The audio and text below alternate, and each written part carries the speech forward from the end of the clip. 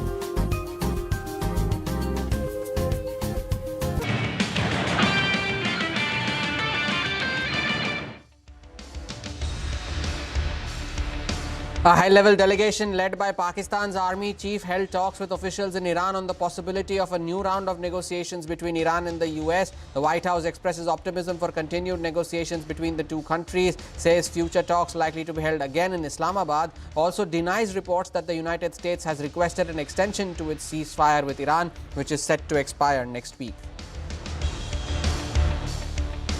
Stocks on Wall Street closed the session mixed, even as investors are largely optimistic that the conflict in Iran could end soon. The S&P 500 and Nasdaq set new records, while the Asian markets have also opened higher on hopes of a US-Iran trade deal. The GIFT Nifty for now is indicating a positive start to our own markets. Oil prices remain steady around $95 a barrel as investors look towards the possibility of an extension of a ceasefire between the US and Iran, while weighing prospects for a broader agreement that could end the conflict. Gold prices are back above the $4,800 an ounce mark as investors assess the outlook of renewed negotiations. In key earnings today, IT major Wipro is set to report its fourth quarter numbers. The dollar revenue is expected to rise 1% on a sequential basis. All eyes, though, will be on the buyback announcement, which analysts expect to be between 16,000 to 18,000 crore rupees. And India's Parliament will convene for a special session to introduce a constitutional amendment bill aimed at implementing the women's reservation law. The session will be held for 3 days.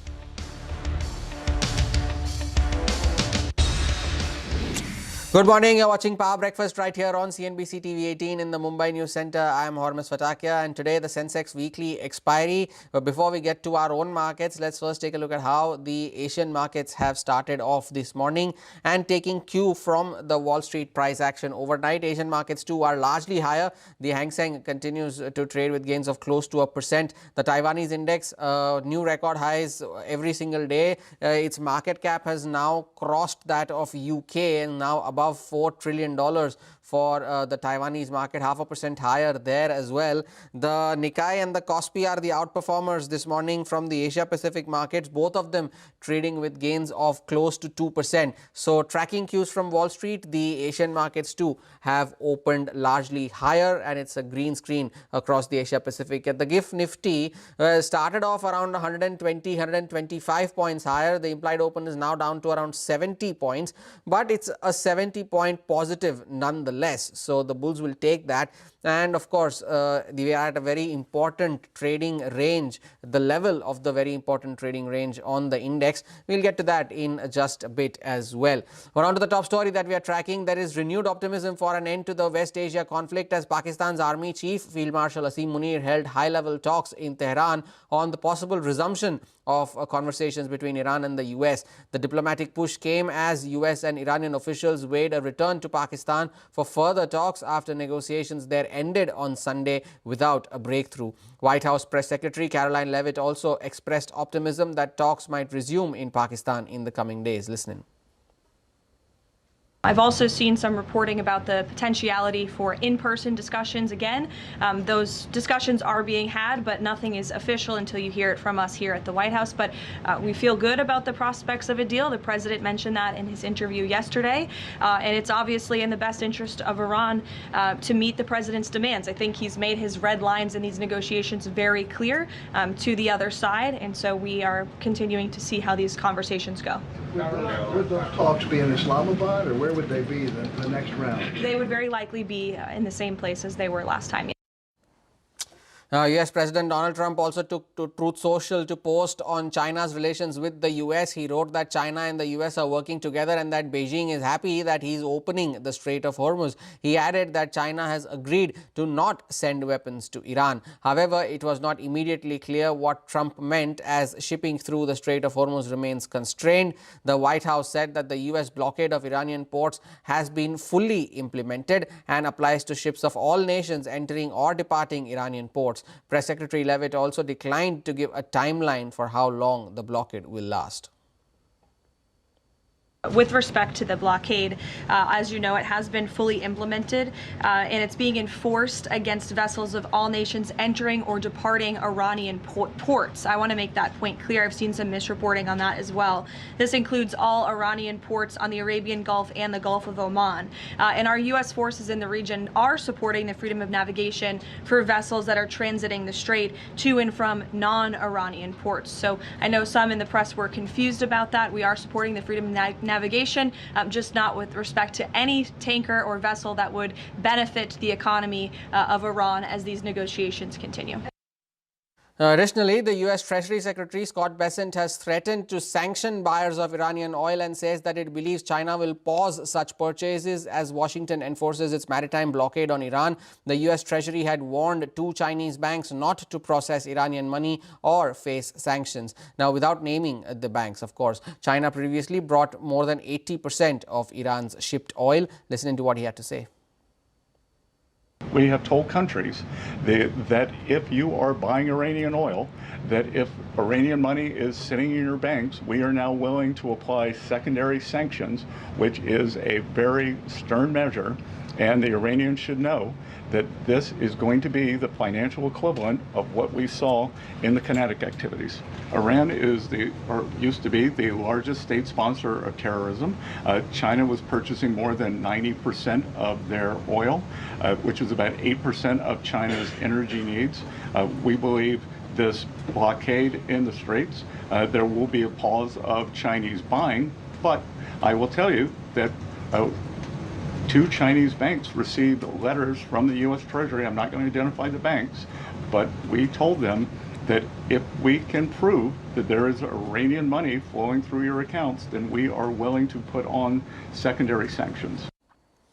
Meanwhile, in an interview to Fox News, U.S. President Donald Trump was also optimistic that the war in Iran was close to over. Listen in.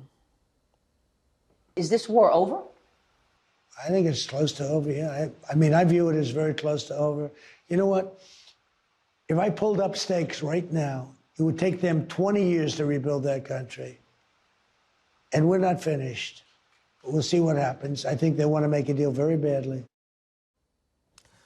And with all of these developments, the commodity markets are largely steady as of now, with no significant price action seen in either oil or other precious metals as well. Let's get an update from the commodity space. Manisha is here with all of that. Manisha, good morning.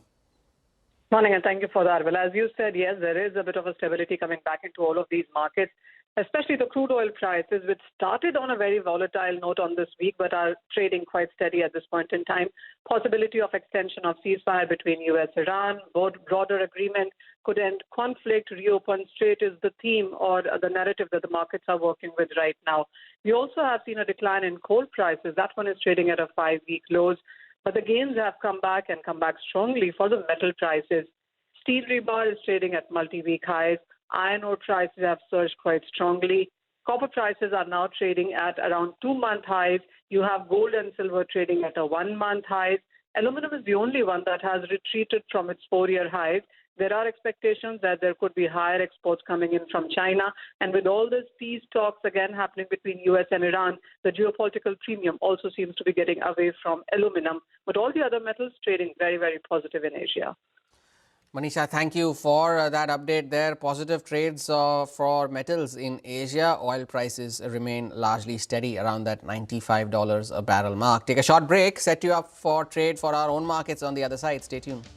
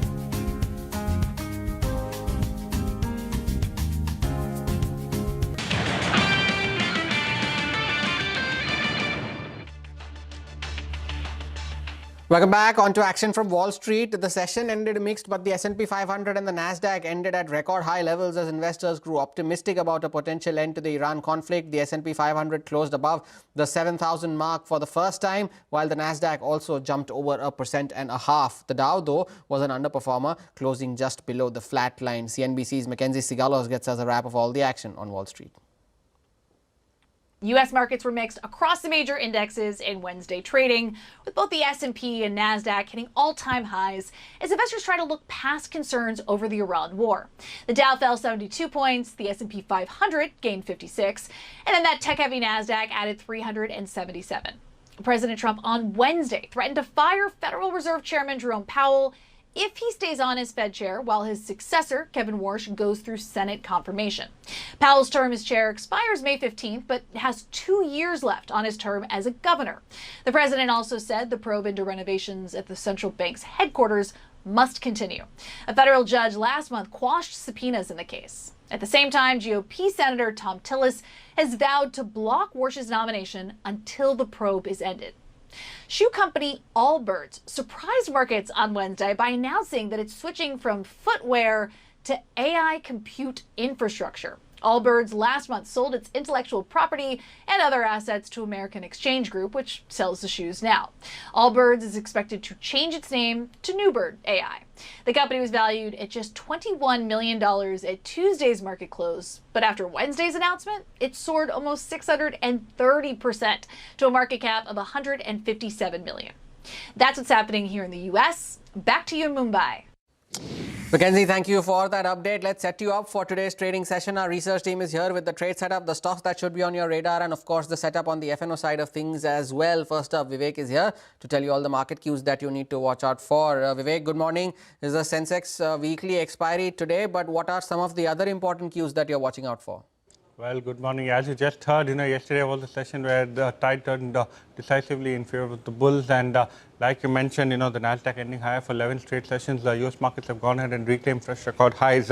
In terms of oil prices, something that we track quite closely, Brent continues to hover around the $95 a barrel mark. Again, a flat session yesterday with a negative bias. Asian markets, on the back of the strong handover from Wall Street, have started off the session on a very strong note, and GIFT Nifty 2, like you just saw on your screen, too, indicating a good positive start for our markets today. In terms of the markets, how they performed yesterday, all round strength. Frontline indices higher by over 1.5%. The broad end of the markets higher by 2% each. Outperformers, of course, was the IT pack, the realty pack, the entire power sector, renewables. All of these names significantly outperformed. In terms of what to watch out for today, well, earnings, number one, a lot of key earnings today. Wipro, HDFC Life, HDFC AMC will report their results today. And markets will also react to results that were declared post-market hours by ICICI Lombard, Tejas Networks, as well as HDB Financial Services. Expected to be a good trading session, at least at the start. The bulls will definitely be hoping for that. Vivek, thank you for that update there. Over to Ria now, who will tell you the stocks that should be on your radar today. Ria, good morning. Well, good morning. Let's start off with Delivery first, which is in focus after a block deal. Nexus Fund has sold roughly 0.53% equity in the company for 186 crore rupees. And buyers on this front include Morgan Stanley, Edelweiss Mutual Fund, Goldman Sachs, as well as some others. HDB Financial Services will be in focus on the back of its Q4 results, with the loan book rising to 1.18 lakh crore rupees and disbursements also growing by 13% on a year-on-year basis. ICICI Lombard has also seen a gross premium increase of roughly 16.9% in this quarter on a year-on-year basis. Moving on to Aurobindo Pharma, which will be in focus after an arm of the company has expanded contract manufacturing with MSD to set up a unit with an investment of $150 to $175 million. Rubicon Research will also be in focus after entering the Indian CNS formulations market with an acquisition of 85% stake in Arena Life Sciences for 176 crores. Keep an eye on Samhi Hotels as well. They have leased a deal with Inca for a 162-room hotel project in Noida, and Container Corporation has also bagged an order worth 175 crores from Braithwaite and Company. All Cargo Terminals has reported its March total volumes going up by 4% on a year-on-year basis and 2% on a month-on-month basis as well. Brigade Enterprises has entered into a JDA for an 8.63-acre land parcel in Bangalore with a combined GDP potential of rupees 7,200 crores. And lastly, GMR Airports has also come out with its traffic updates for the month of March. The traffic at GMR Airports has increased by 0.9% overall on a year-on-year basis, and the domestic traffic has also gone up by 1.6%. Priya, thank you for those updates there. And lastly, Sudarshan joins in with cues from the FNO space. Sudarshan, good morning. We are back. We closed above 24,200 yesterday. But is the FNO data indicating a further move higher? Good morning, Hamaz. So today we likely to see the extension of the gains that yesterday we saw, and that's after the global cues that we are getting. Both S&P 500 and Nasdaq saw record close, and in the last 1 week, our market has gained almost 9%, recovering 70% of the losses that we had seen since the war began on 26th of February 2026. As far as market indicators are concerned, all the indicators seem to be indicating that market is going to move higher from current levels, and the range for Nifty has become 24,000 to 24,500. Crude holds the levels below $100 per barrel. Rupee continues to remain around 93.40. Yield, your 10-year yield remains around 6.90%, and also volatility index, that's one of the important indicator that remains below the level of 20. Yesterday, we saw that put-call ratio 1.11 versus previous day's level of 1.11. That indicates you that for 24,200, there was a big fight going on, both on the put side as well as on the call side. Talk about the flows, FIs have bought in the index future. They have reduced long positions. Also, they have reduced short positions, and the reduction in short position was almost double to the reduction on the long side. Now, on the put side, 24,200 saw maximum increase in the open interest, and their premium was 208. On the call side, 24,200 again saw maximum increase in the open interest, and premium was 237. So on the put side, if you reduce the premium by 208, you'll get the support of 24,000. On the call side, for 24,200, if you increase by 237, you'll get the resistance of 24,450, and that's the important level because it's 50 DMA as well. Two stocks remain in the band. Those are sale in Samant Capital. Some of those stocks that have seen fresh longs or short covering. Fresh longs, Siemens, Angel One, ICICI Lombard, Motilal Oswal, and short covering PG Electro, Dixon, Blue Star, and Lodha. Sudarshan, thank you for those updates there. Short covering seen on a lot of these EMS companies and these AC manufacturers like PG Electroplast as well. Take a short break, get you all the updates from the world of AI in our special segment, the AI Pulse, on the other side.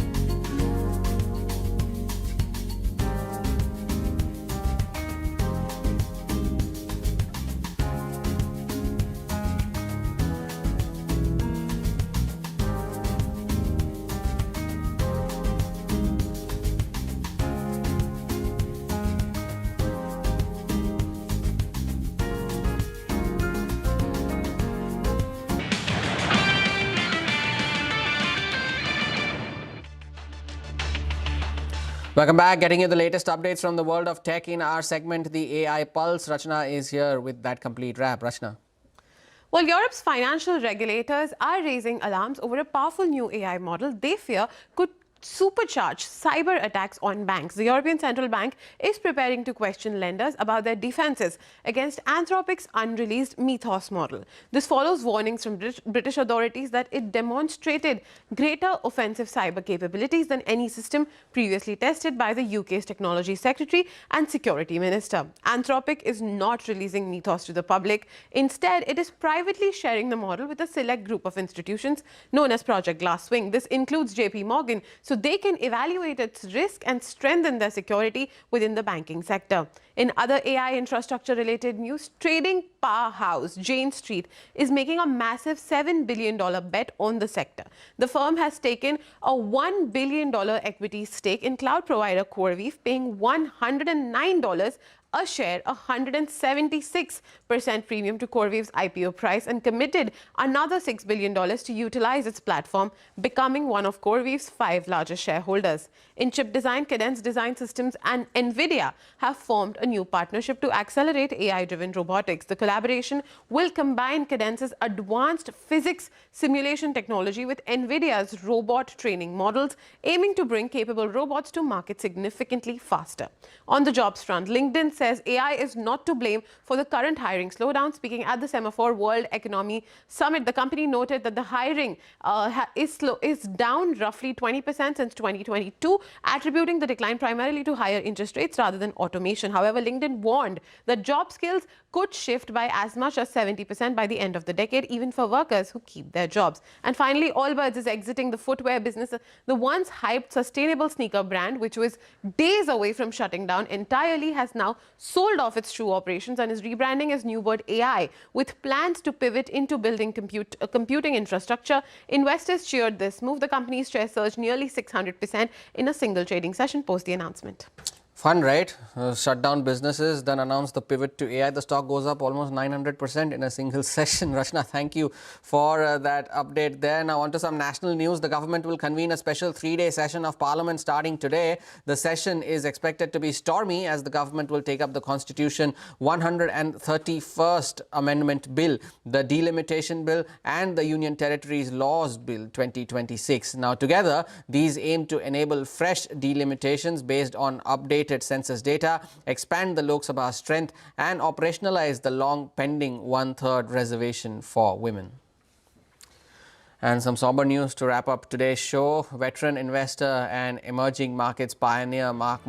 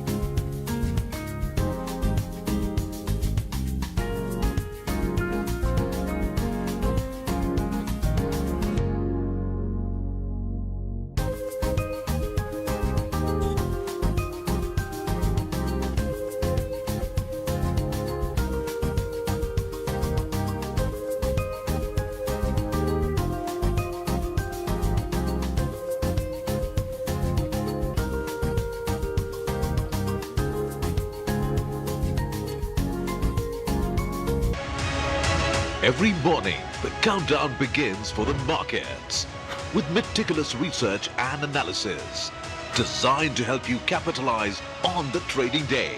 Beaming live from the CNBC TV 18 Motilal Oswal studio.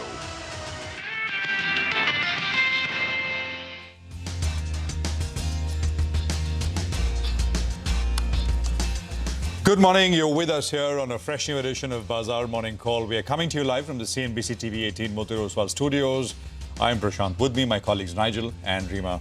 Guys, good morning. Hi, morning. Hi, good morning. It's a Thursday morning. Fresh highs for the S&P 500. The FIs bought in the cash market in India yesterday. The earnings season has picked up in full swing now.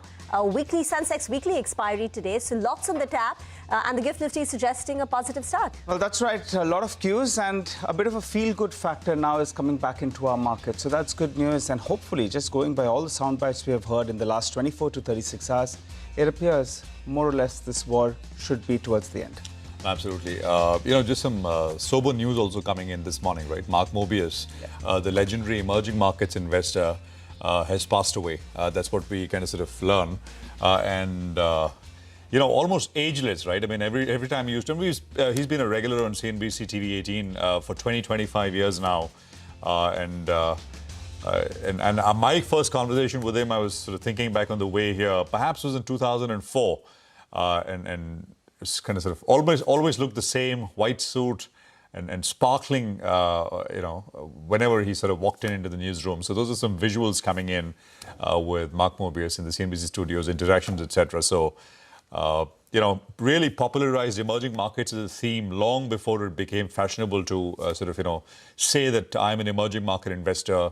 Racked up a lot of air miles, traveled around the world, 100+ countries, and really feet in the ground, trying to find the next investment idea. So that's a tribute. By the way, I must say, always India bull as well, Rima and Nigel. And if Rakesh Jhunjhunwala was like the Indian India bull, I can't think of anyone else more bullish than Mark Mobius consistently through his investing career. At least whenever we spoke to him, I never heard him once bearish about prospects for Indian economy or the companies here. So I interacted with him in December. He had come on the channel, and at that time I asked him, what's your weightage on India? And he said it's 20%, but I would be looking to increase it further to 30%. So always an India bull. And so astute, right? Through the years, in the last 20 years that we've interacted with him, I think ageless is the right word. Very sharp mind. Well, that's right, ageless, and may the departed soul rest in peace. An India bull and someone who was always great to have on the channel, so we'll miss him a lot. It's Absolutely. pouring in, by the way, on Twitter and as they should. Everyone's morning. That's news coming in. One more sort of legend, no more with us from the investment world. Let's just, track markets as we do here, right in the word go. So in terms of where we stand this morning, oil prices are well behaved. Brent oil at about $94 a barrel or so. So there's no real $94, $95 in that range, but nothing on to what has happened. The S&P is 0.8% higher. By the way, the S&P is closed above 7,000 for the first time ever. So that's something. NASDAQ 1.6%. It's the first record high since last October. And it's an 11-day consecutive run. So that's again something, right? Now, there are reports that the US and Iran are weighing a 2-week ceasefire extension to allow for more talks to be possible. And this is something that was told to us right at the word go when the ceasefire announcement came, that, 2 weeks, but it's possible. There is potential for extension. So we knew that was possible. So this is, of course, being seen as good news, that you don't have a hard stop and then fighting begins or something of that sort. That's not the base case at all. And I think that is that feeling, that sentiment is getting solidified. Scott Bessent, and this is important from an India perspective as well, Scott Bessent reaffirmed that the US would not renew general licenses that allowed for the temporary sale of certain Russian and Iranian crude oil. We had started to buy a lot more of Russian oil over the last 1 month, 1.5 odd months since the war in the Middle East broke out. So what happens to this is the question. I think the deadline for this also expires in the next 1 week or so. So we'll see, and we'll get more perspective on this one, because we're diversified away from the Middle East crude, which of course is not getting out of the Strait of Hormuz too. buying Russian crude once again. Just a couple of stock-specific news flow. Snap rallied 8%. It's planning to lay off about 1,000 employees. It's about 16% of its permanent workforce. That news came out last night. Software stocks have not had a bad session last night. So you look at the Infosys ADR, 2.5 higher. Globant was up 5%. The Wipro ADR was up about 2.5% as well. Of course, IT stocks yesterday had a decent rally. So the point is, you got to see the ADR equivalent value of where stocks are trading here, because the underlying is here, and what's happening, of course, there is a derivative. Now, the levels in terms of where we are at, the targets are 24,300 and then 24,800. Very simply put, on the upside, 24,300 is the first target. It's the level we put out yesterday as well, and once 24,300 is taken out, potentially we head to about 24,800. Supports are 23,800. So between Monday's close and yesterday's open, there's a small gap. And 23,800 is the lower end of that gap, which becomes the first support. And after that, you got the 23,465 level, which starts to kick in. So this is broadly the range that we are working with. It's not a big range. It's about 1,000 odd points on the Nifty. GIFT Nifty will give you a quick sense of how we're likely to start before we move any further. 80 points higher once again. I must say, yesterday, a very, very vibrant screen with lots and lots of small and mid-cap stocks which were rallying very, very hard. Advanced decline kind of bore that out, but you really had to look through the list for the real breadth of the market. Varied stocks from all kinds of sectors doing very, very well. Nigel has walked across to the wall with what's happening on the positioning. The expiry today, as Rima pointed out. Nigel, take it away. Well, that's right. There's a lot of talk actually about India still around 3.5 to 4% away. While the global markets like the US, they are making fresh highs and they've also recovered to pre-war levels. But I did a closer look and it appears the broader markets actually have crossed the bridge.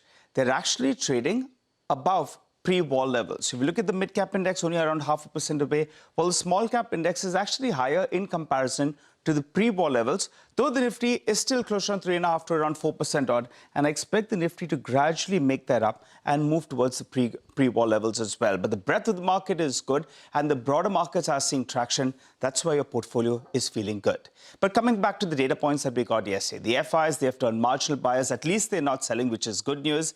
And there was a bit of a role reversal yesterday because the DIs that have been backing up this market, some kind of unwinding, some kind of small selling out there. The FIs or buyers, the net institutional number was actually positive.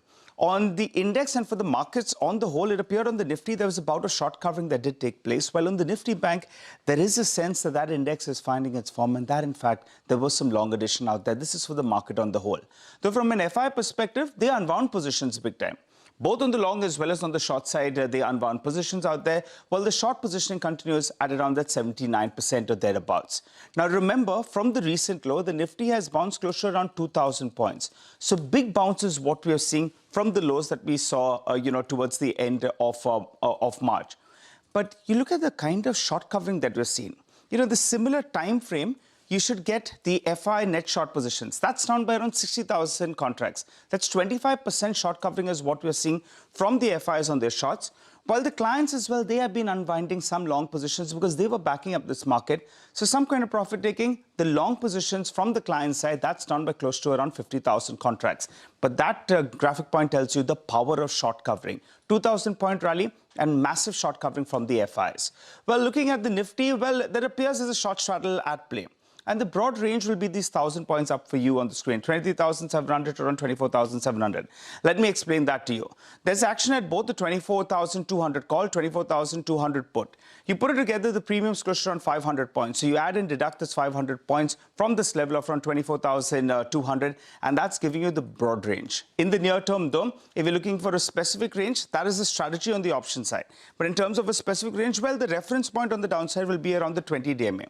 Till this holds out, you'll be feeling that the bulls have some unfinished business on the upside. And in terms of the upside levels, 50 DMA important. This is simple moving averages. And then you're looking at the 200 DMA. So that's between the 24,500 to around the 25,200 odd mark. The Nifty Bank, as I said, that's been finding its form. That got hit harder. Well, it's a little bit away from that 200 DMA. So we'll have to keep an eye out on that particular level. It's leaving the reference point, which is the 20 DMA. So we start off in the green. This market has turned into buy on dips. The global cues are positive as well. And I expect the broader market outperformance to gain traction even from here on. Thank you very much for that. Let's get some equity calls then. It's Lawrence Belanco of CLSA who says that after forming a price momentum divergence into the March lows, the Nifty has staged a sharp rebound. The recovery rally is now testing resistance at 24,300 to 24,400, an area defined by the 50-day moving average. He says that a decisive break above this resistance zone would place the index back into the trading range of the second half of 2025, with the 20-day moving average providing the next upside hurdle around 25,130. So basically, CLSA laying the markers for resistance for our markets in this rebound rally. The first one is 24,300, 24,400, and then you've got the 200-day moving average around 25,130. But let's get to the top story that we're tracking right now. There is renewed optimism for an end to the West Asia conflict as Pakistani Army's Chief Field Marshal Asim Munir held high-level talks in Tehran on a possible resumption of talks between Iran and the U.S. The diplomatic push came as the U.S. and Iranian officials weighed a return to Pakistan for further talks after negotiations there ended last Sunday without a breakthrough. In an interview to Fox News, U.S. President Trump was also optimistic that the war in Iran was close to over. Listen in. Is this war over? I think it's close to over, yeah. I mean, I view it as very close to over. You know what? If I pulled up stakes right now, it would take them 20 years to rebuild that country. And we're not finished. We'll see what happens. I think they want to make a deal very badly. Well, the markets at least seem to be behaving like the war is over. The S&P 500 hitting fresh record highs yesterday, crossing that 7,000 mark. The Nasdaq rallying for the 11th consecutive session. Great time then to get Drew Pettit, Director, U.S. Equity Strategy at Citi, into the show. Thank you very much, Drew, for joining in. I know you're bullish on the U.S. market. Your S&P target for year-end is 7,700, which means a 10% upside from current level. But do you get the sense that just for the near term, that markets, the investors are getting ahead of themselves? There is some complacency with the kind of rebound that we've seen in the month of April because the blockade is still on. And as of now, it's only a truce deal. The war hasn't really ended, with both sides bridging the gaps between their asks. I think markets are finally getting past potentially the worst of the worst, at least for the news flow around the conflict in Iran. I would say it's a really aggressive repositioning move. It feels like a big-time beta rally. But structurally, I would say at least on NASDAQ outperformance and what we're seeing on the growth side, that actually makes a lot of sense because that's a way to play macro defense to us, at least in the equity markets, because that is really tied to secular trends, not the cyclical economy. I think if you look longer term, the one thing that really has changed, that the broadening thesis that you're going to get earnings growth from more parts of the US market and globally, that's going to be a little bit more difficult. I think when fundamentals kick in, you might see a more narrow market going forward. Yeah, got that. Drew, you know, software stocks have been really hammered pretty hard, right? We got a bit of a very sharp move, actually. I think it was earlier this week, Monday or Tuesday. I think it was Monday. US software stocks jumped as a group. What's happening with that basket, Drew? And what's the sentiment like around those names? It's just coming off really, really low levels. Sentiment's really poor. And honestly, the fundamental story longer term is still challenged. Like, look, we are underweight software. We do like technology broadly. We prefer semiconductors over software. On the software front, you've actually seen peaking quality. There's a lot of really high quality software names out there, good margins, good ROEs, but it's coming off really high levels and people see that as structurally challenged. Again, to my first point, like when we start talking about fundamentals again and get past the macro, the secular story probably makes more sense in buying semis and AI build out, not necessarily software from here. All right. Hi, Drew. Good morning and good to see you. Well, in terms of global equity market positioning, I understand that you prefer some of the developed markets. US and UK are still top draw for you, while some of the emerging markets will have turned a little bit neutral. Case in point being India. Tell us your preference with regard to global markets, developed markets versus emerging markets, and also within the emerging market basket, Where has India come, and what's the trigger to turn overweight? Yeah, so I got to give our global colleagues a lot of credit here, work really closely with them. We actually just went back overweight the US in the past week or so. That is not a long-lasting position for us. We've been bullish fundamentally. Tactically, it was a neutral for a while, just upgraded again. It's a way to play relative defense when geopolitical uncertainty lingers. On emerging markets, we kind of took that down. I would say broadly in EM, you do get some of the AI trade. We have a little bit more conviction in that in the US than EM. And within EM, still kind of assessing the situation. We think at least tactically, Latin America feels more insulated than Asia, at least from a price input perspective, and that effect of higher oil rates, even though they have come down off peak. And India, look, that's a neutral for us still. We think earnings downgrades have been happening. There's more to come, but in a relative sense, still not as, I would say, as cyclical and as concerning as other parts of, Asia EM. Is the oil shock, the rise in oil prices, a threat to the AI-led boom, to your mind? Because that's been driving the Asian markets. And we know all these data centers are guzzlers of energy. And also, because of the conflict, do you think the broad AI capex led, the $650 billion, which the top four, tech companies in the US were planning to build out this year, do you think that's going to be on track or it gets derailed? So I think near term, the story is actually, when you think about inflation and the concerns around AI build out, it's memory pricing and compute. So you're still building that out. The longer term headwind is energy and how much you need to power data centers. So yes, if energy prices stay high for an extremely long period of time, yes, you're right. But I think the near-term narrative around the secular is still in the build-out. We are still building out AI infrastructure. Energy doesn't dent that in the near term. Chip pricing has actually been more impactful on CapEx and how much they can build with every dollar of CapEx they're spending. Yeah. Got that. So, basically, Mark, going back to some of the same trades which worked before the war broke out, right? You kind of go back to that same similar setup. Yeah, it actually feels a lot like what we were talking about in 2025 again. It's earnings growth is going to be a little bit more focused on tech and growth themes. The revisions on the cyclical side outside of energy, because again, higher prices, higher earnings expectations there. But outside of that, you get worried about consumer, for example. Are you really going to get upgrades there in industrials that are outside of the AI complex?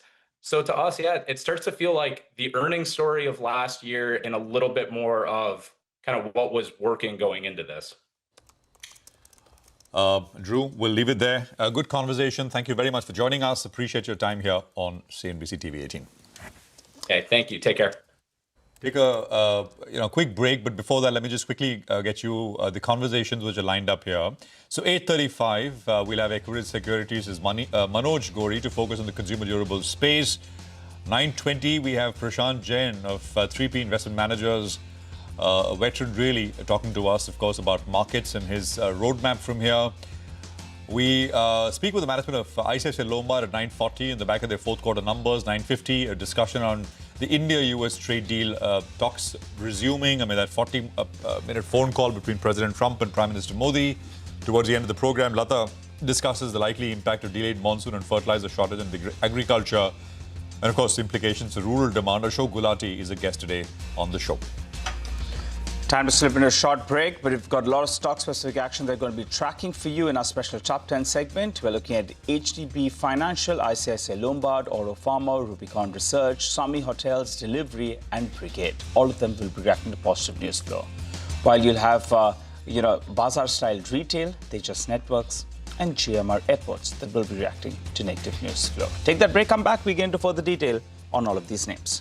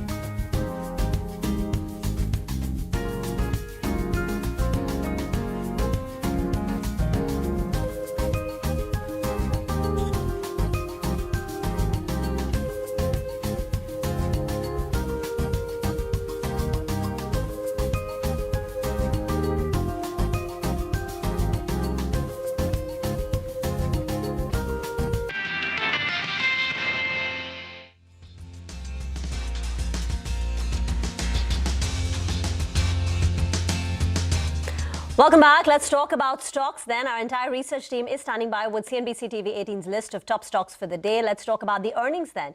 HDB Financial Services reported their numbers. Ananya, our new joinee, now joins in with her analysis. HDB Financial Services delivered a strong set of numbers yesterday with loan book rising 11% year-on-year and disbursement rose 13% year-on-year. Its customer base also remains strong at 22.9 million. Now on the profitability side, NII grew 22% year-on-year and PAT jumped 41% year-on-year to 751 crore, while margins were a key highlight this quarter with NIMs expanding to 8.23% while cost ratios also improved meaningfully. Coming to the asset quality side, so the asset quality also improved sequentially with GNPA declining to 2.44%, although slightly higher on a YOY basis, and return ratios were also healthy with ROA at 2.5% and ROE at 14.8% this quarter. Now, management commentary remains constructive. They are targeting growth at nominal GDP plus 6 to 7%. So following the strong set of numbers, the stock is likely to open in the green today. All right, we'll watch that, Ananya, and thanks a lot for joining in. We look forward to having you on Top 10 more often. Well, let's go across to Yash. He's tracking ICICI Lombard. Morning, Yash. Morning. So for ICICI Lombard, it's a top-down beat which the company's delivered in the fourth quarter. As far as the gross written premium is concerned, that saw a growth of about 17% on a year-on-year basis. The net earned premium, that also saw a growth of about 11%. The number which came on the NEP on the net earned premium side was 5790 crore, ahead of CNBC TV 18 poll of 5731 crore. The underwriting loss, that is coming at about 282 crore versus a loss of 72 crore, but the street was anticipating this number to be about 350 crore, so the underwriting loss is much lower than what the street was anticipating. Operating profit has come at about 546 crore. The poll of which we were working with was a profit of 171 crore. Finally, combined ratio improving on a year-on-year basis at 101.2 versus 102.5, and also lower than the poll of 102.69. So a top-down beat as far as ICICI Lombard is concerned. Thank you very much for that. Let's get in Ekta as well to tell us more on Aurobindo Pharma and Rubicon Research. Well, yes, so Aurobindo Pharma is in focus because they've signed an additional product schedule with Merck Sharp and Dohme. So basically, this is going to be expanding their CMO or contract manufacturing business for biologics. The deal expands the biologics manufacturing partnership, which was in fact announced in May 2024. And the agreement also includes setting up a new greenfield drug substance facility called Unit 2. So this is a positive development for Aurobindo. Now, Rubicon Research has acquired 85% stake in Arena Life Sciences for around 176 odd crores. Aim is to strengthen the India play. Arena is focused on CNS therapies with a portfolio of 60 plus chronic brands. And acquisition gives Rubicon an entry into the Indian branded formulations market. All right, thanks a lot for that, Ekta. Well, let's hop across to Manglam. He's here to tell us about some stocks in the news. Manglam? Well, I'm looking at Sami Hotels first because the company has entered into a long-term lease agreement with the Inca Group for Inca Centers. This is for about a 162-room upscale hotel in Noida, and this will increase their NCR inventory by about 32%. They double their upscale inventory as well, and it's part of a 2.5 million square feet, development that Inca Centers is doing. Inca obviously is the IKEA Group company, and this will give them direct access to retail, office, and high footfall experiential ecosystem. It's a positive news for the stock. Delivery, on the other hand, we have seen consistent selling by a lot of funds. Nexus is one which sold for 2 weeks in a row. Now, another 0.5% equity has been sold yesterday for about 186 crores. Remember, last week that sold about 1.6% stake in the company.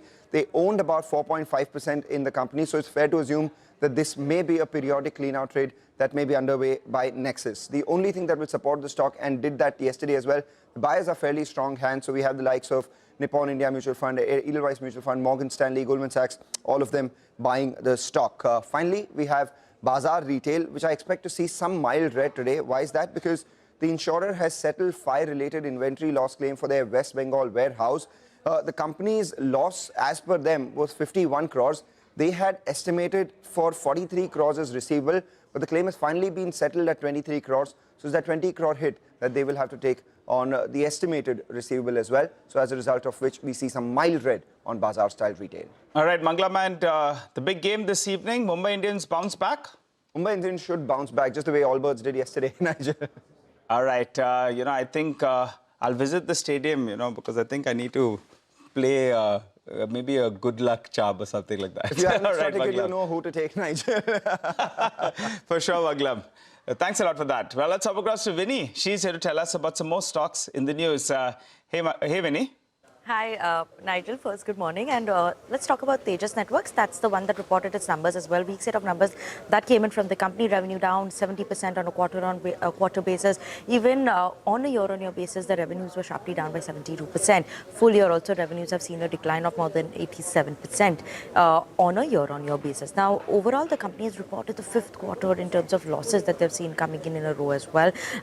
Overall profit losses came in at 211 crores for Q4 FY26. Last quarter, it was 196 crore loss that the company had reported. So weak set of numbers there, red expected here. Brigade Enterprises, that's the one we'll expect some green here on the screen as the company has signed a JDA for an 8.63 acre land parcel, which is in East Bangalore. The gross development value for this comes in at 7,200 crores. This is expanding furthermore their presence on the residential front over there. High demand in this tech corridor that's continuing and increasing the presence there is surely positive for them.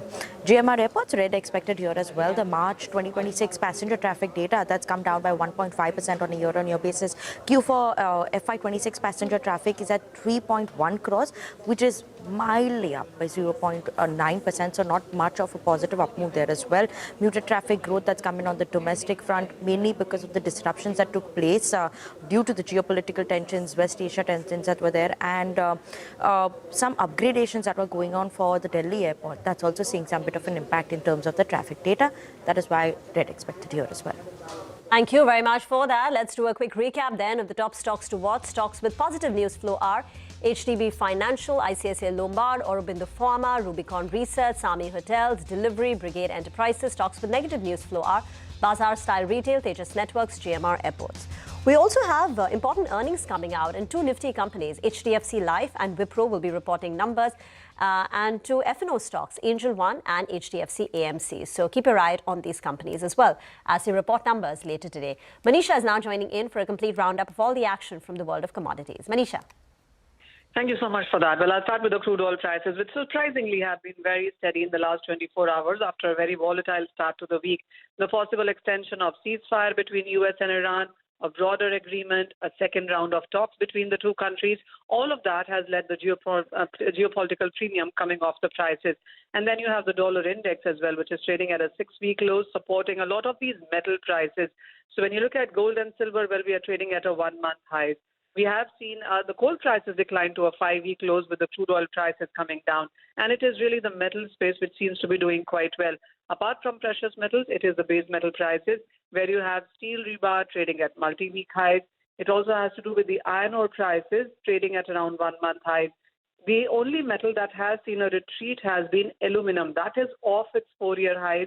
The Chinese markets also are suggesting higher exports coming in from the country, and that's weighing onto those prices. Copper, in the meanwhile, is trading at a 2-month highs as well as markets look at recovery in sense of losses. Copper actually has fully recovered losses since the start of Middle East conflict. So strong gains continuing into copper, steel, iron ore, gold, silver, not so much for aluminum today. All right, we'll, Manisha, leave it there for now. Thank you very much for joining us. That's a commodity wrap this morning. We'll take a quick commercial break here. We connect with Manoj Gori of Equirus to focus on the consumer durable space. Stay tuned, coming up in just a bit.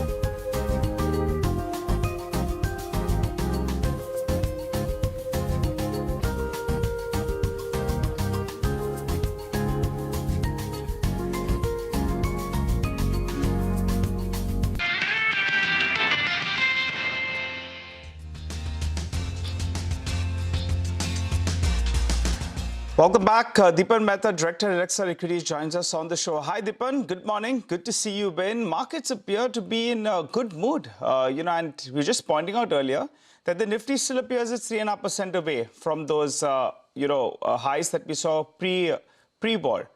But the small cap index is 1.5% higher, telling you that all those losses actually have been recovered on a lot of stocks. From the broader markets, name a couple of names that you all are looking to get in or you all have got in and looking to build a position.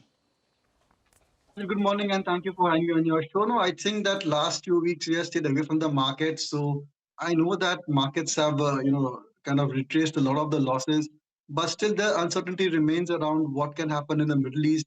And although this earnings season will be fine, the damage caused by the Gulf War will be more visible in the June quarter, and how the inflation rate has moved up, interest rates, I think all of these things are certainly deteriorating.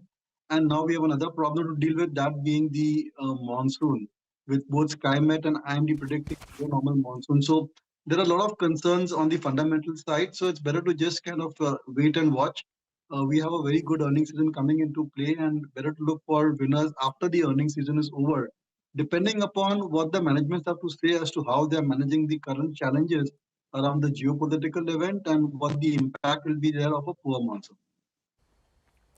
Got that. So no churn in your portfolio just to get out of some stocks which might be negatively impacted, to create the position to add fresh ones post the earnings season? No, not really. I think let's see what happens in the earnings season. There's always a great deal of stock-specific volatility before and after the numbers are announced. And then there's the management commentary as well. And typically, I feel that this is a good quiet period for investors to, just reflect and then see what the companies have to report. Every time a company reports an earnings, you tend to reassess its forecasted earnings per share and its business prospects, any challenges, any opportunities which have opened up, and leave the kind of powder dry for something interesting or surprising which may come up in this earnings season.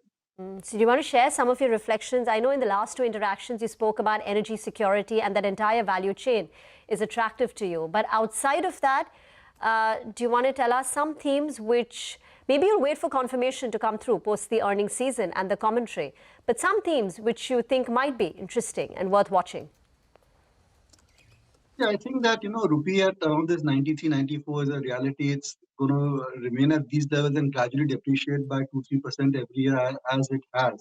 And I think it's time to look at exports as a good investment theme, not just software services, but could be textile exports, could be machinery exports. There are so many new listings of companies which are engaged in capital goods which are into the export market. So that's one theme which I think requires a lot more study and insight. And certainly their competitive strength would have improved because of a sharp depreciation in the rupee. Similarly, I think import substitution also could be a good investment theme. So that is a new kind of a thought process which we are running through. So this earnings season, we'll try and check the impact of these kind of rupee rate versus what the business kind of offers if it is export oriented. Okay, all right. Deepan, I want to ask you about some of these cement names. I recall a few months ago you were actually getting a little bit constructive. Now the verdict is split down the middle because they had a good start to the year. But unfortunately, what happened was in the month of March, we have input costs that have gone up, coal, petcoke as well, and that will hurt, say, in this, by May or June onwards. In the near term, though, these companies are taking price hikes and some part of that is getting absorbed. Nuvoco came out with their numbers. Anything you like from this space? Yeah, I think that cement is a great long-term play, and you will get volume increases. And I think that there's certainly a certain amount of price discipline as well. The top pick still remains Ambuja Cement because of the consolidation with ACC and Sanghi already has taken place. So it becomes a larger and larger entity. And there's certainly scope for A, synergies, and B, improving the efficiency, especially when it comes to the ACC cement plants. So I think that there's a bit of an opportunity over there. It is trading cheaper than some of the other large cap cement companies like Ultratech and Shree Cement as well. So there could be a good, I would say, trading opportunity, invest opportunity in Ambuja Cements itself. So that's where we remain quite positive. And yes, I continue to maintain a constructive position in cement because I think these increases in pricing of raw material could be transient if the war ends quickly. If not, they have shown in the past that they can certainly pass on cost increases. And I don't think that the increase in installed capacity, the expansion across the industry, is going to cause as much damage as I feared earlier. Because earlier companies were announcing expansion left, right, and center, but now I think those kind of announcements have got tempered down. So from that point of view, I feel Ambuja Cement certainly looks very interesting. But of course, I think if you have investments in Ultratech or even She Cement, I would remain invested over there. Dipan, stay on. We just want to quickly talk about the consumer space because IMD has predicted a below normal monsoon, and this is the first such April forecast in several years. So IMD is now saying that for this season, rainfall will be 92% of the long period average, and this follows SkyMet, which has predicted a 94% forecast for this season. So it's important because it raises concerns for kharif crops, water reservoirs, rural demand, potential inflationary pressures on food items if the deficits materialize in key agricultural regions. To talk more about it, we have with us Manoj Gauri, Associate Director of Equirus Securities, and we'll also talk about the consumer durable space and whether the AC the AC sales have materialized to the extent that the companies were hoping for. Manoj, thank you very much for joining in. First, do you want to quickly comment on if monsoon is below normal? Which stocks are likely to be most impacted? Which ones do you have in your coverage? And are companies prepared? Yeah, thank you for having me on the show. See, if you look at the monsoon related, or probably if you look at the summer related stocks, I think they should benefit significantly from the below normal monsoons. Even if you look at what we have started to see is in past few days when the temperatures have started to rise, we have seen sharp uptick in demand, especially if you look at from the southern markets, which was underperforming during the month of March. So if you look at from our coverage, we cover most of the consumer durable names today. We believe like AC name seems to be better placed along with air cooler names, because once what we have seen is when the demand probably continues to remain strong, if we see normal summers and probably temperatures being supportive enough. So AC sales have materialized as expected in the month of April, because I remember chatting with Blue Star very recently, and he had given that analogy, like sales have been impacted on account of a delayed summer, the price hikes, war-related sentiment. So he said that it's like a power play where the first over has turned out to be a maiden, but we're still very hopeful of a 20% kind of a growth. So what? Yeah, go ahead in terms of. The room ACs and the cooler segment, the kind of growth that we've seen in April, and what should we expect for the entire season? See, if you look at in the month of March, Kerala and Tamil Nadu markets were significantly under pressure, where Blue Star is relatively strong. But what we have seen in past 8 to 9 days, once we have seen those unseasonal rains are behind us, there has been sharp uptake in demand. Today, if you look at the best performing market in South would be Tamil Nadu, Andhra Pradesh, Telangana, even Karnataka, which is normally perceived to be a very pleasant city. There we have started to see very strong demand from a city like Bangalore. Now, if you look at Kerala, which witnessed sharp decline in sales in the month of March, even we are seeing growth during the month of April. So within a span of 7-8 days, if you look at, things can change very quickly for the cooling product categories. It just needs 3 to 4 days for the consumer to feel that heat. And it will be an impulse buy for the consumers when you look at that the temperatures are supportive enough. And today, if you look at in many parts of the country, including cities in states like Gujarat, South, we have started to see temperatures being more than 40 degrees today. So what's the expectation for the sales for this summer season for the room AC, for the room AC manufacturers? See, what we have seen is last year, if you look at, I think the best part for room AC players is if you look at financial year FY26, we have seen 10 months of decline at primary level of the 12 months. It was only in the month of December and March where we have seen primary sales actually reporting growth. We are sitting on an extremely favorable base. Now, what we are seeing is when we speak with some of the larger channel partners, they continue to maintain their view that this year 15 to 20% secondary sales growth in volume terms seems to be very much possible. So your primary sales growth is likely to be higher than your secondary sales growth, And further, if you look at 10% of price hikes already taken, and we expect another 2 to 3% price hikes somewhere around April end. So the growth outlook for room AC continues to remain very strong for now. All right. Hi, Manoj. Good morning. Good to see you in. Manoj, you got some data points with regard to the month to date. What has been the growth so far? See, if you look at for this month, for the month of April, we have started to see roughly around 25 to 30% growth in southern market.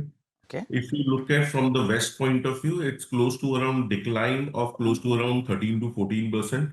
North is a decline of close to around 12 to 13%. So we are very close to that, roughly around -3, -5% kind of growth. Also, one thing what we must also see is from 13th or 14th of April, the favorable base starts, where last year we started to see unseasonal rains from roughly around 13th or 14th of April. So probably when you look at in next 1 week, we'll be able to cover up the decline that we have seen for first 10, 12 days of April. And then in the last 7 to 8 days, we'll be seeing a growth. Somewhere we can see 10 to 12% growth in the month of April in volume terms. Yeah. By the way, just, that Kerala point, Blue Star Management, Mr. Tyagarajan was with us. He did mention that Kerala perhaps numbers are pretty poor, but it's gotten really hot, I think, very quickly over the last 5-7 days. And temperatures are soaring. And as Manoj is saying, things looking up for these AC sales. Manoj, I don't know if you have coverage on LG India? Yes, we do cover. Your thoughts here and how are valuations looking? I mean, didn't do anything after listing. Is it, it's more diversified in its portfolio and offering, right? Correct. See, I think LG, if you want to play the Indian home appliance story, I think LG is one of the best names to have in your portfolio. From pure play season point of view, from a summer sales point of view, room AC names will be better placed. But if you want to play a long-term Indian home appliance story with a well-diversified portfolio with market leadership in most of the product categories, I think there is no other better name than LG. And probably if you look at the way a company has progressed in last 3 to 4 years, it has been a remarkable journey, especially when you look at the premiumization story that is getting played out for LG as of now. So if you look at in valuation terms, definitely LG seems far more attractive. But on the other hand, if you look at the growth rates that one can assume for AC names on a CAGR basis, LG is likely to report relatively lower growth rates as compared to AC names. Yeah, no, absolutely. Cooling is going to be the #1 source of power demand in the country for many, many years. Most studies show that. So AC is perhaps top selling consumer durable item in that sense. Just a quick word on Whirlpool. I don't know if you once in a while one hears about that name. And you know, right, what it's the promoters sold, the global parent is sold and maybe they'll sell more, or I don't know how much there is to sell, but your thoughts? See, Whirlpool, if you look at, I think the market share probably they have regained largely all the lost market share. Currently, their market share in refrigerator would be hovering around 18-19%. At peak, that was close to around 20.5%. They have done a good work, especially on the market share regain, not only on refrigerators, but even on washing machine. However, if you look at both these categories, especially the refrigerator, the category itself has been struggling and pain is more on the entry-level segment. Secondly, if you look at the Whirlpool Corporation selling its stake, and if you look at still there is a lot of stock which will be coming into the market, there will be supply. So probably we believe stock may continue to remain under pressure. But if you look at in the near term, at least till the consumption actually improves at the ground level, which would be a broad-based recovery, till then we expect Whirlpool to relatively underperform versus peer. Got that. Manoj, lovely chat. Thank you very much for joining us. Appreciate your time here on CNBC TV 18. All right, well, just take a quick commercial break here. There's 15 minutes to go for the pre-open session to kick off.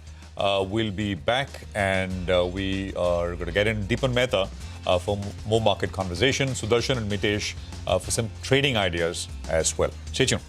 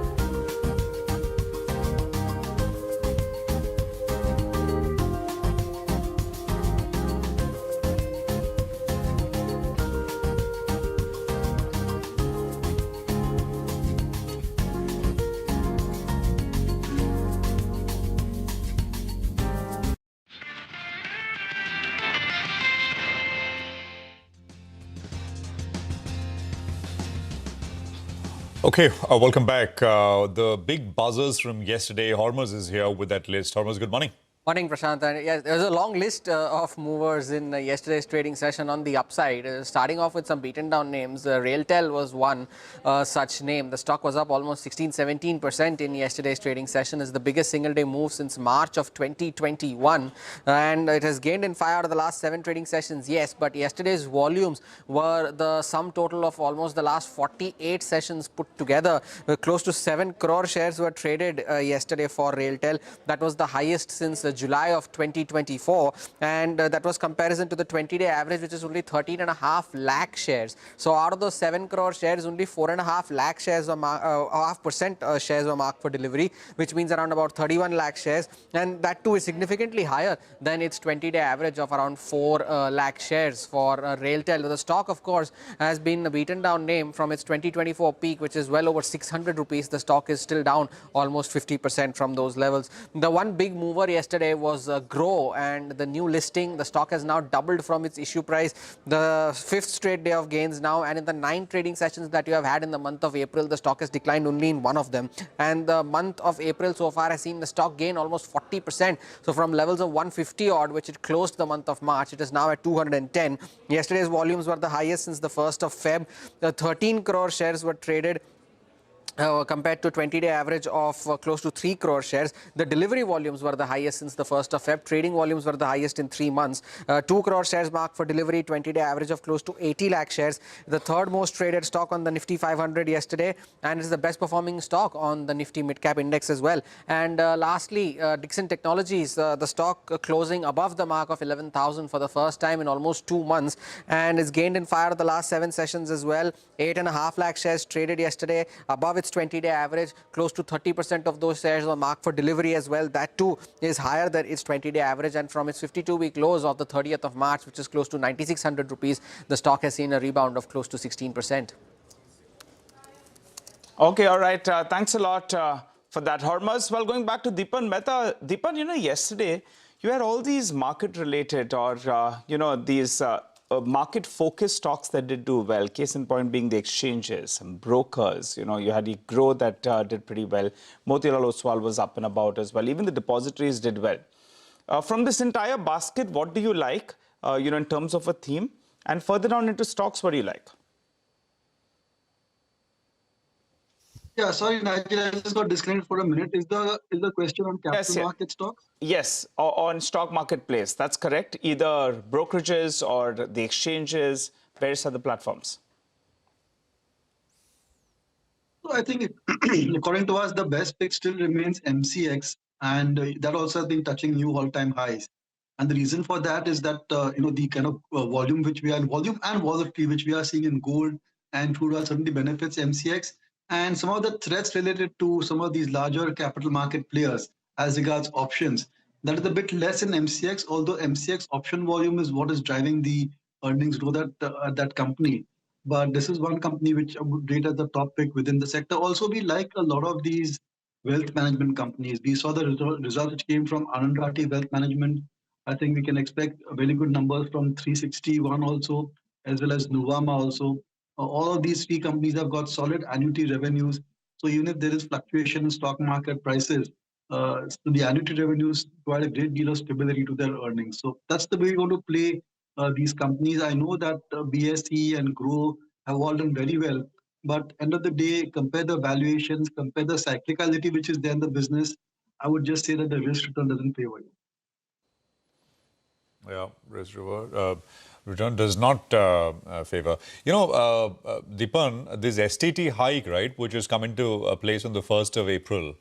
I'm assuming because of the volatility, and there's been a fair bit of swing in volatility because of the Iran war and the headlines and the tweets and whatnot. But once all that kind of fades away and becomes a more normal kind of market, I'm assuming this is going to take a bit of a bite, right? It's a pretty significant increase especially on the future side in terms of market depth, etc. That's right. I think we are still not able to see the full impact because, as you said, the volatility is taking care of some of the volume which is coming through.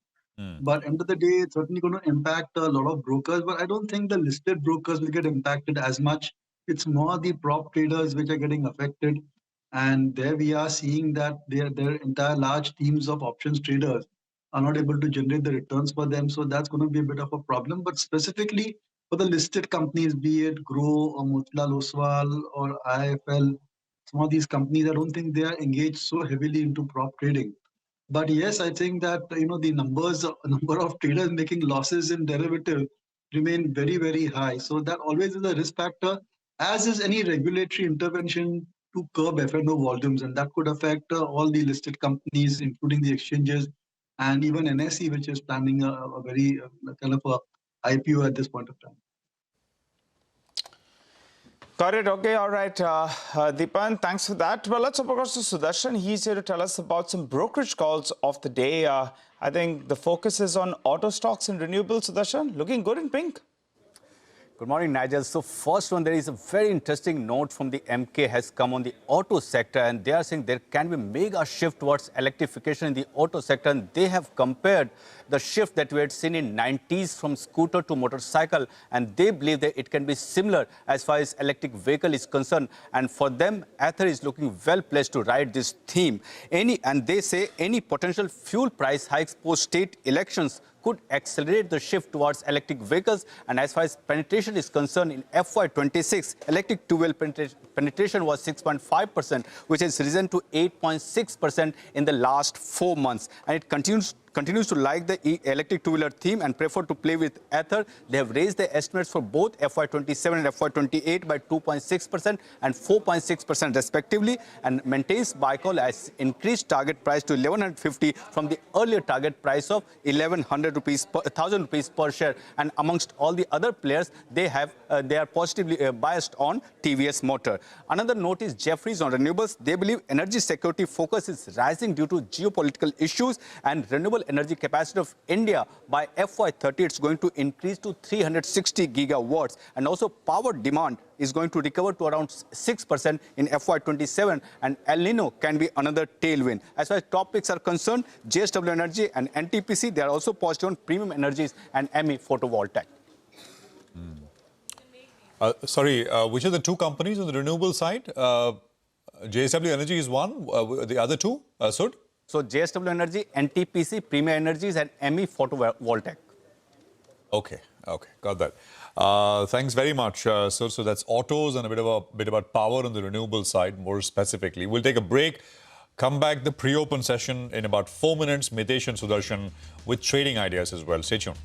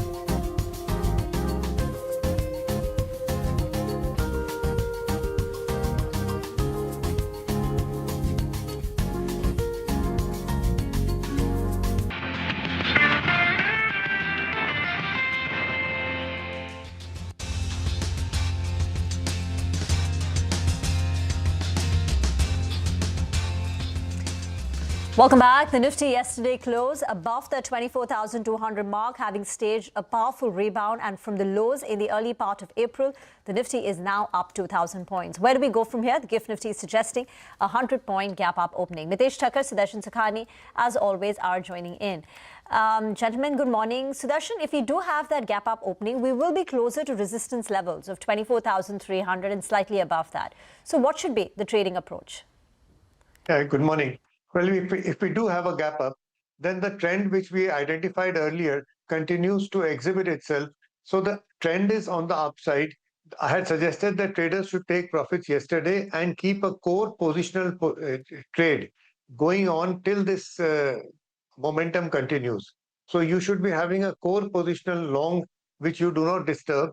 For the trade today, I do not think this position today is a good idea to trade unless you get a sharp dip, which is unlikely. So today or tomorrow or Monday, maintain a positional long, look for opportunities to buy only if you get a 200, 250 point correction, and that we will get in the next 2-3 days. Okay. All right. Got that, Sudarshan. What about you, Mitesh? How do you approach trade? You know, we were just pointing out earlier that the broader markets actually seem to be doing much better than the Nifty because they're trading above the February 27th levels when, in fact, this war broke out. First, tell us your take on the Nifty and then we'll focus on stocks. Good morning, Ajay. I've kept a positive bias in the last few days, and have talked about targets of 24,300, which was nearly met yesterday. We got a high of 24,280 down. When the markets were falling, there was this gap down on the between the 6th and the 9th of March, which has a pivot around 24,300 to about 24,420. So I think that becomes a first hurdle, and you will expect some strong supply around these levels, and it will take some effort to get past. But eventually, I am looking at a good chance, a possibility of us heading towards 24,800, 900 on the Nifty. That's the zone which I'm eventually targeting.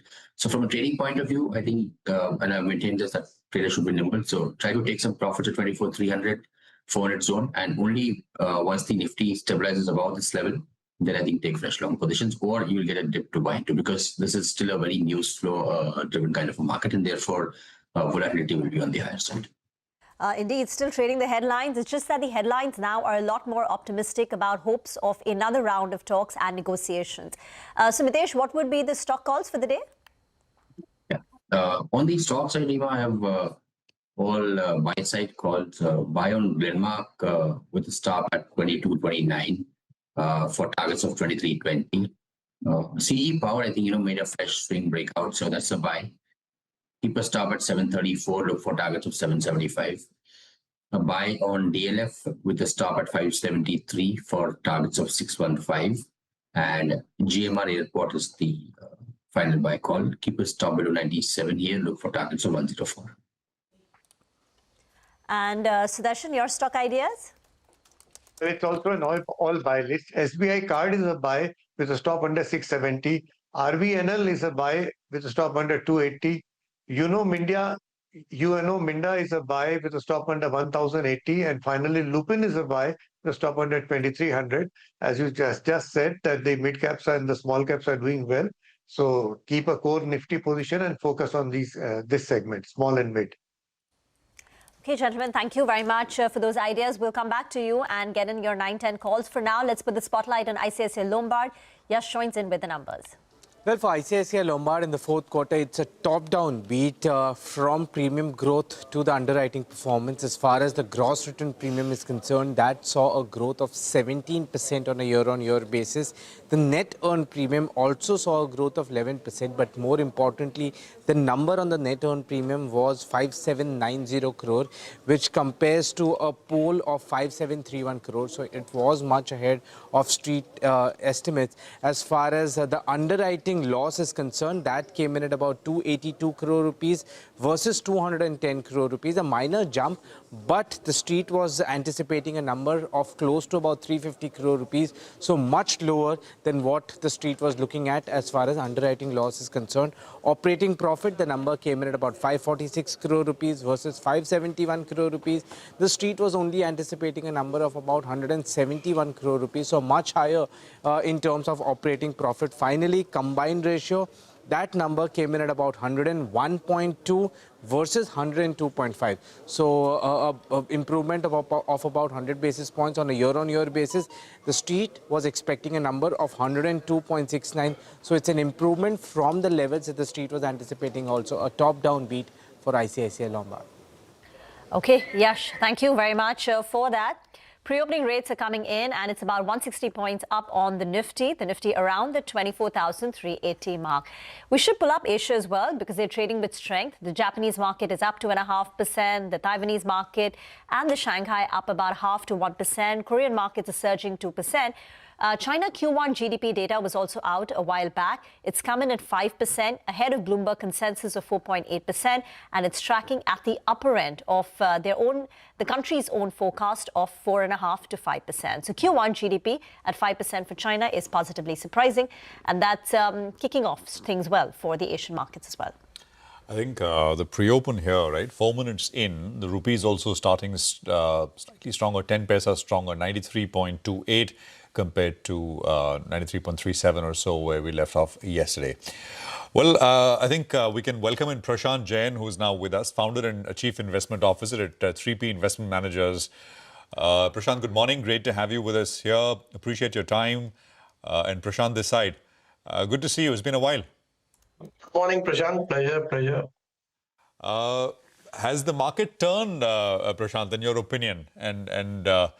I will tell you, I was speaking with a fund manager who said, well, I'm confused. How should I position myself? Should I position myself a little more aggressively, to capture upsides, sustained upsides, or this is again going to be, up and down and up and down? So what's your sense, Prashant? I think I'm quite optimistic about the resilience of India. about the ability of India's economy to handle the spike in crude prices and disruptions. India is far better positioned this time around because our current account deficits are structurally lower, and the impact on the economy there should be commensurately moderate. And even our capital markets, while foreigners are selling, there is no supply or very little supply from the primary markets. And the domestic flows, I think, should not just hold, but they should grow over time. And therefore, the ability of markets to absorb this FII selling is quite good. And over time, I think investments made around this time should yield above average returns. Yeah. You know, Prashant, you must have seen, right, a lot of sort of hullabaloo on social media and elsewhere around the question of why foreign investors are selling. And recently, right? And Akash Prakash wrote a piece recently, and he outlined a list which is, global. Some of the global Asian peers are more attractive. Here in India, earnings growth has slowed down. None of the it's not new. Nothing is new. ROEs he mentioned perhaps have come off as well. You know, in your opinion, have some things changed in terms of things which were always structurally positive for India, which is higher rates of growth and better earnings profile, return ratios? Has that suffered a little bit in any way whatsoever, Prashant? On the contrary, I mean, India's growth is accelerating, right? You are growing at 7% or back-to-back second or third year. So when have we done that in the past? India's bank balance sheets, corporate balance sheets are in the pink of health. Your current account deficit is near 1%. Your fiscal deficit is quite reasonable. I think India is quite well positioned. The fact remains that 2 years back, India's premium over EMs had gone up to much above average levels. And also, I think the earnings were overestimated. And I mean, we have been of the view that for last 2 years, that earnings growth will converge with the nominal GDP growth of the country, maybe slightly higher than that. Because in most sectors, we do not see any margins improving. And from the COVID lows, the margins normalized, they improved. And therefore, it was wrong to extrapolate that earnings growth. I think there could have been some earnings disappointments, but that's more to do with probably slightly aggressive estimates. The selling of last year, I think, also had the shift towards AI, the popularity of AI. I think clearly that was not in favor of India because India does not have or it lacks meaningful AI plays. In fact, IT is looked upon by some, I don't agree with that, as an anti-AI play. So, and finally, last month, I think this spike in oil, the fear of even higher oil prices, and the fear of sharply lower currency, which would hurt foreign investors a lot more. I think that has led to this last round of selling. So we have had 3 back-to-back, one slightly longer term, one last year and one this. I think this, whenever the situation stabilizes, the foreign outflows should stop. I must also add that it matters little now at how foreign flows are for the markets, because the bigger source of supply in these markets was the primary markets. Investors have lost money in 2 out of 3 issuances. So I think those excesses are behind us. That supply should be sharply lower, and therefore the ability of markets to absorb any FII selling is quite strong. See, foreign selling can delay returns, but I don't think it can deny you the returns. The returns will eventually come. So you're saying 3 things. One was earnings being systematically overestimated, basically projected that the COVID boom and coming. I mean, that basically will go on forever, which was wrong. AI related. Lack of AI plays perhaps attributed to some of the selling, and this oil shock, right? Is this one. And you said, well, although foreign flows in that sense for longer term returns matters little, you said that will also change once the situation stabilizes. Prashant, you for the last, I think, 15, 20 years, we've spoken, always mentioned oil on the top of the list as worries for India, as one of the most important macro factors for India and the markets. It's around $90, $95. I mean, how do you assess that situation? If it stays here, as many say, it may. I think India's vulnerability to oil has considerably moderated because oil exports as percentage of GDP have fallen from 5% maybe 10 years back to about 3%. And to that extent, you have a lot more room to absorb higher oil prices. India's current account deficit also has fallen from between 2 to 3% in the past to around 1%. So your ability to absorb higher oil prices is therefore much higher. See, please remember that 10 years back, India used to fund its current account deficit at times from portfolio flows. Today, you have lost more than $10 billion in a single month, $40 billion in maybe 16 or 18 months, and still your economy is growing. Markets are holding up reasonably well. And the correction in the markets is, as much due to excessive valuations, as much as it is due to the excessive fundraising, and foreigners have also played a part. But the flow of local capital is much larger in size than the inflow or outflow potentially of foreign capital. It is true that foreigners still have a reasonable amount of stock of India, but on a flow basis, it is the local capital which is much larger and far more sustainable. Just one last question from my side, Prashant. We spoke at that Kotak event, and at that point you'd said, talking about the local flows, you said, typically, in your experience, it is year 2 or year 3 of no returns when local flows start to panic a little bit, right? 3 years of kind of flattish returns is when that starts to happen. You need to worry. So far, we've not seen that. What is your sense on that question? And it will be 3 years this year, right? We closed 2024 at 23,600. We are at about 24,200 today. So just your sense, Prashant. What I had said then was that in my experience, when the industry was far less evolved, when investors were also far less evolved, in my experience, that could be maybe 15, 20 years back, when 3-year returns turned negative, that is when SIP started moderating.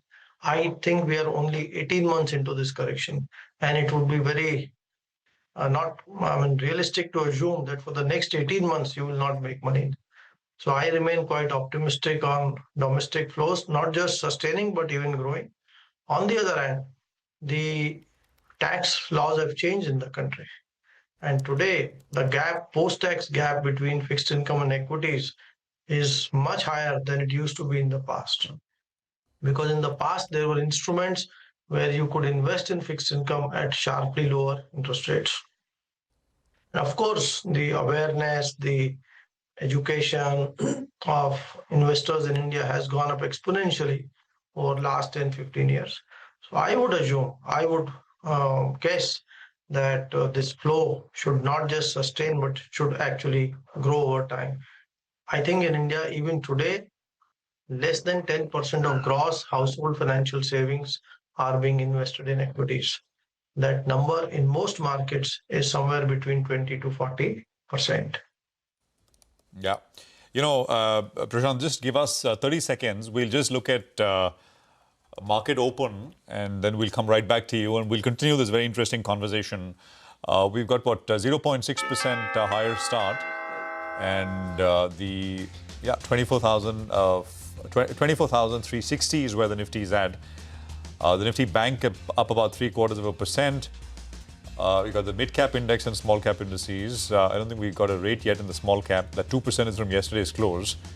We'll have it shortly. Mid-cap index is starting 0.75 higher. The small-cap index, of course, is also about 1% higher at this point. So, it's a pretty good start, and market breadth right out of the gates is very, very healthy, very positive. Some 15:1 in favor of advances is what you've got going. And yesterday was a case in point. Really wide variety of mid and small caps from across the board sectors with volumes doing very well. So let's see if we get a repeat today. Adani Enterprises, L&T, ICICI Bank, that's a nifty heat map in terms of where stocks are opening.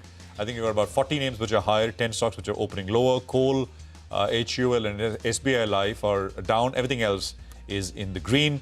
About 120 points, 0.5% on the Nifty. Rima. With the advanced decline ratio standing at 14 stocks in the green for 1 in the red. Okay, 10 stocks in the green for 1 in the red.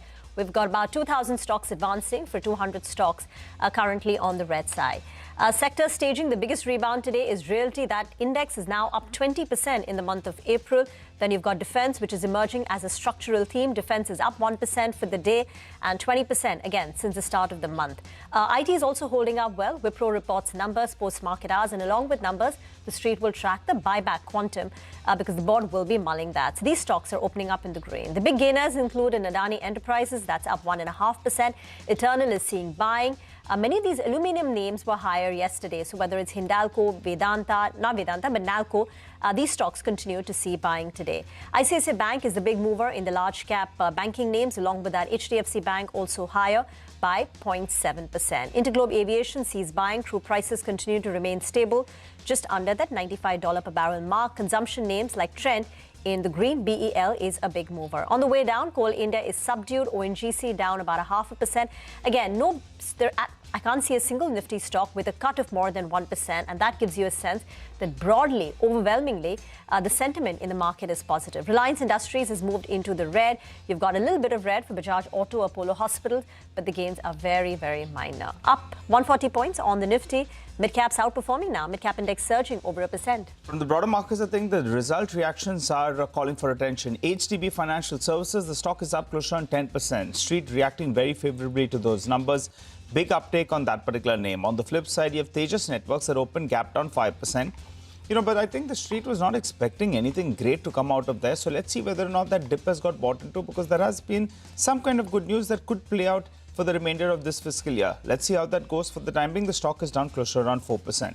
Suraj Estates, a stock that's seen a sharp correction from the top. They have acquired land with the potential of 100 crores of GDV project in Dadar West. And for the time being, the stock is up close to 10%. But keep in mind, the stock is half from the peak that we saw. Gallant Ispat, another stock that's been running along. For this week, the stock is up 30%. For the month, it's up more than 50%. We've done a quick analysis. It's valuation-wise, it's quite expensive, but they have some kind of expansion plans as well as backward integration that they're talking about. So for the time being, the stock has spiked out. Remember, there's no institutional holding on this name as well. Other stocks that are moving around on reasonably high volumes, IRDA, IREDA, pull up that stock. Volume's quite large on that one. Stock is up close to around 3% as we speak. So big move on that particular name. Net, a good start to trade. The mid-cap index continues to outperform. The breadth of the market, 10:1. We're getting a little used to seeing these sort of, number of stocks advancing to declining stock. But remember, in the month of March, it was totally the reverse of that. So good start, building on from here, crucial. Prashant. Okay, let's continue our conversation with Prashant Jain. Prashant, hi, Rima here. So one of the guests we were speaking to earlier said that this is a themeless market, which basically means that we're going to have winners and losers in every sector. There is not going to be one or two sectors where everything does well, a rising tide lifting all boats kind of a scenario. Would you agree with that? And if you do believe that there are structural themes where one, can bet on, which ones would they be? Rima, good morning. See, my view is that what we have observed in this market over the last 5 years, that excesses at both the ends have moderated. So you go back 5 years or 4 years, some consumer names were trading at 60, 70, 80, 100 P multiples. They have since moderated to maybe mostly around 40 multiples. Similarly, on the other hand, there were stocks in few banks, utilities, etc., which were trading at maybe 4, 5, 3, 7 P multiples, and they have defense names for around 5, 8, 10 multiples. They have re-rated upwards to anywhere between 10, 12 for banking to maybe 20, 30, 40 for the other names. So I think I would agree with that comment in a way that the excessive valuations are not there in this market. And most sectors are trading around longer term average multiples. So it would be tougher to call out specific sectors in this market. And therefore, we have been writing in our commentaries also that a more diversified approach to investing makes more sense in this market than a sharply focused approach on few sectors. Okay, hi Prashant. Good morning and good to see you in. This is Nigel on this side. You're sounding reasonably optimistic post the correction. But the space that got hit harder actually was the broader markets, the small and the mid caps. You know, we talk about the index not giving any returns. People are sitting on portfolios where they're down 15, 20, 25% as well, depending on, which stocks you bought. At current juncture, what would your preference be between the large as well as the small caps? Because yes, they've seen a sharp correction. The froth has cleared out a little bit, but still valuation-wise, not very cheap. Well, Nigel, I would agree with that view. And we have for almost 2 years been suggesting that small mid caps have run much ahead of fundamentals. It is, in my opinion, an incorrect notion to say that as a category, small mid caps grow faster in businesses than the large caps. I don't think data suggests that. Even today, if you look at the share of small and mid caps in terms of profits of corporate India, it's about 25%. But their market cap share is much higher. So I would not be optimistic on this category. Of course, they have fallen so much. 1 in 3 stocks is down more than 50%, I think, from the peaks. So there can be a sharp bounce. But as a category, I would feel that large cap should outperform. At the same time, since the stock has seen sharp corrections and the number of companies in this space is very large, I think it should be possible for someone to pick 1 in 10, 1 in 20 stocks. I think it could be a stock pickers market, but not across the board. One will have to be extremely selective and careful. Got it. All right, Prashant, so you're saying large over small caps, but within the broader markets, you still find select winners. So you need to keep an eye out for that. Prashant, you've spoken about the fuel price inflation and how India is reasonably in a better space, say, in comparison to, say, 15, 20 years ago or so, because of the expansion of the base of the GDP. But what about the food inflation worry? There is talk that maybe, in fact, after many, many years, this monsoon may not be that good. Is the market ignoring that risk? See, there is a difference between inflation in food and energy and inflation in other categories. Food and energy inflation is not due to excessive demand conditions. These are, either because of natural factors or global commodity price changes. So I think the RBI will not set the monetary policy based on food or energy inflation. RBI worries about inflation when it is more demand-led or when demand is more than supply. So I would focus on the core inflation, which continues to remain extremely benign. It's ruling around 3%. So I think it's a very healthy state of inflation in India. Prashant, talking about, and just to complete that earlier point about mid and small caps, right? I guess it's a bit more, if I can use the word, for the lack of a better one, more exciting, and people, mid cap, which is the small cap, which can become the mid cap. Mid cap is a much more tougher area as well to operate in. So you're just to summarize your view, as a category, you're saying perhaps large caps have got more room to grow earnings, and mid and small caps, while prices have fallen, there may be opportunities here and there, but as a category, you're more constructive on large caps from here. Prashant, is that correct? I think, Prashant, that is correct. And the gap that is opened up between valuations in large and small mid caps as a category, in my opinion, it is not sustainable. And that gap should be bridged over time. Yes. Okay. Got that. Just to address another point, Prashant, which is supply from local investors, right? And something that you've addressed earlier as well. And you kind of sort of, went back and gave examples from the 90s and early 2000s and said how this is not going to last. And we're already seeing that it's not working out all that well. I mean, on the private side, huge amounts of investments have happened. A bit of a chase, a FOMO feeling, etc. Generally, are those excesses also coming to an end? Have they already come to an end? What is your sense? No, Prashant, you are referring to the unlisted markets. Unlisted, and of course, I mean, you throw in some of the higher priced IPOs, etc. as well. Prashant. I think that's fairly clear. See, 2 out of 3 shoe answers in the last couple of quarters are underwater. People have lost a lot of money. This is not the first time. I mean, we saw this in early 90s. We saw that in 2000.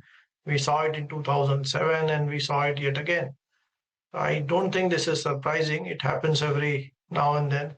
I think for now, the markets would be far more cautious on pricing and on what they are buying. So I think primary markets are essential for an economy to grow. You need to give capital to entrepreneurs. And it also keeps secondary market prices in check. But if that capital is raised at sensible valuations, it creates a win-win. Otherwise, it gets disrupted. I think it will normalize over time, but I don't see those excessive times coming back anytime soon. Got that. 2 questions. You mentioned briefly AI. What is your sense? I mean, in the West, for example, we saw that before the Iran war took over all the headlines, that this entire AI, quite all these product releases every day was kind of sort of taking the air out of one sector or the other, and questions about terminal value across businesses, not just software, but I mean across a range of businesses. How big of a question of that is that here in India, Prashant, in your opinion, and how do you think about that AI question? And I think, see, we are all learning, and at least I am not an expert on technology. So we are also evaluating this, learning this as we go along. But my view is that AI will be a productivity enhancer for most businesses that will adopt AI. So I think it should be positive for economy, for productivity, for everyone in general. I also do not completely agree with the narrative that the AI industry, the IT industry, will suffer deeply because of AI. My view is that yes, AI will enhance productivity. So what was being done in, let's say, $100 may get done at $70, $80, or $90. But to that extent, cost will also be saved. But the real issue is, everyone agrees on productivity gains. The real issue, however, is will the customer save the $10, $20, $30 of productivity gains, take it to their balance sheet, P&L, or will they spend on something that they could not do so far because of budget constraints or because of adoption of AI or new technologies? My view is that enterprises adopt technology in a slow and gradual fashion. And if you leave aside the tech companies, tech companies can adopt AI on their own. But when you talk of non-tech companies, let's say banks, engineering companies, retail companies, media companies, they will need the hand-holding. They will need the services companies to handhold them into adoption of AI. So I think over time, in my opinion, there is a fair chance that this actually becomes a tailwind, the adoption of AI by enterprises for Indian IT companies. Yeah. The challenge is that similar companies outside India, the equivalent of Indian IT companies, are trading at much lower valuations. And that, I think, would be a headwind for some time for the Indian IT companies, because foreigners would rather buy these companies outside India than participating in India. Yeah, no, well reasoned, Prashant. And wonderful getting your insights as always. A range of topics we've managed to cover here today. Thank you very much, Prashant, and hope to see you again. Oh, thank you, Prashant, Rima, and Nigel. Thank you. Thanks very much. All right, well, that's an exhaustive conversation from one of the top, fund managers here in India with one of the longest track records, stellar track record, really. Well, let's just talk about the sober news which we got from last night, which is veteran investor and emerging markets pioneer Mark Mobius passing away at the age of 89. The veteran investor spent more than 30 years at Franklin Templeton. I mean, it speaks to what he did for emerging markets, that when he started at Templeton, I think the assets under management were about $100 million on emerging market side. When he left, that number was about $400 billion. He was a strong advocate for investing in EMs, developing markets, and really on the ground author of several books and of course, a regular here on CNBC TV 18 as well for 26 years. He's been part of many big events that we've held. And of course, I mean, our heart goes out to his family, his team, and he will be missed. Really, someone who was a big bull on India, unwavering, really. A slice of some of the conversations we've had with Mobius, of course, will not do justice to everything we've done with Mr. Mobius over the years, but just take a listen. That AI has been pushed and pushed and pushed by so many people that it's quite bubble-like territory. But at the same time, you must remember that AI is here to stay and is expanding. More and more people are adopting AI systems.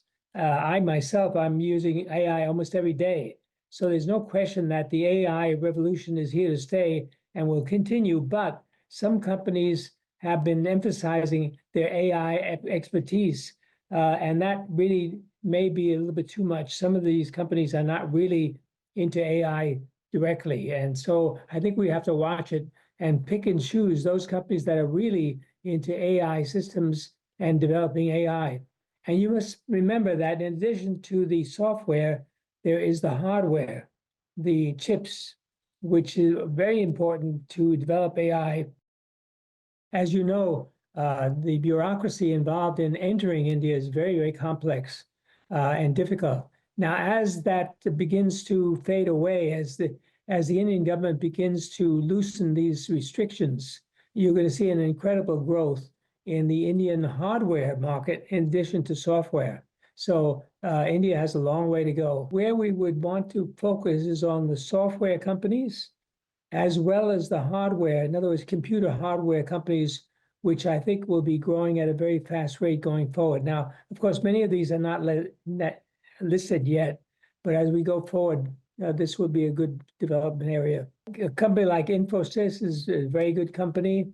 I'm looking at companies that are doing the hardware for Apple, companies that are not yet listed, but are going to be listed going forward. That would be a very interesting area to develop. Well, Ramesh Damani is now joining us. Remembering Mark Mobius, basically, he's member BSC. Mr. Damani, good morning. Good to have you with us here, sir. Thank you for joining us. As I was saying, a sober moment, and Mr. Mobius, of course, someone who was unwavering. And I was thinking, maybe not fair to compare, the most vocal, unwavering supporter, Indian supporter of India's equity market was Mr. Rakesh Jhunjhunwala, who, of course, you knew very, very well. And I think I can't think of anyone, a foreigner, who was more unwavering in his bullishness about India than Mr. Mobius. Just your thoughts, reflections, Mr. Damani. Yeah, thank you, Prashant. Thank you for having me and Mark Mobius. So, truly, as someone called in the emerging markets, this is a joint development. Always focused on in India was how the Sensex is, and what was the FI number in India. The large credits of the FI number being positive. Mr. Damani, apologies. I think we've got you on a scratchy line. Maybe we can just quickly fix it and come back to you.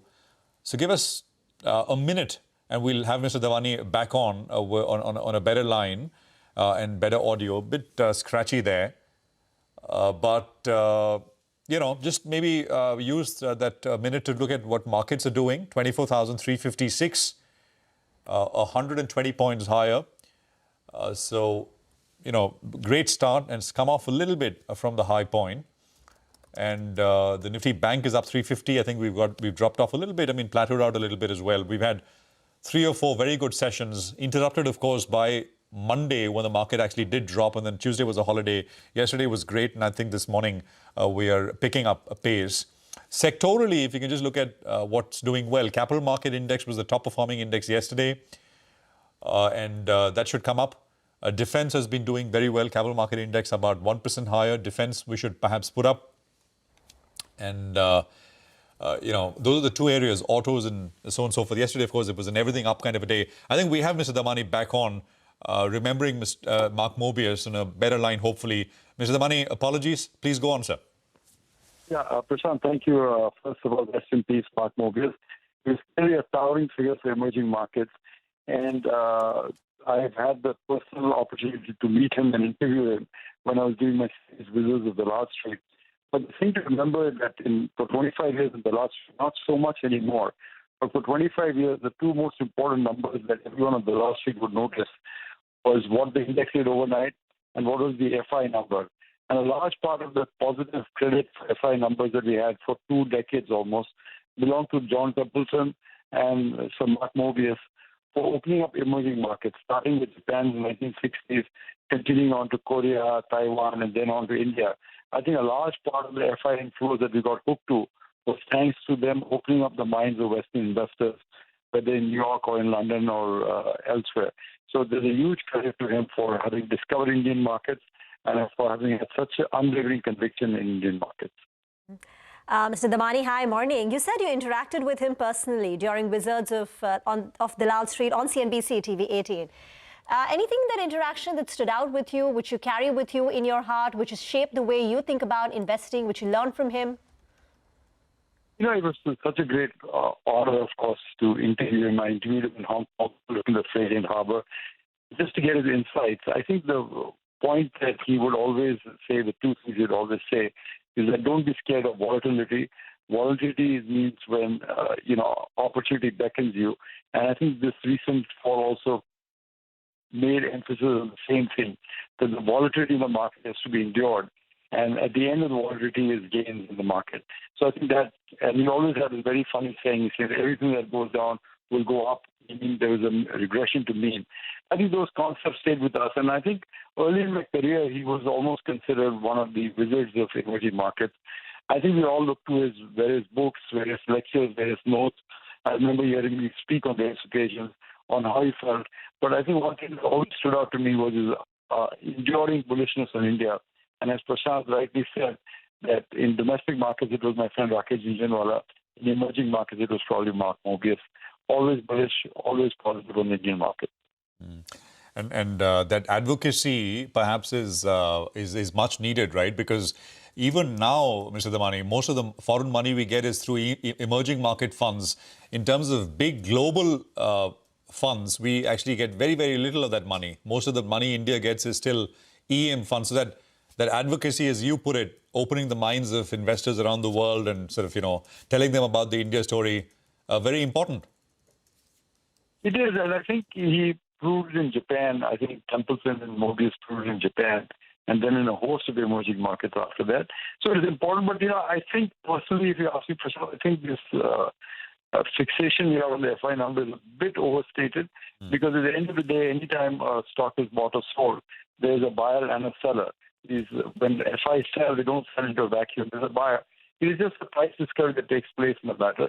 So I personally look at the movement of the prices and the index rather than the volume of whether the color of money is foreign or color of money is Indian.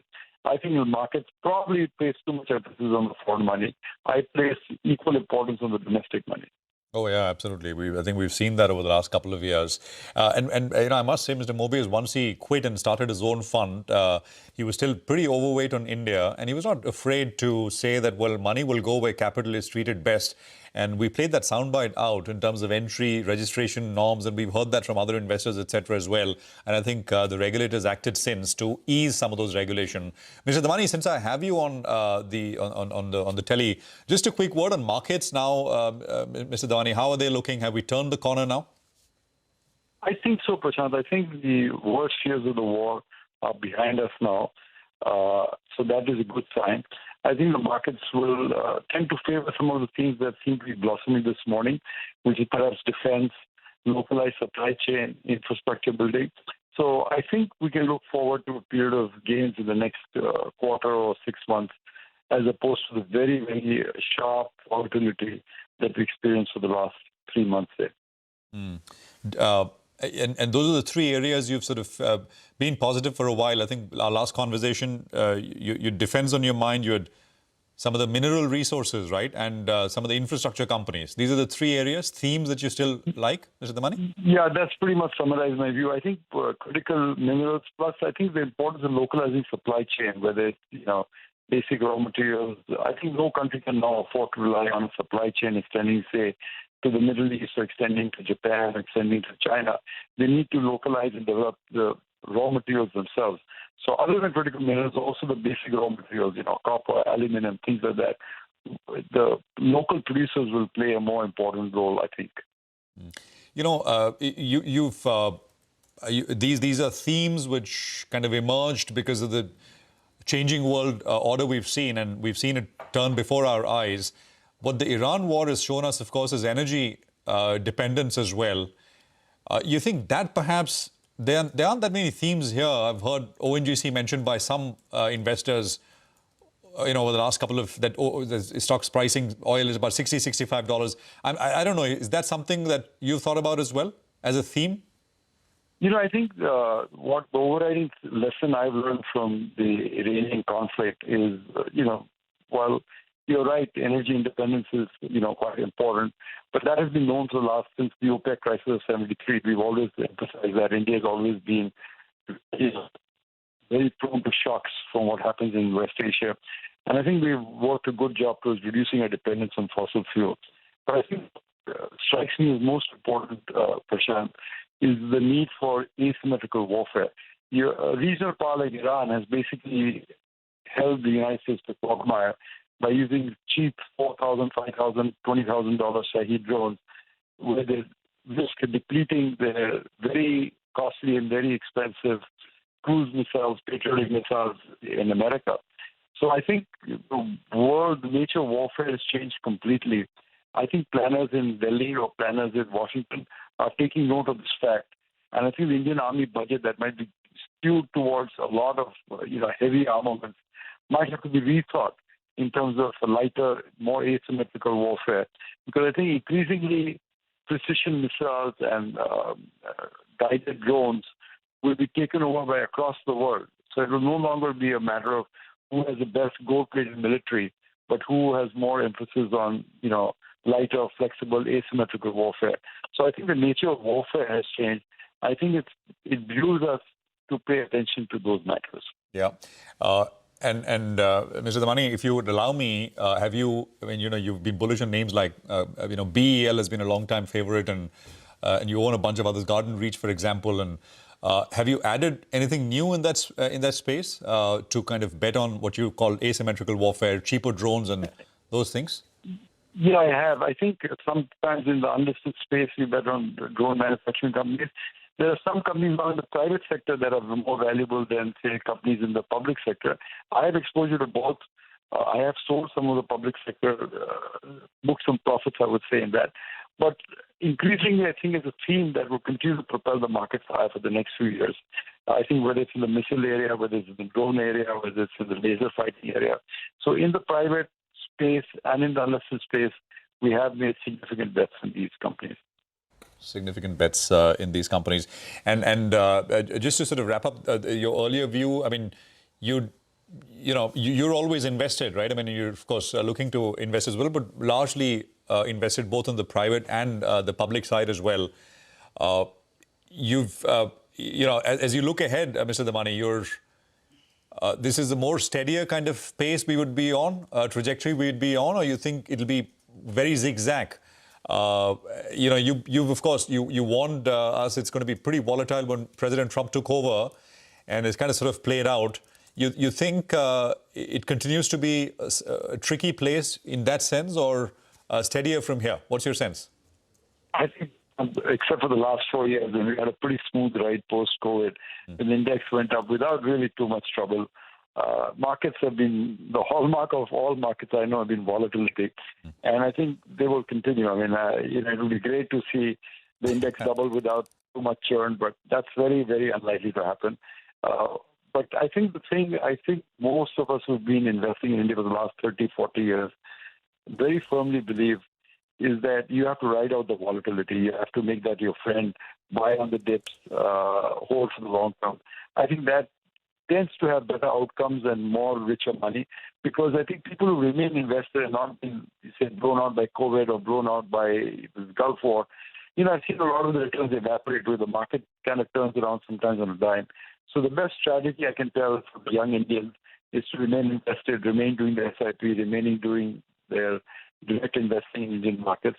I think we're in a good place, good time. And the volatility that you went through was blood-churning. I'm not saying denying that, but we have learned over many 30, 40 years that that's just part of the beast.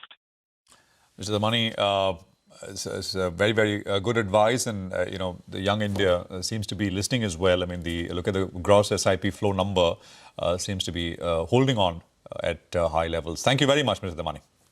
Sure, thanks, Prashant.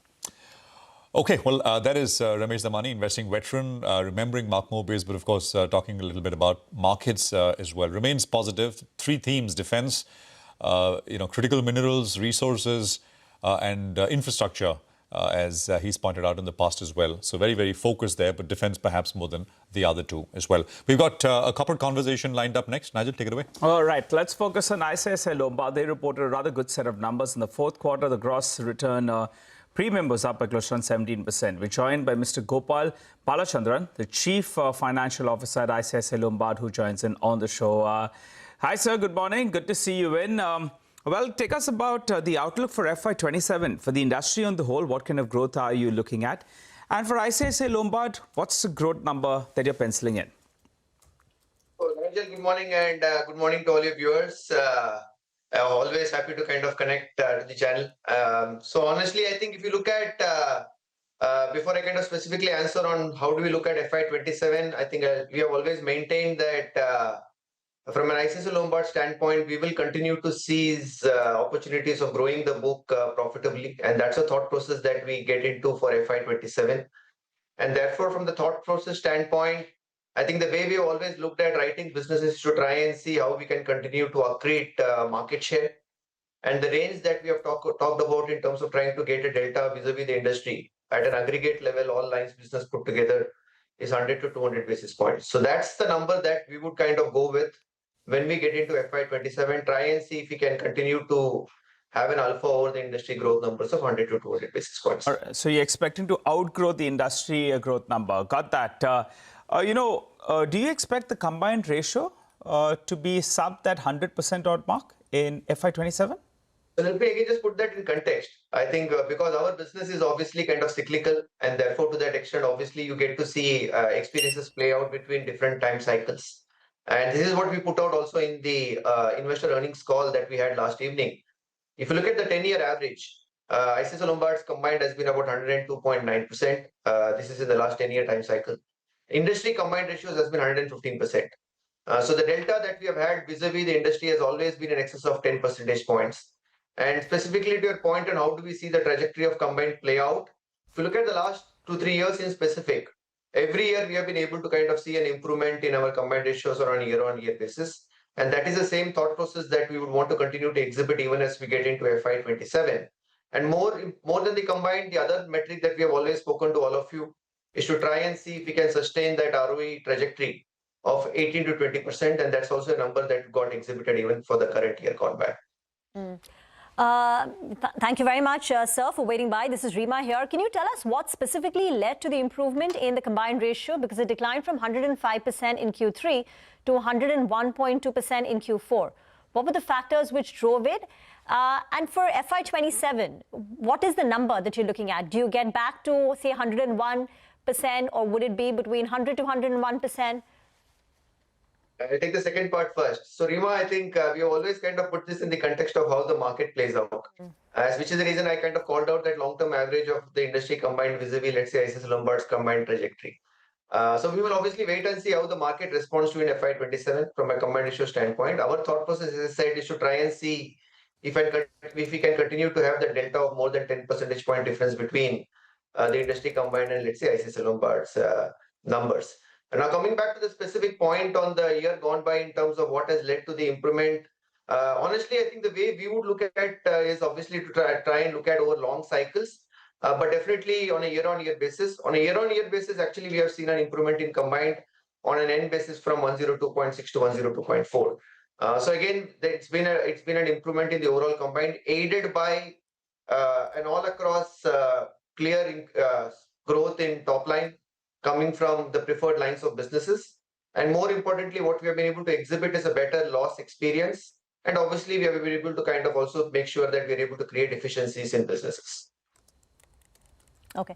And can you break that up in terms of growth for the individual sectors? Because you're guiding for a high single-digit kind of growth for motor next year, and you've generally outperformed. Does that mean we're looking at a double-digit growth for the motor segment, which is, I think, close to about 50% of your overall revenues?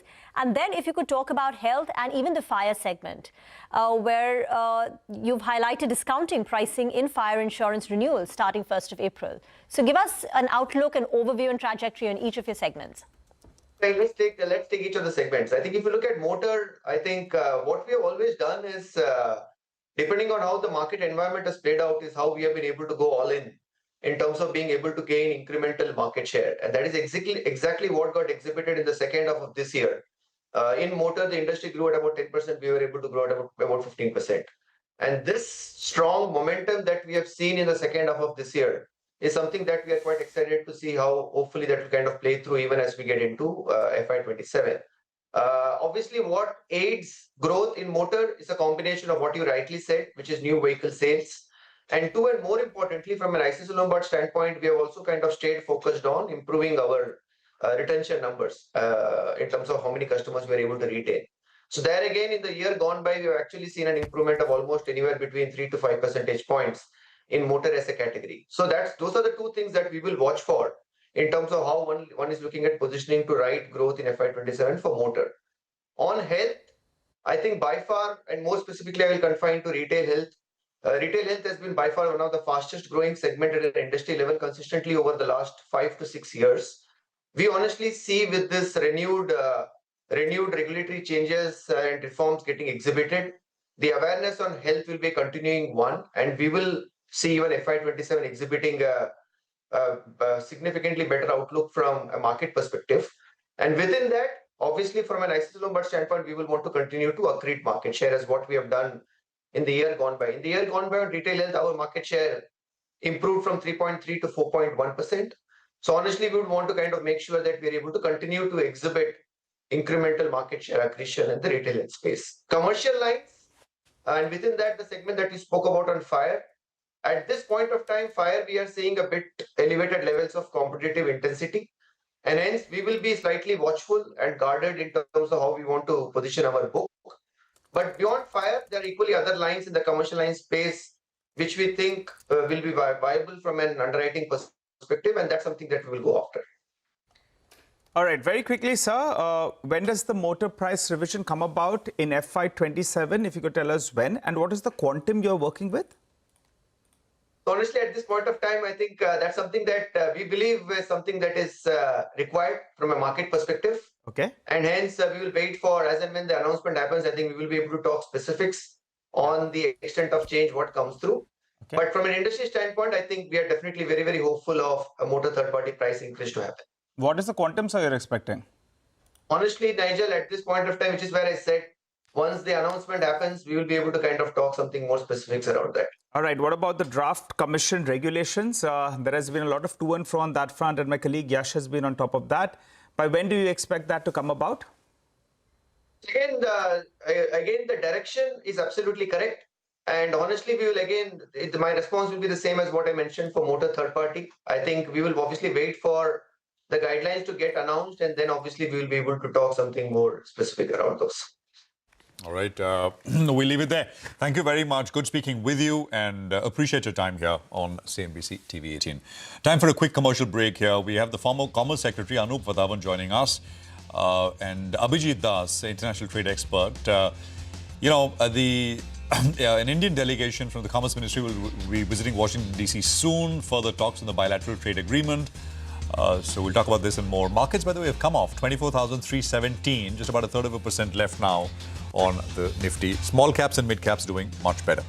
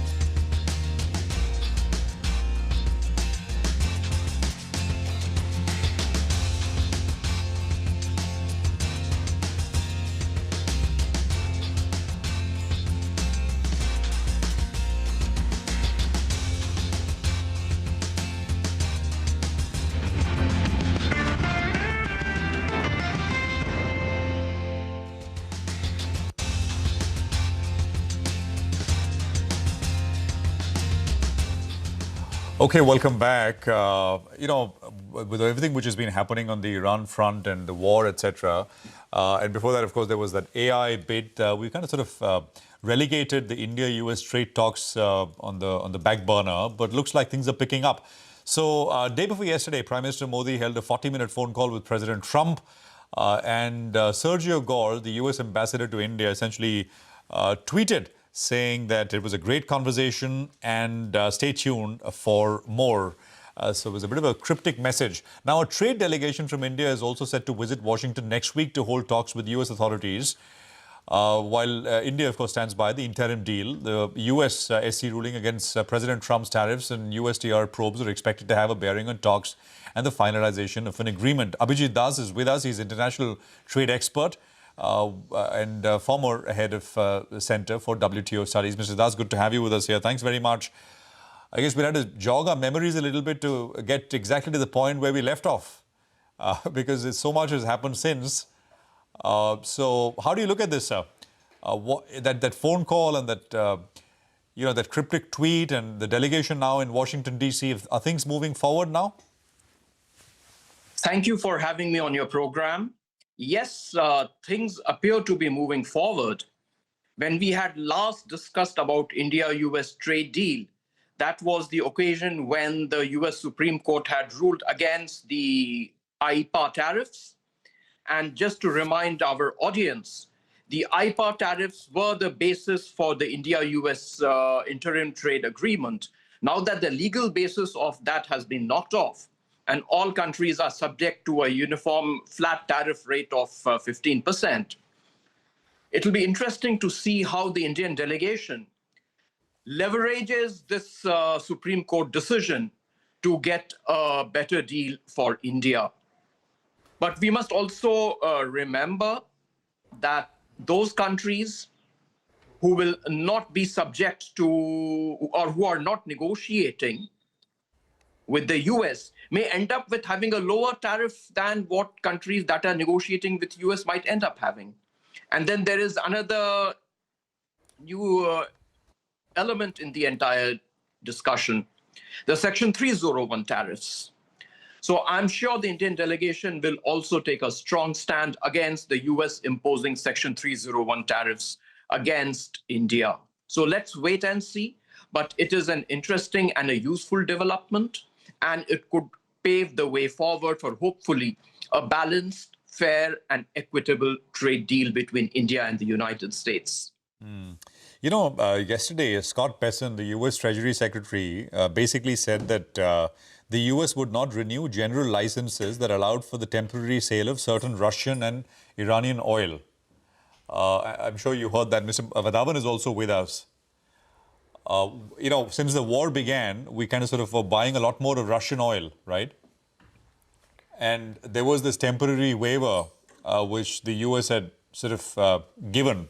And now Secretary Bessent reaffirming that those licenses will not be renewed for Russian oil and Iranian oil as well. Mr. Das, is it connected? Is it pressure tactics? I mean, China and India are the big buyers, basically. You're very right. These separate dots are actually connected. This is an attempt at getting another pressure point, another negotiating leverage, so that US can extract more concessions from India, and which is really unfortunate. The idea of trade agreements, trade negotiations being tied to larger geopolitical, non-trade related elements is not playing out in India's favor. And the government really has to stand up to that. Government has to oppose this linkage. I hope the Indian delegation will take a strong stand against this linkage. Mr. Vadavan, come in here, sir. We were talking about, of course, what Secretary Bessent said last night, and the Indian delegation in Washington, that phone call, Sergio Gore saying, stay tuned, more coming up. Just your thoughts on the matter? Yeah, so, what one gathers from the press seems to indicate that this again is going to be a very preliminary meeting. If you see the Commerce Secretary's statement, he talks about discussing the structure of the negotiations, laying out the issues to be discussed, laying out the time frames. And, more importantly, what Abhijit said is very relevant, that our framework agreement signed in early February was aimed at negotiating our tariffs from a 26% reciprocal duty down to 18%. But then those 26% tariffs no longer exist after the Supreme Court order. What we face are 15% tariffs under, I think, that's Section 122. So obviously that framework agreement is, invalid in a sense. You can't negotiate 18% when you're actually facing 15% under US law today. And then the other important thing is this 15% also will go when that 150 days are over. It'll happen, I think, sometime in July or whenever that date is. So they also have to negotiate a new structure for the framework agreement. So everything is, again, very preliminary. And of course, we must also bring in the issue of the 301, investigations which the US has launched on child labor and some such issues, which are, I think, not really valid issues for investigation as far as India is concerned. Certainly, we should take up the 301 issues. And of course, you just mentioned the issue of procuring, Iranian, Russian oil. There again, we should assert ourselves. It's a long-standing position that, we recognize only UN sanctions and not, bilateral sanctions which are unilaterally imposed. So that's another issue which we must assert ourselves on. And much, water has flown under the bridge since those sanctions were imposed, and the US itself has very conveniently relaxed those sanctions when it sees a US interest in it. So you can't just, arbitrarily switch on and off these levers which are illegal under international law in the first place. So I think all these issues we have to assert.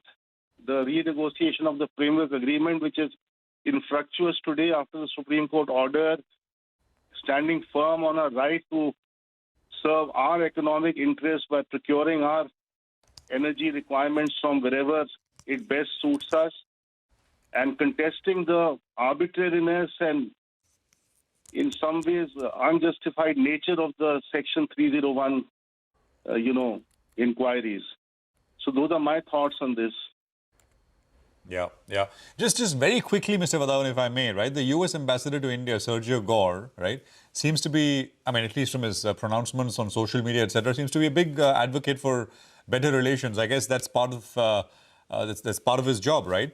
But he's someone, as has been, I think, talked about and analyzed before by experts, someone who's got a direct line to President Trump and can cut through the bureaucratic clutter and kind of get in the US. And I think he said, well, I met with the entire cabinet, President Trump himself. How much weight should we put to that as a signal? I think we should. Yeah. We should put a lot of weight on that as a geopolitical and a geostrategic reality.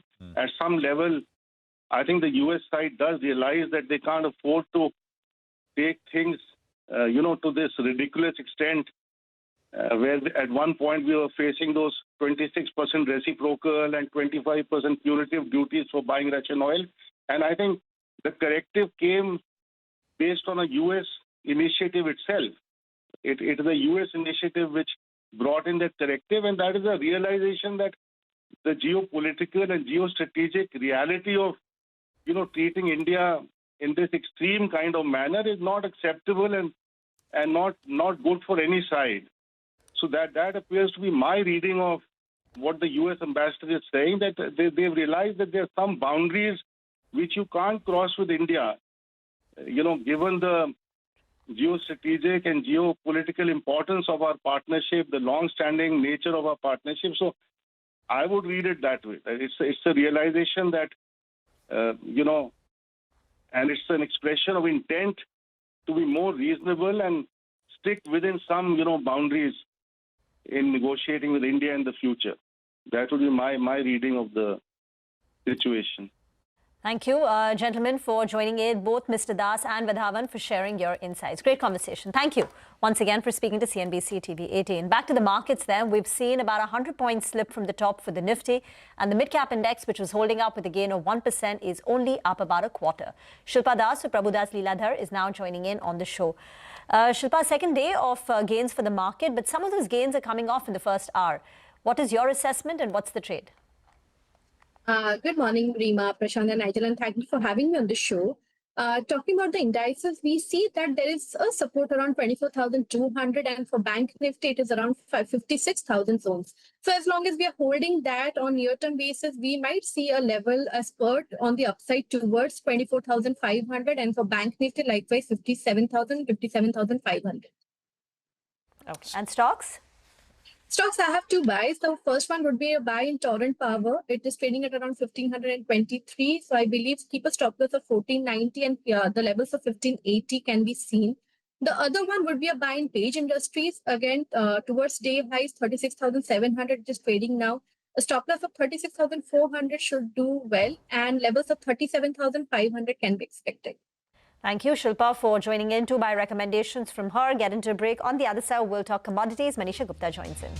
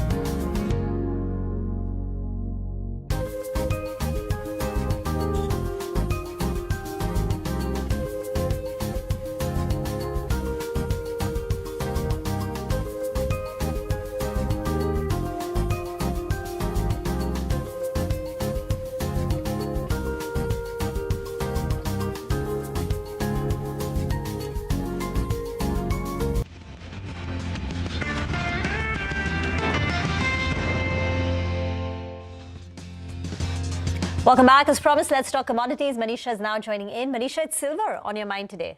Well, it is, and that is because there's a Silver Institute report on estimates for 2026 in sense of demand and supply. And in any case, silver prices have been gaining quite strongly. If you look at the overnight markets, well, we've seen 3% of gains. For this week itself, we are up by nearly 7%. And for the month as well, it's been nearly 17% of gains that you have seen come in for silver prices. But interestingly, it is about the Silver Institute report, which says that the market is headed for a sixth year of supply deficit in 2026. And that has taken the prices to a one-month high is how we are trading. Silver Institute also says that with the kind of deficit that we've seen in last 5 years, 762 million ounces has been drawn from the stock since 2021. And that, by the way, is almost 1 year of mine supply. That clearly has been supportive for the prices there. This is what we are looking at in sense of deficit for 2026 at 46.3 million ounces. Last year was 40.3 million ounces, so clearly supportive for the prices there. The silver estimates, when you look forward for 2026, the industrial demand estimates are expected to see a decline of 3%. Solar is expected to see a decline of 19%. I mean, that is where the major demand has been coming in from. But data centers, EVs, you name that, and silver is used there. That is the demand that would perhaps just about continue. It is the investment demand and the retail, institutional and physical demand that is expected to continue to grow when it comes to silver. So ETF demand is expected to grow by 30 million ounces, and coin and bar physical demand, especially from India as well, is expected to continue to grow, and the global demand is estimated 18% on the higher side for this year. Now, take a look at the silver prices on what we've done in this year till time.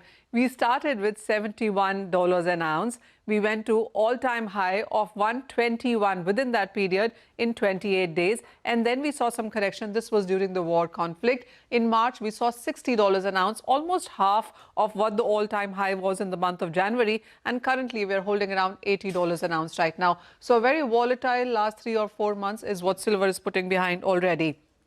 When it comes to the Indian markets, in the month of January, we saw an all-time high of 4,20,000 rupees a kg, currently trading at 2,50,000. We've seen a low of almost 1,98,000 as well when the international silver prices went to $60 an ounce. And finally, take a look at what the silver prices have done in an year totality.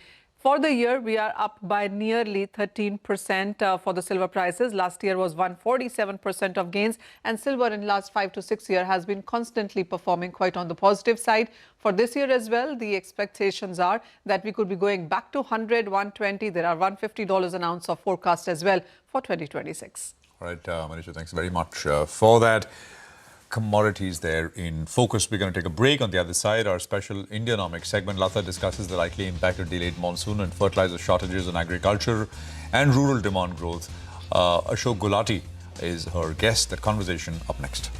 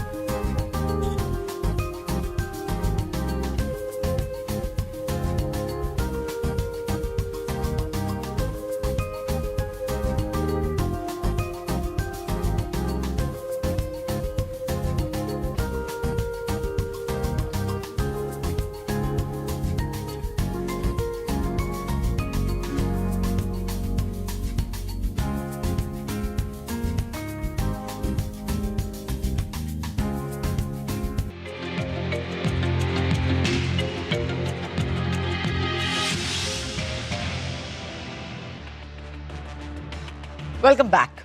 Even as the West Asia war appears to be ending, the Hormuz Strait isn't yet open. Let's remember, the Indian economy is faced with the prospect of a deficient monsoon as well.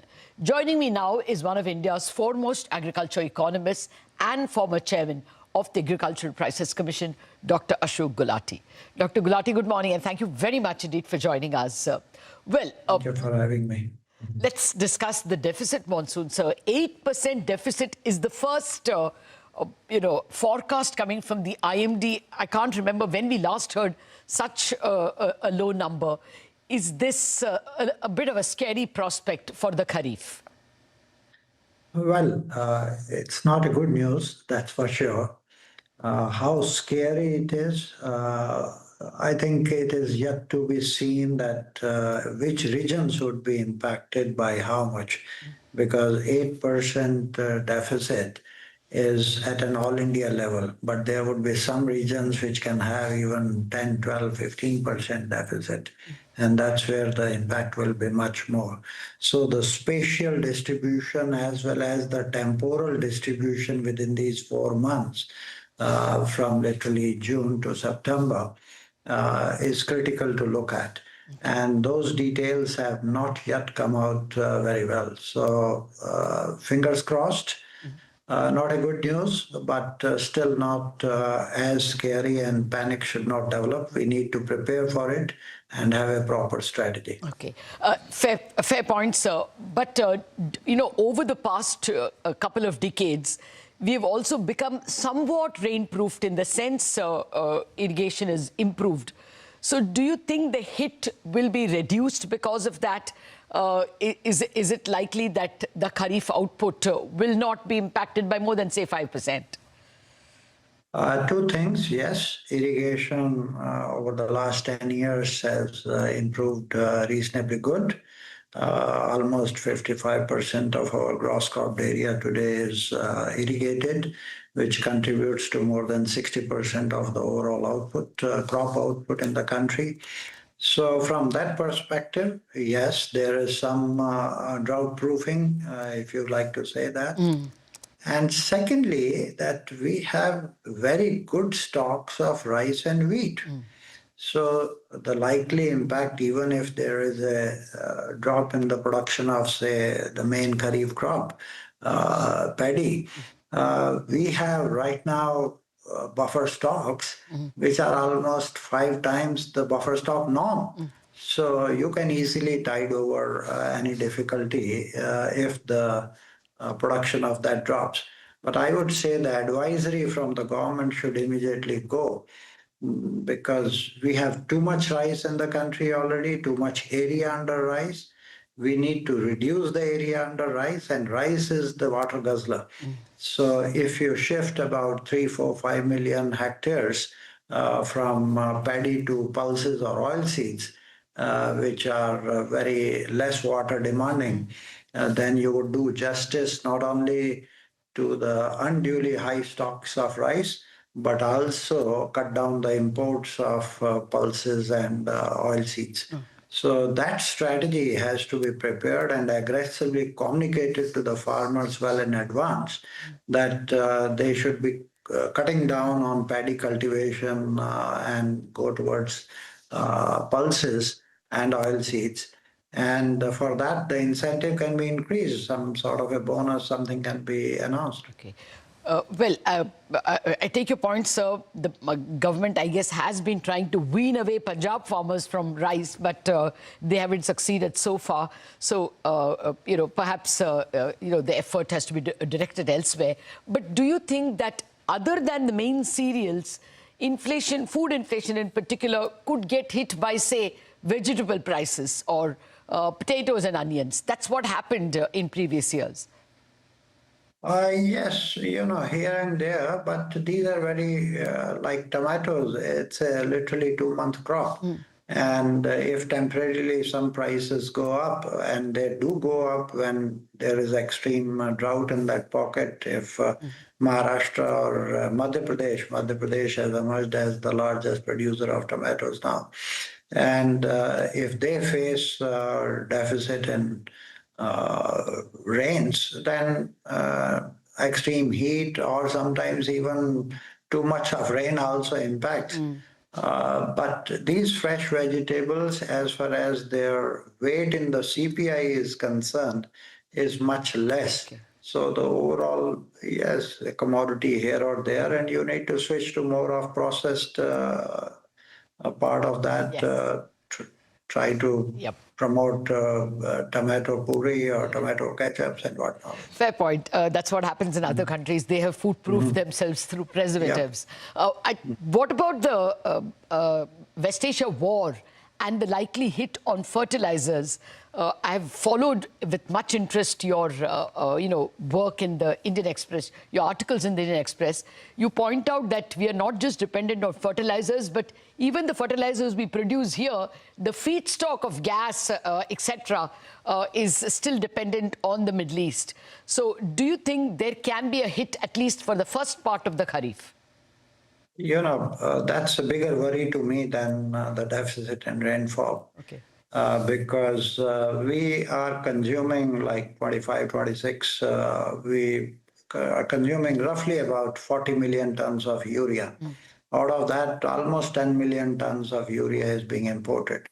Urea prices have shot up. In fact, today's news is the canalizing agency, Indian Potash, has got bids of more than $900 a ton. It used to be 460, 470, 480 just 45 days back. Okay. So if you are going to be importing urea, and you will have to, you are paying almost 85% higher price. That's one big worry, which will increase the deficit of the government if the prices are not changed for the farmers. But I'm also worried that the domestic urea, about 30 million tons that's being produced, 85% of the gas that goes into it is being imported, and much of that is coming from the Gulf countries, Qatar in particular, and those places have been hit hard.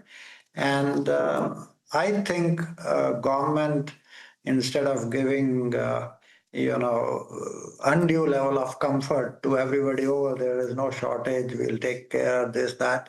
At the last minute, there will be no solution, and the government should prepare different states that there will be a cut of 10 to 15% of urea this year compared to last year, and you find out that, because there is a lot of diversion of urea to non-agriculture users. So you need to fix that. And this is the right time. A crisis is a time for reform and streamlining your system. So don't waste this serious crisis. And I would urge the government very strongly that they should put either quantitative restrictions, or the Brahmastra is ultimately doing the fertilizer sector reforms, give directly to the farmers whatever you want to give, and free up the prices, decontrol the prices. We have succeeded in decontrolling cement prices, petrol prices, all those things, and the results have been good. But in case of fertilizer policy, I think the government has been timid, very shy of taking, undertaking bold reforms. And they have been overdue. For the last 10 years, there is no change in the price of urea, which is that commodity. And that's leading to misuse, inefficient use of urea, and diversion of urea. We need to fix that. Yeah, absolutely, sir. I do want to invite you for a full-scale fertilizer policy discussion. But at the moment, I'm more worried about the demand part as well. If there is going to be even a minor monsoon hit, and I mean, we don't know, we hope it's minor, and a fertilizer hit, is there a rural demand problem that we may face? Rural demand cushioned us over the last 2 years, giving the Indian economy a much-needed consumption boost. Is that in danger? I think your fear is right. If, let's say, agriculture growth drops because of El Nino and all this deficient rainfall, and then on top of that, if there is a panic and there is shortage of urea and the price is not revised, I would say you have a little crisis brewing up, and that will ultimately impact the income of the farmers and overall demand in the economy. There's no doubt about that. No, the problem also, I mean, why I worry about rural demand, and tell me if I'm right, the government is also going to spend more on fertilizer subsidy and more on food subsidy, cooking gas subsidy, fuel subsidy. Their other expenses have gone up, which may impact the government's social spending. So will that be another cushion which is taken away from rural demand? I don't think government has the guts to cut down on the social spending. Biggest social spending is actually the food subsidy, 2,28,000 crores in this budget. And I don't think government has the guts even to revise the fertilizer prices, which have been constant urea prices for the last 10 years. So even the state governments don't have that much money. There have been freebies. It will be fiscal deficit of the center that will be going up. Okay. And that's where they will have the leverage. Okay. That's all. My fear is that ultimately in a macroeconomy framework, they will be relying more on the fiscal deficit rather than cutting down that ratio. It may go up, and that may put some pressure on the prices overall. Okay. Well, we'll have to leave it at that's out of time, but this is the conclusion of most economists we've invited on the channel, that we may end up having a fiscal deficit issue, which is already pushing up bond yields, and that may spill over into higher interest rates even for the borrower. That's another kind of worry we have to think about, but that for a later day. Thank you very much for joining us with your many-sided perspective on Indian agriculture.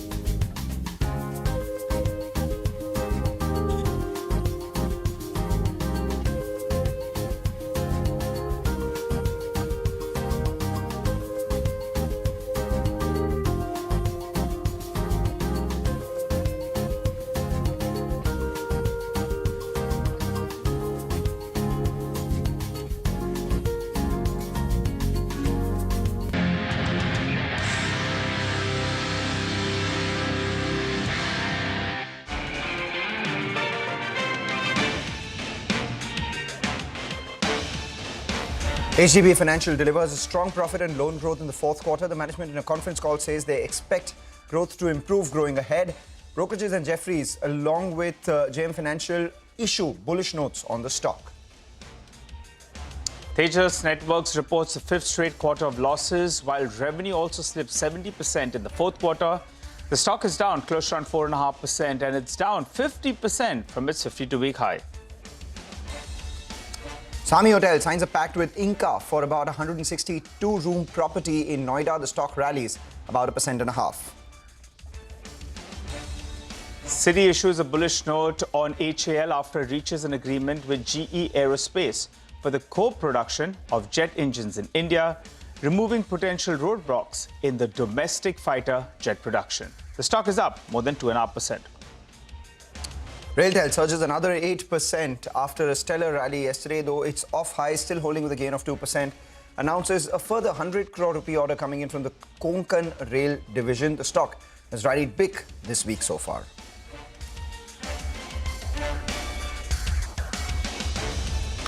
Well, hello and welcome to Chartbusters. We are coming to you live from the CNBC TV 18 Motilal Oswal studio. I'm Nigel. With me is Mangalam.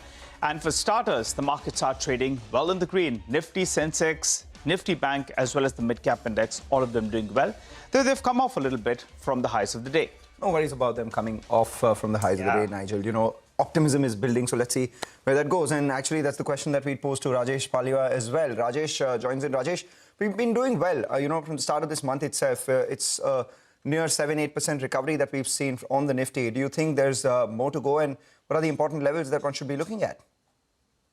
Good morning, Mangalam. Good morning, everyone. So almost 2,000 point rally from the recent swing low. And now Nifty is negotiating with its 50-day moving average supply area, which is placed at around 24,350, 370 zone. So which may create some pause at this juncture. But any breakout about 23,370, 400 zone, I think another leg of short covering we may see in the market, and possible extension of rally towards 24,700 we may see in the continuation of this up move. Broader market has improved quite well. Sentiment is turned on the bullish side. Buy on dips kind of strategy we are adopting for the Nifty till Nifty is trading about 24,100 zone. So these are the stop loss where we are placing at this juncture. For Bank Nifty, again, 56,000 is the key level to watch for, as major put-based concentration is placed at around those level. So till 56,000 is intact for Bank Nifty. Here also we are holding bullish view. Any breakout above 56,700 may trigger further fresh buying action in the banking as well as financial stocks, and possible extension of rally towards 57,200 we could see in the near term to short term perspective. Some of the sector where we see the continuity of uptrend, that is a metal, then we could see a rally in capital goods stocks. Power space is also looking attractive. So these are all pockets where one can focus on. Looking at the stock specific, metal space is looking more promising. Steel Authority sale is looking attractive. The way stock is, making higher high-low formation on weekly chart. This is the third consecutive week. This shows that, sustained buying action is taking place. Stock is now negotiating with its immediate supply zone of 170-71 zone. Any breakout above 171 can take this stock further higher to 185 zone. So sale is buy with stop loss of 166. Target is 185. Another stock is REC Limited. Stock managed to give breakout of falling channel on a weekly chart. Looking at the long built up on the data, clear buying interest is there. So we believe that REC may extend its gain. Possible up move towards 375 we could see in the near term perspective. So one can buy with stop loss of 358. Okay. Got it. All right. Thanks a lot for that, Rajesh. Well, let's move on then, and let's shift focus to our special segment. We get a few ideas for profit from Money Control Pro. Madhu Chanda Dey of moneycontrol.com joins us to talk about a stock that she's tracking closely. Madhu? We are talking about Karur Vysya Bank that has maintained a relatively strong performance despite the tumult in the market due to the West Asia conflict. This is partly because of its strong financial performance in the first 9 months of FY26. Loan growth has been strong and the composition has been improving in favor of high-yielding assets like retail, commercial and agriculture, which is dominated by the gold loan portfolio. This is close to 86% of the loan book and remains largely secured. However, the near to medium-term loan growth outlook is also contingent on deposits, where the bank is finding it challenging, especially to garner deposits at competitive rates. The bank nevertheless managed to improve its net interest margin thanks to the improvement in the composition of the loan book in favor of fixed-rate loans. Asset quality of the bank remains pristine despite its exposure to the southern textile belt. However, the West Asia conflict poses a near-term challenge as interest rates could go up due to inflation and strain on government finances. Credit growth too could come under pressure after an initial bump up due to the macro challenges, and asset quality could come under pressure as well. Nevertheless, Karur Vysya Bank is a compelling long-term story to be added on any decline. All right, so that's about an idea for profit. Meanwhile, a bunch of stocks which are buzzing around yesterday, we pointed out that a lot of these office spaces are doing really well. WeWork India is the one that stands out, up around 7%. Another day, it is moving higher, and at the high point of trade, this week's gains on WeWork India have now moved to around 13%, with this month's gain being around 20% as well. But let's shift focus to an important story. VATech Wabag, sources say that the company has emerged as the lowest bidder for multiple orders in the Gulf region. Vivek joins in with the details of that one. Vivek.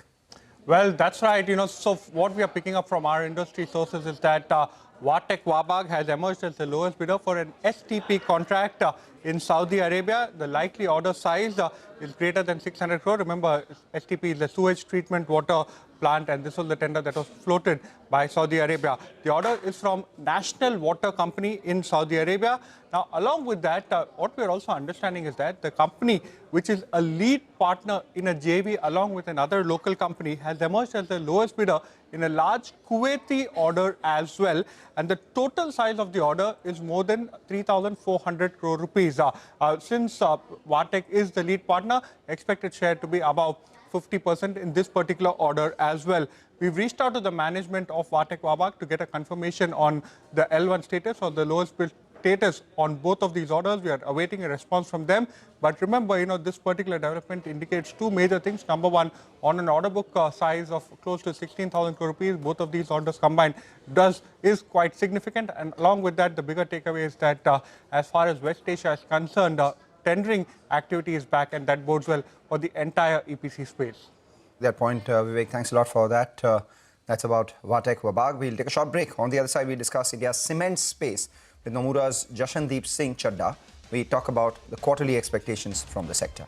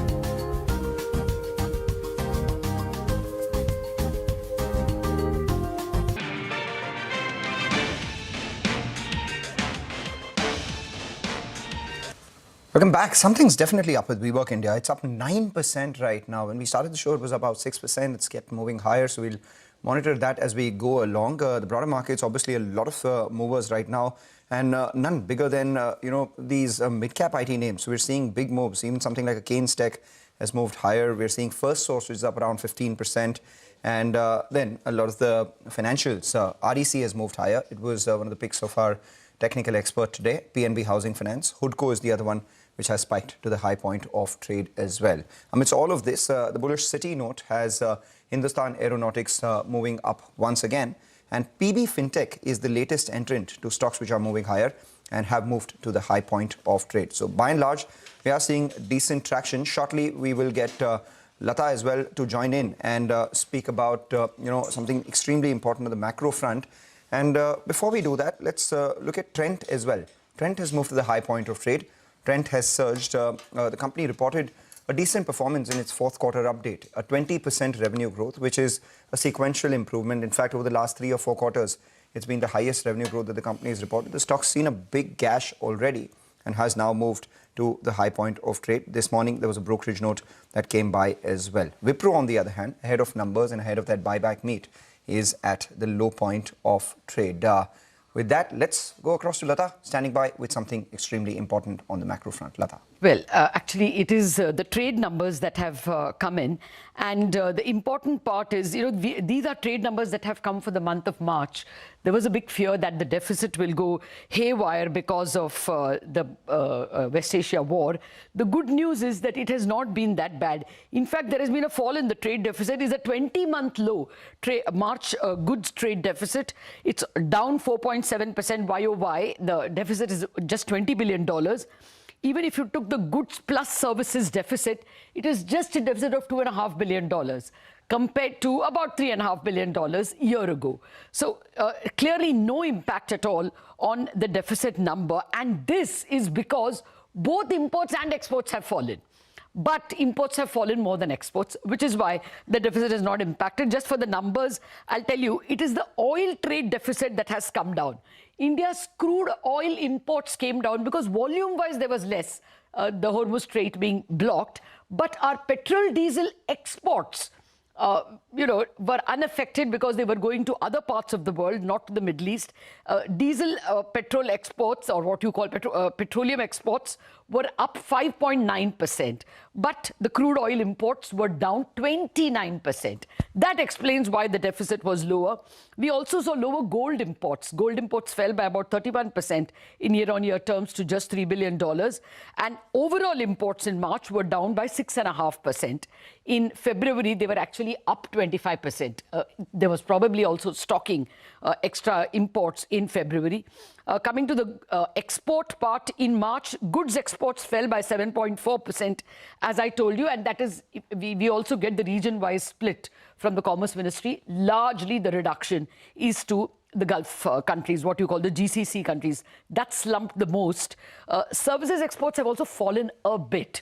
It's down by about 1%, and it's quite possible that's because air travel would have been less, because imports and exports of services have fallen very, very marginally, though.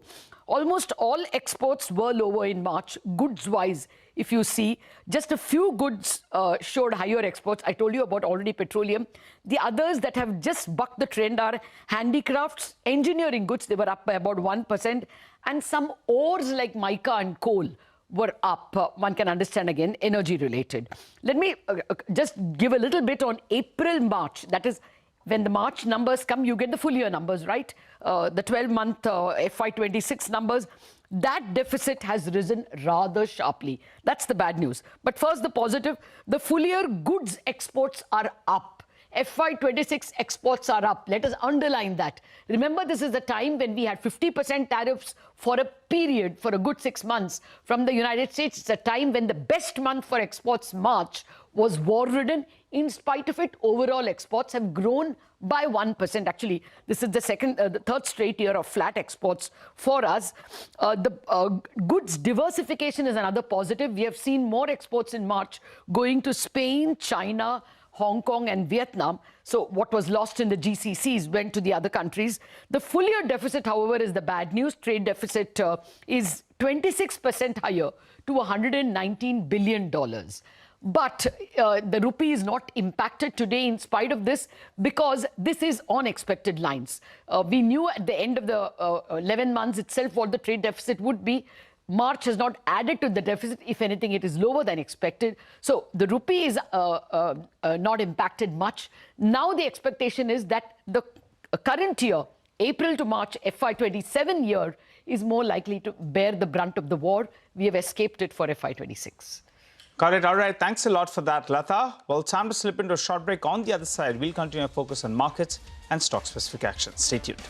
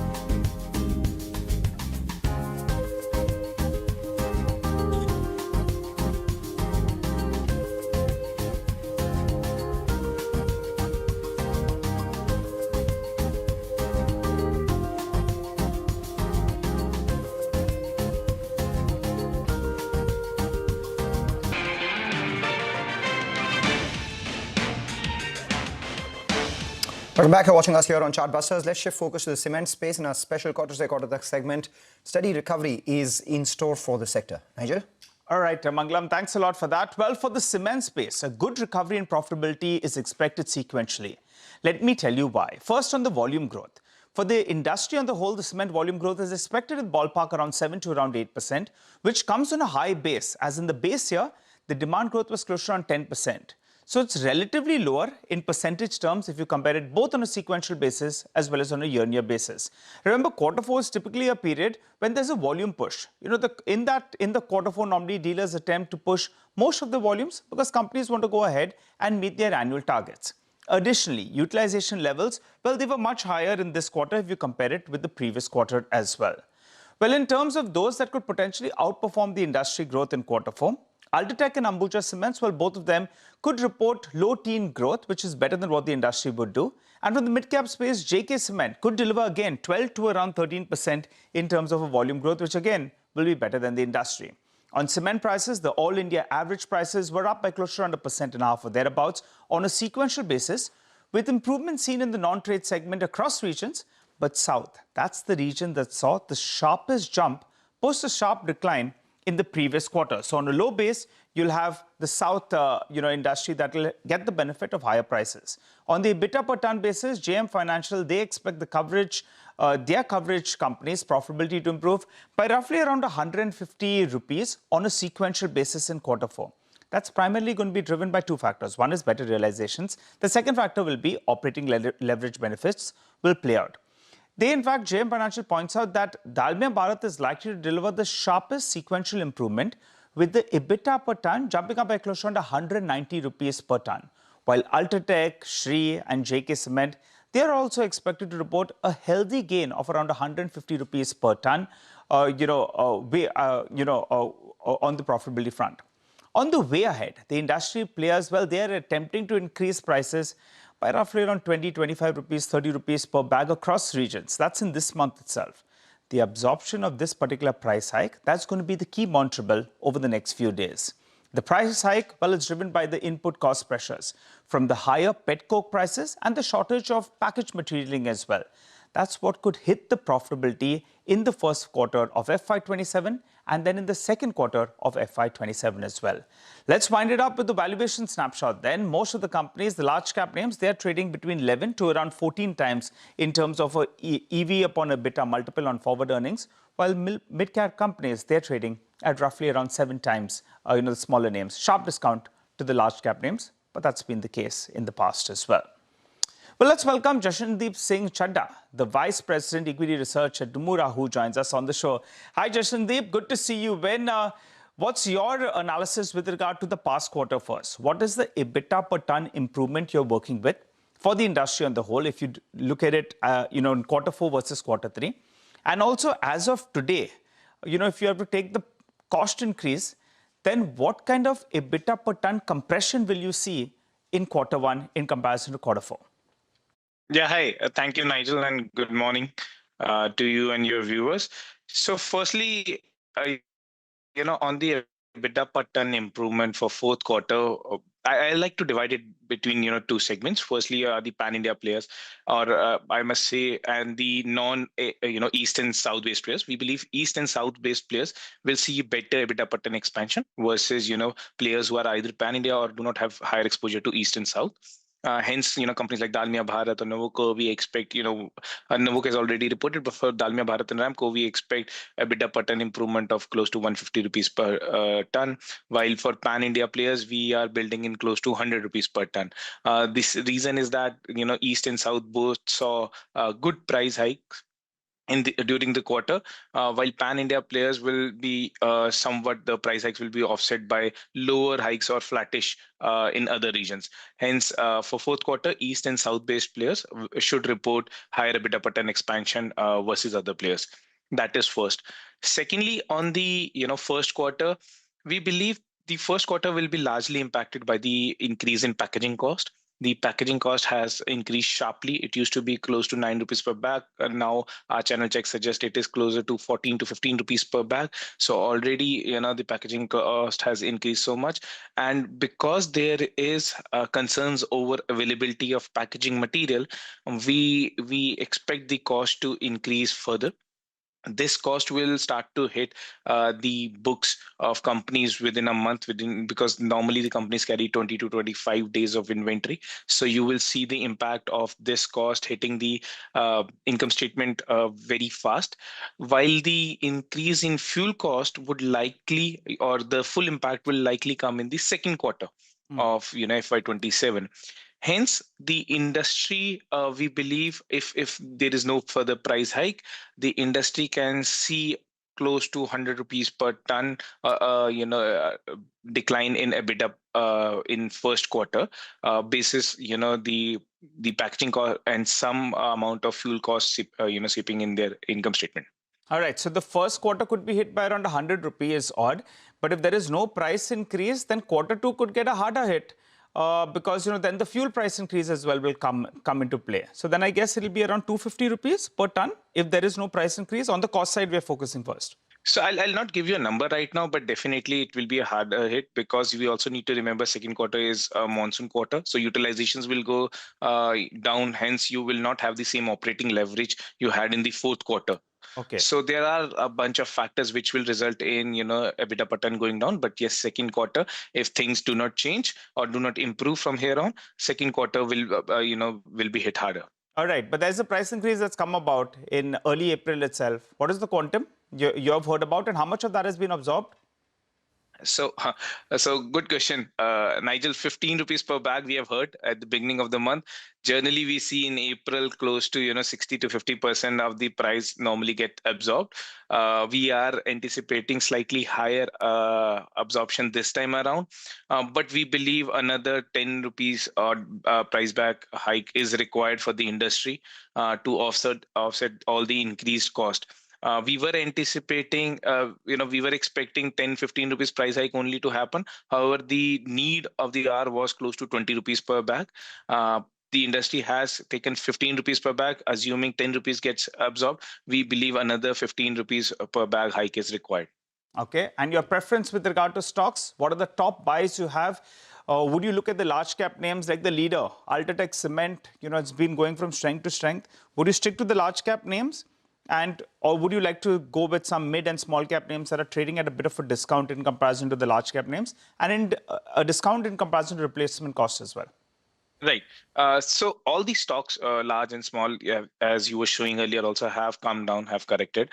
So I'll stick with my top picks for two on account of the uncertainty that we are seeing in the Indian and the global market. Ultratech remains our top pick. We believe it is one stock which will continue to compound over the years. Second is Dalmia Bharat. We believe it has come down significantly, and there are strong re-rating arguments. There are catalysts.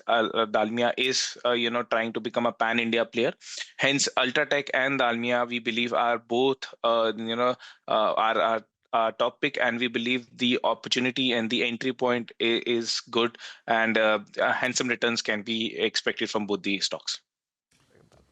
All right, Jashandeep, thank you so much for taking us through that list of stocks and the triggers for the cement sector. Thank you, Nigel, for telling us what the street is anticipating this time around the fourth quarter.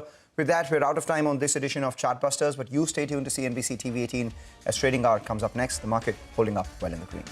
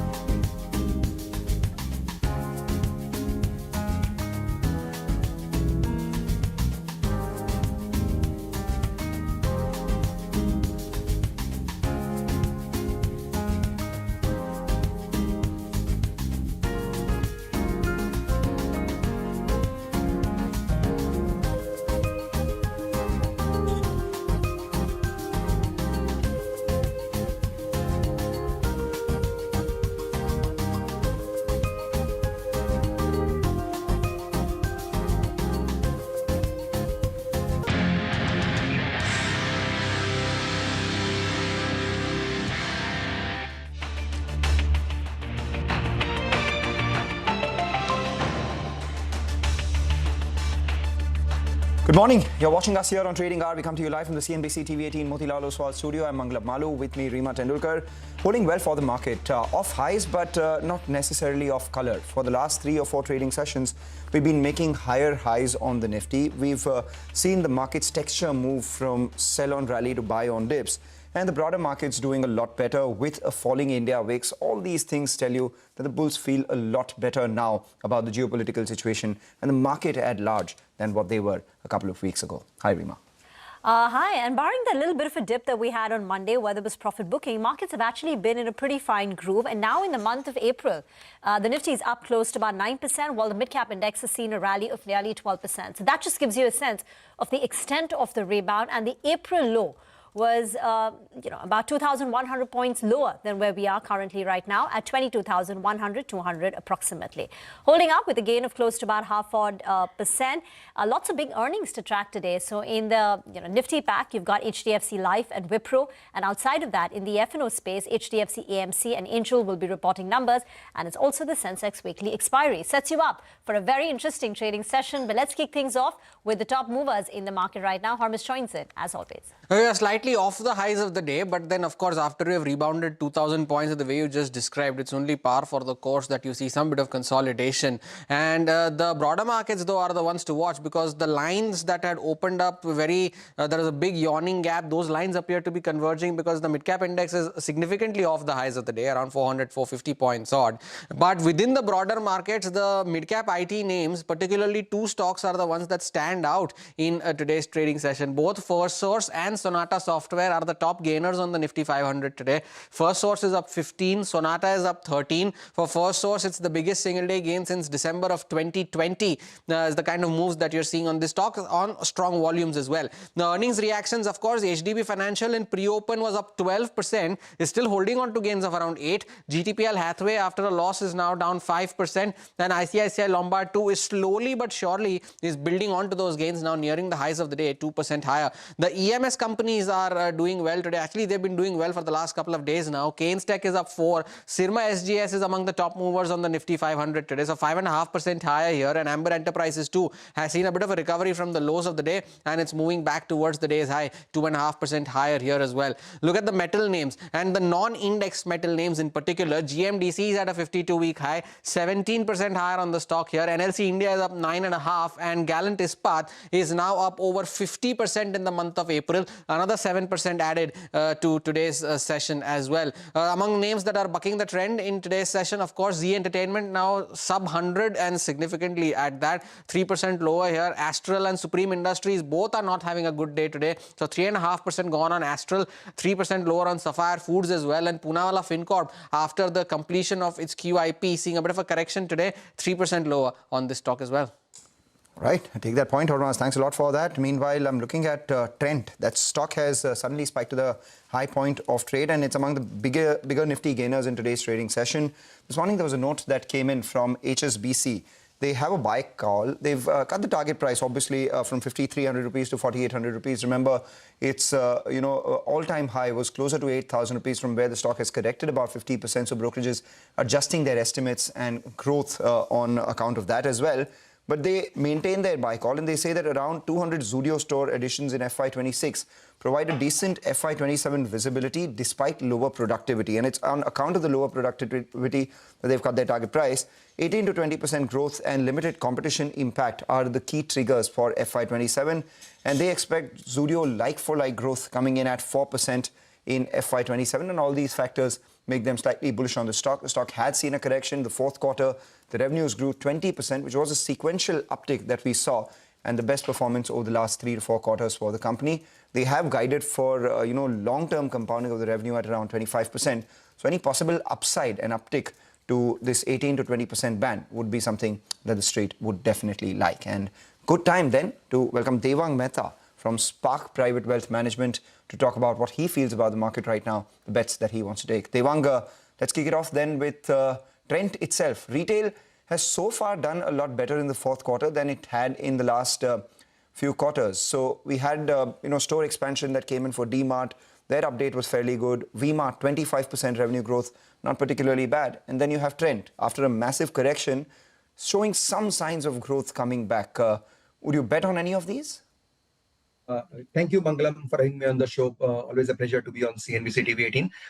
Yes, probably I think these are companies which have gone through tough phases. And of course, Trent has been through a extremely large correction, not recommending any ideas as I talk more about sectors and themes and macros. But honestly, if you look at the updates of all these companies, be it Trent or be it DMart or some other smaller companies, retail companies, that's been a revelation. And I relate this, maybe this can be a little bit of non-discretionary consumption, plus also a bit of discretionary consumption that has come back to the fore. So anything that has to do with consumption over the last 6 months, most of this have seen either volume growth, some of this have seen margin expansion. So some of these companies have also seen good retail sales store growth. I think most of these companies are now trading at valuations which are sort of looking attractive. Of course, this has to commensurate with that growth which these companies talk about. But the sector is now looking interesting. Honestly, we have always been playing more of capex, more of discretionary consumption, and more of financials. But I think this sector probably now looks good for a 12-15% type of a return profile if somebody wants it for the next 2-3 years. Going into the earnings season, Devang, hi, morning, Rima here. So going into the earnings season, what are the segments you're most bullish on where we could see EPS upgrades and conversely downgrades?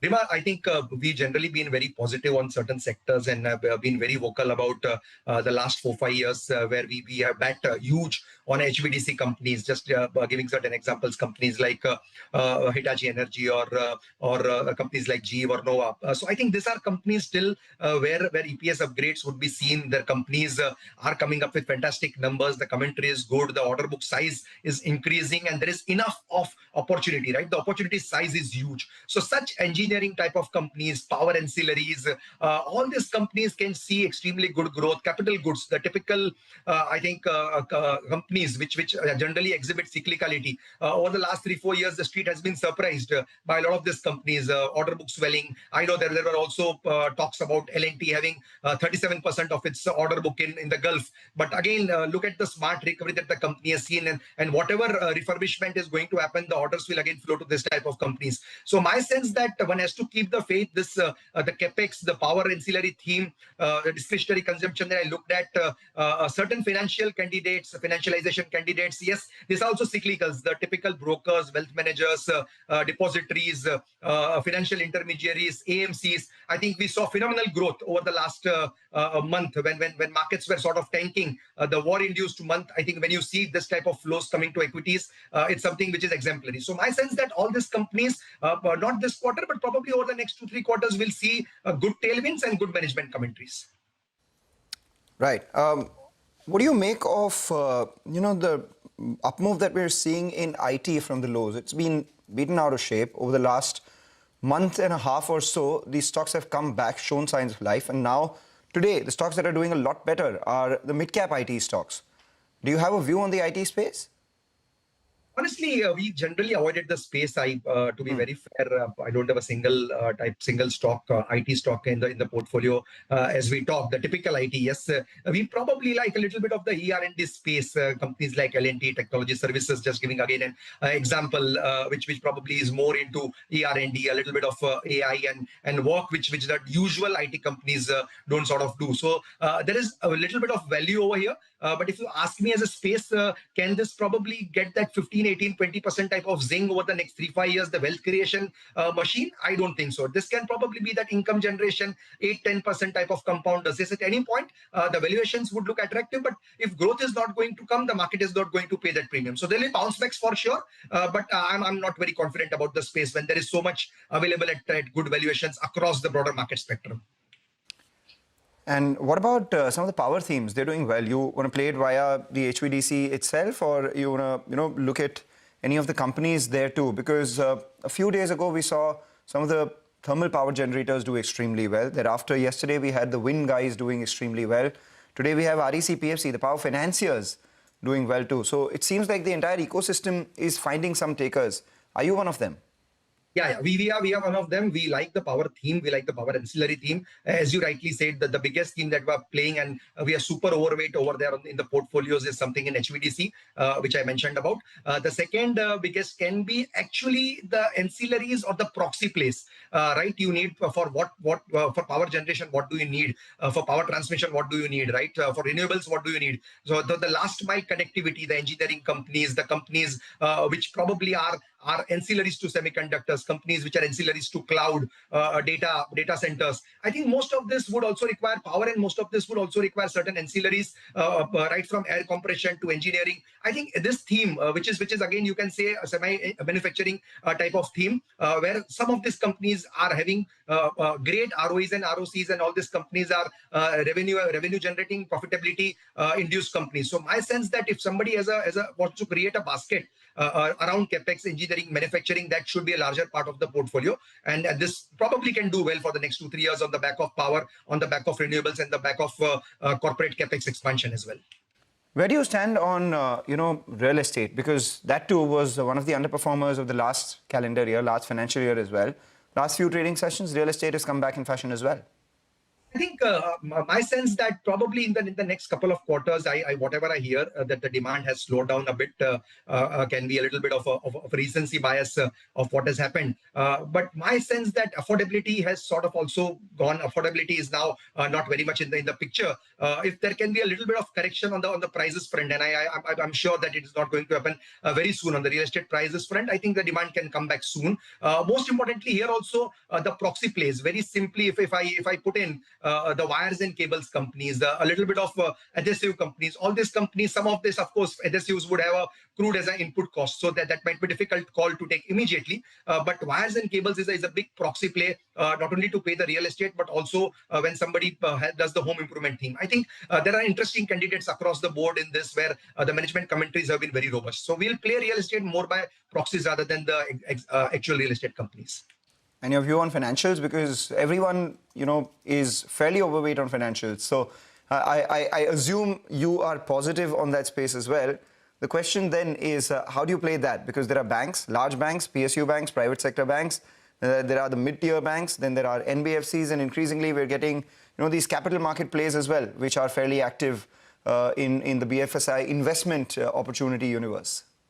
I'll just give a data point that today, if India's market cap is roughly around 440 lakh crore, out of that, around 1/3 belongs to the financials, right? And out of this, if you look at probably the large banks, the large private banks, the large PSU bank, and certain NBFCs are bulk of the market cap when I talk about this type of market cap. I think there is another industry which is opening, and which is called, of course, it's again a crowded trade, financialization, where exchanges, there are a couple of exchanges which are listed. There is again depository companies. There are now a host of AMC and even wealth managers which are sort of listed. So I think you are seeing a lot of Indians probably getting into the financial mainstream by becoming wealth customers, or by investing into equities via mutual funds, via PMS, via AIF. So I think this is an industry which is going to grow. India is creating millionaires by hour and probably millionaires by months. So my sense that there is a lot of penetration to still happen here, and the size of the opportunity is big. So financial market candidates is something, of course, I say it with a lot of keeping in mind that there can be some volatility and cyclicality attached to this. But probably somebody has a longer term horizon should always look to buy on dips this type of companies.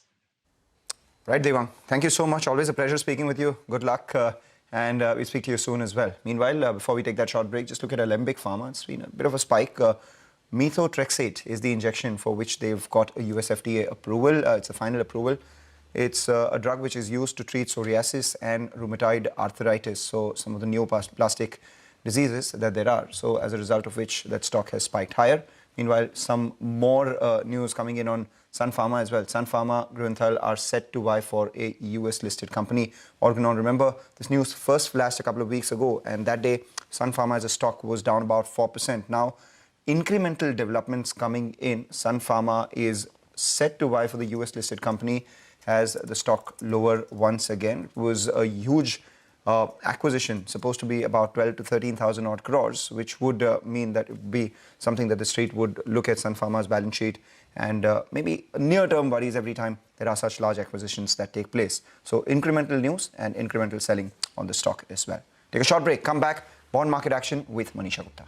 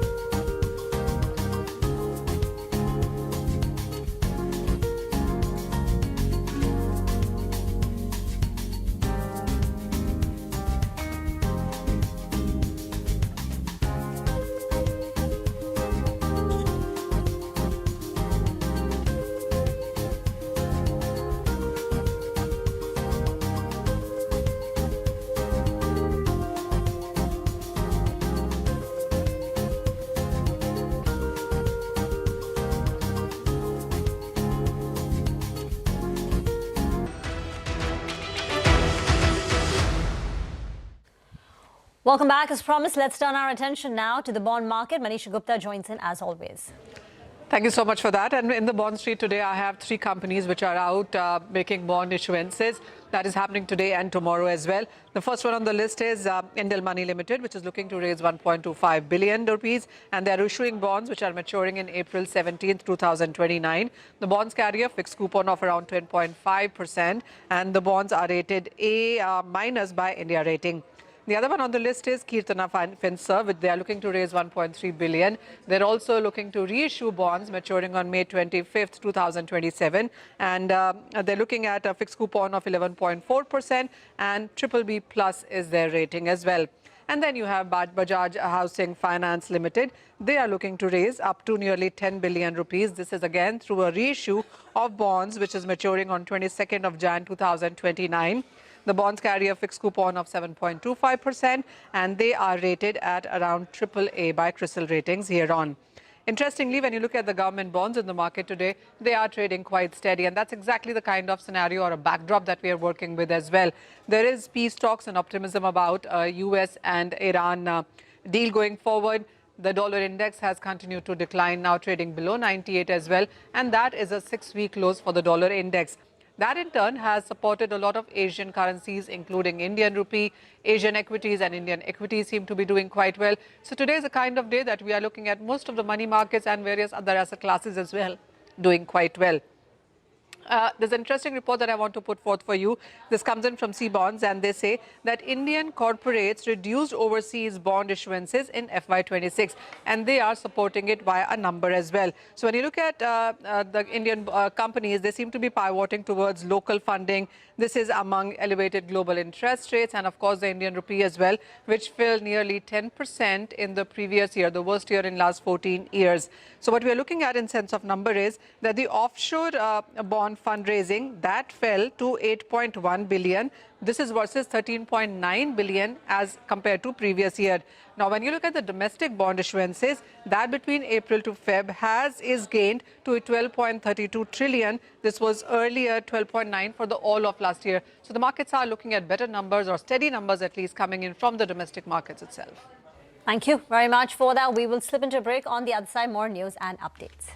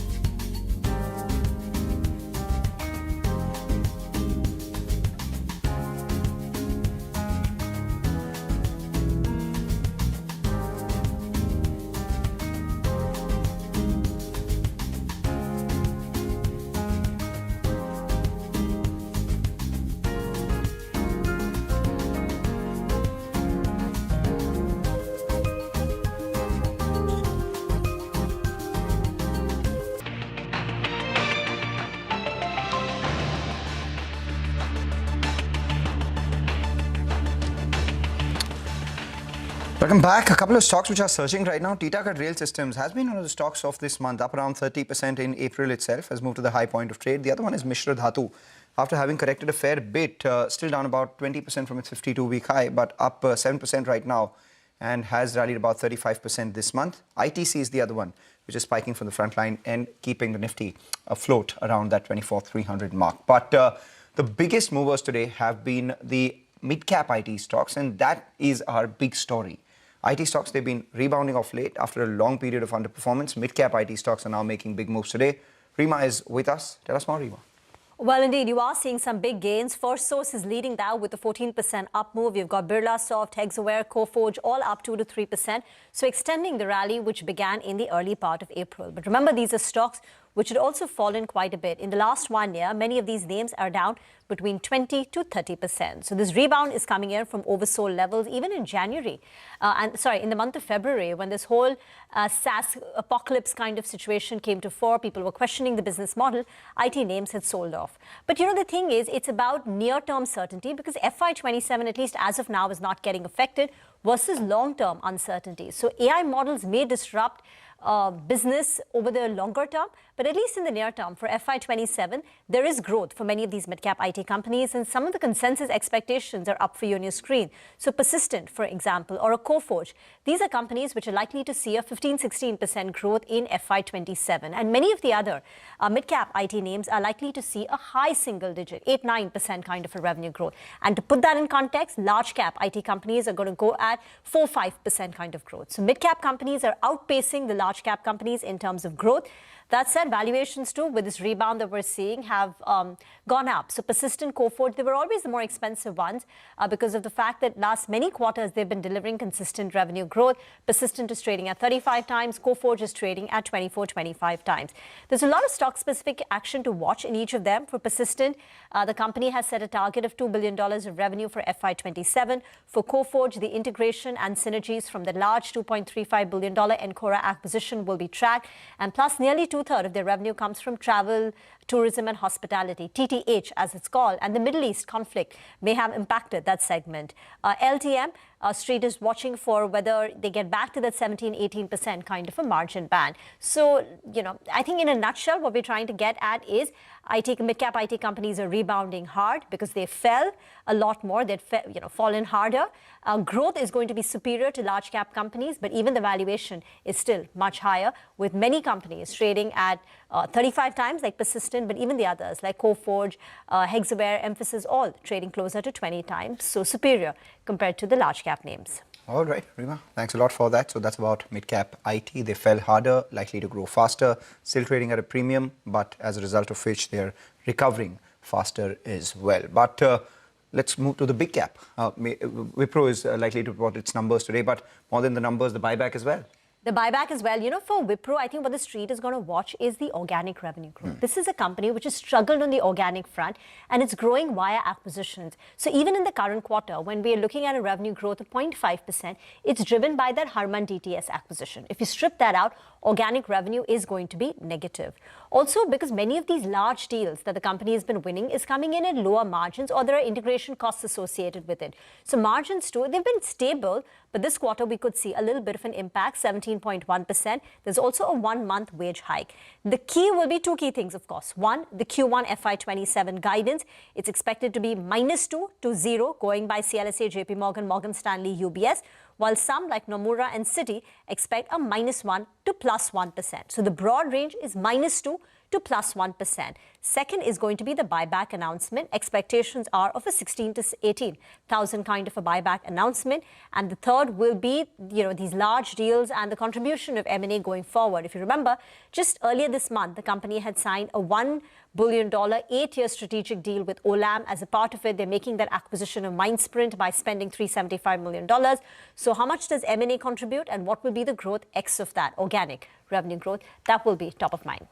All right, Rima, thanks a lot for that. So that's about all about IT, actually, mid-cap IT and big-cap IT, and that was the big story of today. But the stock that I'm looking at is Sami Hotels. They've signed a pact with Inca Centers for about 162-room property in Noida. Now, the Inca Center obviously is part of the Inca Group, which is obviously one half of the IKEA retail chain, which has 3 businesses, which is one operating IKEA businesses, secondly is operating multi-level shopping centers, and the third one is obviously Inca Investments. So SAMI's deal with Inca Centers is in one of their, development that they've done, which is about 2.5 million square feet, which has direct access to retail, office. So it's a high footfall ecosystem.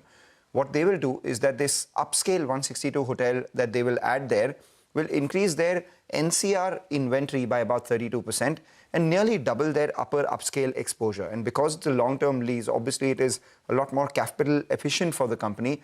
So better prospects of business coming in a region where they had not been as well represented as the other parts of the country, and coming in at the upper end of the scale. All of these things are checking the right boxes, and that's exactly why the stock is higher by about 2%. We'll take a short break, come back, market technicals with Sachin Aduntekar of Trade Bulls. We'll also discuss their top trading bets.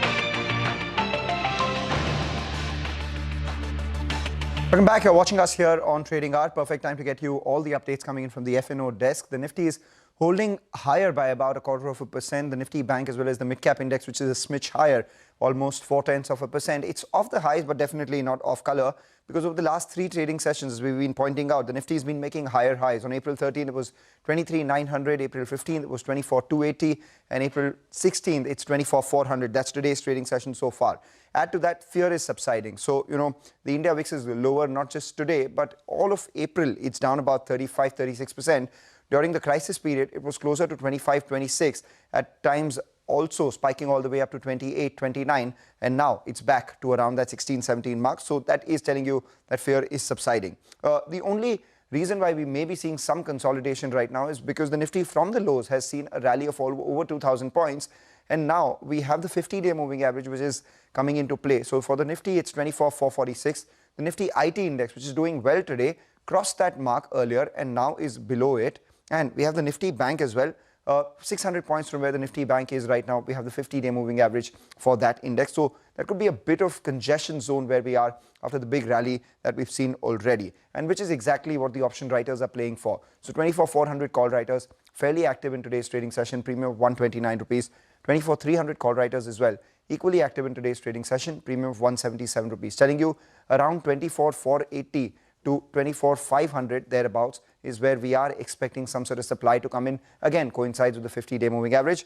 But if you look at the 24,300 put, that has seen a lot of writing, where the Nifty is right now, 200 rupees in premium, telling you that the base of the market has moved higher from 24,000 yesterday to 24,100 in today's trading session. Amidst all of this, a lot of stocks are on our radar. We've been speaking again about the power space. PFC seeing a lot of long positions in today's trading session, power financier now, and fresh shots on a couple of these pipe players. So we have Astral and Supreme Industries. Remember, when the war was, or the uncertainty of the war was at its peak, we had seen a big spike in PVC prices. But what we understand is that PVC prices are now coming off, and as a result of which, these stocks are selling off as well. So some fresh shots seen on these counters. Thank you very much for that. Sachitan Utekar from Trade Bulls is now joining in with a quick technical check on the markets. Sachitan, it's been a good run, but are we facing a bit of a resistance now at these levels? Good afternoon, Ekta. Good afternoon, Mangalam. I think the resistance is temporary. If you look at the overall construct of the market, the Nifty is trending confidently above that 24,000 mark, which is the 5-day exponential moving average support, which has been elevated now. And even today, if you look at the cluster, I think 24,200 level is where its 50-day exponential moving average is based. So I think even if we face some resistance, I think there is some durable support near to that particular level. And hence, we believe that going forward, we may see the Nifty scaling towards 24,800 levels, where its 200-day exponential moving average is also placed. So I think the higher top, higher bottom sequence may continue. There are good signs and evidence of the base getting elevated. So I think it is a bit consolidative for the day, but overall the trajectory remains on the bullish side. We are expecting that going forward, we may see resumption of momentum, and we may see the Nifty scaling towards 24,800. Right, 24,800 is where you see the frontline index at. A lot of individual stocks are surging right now as we speak, most of them from the Alcobeb space. So Tilaknagar Industries has moved higher. Remember, these are stocks which have seen a big correction already. Allied Blenders is the other one, which is up 5%. So, these stocks are spiking right now. The street believes maybe there could be some sort of favorable policy action coming in from Bihar. That's what they're positioning themselves for. Let's see whether something comes or not. But individual stocks, mid-caps have done a lot better. Sachi, you have any picks there? Mangalam, one particular stock that you mentioned is ITC. I think the ITC, has already faced a lot of pressure. But recently, if you look at the way it is positioned on its weekly scale, there has been a confirmation of a positive divergence. The relative strength has been improving. Even in the last 2 trading sessions, we saw a very subdued price action. But if you look at the RSI closely, it has started trending above its 50 level confidently. So we are expecting that there could be a good momentum push on the bullish side. There is a positive crossover on its 5 and 20 exponential moving averages as well. And we have seen some good put writing action, near to that 300 mark. So ideally, we may see an immediate surge towards 316. This is what we are expecting. But from a major turnaround perspective, there is good enough evidence that the stock may surge towards 330 in the coming weeks. So we are recommending building fresh long positions in ITC, keeping a stop loss at 300 on closing basis. From a trading momentum perspective, we are expecting a swing towards 316. The other stock which we have recommended to our clients is PNB Housing Finance. There is a good strong breakout from a continuation pattern. Even today, we have strong long additions, in today's session. We are expecting this particular rally to continue towards 920.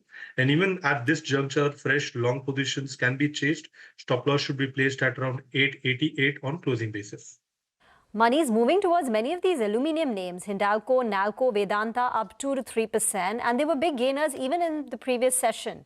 And this month, you've got a 20% rally on Vedanta. Hindalco's moved up 18%. Is there more upside? Well, the trend has been very strong. In fact, they have been relative outperformers. And when the market was in non-trending to a bearish zone, these stocks continue to do well. So even here, I think, both of them are trending in their life high zone, and we don't have any signs of, divergence in strength. So we are expecting that this particular rally will continue, especially when we look at a stock like Hindalco. There is visibility that this particular stock will cross 1100 levels in the weeks forward. So even at this juncture, keeping a stop loss at 1000, one should continue to accumulate it for an immediate swing towards 1100. All right, Sachi. Thanks a lot for that. Thank you for giving us your top picks and the index call. We'll take a short break. We'll move from technicals to fundamentals. Get you excerpts of our conversation with Prashant Jain of 3P Investment Managers on the other side.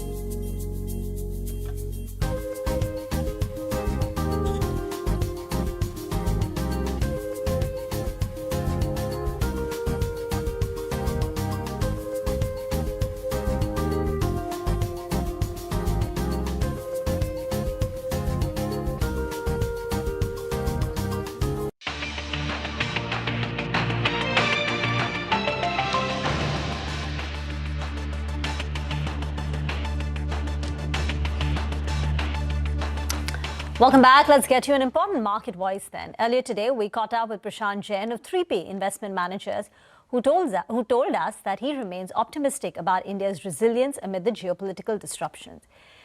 He also favors large caps over small caps and mid caps, and he does believe that large caps will outperform. Listen into a slice of that conversation. I'm quite optimistic about the resilience of India, about the ability of India's economy to handle the spike in crude prices, some disruptions. India is far better positioned this time around because our current account deficits are structurally lower, and the impact on the economy there should be commensurately moderate.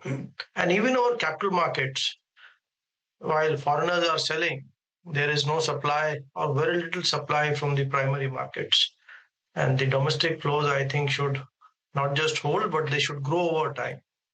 And therefore, the ability of markets to absorb the supply selling is quite good. And over time, I think investments made around this time should yield above average returns. You're saying three things. One was earnings being systematically overestimated, basically projected that the COVID boom and coming. I mean, that basically will go on forever, which was wrong. AI related. I mean, lack of AI plays perhaps attributed to some of the selling, and this oil shock, right, is this one. And you said, well, although foreign flows, in that sense, for longer-term returns matters little, you said that will also change once the situation stabilizes. Prashant, you, for the last, I think, 15, 20 years, we've spoken, always mentioned oil on the top of the list as worries for India, as one of the most important macro factors for India and the markets. It's around $90, $95. I mean, how do you assess that situation? If it stays here, as many say, it may. I think India's vulnerability to oil has considerably moderated, because oil exports as percentage of GDP have fallen from 5% maybe 10 years back to about 3%. And to that extent, you have a lot more room to absorb higher oil prices. India's current account deficit also has fallen from between 2 to 3% in the past to around 1%. So your ability to absorb higher oil prices is therefore much higher. See, please remember that 10 years back, India used to fund its current account deficit at times from portfolio flows. Today, you have lost more than $10 billion in a single month, $40 billion in maybe 16 or 18 months, and still your economy is growing, markets are holding up reasonably well. And the correction in the markets is, as much due to excessive valuations, as much as it is due to the excessive fundraising, and foreigners have also played a part. You're sounding reasonably optimistic post the correction. But the space that got hit harder actually was the broader markets, the small and the mid caps. You know, we talk about the index not giving any returns. People are sitting on portfolios where they're down 15, 20, 25% as well, depending on, which stocks you bought. At current juncture, what would your preference be between the large as well as the small caps? Because yes, they've seen a sharp correction. The froth has cleared out a little bit, but still valuation-wise, not very cheap. So Nigel, I would agree with that view. And we have for almost 2 years been suggesting that small mid caps have run much ahead of fundamentals. It is, in my opinion, an incorrect notion to say that as a category, small mid caps grow faster in businesses than the large caps. I don't think data suggests that. Even today, if you look at the share of small and mid caps in terms of profits of corporate India, it's about 25%. But their market cap share is much higher. So I would not be optimistic on this category. Of course, they have fallen so much. 1 in 3 stocks is down more than 50%, I think, from the peaks.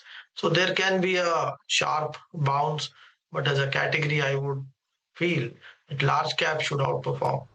At the same time, since the stock has seen sharp corrections and the number of companies in this space is very large, I think it should be possible for someone to pick 1 in 10, 1 in 20 stocks. I think it could be a stock picker's market, but not across the board. One will have to be extremely selective and careful. Got it. All right, Prashant, so you're saying large over small caps, but within the broader markets, you'll still find select winners. So you need to keep an eye out for that. Prashant, you've spoken about the fuel price inflation and how India is reasonably in a better space, say, in comparison to, say, 15, 20 years ago or so, because of the expansion in the base of the GDP. But what about the food inflation worry? There is talk that maybe, in fact, after many, many years, this monsoon may not be that good. Is the market ignoring that risk? See, there is a difference between inflation in food and energy and inflation in other categories. Food and energy inflation is not due to excessive demand conditions. These are, either because of natural factors or global commodity price changes. Right. So I think the RBI will not set the monetary policy based on food or energy inflation. RBI worries about inflation when it is more demand-led or when demand is more than supply. So I would focus on the core inflation, which continues to remain extremely benign. It's ruling around 3%. So I think it's a very healthy state of inflation in India. All right, as we were listening to Prashant Jain, there has been a bit of a correction in the market from the top. The Nifty is down about 150 points from today's high, briefly moved into the red as well. And the bigger reason for the Nifty to move lower is the Nifty Bank, which is now down by about 45 points, led lower by heavyweights. We have HDFC Bank, which has moved lower, ICICI Bank, which has moved lower, ICICI Bank still holding in the green, but off highs. SBI is the other one, which has also fallen about 1.5% from the highs. It's not just the banks, a couple of these other big caps as well at the low point of trade. We do have Eternal, which is lower, not as much of a weight on the index, but just, from a sentiment standpoint, Titan is the other one, along with Apollo Hospitals. So all these stocks are lower. IT stocks still holding up. The index is about 0.2% higher, even though off highs. The broader markets also holding up, up about 0.5% for the mid-cap index, with far more number of stocks outperforming and in the green as against the number of stocks which are declining. So those crisscross lines still maintaining the healthy difference between each other. That's something that we will monitor as we move along. Take a short break, come back, get you more markets on the other side.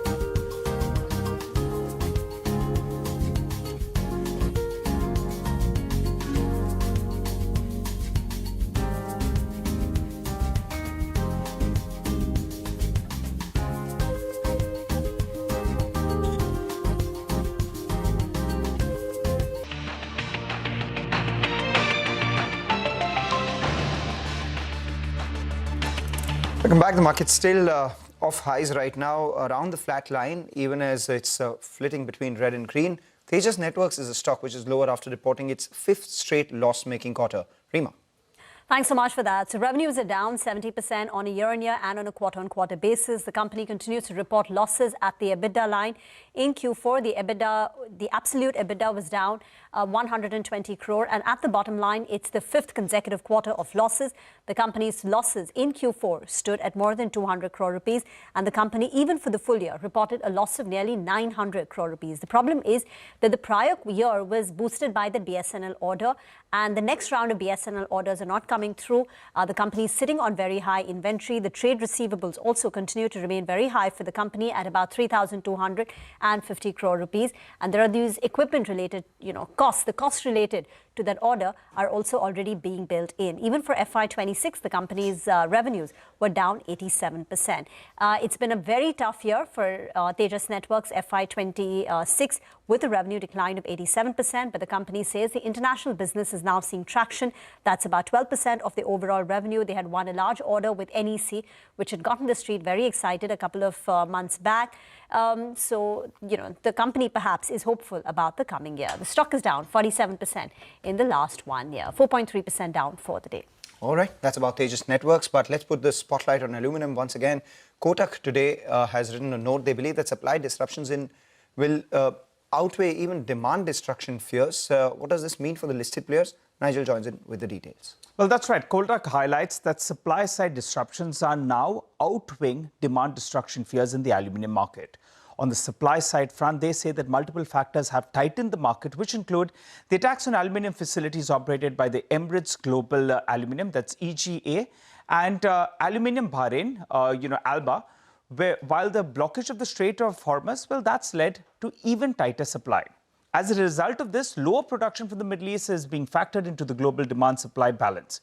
So now Kotak expects a significantly higher aluminium deficit over the next few years. And that comes up for you on the screen. It's ranging between 500,000 tons of a deficit to around 0.8 million tons over the next few years. While, in line with tighter supply, Kotak has also gone ahead. They have upgraded their LME aluminium price forecast to around $3,250 to around $3,300 per ton. Which is at a discount, remember, to the current LME price of around $3,600 per ton. So there is some cushion as well. The key structural driver here is inflexible and insufficient global surplus capacities, which is expected to keep the aluminium prices very, very firm in the near term. So Indian aluminium companies, well, they're well positioned to benefit from the higher aluminium prices as well as the weaker Indian rupee as well. Though there will be some kind of offset, because you remember they hedge some part of their selling quantities at a price which will be relatively low. Also, rising coal cost will offset some part of this benefit that they'll get. Kotak says in terms of preference, Vedanta, Nalco, and then Hindalco, that's their order of preference. And they've also gone ahead and upgraded Nalco as well as Hindalco from sell to reduce. They're reflecting, that's reflecting the improved sector dynamics. Their top pick, though, is Vedanta. And that comes up for you on the screen. All in all, Kotak continues to remain bullish on the aluminium market because of the tight supply, and that's why they're expecting aluminium prices to remain elevated. Back to you guys. Right, Nigel, thanks a lot for that. So that's about all things aluminum. Meanwhile, we do have a lot of, the EPC stocks doing extremely well. Viatec Wabag, Vivek this morning told us that they've been emerged as the lowest bidder in an order in the Gulf, and that stock now higher at about 4.5%. Kansai and Nerolac is the other one. Paint companies have generally been doing well ever since, the peace hopes increased and crude price decreased to sub 95. They've already taken price hikes, so that stock's moved higher as well. And then alongside that, we do have some traction coming in a couple of these frontline names too, which are moving higher. Syngene, Coforge, India Cements, alongside Titagarh Rail Systems. What we'll do is we'll wrap up on this edition of Trading Hour on that note, but you stay tuned, don't go anywhere, because on the other side of the short break, we have the team of Halftime Report take the market action forward.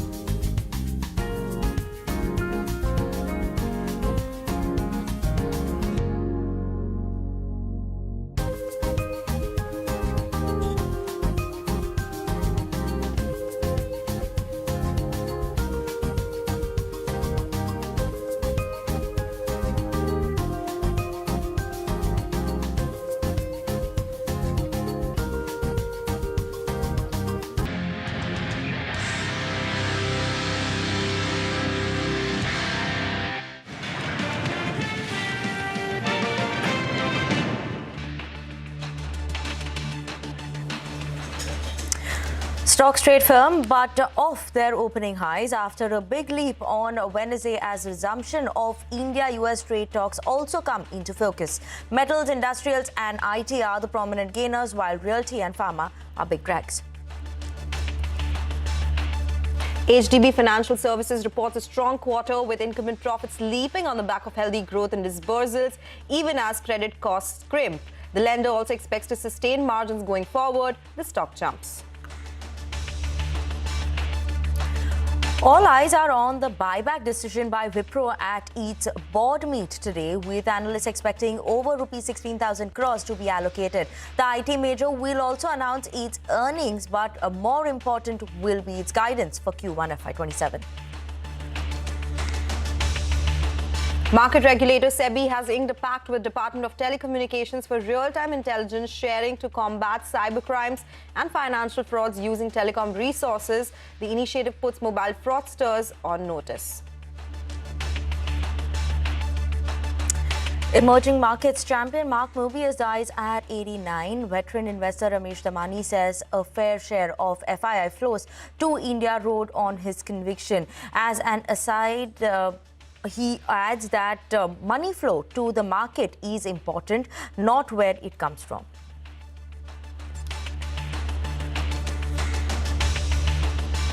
Hello and welcome to Halftime Report. We are coming to you live from the CNBC TV 18 Motilal Oswal studio. I'm Sonal Bhutra. With me as always, Vinny Motiwala. And we start the show with markets at the day's low. We are below yesterday's high as well of 24,200. That is an important level to watch out for. And we're off around 220 points from the highs, which was above the 24,400 mark for today. So the high today was 24,401 actually. And we are at the lows of the day as we speak. And that's a sharp fall that we have witnessed in last couple of minutes itself. Across the board, there is some selling pressure that is coming by. We do have the Bank Nifty, which is lower, 0.3% gone there. And a lot of these stocks are at the lower levels. Wipro, ahead of its numbers, is at the day's low. Of course, the buyback decision is something that the street will be closely watching out for. We do have NTPC, which is at the day's low. A lot of these big names, be it Kotak Mahindra Bank, be it HUL, all of these stocks are making lows of the day, leading to the pressure that we are seeing on the Nifty. And largely, of course, it's the Bank Nifty which is leading to that pressure. But we do have the Nifty Metals Index, which continues to be in the green. But yes, it is a fall nevertheless after the rally that we saw yesterday, Vinny. Absolutely, a fall that we're seeing in the markets, specifically even as of now, like you mentioned, day's lowest point. Let's look at the contributors that are leading to the fall as well. We're Bharti Airtel, HDFC Bank, Titan, M&M, Reliance, which are the top contributions in terms of the drag that is coming in for the market. On the flip side, you have Hindalco, L&T, Infi, ICICI Bank, which are on the positive side. So drags, obviously heavyweights like Reliance coming in there is pulling the market a bit more on the downside as well. Apart from that, in terms of all the sectors as of now, most of the sectors trade in the red. Metals, IT, like we said, that they are the ones which are managing to hold on to some bit of a green. But other than that, nothing exciting as of now for the other sectors. Pharma, PSU, banks, autos, realty, all of them continue to be under pressure as well, Sonal. Okay, all right. So that's about the market move. But let's tell you what we do have on the show today. We'll be speaking to the management of Office Space Solutions shortly on the recent trends in the office vacancies, the demand trends, and the demand in the flex working spaces as well. Following that, the management of Hitachi Energy will join us after they successfully commissioned one of the world's largest urban HVDC in-feeds. And in our Movers and Shakers segment, we'll focus on HDB Financials, HAL, Vatek Webag, and ICICI Lombard. Stay tuned for that. Okay, and now let's move on and talk about which are the stocks that are moving around in the trading session this afternoon. We have Vivek to take us through that list. Good afternoon, Vivek. Well, good afternoon. It's been a bit of a swift fall, especially as the last half hour or so is concerned, and advance decline ratio has skewed towards declines just on the back of the last half hour move. But in terms of individual stocks, what is it that we're tracking? Well, the entire mid-cap IT space, again, seeing significant buying interest. Look at names like Sonata Software, NetWeb, First Source Solutions, all of them, some of them seeing more than double-digit gains. In fact, Vatek Wabag is the second name on our radar. Earlier today, we had told you about how the company is comfortably placed or favorably placed in orders worth over almost 3,400 crore on the back of that stock higher by almost 3.5%. GMDC, again, top gainer as far as the NSE 500 is concerned, 16.5% higher on very good volumes. And select railway PSU stocks, continue to move higher, both RVNL as well as RailTel up in the session today. On the other hand, quite a few laggards as well. Tejas Networks, again, a disappointment coming in as far as Q4 is concerned, down almost 5%. GMR Airports, a mild downtick seen as far as volumes are concerned, passenger traffic, that particular stock down lower in session. Sun Pharma saw quite a bit of a sharp knee-jerk reaction, especially post reports indicating that the company could be bidding for a very large indebted company, and back of that down almost 1%. Astral as well as Supreme Industries, both of these names among the top laggards as far as the mid-cap index is concerned today. Okay, all right, take that point. So those are some buzzing stocks on our radar. Thank you, Vivek, for joining us with all those details. Let's get the first management conversation on the show. Office Space Solutions, that is on our radar. The stock is up more than 58% in April so far, though the stock is still down for the year and down around 50% from its 52-week high level as well. What's changing? What's the demand trend looking like? Also understanding the contribution coming in from GCCs. To discuss this and more, we are now joined by Amit Ramani, who is the CMD of the company. Amit, good afternoon. Thank you so much for joining in. Well, the stock was buzzing yesterday, also I think on the back of your birthday, so belated wishes to you. The question is really about how the demand has been going on, because we did see this recent data coming in from Cushman and Wakefield talking about how vacancies are at a decade low in the office space. Does that translate into lower vacancies or maybe higher occupancies at flex working spaces as well? How are GCCs contributing to this overall scenario? So, Sonal, clearly, I think it's been a great run for the sector. As you are aware, we are almost touching 100 million square feet in flex itself. This was about 25 million just 5 years back. So obviously, we've gone tremendously high, and the flex is obviously growing on the back of very, very strong demand. I think 2-3 areas which are driving the demand. One, the enterprises today, almost 72% of all leasing is happening in flex is through enterprises, right? GCCs clearly are one of the biggest growth engines. We look at almost 160 to 180 million square feet over the next 5 years. That's going to be added on the back of GCCs coming to India, both the ones that are expanding in India and the ones that are coming first time. For us, I mean, the GCC market has been a big boom and a driver. Almost 21% of our revenue comes from GCCs. 80 plus clients today sit with us. From taking 50 seats to almost 2,500 seats. That's the kind of range. And we feel over the next couple of years, that's going to be a big growth engine, including the whole enterprise expansion that's happening in the industry today. Okay, so GCC is around 20% of your total, seats right now, and you plan to increase it to how much, say, next 2-3 years, Amit? So, Sonal, we last year, around 50 first-time GCCs came. We serviced 12 of them, right? This year, obviously, till date, I mean, the first quarter itself, we are looking at closing at least 6 to 7 new GCCs this quarter. So clearly, I think that number from 12, which we did last year, I think it will at least double for us this year. Okay, that will double for you all this year. If you could also help us understand the rental hikes, how do they work for GCCs as well? If they're going to contribute much more in terms of their revenue or total seat for you all, Amit, how will that work? So typically, Vinny, the current GCCs that come, they follow a very the first time GCCs, they typically start with 25 to 50 seats, right? And they typically would test the waters. They want to understand, is this market going to work for me? And usually they grow extremely fast. One of our large GCC clients started with 50, went to 150, and in less than 12 months is almost touching 2,000 seats today, right? So I think that's the journey. In terms of rentals, typically these are managed office deals where we would basically have to take the space on rent, and hence the margin, because we are investing the capex on behalf of the GCC as a managed office, the margins are higher. They range between 35 to 40% versus the managed aggregation co-working that we do, where we do it in partnership with the landlord, that ranges between 22 to 25%. So that's kind of the difference in terms of the spread that's there. So GCCs are more profitable for you generally, 30 to 35% versus 20 to 22%. This is about the sectoral breakup that we have. What about the geographical breakup? Your presence in tier 2 cities grew by 25%. Is this something that will continue to happen, growth coming in from tier 2 cities, maybe because of lower base? What's the split looking like right now in metros versus tier 1, tier 2 cities? So, Sonal, currently it's 89% is our tier 1 portfolio and about 11% is our tier 2 portfolio. I think this will go closer to about 85-15 is the split that will happen.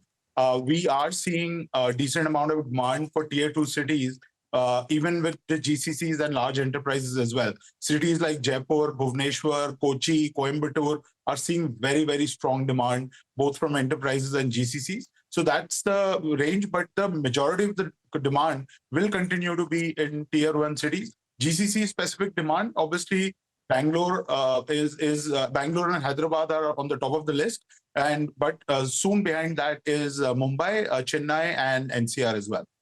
I just wanted to understand one thing, Amit, that if the mix of tier 2 increases going forward, right, then the margin or the pricing over there will be different versus tier 1, right? So how does the margins move then with the mix of tier 2 increasing?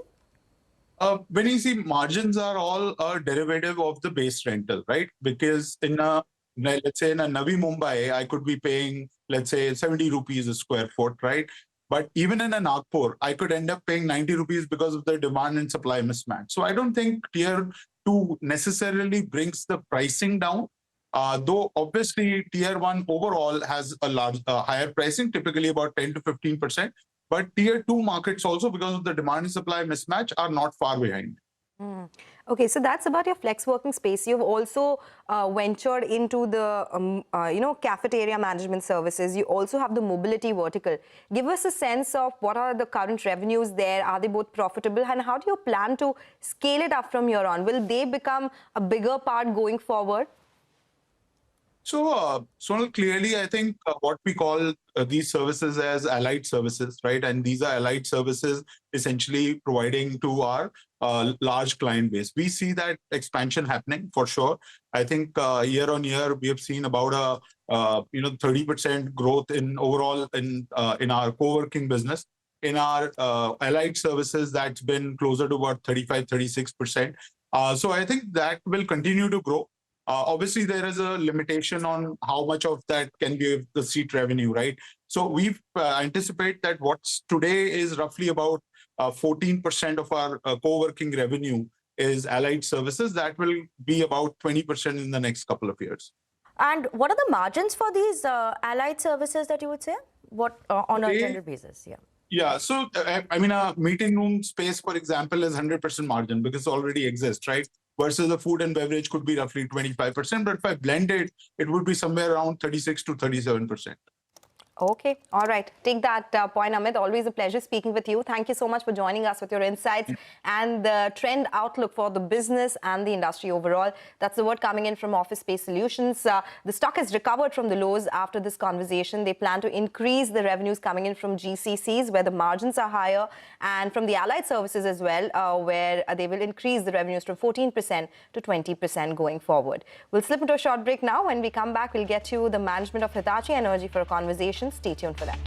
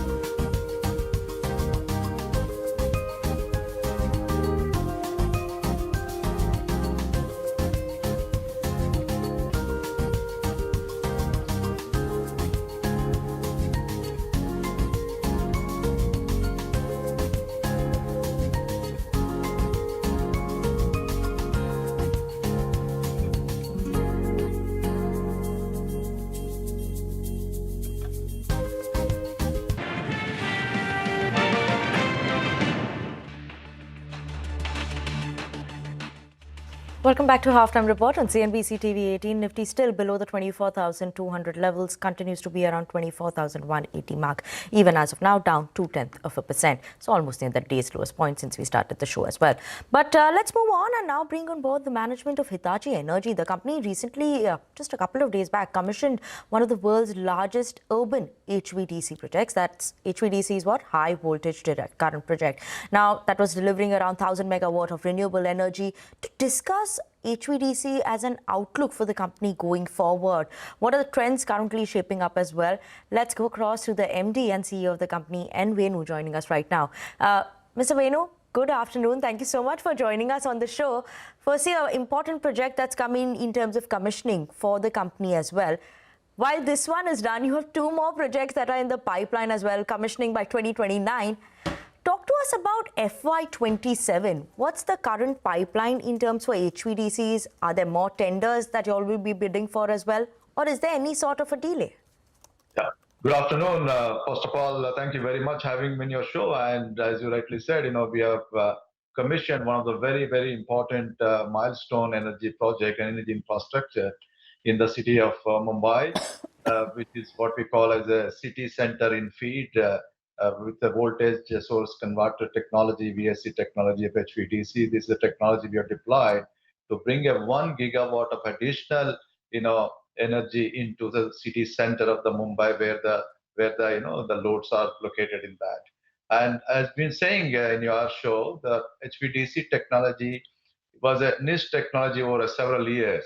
And by inherent strength and also, able to integrate large scale renewable and also able to manage the flexible loads. This technology has today become a mainstay technology in over many parts of the world, and including in India in that. And we have been pioneering this technology over 70 years, and we are doing a lot of localization of these technologies. And today we do almost close to 70% locally. We produce these technologies in our factories in India, and we are able to successfully demonstrate our capabilities. This needs a huge amount of skill sets, not only in engineering. For example, kind of Mumbai, where the urban infrastructure is a huge challenge. It's a massive, optimized footprint we have deployed in this and able to commission very successfully so far. And coming back to your next question is that, and I've been consistently saying in your channel also, for managing such a complexity of 500 gigawatt of renewables and also huge amount of grids in India, we need this kind of technologies much more in that. So not only transfer of the bulk power over long distances, but also the city in-feed centers to ensure that the cities are safe during any kind of crisis. And these technologies provide all that. And we've seen that quite a lot of pipeline going forward So you are seeing, there's no, so actually my worry was that some of the highlights came in that there could be maybe a delay in tendering that is coming in over there for HVDCs. Is that the case, or that's on track? And, are you eyeing Ladakh as well? There's HVDC projects coming in there. No, I think these are very complex projects and also very, very high projects. We expect a normal delay, a couple of quarters delay is absolutely there, because whoever is tendering, they have to ensure that all the loose ends have been tightened, and also the proper technology has to be deployed, which is a normal. It happens in every part of the world, including India. I don't see that as an issue. But right now, as you see, we see a 2 tenders pipeline. 1 tender has already come for a bidding, and I'm sure we will be looking forward to that. And there are many other tenders pipeline, and CA has recently released their 900 gigawatt report 2036, which is almost talking about a 66 gigawatt of HVDC pipeline over several years. And if you want to reach 2035 or 2036, your ordering has to happen at least by 2030, 2031. So those are the quite strong pipeline we see in India, very sustained pipeline going forward. And that's the reason we are investing here, and we continue to invest in this technology. Okay, so you will continue to invest in this technology. So what kind of investments are you looking at here, Mr. Venu? Also trying to understand your company's opportunity in terms of revenues from here, because around equipment is around 45% of the total project cost. What comes to the company finally after, executing, commissioning, and when the final work is done? The order backlog is around 29,900 crore rupees. So what is the direct revenue scope for Hitachi? We said very clearly, we are in a silent period because our results are yet to be declared. So we will not be talking. Okay, so if you cannot give us the number which is specific to Hitachi, I just want to understand if 45% is project cost, what is the remaining cost? So we'll just do our own calculations to understand the revenue bit there. Depending upon the technology, the project cost can be anywhere between, if you're talking about the total HVDC project, and anywhere between 45 to 60% will be the HVDC terminal, the scope of the OEMs. And the rest will be in a transmission line, the land, and other things, etc. in that. So depending upon the size and the rating of the project, is anywhere between 45 to 60% is what we see that. Sir, you did touch upon one of the points as well, right? Obviously, CEA, the expansion coming in there, 7.9 lakh crore rupees in terms of capex that they've planned over the next few years. Over there, how many projects? It's an 8-9 projects estimated of HVDCs. Anything that's already starting to come up for you all? And would we see any of them in FY27 as well? For tendering and bidding?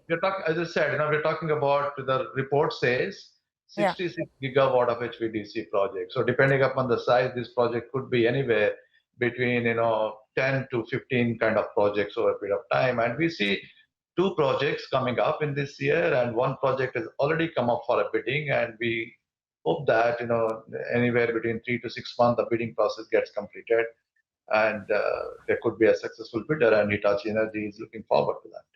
Okay. Mr. Venu, just some bookkeeping questions, of course, not forward-looking statements. Trying to understand HVDC as a percentage of your overall revenues. Is it the biggest chunk? And what kind of margins do these projects usually enjoy? No, as I said, we do not give the project-specific margins also. And HVDC is only one segment of our total thing. We talk about 4 segments. We have a transformer, we have a high voltage equipment, we have the grid integration, STATCOMs, and we also grid automation in that. So HVDC is the one segment of that.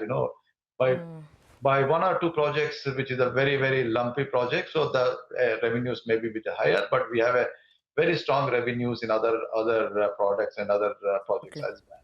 Absolutely, sir. And just a last question from me, right? Right now, the projects, maybe HVDC that will come in, you have 2 types, right? LCC projects as well as you have VSC projects as well. If you could tell us what sort of projects are you seeing more in terms for tenders? Is it more LCC or VSC? And how much does the margin vary for both these kinds of projects for HVDC?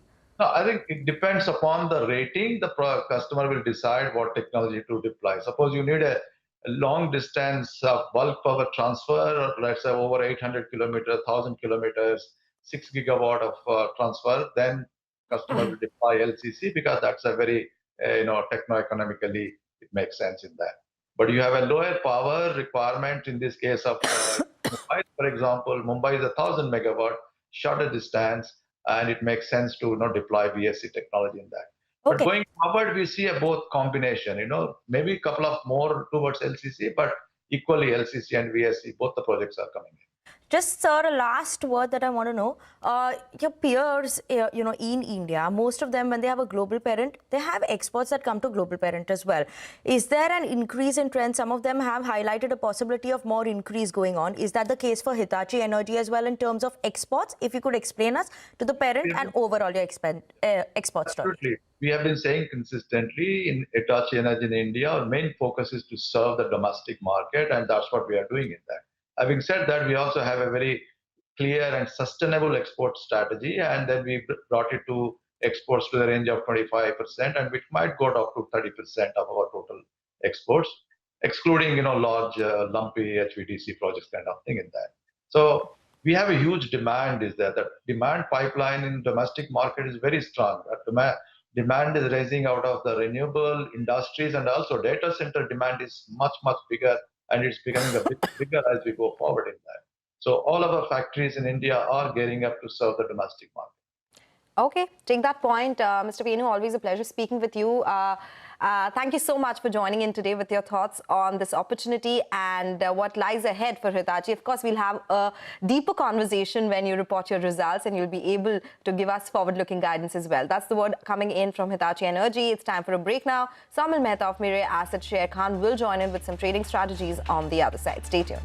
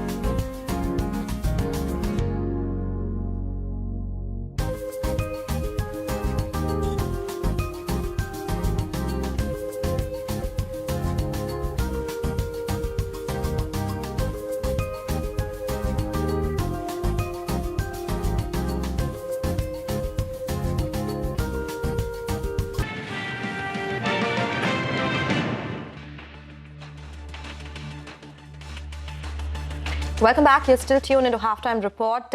Market continues to see lower levels. So let's understand what's happening with the F&O data. Mangalam is joining us now with all the F&O updates. Mangalam.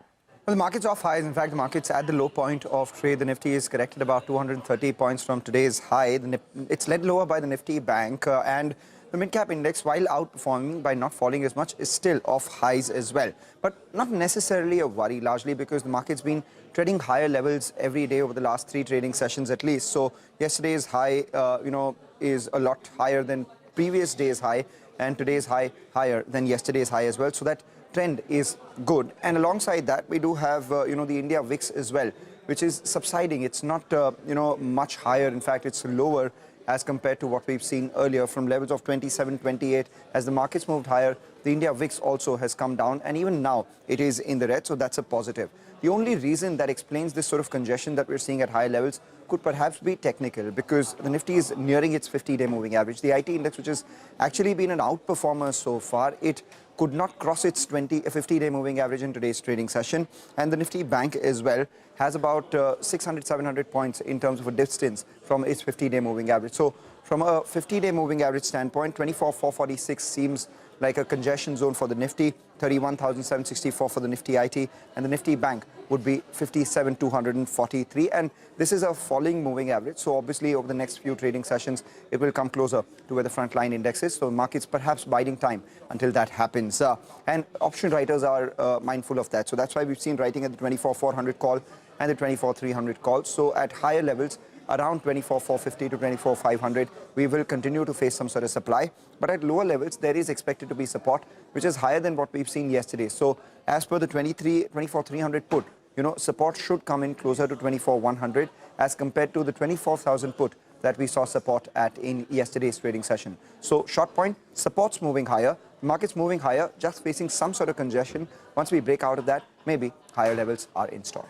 Okay, maybe higher levels are in store. Thanks so much for that, Mangalam. But let's take that conversation forward now with Saumil Mehta, Head Retail Research at Mirae Asset Share Khan, to talk to us more in terms of the levels that we're keeping an eye out on going forward then. Mangalam was highlighting some key levels. Right now, maybe there was a bit of a subduedness that we're seeing in the market. But going forward, what levels are we keeping an eye out for Nifty as well as Nifty Bank? Good afternoon to everyone. But definitely, there's no need to be worried about the levels at this point of time. We've seen a good bounce from 22,000 levels, which is very close to 200 weekly moving average. Now, this bounce, I'm taking this as a bounce. I'm not taking this as a reversal for a long-term trade, long-term investment. The only reason is that we are still trading below some crucial levels, that is 24,750, which is 200 daily exponential moving average. And we are also trading below some very crucial levels, previous swing highs as well, swing lows as well. Now, the next level to watch out on the downside is 24,000, which is 40 daily exponential moving average as a support. And I'm expecting markets to take support around 24,000. The next support level would be around 23,500, which was the previous swing low. So I'll be expecting markets to consolidate around these levels and then break the consolidation on the upside to continue this bounce towards a 24,750, which is also 200 daily moving average, and 61% retracement of the entire fall, which we have seen from 26,300 to 22,250, 200 levels. So I'll be expecting higher targets in the very short term. So my bias is, my view is positive, taking support at 24,000 and the targets would be 24,750. Okay, so that's about Nifty. What about individual names, Saumil? So I'll be having two stock calls. One would be Fortis. Fortis has broken out of an ending diagonal pattern, trading above crucial averages, trading about 200 daily moving average. Great setup for Fortis. Stop loss would be 826. It's a little deeper, but the targets are around 930 for Fortis. It can go even higher because my medium-term targets are around 980. The second call would be on Power Grid. Power Grid has consolidated around 200 daily moving average for a little while now, and it has broken on the upside. I'll be expecting the stock to continue the uptrend in the medium term, in the short term both. So my targets would be around 350 for Power Grid, and my stop loss would be around 295. Okay, Saumil, thank you so much for joining us on the show, as always, helping us with individual names as well as levels to watch out for the market as well. On that note, let's sip into a very short break. On the other side, we'll have Manisha Gupta, who will be in conversation with Forever Mark India. So stay tuned in.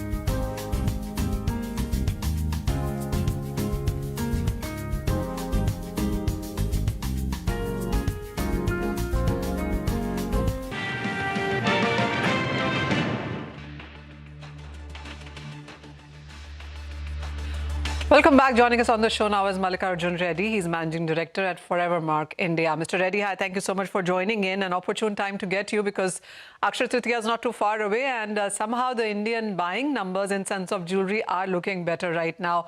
What has been your sense with Forevermark stores in Mumbai, in India as of now? And what really is your plan during this Akshaya Tritiya with the brand? Manisha, thank you so much. Absolute pleasure to be here with you today. We have great plans. In fact, we've started off the journey on a very positive note. We have close to about 8 stores spreading across Metro and Tier 1, Tier 2 markets. Akshaya Tritiya has been a very intuitive business or intuitive festival across the country. And then we're very, very keenly focused on now shifting away while gold continues to be the major purchase occasion, but people are also looking at various studded options, specifically the natural diamonds, and what they're exactly looking at is a versatile, minimalistic, everyday wear, and that is exactly where Forevermark jewelry business today stands upfront in the consumer's mind. Mr. Reddy, would you say that there's a lot of change in the way Indians buy diamond now? This is higher income, of course, but self-purchase and occasions, of course, are a great time to buy jewelry and diamonds. But apart from that, otherwise as well, there is that walk-in, there is that occasion buying, which also seems to be picking up. Absolutely, Manisha. What you really see India is all about occasions, right? But what we are really seeing, there is a clear shift in terms of the way the consumers have started purchasing, right? They want to use it for everyday, daily occasions. They want to wear it in such a manner in which it really creates excitement among them, right? It needs to be minimalistic, it needs to be lightweight, versatile, but also a self-assured impression of what they really want to wear. They want to be comfortable in the diamond jewelry, what they're wearing. And hence we see a major shift in terms of wanting to buy, but it is absolutely occasion agnostic. So consumers have started loving their diamond jewelry business. So they're exactly looking at pieces which it can really fit in their everyday daily wear. And I get your point about, yes, Akshaya Tritiya are mostly about gold and the gold prices are much higher. So when it comes to the price point of it as well, and diamond seems to be making inroads with the point that the last couple of years, we haven't seen a very strong appreciation or run-up in case of diamond prices. Would you say that's an added point for people going in for diamonds right now? See, one of the key things, Manisha, I'm sure that you would have noticed this because at Forevermark Diamond Jewelry business, what we have really segmented is we've segmented the entire jewelry among 6 price brackets. We want to ensure that we cater to the value-seeking consumer as well as the premium consumer. So unless and until you give a range, but absolutely focused on the quality, being minimalistic, being versatile. So there are certain things which we're really working on. How does the consumer start wearing in terms of stacking as a new consumer trend which is coming in place? Lightweight, but also stackable. These are some of the trends which you've started seeing in, and Akshaya Tritiya is one of the encouraging part. So what we've also done during Akshaya Tritiya for the first time, Forevermark Diamond Jewelry business has created a diamond gold coin for the consumer, and the consumer is really loving it. A diamond gold coin, what does that look like? So a diamond gold coin, a round gold coin with a diamond inside, which they can come back to the store and can redeem for their loved jewelry at some point in time. All right. Mr. Reddy, also, what is the 2026 plan right now? You said 8 stores, young is how you are. And what are you looking forward to? What can we look forward to from Forevermark?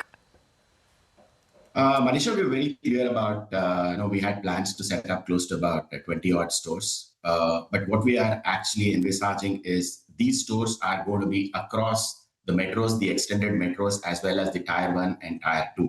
Specifically, the recent stores which we have opened at Chandigarh and Patna is a big morale boost for us. And consumers are really liking the kind of jewelry which we're offering to them across the collections and the categories.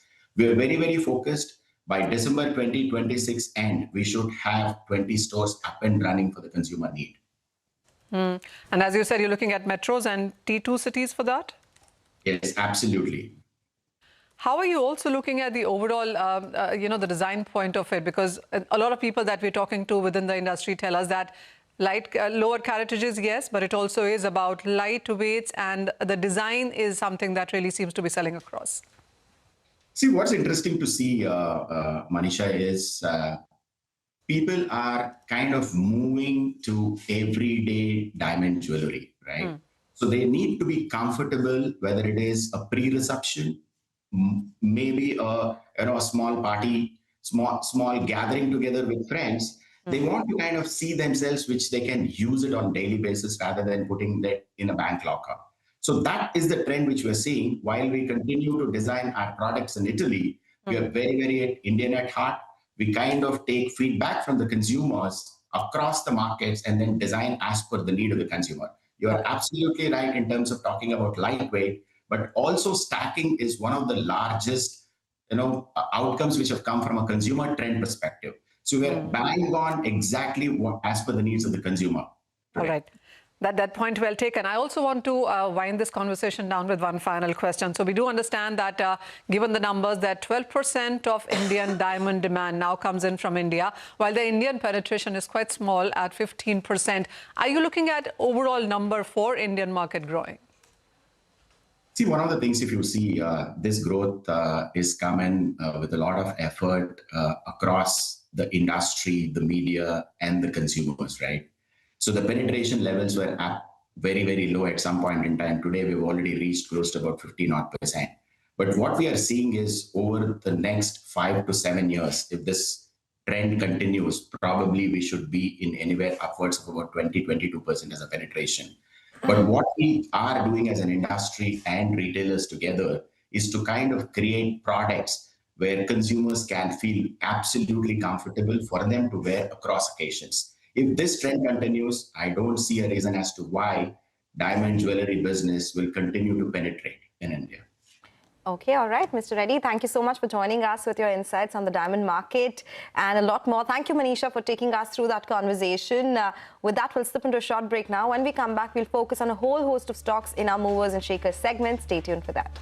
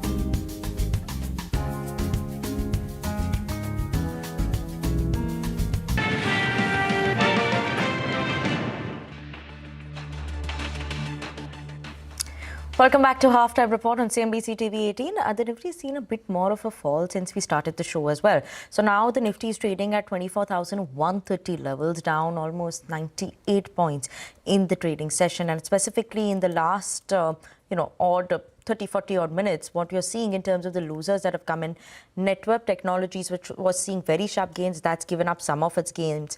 DCM, Shriram, Indiabulls Housing Finance have come off from the day's highs. So has the market. So we will watch out for all these names in the trading session. But it's time for our movers and shakers segment, where we track individual stocks and why are they moving around. First up, HDB Financials, which saw a strong move in the trading session, and this came in post its Q4 earnings. So let's go across to Ananya to understand more on that front. Ananya, afternoon. HDB Financial Services is up today because this was a strong quarter for the company ahead of expectations. Now profit was up 41% on year-on-year basis. Net interest margin rose to 22% year-on-year basis. Margins improved to 8.23% while GNPA also declined to 2.44%. Now disbursements were at all-time high. Loan growth was also healthy and capital levels remained strong. But the main trigger for the stock was the management's commentary. Now management, they were very clear that the stress seen earlier in parts of enterprise lending and asset finance is now behind them. Now collections are also improving and the focus has decisively shifted back to the growth. Now they are targeting growth at nominal GDP plus 6 to 7%. Margins above 8% are seen as sustainable, while credit costs are guided around 2.3% plus minus. Now the management said they want investors to focus first on disbursements because that is where the recovery and acceleration will show up before it translates into faster loan book growth. Now you can see why the stock is reacting so strongly. In fact, the stock surged as much as 12% intraday after the results. So you can clearly see that the street is taking this as a turning point for HDB Financial Services. Okay, Ananya, thank you so much for bringing us all those details. Hindustan Aeronautics, that's the next stock on our radar, buzzing in trade as it makes significant progress on E414 engine deal. Ria is here to tell us more. Ria, what are you picking up? Well, yes, HAL today is up around 2 to 3% and it's up 6% so far this week. And this is after GE Aerospace and HAL had jointly announced that they have made significant progress regarding the F401 engine co-production, and they have reached an agreement on technical matters on this front. Now, remember, in June of 2023, the US had agreed on a tech transfer and a JV to produce the F414 aero engines in collaboration with India. And these engines are going to be powering the next generation Tejas Mark II aircraft fleet. And remember, the Mark II aircraft fighter jets have been planned and designed around the specifications of this particular engine. Now, apart from this, around 80% of the manufacturing technology and intellectual property rights for these jet engines are expected to be transferred. And we are also expecting the signing of a final contract later this year. Now, apart from this, separately, GE Aerospace had also announced a contract with the Indian Air Force to set up a domestic depot-level MRO facility, and this is for the F404 engines that are powering the LCA Mark 1A fleet, and this will cut turnaround time and is also expected to reduce reliance on overseas repair pipelines. So both of these have been positive developments for HAL. Now, on the back of this, Citi has come out with a note on the stock with a buy call and a target price of rupees 5,560, saying that commercial negotiations are expected to conclude by December of 2026 or by March of 2027. And they've also highlighted that this engine will potentially power the Tejas Mark II aircraft, which will be over 100 units, and also the first two squadrons of the AMCA Mark I. And they've also said that while commercial formalization timelines and execution risks remain key watch items, they do view this development as a medium-term positive for HAL. So on the back of this, the stock has been buzzing today. Okay. HAL in focus on the back of that news flow, but let's move on, talk about ICICI Lombard. That's also moving around in the trading session, and this is coming in after reporting a good set of numbers in Q4. Yash is here to give us more details on this one. Yash, afternoon. Afternoon. So a smart recovery in ICICI Lombard after that initial dip which came about in the stock. The numbers for the fourth quarter have been very strong. It is a top-down beat as far as ICICI Lombard is concerned. The gross written premium, that grew at a healthy 17%. Net earned premium growing at 11% and sharply higher than what the street was anticipating. If we speak about the operational performance, that's been strong as well. Underwriting loss restricted to about 280 72 crore rupees, though it's higher on a year-on-year basis as compared to 72 crore, but the street was anticipating a number of nearly about 350 crore rupees, so much lower than what the street expectation was as far as underwriting loss is concerned. Operating profit coming in at about 546 crore rupees versus what the street expectation was, which was at about 171 crore rupees. So of course, operating profit higher than street estimates. Combined ratio, most importantly, came in at 101.2 as compared to 102.5, an improvement of about 100 basis points.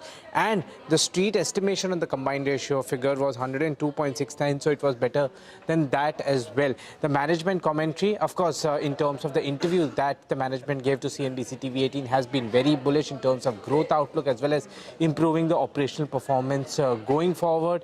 All of that reflecting in the stock today.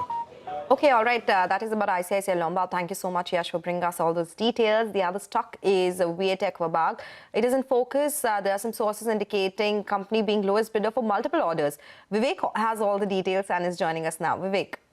Well, that's right. What we are picking up from our industry sources that Vietech has emerged as the lowest bidders in two significant projects as far as the region of West Asia is concerned. The first order is what we understand is the company is L1 for a sewage treatment plant tender that was in Saudi Arabia. This particular order is from the National Water Company and the likely order size is over 600 crore rupees. The other order that we've understood where Vietech has emerged as the lowest bidder. Remember, Vietech had bid for this particular order along with a JV partner. Vietech is the lead as far as this particular JV is concerned. It's the lowest bidder in a Kuwait tender, and the total value of this order is over 3,400 crore rupees, and Vietech being the lead partner is expected to have more than 50% of the total share of this particular order.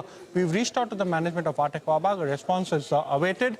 Two key takeaways as far as this particular development is concerned. Number one, order book including O&M contracts stood at over 16,000 crore. So these orders, add quite significantly to the order prospects for Vietech. And the second important takeaway being tendering activity has once again resumed in West Asia, and this bodes well across the entire EPC contract universe.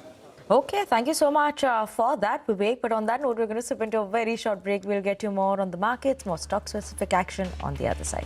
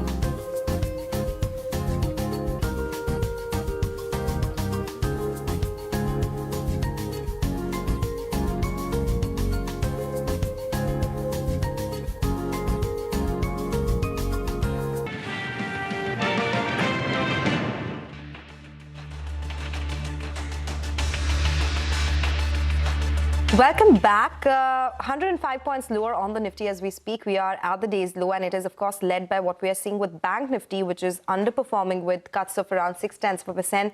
That's a 360-point cut on the Bank Nifty as well. If you talk about individual names, there are some stocks buzzing in the broader markets on the higher side. GMDC, for instance, is up 18% as we speak. We also have First Source, which is higher in trade, around 11.5% on that one. There's Bharat Coking Coal, which is a recent listing, doing well well in trade today. That's up around 7.5%. Also, Sonata Software, a lot of these mid-cap IT software names doing really well in trade today. That one is held by around 11.5% as we speak. So a lot of moving parts in the broader markets. And of course, we're watching out for Wipro's numbers and the buyback number as well. So with that, we'll take your leave on this edition of Halftime Report. Stay tuned. Business Lunch will take all the action ahead.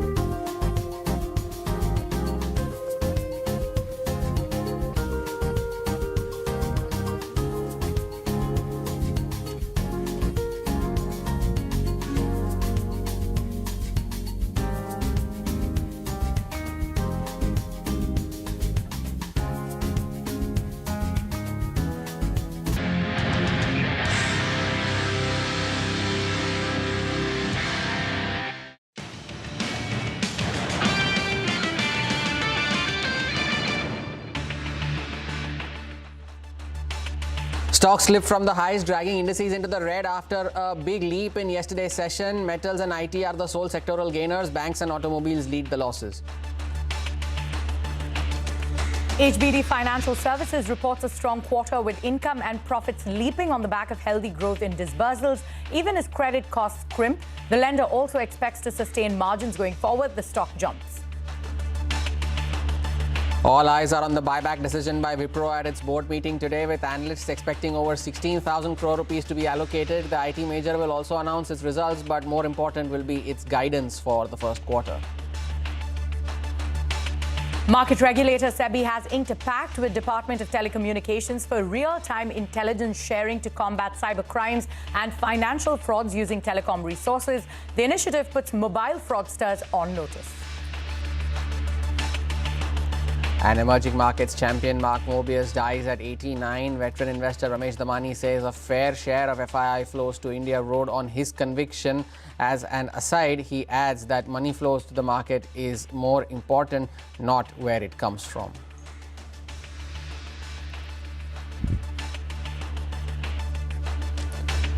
Good afternoon, you're with us here on Business Lunch. We are coming to you live from the CNBC TV 18 Motilal Oswal studios. I'm Hormuz Fatakia. With me as always, Arundhati Raman. And Arundhati, good afternoon. Good afternoon, Hormuz. You know, the market started in the green, but now they've lost that momentum that they started with, and it's in the red. The mid-cap index was also holding in the green, but now it's in the red as well. It's the Sensex weekly expiry today, and that's something that needs to be taken into account. And more importantly, after you have recovered almost more than 2,000 points from the recent lows, it's only par for the course that you see some bit of profit booking at higher levels, see some consolidation. And after testing levels of 24,400 earlier this morning, the index has come off, and the 24,400 band was supposed to be the supply zone. That's exactly where supply has emerged. And now the bulls would want that even if there is some expiry related volatility in the second half of the session, there is no major damage to that 24,000 mark. They would want to close above that, irrespective of whether we end the session higher or we end the session lower. That is going to be the first important thing to watch out for. The other important thing is for the banks. The Nifty Bank is the principal culprit as to why the index has come off in the last 60 minutes. And the Nifty Bank is down almost 800 points from the highs of the day. The 56,000 level was an important one. It's broken below that. So now you'd be hoping that you at least close above that 56,000 mark. It is the Nifty Bank that led the Nifty recovery. So unsurprisingly, the bit of a cool off that you're seeing today also is coming from the Nifty Bank as well. Absolutely, the bank underperformance sort of stemming, like making those losses worse, right? But if you take a look at that advanced decline ratio as well, we've got 1,585 stocks advancing for 1,393 that are declining. So right now, it is still in favor of the advances. And if you take a look at the sectors, metals are gaining the most. That's the index that's seeing the most gains. Hindalco up over 3% is also the top Nifty gainer. We've got Hindustan Zinc gaining over 2%, and we've got Vedanta, which is also seeing gains of over 2%. That IT pack also managing to hold in the green. We've got Coforge up over 2%, LTI Mindtree about 1.9% in the green, and we've got Infosys nearly 1% higher. And it'll be key to watch later in the day Wipro's results, what they do, and also the buyback, which will be key to watch. And as Hormaz pointed out, it's the bank's weakness that's pulling the Nifty lower. PSU Banks is the top losing index. We've got Canara Bank down over 1%, SBI, Indian Bank, all of them nearly 1% in the red. So that's how the markets are shaping up. Now, to the top story that we are tracking, there is renewed optimism for an end to the West Asia conflict as Pakistan's Army Chief Field Marshal Asim Munir held high-level talks in Tehran on the possible resumption of talks between Iran and the US. The diplomatic push came as US and Iranian officials weighed a return to Pakistan for further talks after negotiations there ended on Sunday without a breakthrough. However, Iranian Foreign Ministry said that no dates have been set yet for the talks. CNBC's Dan Murphy is now joining in with more details on this. Dan, tell us more as to what are the latest updates. No confirmation of a place or time yet, but I think it's fair to say there is some cautious optimism in the region this morning, and that is also being reflected in the markets, with reports suggesting that Washington and Tehran are edging closer to what could be a second round of talks and a possible ceasefire extension. In fact, Pakistan's military says a delegation has already arrived in Tehran to begin the mediation process, and US officials also confirmed to CNBC overnight that a second round in Islamabad is under discussion, although no date has been set. And of course, at the center of any deal is the Strait of Hormuz. The UAE also making its terms pretty clear here. Minister Reem Al Hashmi telling the Semaphore World Economy Summit yesterday that reopening the strait as a free and open international waterway is Abu Dhabi's top priority. She said no deal will be accepted without a final resolution on Iran's missiles, drones, and uranium enrichment. And she was also really really unequivocal on the fundamental principle here, saying nobody should control the Strait of Hormuz. That's the whole point. And I think that perspective is really important this morning as we assess this pathway towards what could be a potential diplomatic off-ramp. Clearly, there's a lot of competing voices here on what they think would be acceptable for both sides. As I mentioned, though, the Strait of Hormuz is the focal point, and right now on the water, it is the Americans who seem to have that control. The US naval blockade isn't just holding, it's working. And CENTCOM says 10 vessels were turned back from Iranian ports in the last 24 hours. There have been no strikes on ships or tanker seizures, so the ceasefire is holding as well. And what was also interesting was the fact that the US Treasury actually doubled down again last night by tightening the economic vice and sanctioning more than 24 people, companies and vessels, all linked to the smuggling of Iranian oil. So the US has also been very effective here in cutting off the economic tap that Hormuz provides to the Iranians. And of course, not surprising to see Iran pushing back, but it's using words, not force. Iranian officials said that if the American naval blockade continues, it will shut down all exports and imports across the Persian Gulf, the Sea of Oman and the Red Sea. Tehran calling this blockade a prelude to a breach of the ceasefire. It's a significant escalation in rhetoric, but markets aren't necessarily taking it seriously, which is why we've seen oil back to around the 90 USD handle. All right, Dan, many thanks for taking us through those details. Now, White House Press Secretary Caroline Leavitt also expressed optimism that talks might resume in Pakistan in the coming days. Take a look. I've also seen some reporting about the potentiality for in-person discussions again. Those discussions are being had, but nothing is official until you hear it from us here at the White House. But we feel good about the prospects of a deal. The president mentioned that in his interview yesterday. And it's obviously in the best interest of Iran to meet the president's demands. I think he's made his red lines in these negotiations very clear to the other side. And so we are continuing to see how these conversations go. Would those talks be in Islamabad, or where would they be the next round? They would very likely be in the same place as they were last time. Numbers from HDFC AMC at the bottom of your screens. Revenues down 2.2% on a sequential basis to 1,051 crore. Profits also at 620 crore. Marginally below estimates, so you can just say it was in line with expectations. So no major divergence there. The revenues too are in line with expectations from the CNBC TV 18 poll. The stock has been a good compounding story, has HDFC AMC has done fairly well in the month of April as well so far, but down 19% on a sequential basis. It will be interesting to see the kind of client base that they have, especially considering the rise that was seen in ICICI Prudential AMC's numbers. So that is something that will have to be watched out for. The stock, though, has cooled off from the day's high and is now tumbling down towards the lows of the day. The two important numbers to be watched out for will be the AUM trends and, of course, the client base. We'll get you more details on that as the numbers trickle in further. But US President Donald Trump also took to Truth Social to post on China's relations with the US. He wrote that China and the US are working together and that Beijing is happy that he's opening up the Strait of Hormuz. He added that China has agreed to not send weapons to Iran. However, it was not immediately clear what Trump meant, as the shipping through the Strait of Hormuz remains constrained. The White House said that the US blockade of Iranian ports has been fully implemented and applies to ships of all nations entering or departing Iranian ports. Press Secretary Leavitt also declined to give a timeline for how long that blockade will last.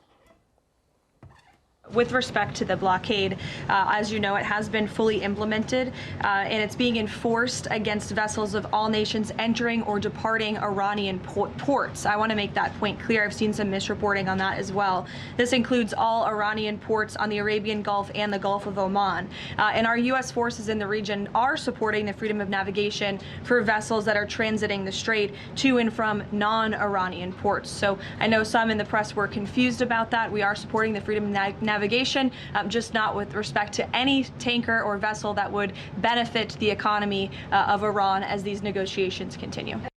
Additionally, the U.S. Treasury Secretary Scott Bessent has threatened to sanction buyers of Iranian oil and says they believe China will pause such purchases as Washington enforces its maritime blockade on Iran. The U.S. Treasury Secretary had also warned two Chinese banks not to process Iranian money or face sanctions. He said without naming these banks, China previously bought more than 80% of Iran's shipped oil. Take a look. We have told countries that if you are buying Iranian oil, that if Iranian money is sitting in your banks, we are now willing to apply secondary sanctions, which is a very stern measure. And the Iranians should know that this is going to be the financial equivalent of what we saw in the kinetic activities. Iran is used to be the largest state sponsor of terrorism. China was purchasing more than 90% of their oil, which is about 8% of China's energy needs. We believe this blockade in the Straits, there will be a pause of Chinese buying, but I will tell you that two Chinese banks received letters from the U.S. Treasury. I'm not going to identify the banks, but we told them that if we can prove that there is Iranian money flowing through your accounts, then we are willing to put on secondary sanctions. We'll take a short break. More news and updates follow on the other side. Stay tuned.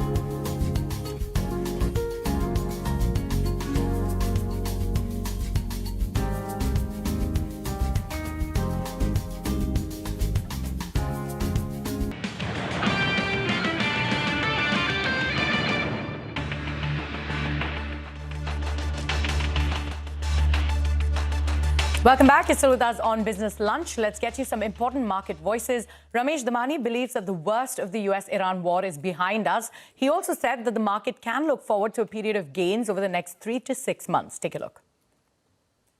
I think the worst years of the war are behind us now. So that is a good sign. I think the markets will tend to favor some of the things that seem to be blossoming this morning, which is perhaps defense, localized supply chain, infrastructure building. So I think we can look forward to a period of gains in the next quarter or 6 months, as opposed to the very, very sharp volatility that we experienced for the last 3 months. I think the importance of localizing supply chain, whether it's, basic raw materials, I think no country can now afford to rely on a supply chain extending, say, to the Middle East or extending to Japan, or extending to China. They need to localize and develop the raw materials themselves. I think most of us who've been investing in India for the last 30, 40 years very firmly believe is that you have to ride out the volatility. You have to make that your friend, buy on the dips, hold for the long term.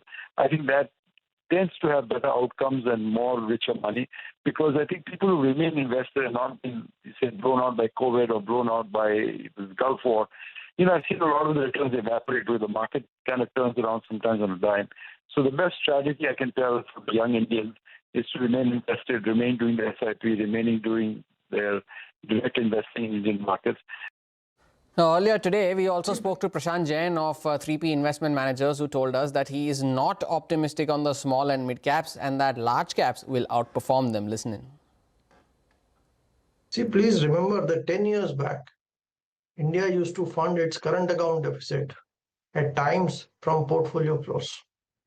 Today, you have lost more than $10 billion in a single month, $40 billion in maybe 16 or 18 months, and still your economy is growing. Markets are holding up reasonably well.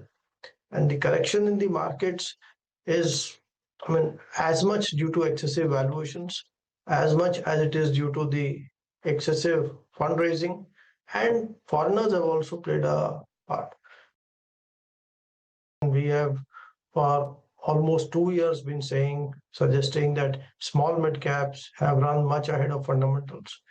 It is, in my opinion, an incorrect notion to say that as a category, small mid caps grow faster in businesses than the large caps. I don't think data suggests that.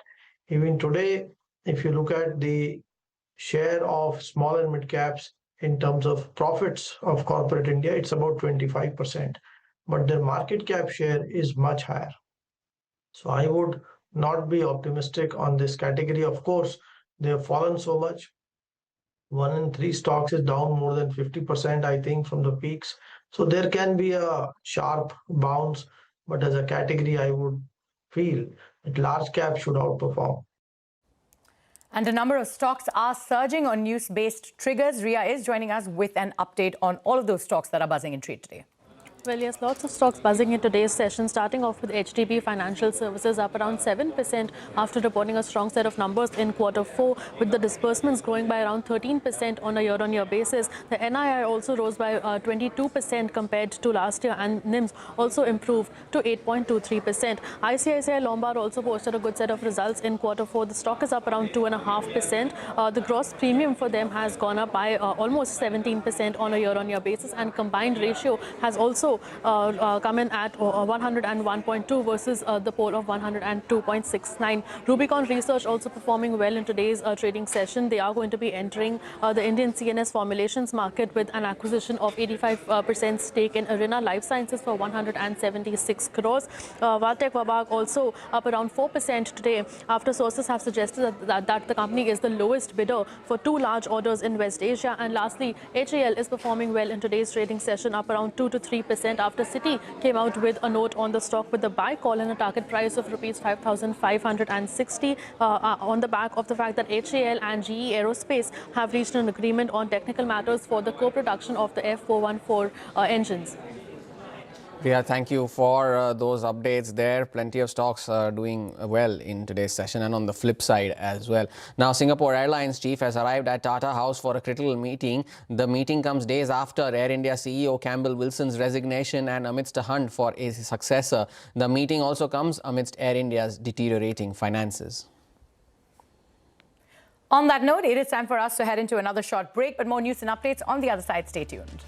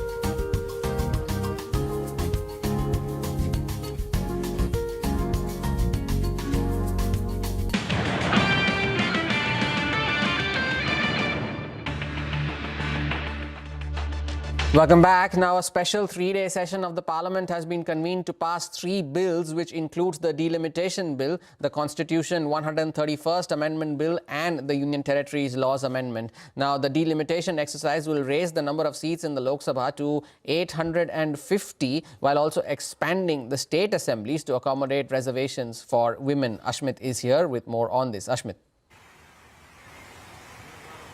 Well, indeed, the special session of the Parliament, we're given to understand, is underway. This is a special session that has been convened in the middle of the Assembly elections that are currently underway. What is on the agenda? Well, on the agenda is a legislative package including 3 bills. These 3 bills are pointed squarely at the exercise of delimitation. There are 3 things that the government is seeking to do under these bills. Number 1, of course, increasing the strength of the Lok Sabha itself. The current strength at 543. Under these 3 bills, the maximum strength of the Lok Sabha could go up to as high as 850.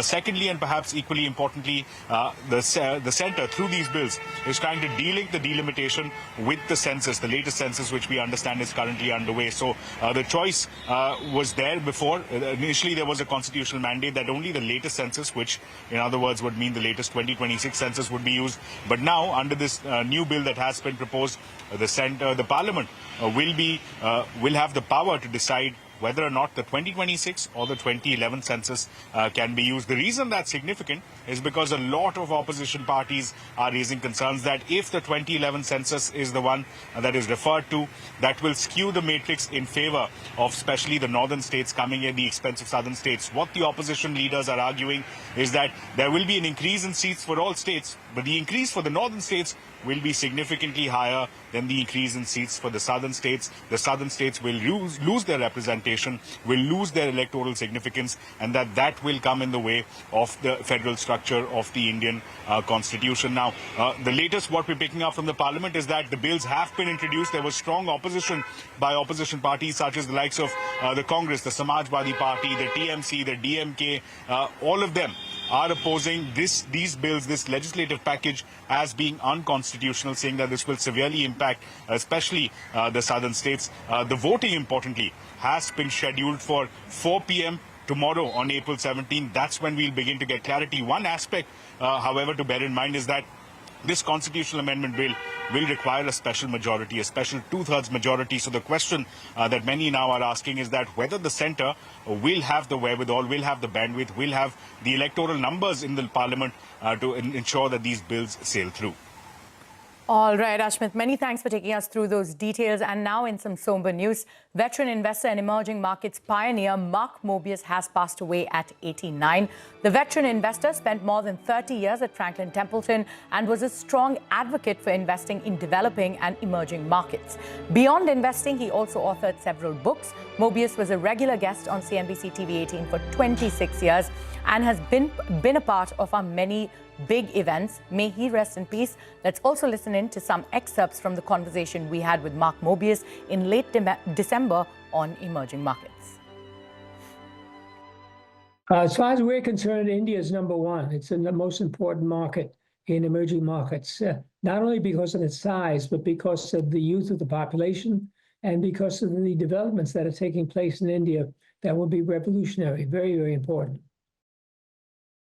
As you know, the bureaucracy involved in entering India is very, very complex and difficult. Now, as that begins to fade away, as the Indian government begins to loosen these restrictions, you're going to see an incredible growth in the Indian hardware market in addition to software. So India has a long way to go. Where we would want to focus is on the software companies as well as the hardware, in other words, computer hardware companies, which I think will be growing at a very fast rate going forward. Now, of course, many of these are not listed yet, but as we go forward, this will be a good development area.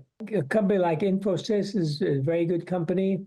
I'm looking at companies that are doing the hardware for Apple, companies that are not yet listed, but are going to be listed going forward. That would be a very interesting area to develop. It's the end of an era, indeed, for a lot of those people who track markets, especially like us. For that, we take a leave on this edition of Business Lunch. From Arundhati and me, thank you for watching. Midcap Radar on the other side.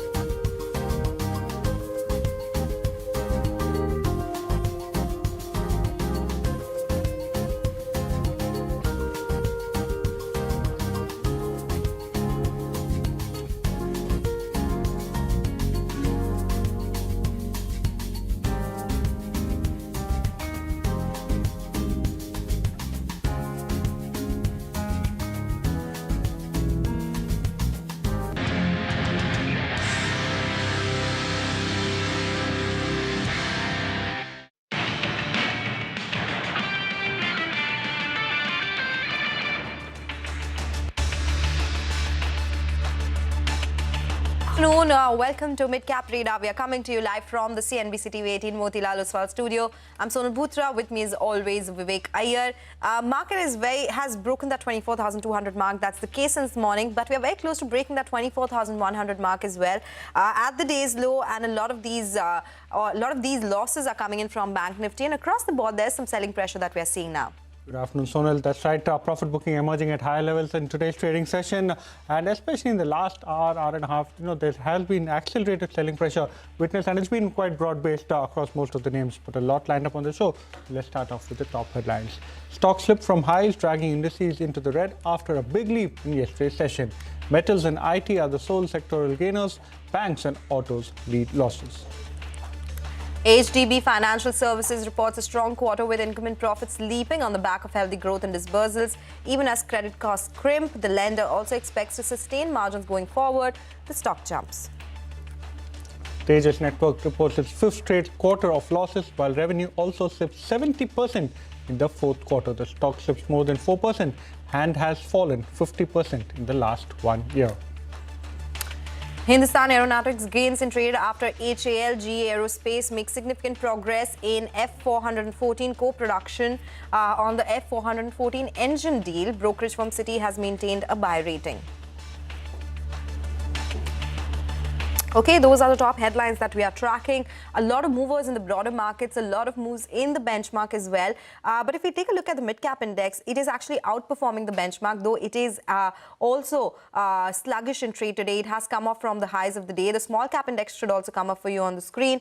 These have been gainers in the last couple of trading sessions, but has now come in for some profit booking. Small-cap index still in the green. It's up around 0.3%, but it has come off sharply from the highs of the day. Bank Nifty is the one which is a laggard today, and a lot of moving parts in the broader markets. There are some buzzing on the upside despite the pressure that we are seeing on the benchmark. That's right. A couple of these pipe companies, Supreme Industries, Astral, these names are under significant pressure today, and selling is accelerated, especially in the last half hour or so. The entire capital goods names, stocks that were rallying quite significantly in the session yesterday, today seeing a little bit of profit booking. Names like Siemens, names like Cummins under a bit of profit booking today. But these names and a whole host of other stocks is what Upasana has on her radar. She's standing by the big wall to take us through the mid-cap movers in today's session. Well, selling pressure is what we are seeing across the board, even beat the mid-cap index. Now, first up, let me start with the top losers in the trading session right now. Astral, Supreme, even Grow is down nearly about 2%. Coming to Tejas Networks, it has reported its Q4 numbers, and the revenue is down 70% sequentially, and company has reported loss for the fifth straight quarter. Certainly, it is weighing on the stock, down nearly about 3.5% as we speak right now. GMR Airport has also reported a muted growth this time around. The March total passenger traffic is down about 1.5%. The stock is down nearly about 3% right now. Now, on the flip side, let us move on to some of the gainers in today's trading session. NLC India is one of the key volume buzzers. Volume up nearly 16 times the weekly average, up nearly about more than 8% as we speak. Gallant Ispat is the next one with gains of nearly about 13%. VA Tech Vabag is also in focus, as sources suggest that the company is the lowest bidder for two large orders in West Asia. That's the reason the stock in focus, up nearly about 5% right now. HDB Financial in focus on the back of its Q4 numbers. The NII up nearly 22%, and company's NIMs have also improved to 8.2% versus 7.6% on year-on-year basis. The stock up nearly about more than 7%. And lastly, coming to Suraj Estate Developers, the company has acquired a land with a potential 100 crore GDV in a project in Dadar. So that's the reason the stock remained on our radar today as well. And now coming to the mid-cap IT, they continue to see the gains. Starting from the early morning session today till now, the gains have continued. Sonata Software up nearly about 12%, resisting that 12% gain that we've seen. Netweb Technologies, Zensar Tech, and even Coforge, all these counters are up nearly about 2 to 4%. And lastly, coming to the EMS stocks, they continue to gain in today's trading session as well. Keynes Tech up nearly about 2.5%, and Sirma SGS continues to gain today as well, following the yesterday's rally, and the stock is up nearly about 9% this week. So all in all, these are the stocks on our radar today. Okay, all right. Thank you so much for joining us with all those details. It's a good time to get Pritesh Mehta from Yes Securities for a technical check on the markets. Pritesh, what's your reading of the charts? Would we see lower levels from today? Maybe break 24,000? I think we, from the larger perspective, we are constructive on this market. I think when we look at a couple of important charts, it is telling us that the gradual conditions are improving. So when we in between, we will keep having this kind of pullbacks, 0.5% or 1% cut every now and then. But the larger consensus is that markets are going to move higher. Mid caps are outperforming. When you look at the ratio of bonds versus Nifty, equities are doing better. So that is outperforming. So Nifty versus the bonds, it tells us that people are showing risk appetite. Third point is the MSCI India index that is rebounding of support zone. So I think there are multiple things moving in tandem right now, which tells us that markets are going to move higher. So I think this kind of dip is going to provide buying opportunity. Well, Pritesh, dips are buying opportunity as per you. Now, within individual names, what are the ones that you're liking for today? Any buy-sell calls? So since we have bullish markets, we have to buy recommendations. So first one, I discussed about mid caps, how they are going to drive the markets forward. And we went through the mid cap index, especially the capital market index has got our attention. So from the space, MCX we like. The stock has recently surpassed the peak of last 4 months, and it is holding on to that peak. Holding on that peak from here on, we can see at least 50% rally. So this stock is the one we like from this capital market space.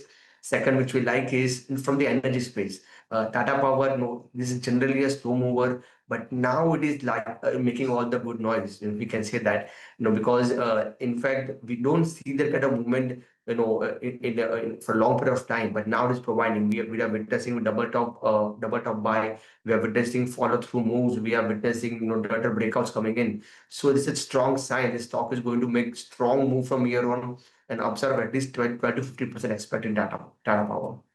Take that point. Thank you so much, Pritesh, for joining us. So that is the technical check on markets, individual names. We'll slip into a short break now. When we come back, we'll get your slew of buzzing stocks on the other side. Stay tuned.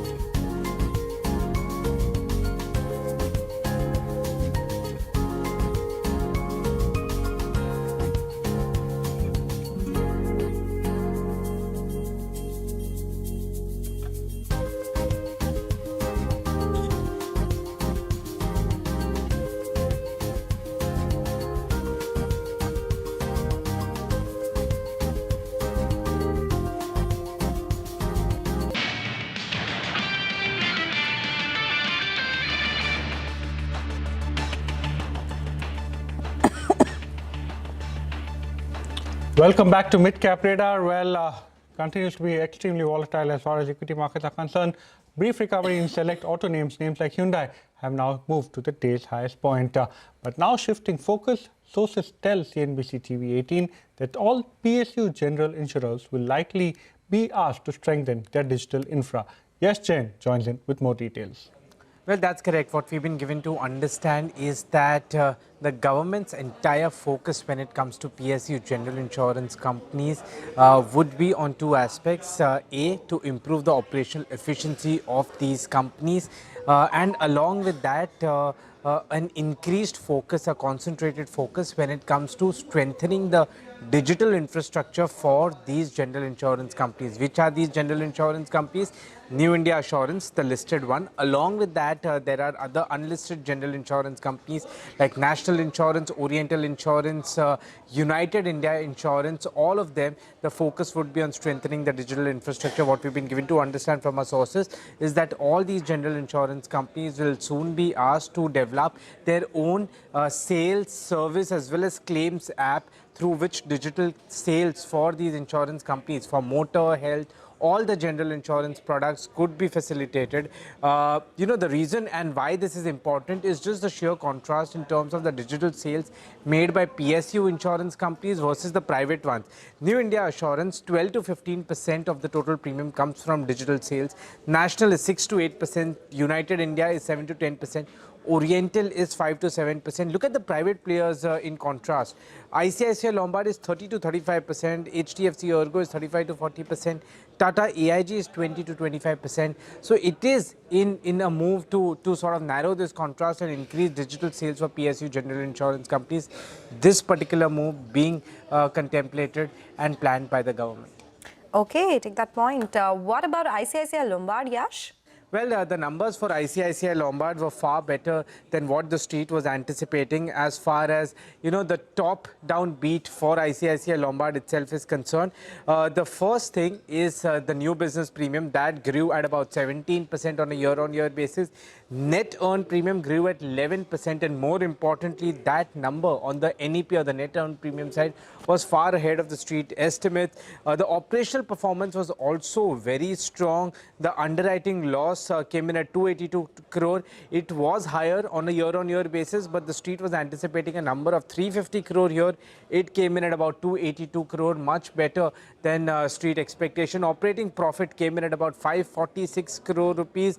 The expectation was just about 170 crore rupees. So of course, much better than street estimates here. And most importantly, combined ratio, that came in at about 101.2 compared to 102.5. So an improvement of about 100 basis points on a year-on-year basis. The expectation from the street was 102.69. So of course, a fair bit of improvement in terms of what the street was anticipating as well. The management in the interview given to CNBC TV 18 today morning sounded very bullish in terms of growth prospects going forward, and not just the sheer growth, but the quality of the growth also making it profitable. Some bullish comments coming from the management also. Well, thank you so much, Yash. After a brief dip, that particular stock has recovered quite smartly, nearing the day's highest point. Well, Tejas Networks is also buzzing, and this is on the back of its Q4 earnings as the company reported its 5th straight quarter of loss. Rima now joins in to break down what's hurting the stock. It's another disappointing quarter for Tejas Networks. The company's revenues are down 70%. Whether you look at it quarter on quarter, you look at it year on year. The company's reported an EBITDA loss of 120 crore rupees, a bottom line loss for the 5th consecutive quarter, and this time it's more than 200 crore rupees. For the full year FY26, the loss has been more than 900 crore rupees. The problem is that BSNL order, the second shipment of it is not coming through. There are costs associated with it, which is why the inventory is piling up. The trade receivables are very high, more than 3,000 crore rupees, and all that is hurting Tejas Networks. The stock is down 47% in the last 1 year. That said, the company is seeing some positive signs. For example, the international revenue is picking up. That's 12% of their overall revenues. They won a large order from Japan's NEC that had gotten the street excited. We'll have to see progress of that and, the comeback of the BSNL order of, for the Tejas Networks to do well. But for now, Q4 marks the end of a very tough year for the company. Well, thank you so much, Rima, for joining in and giving us all of the details as to why exactly Tejas Network is seeing a fall in the session today.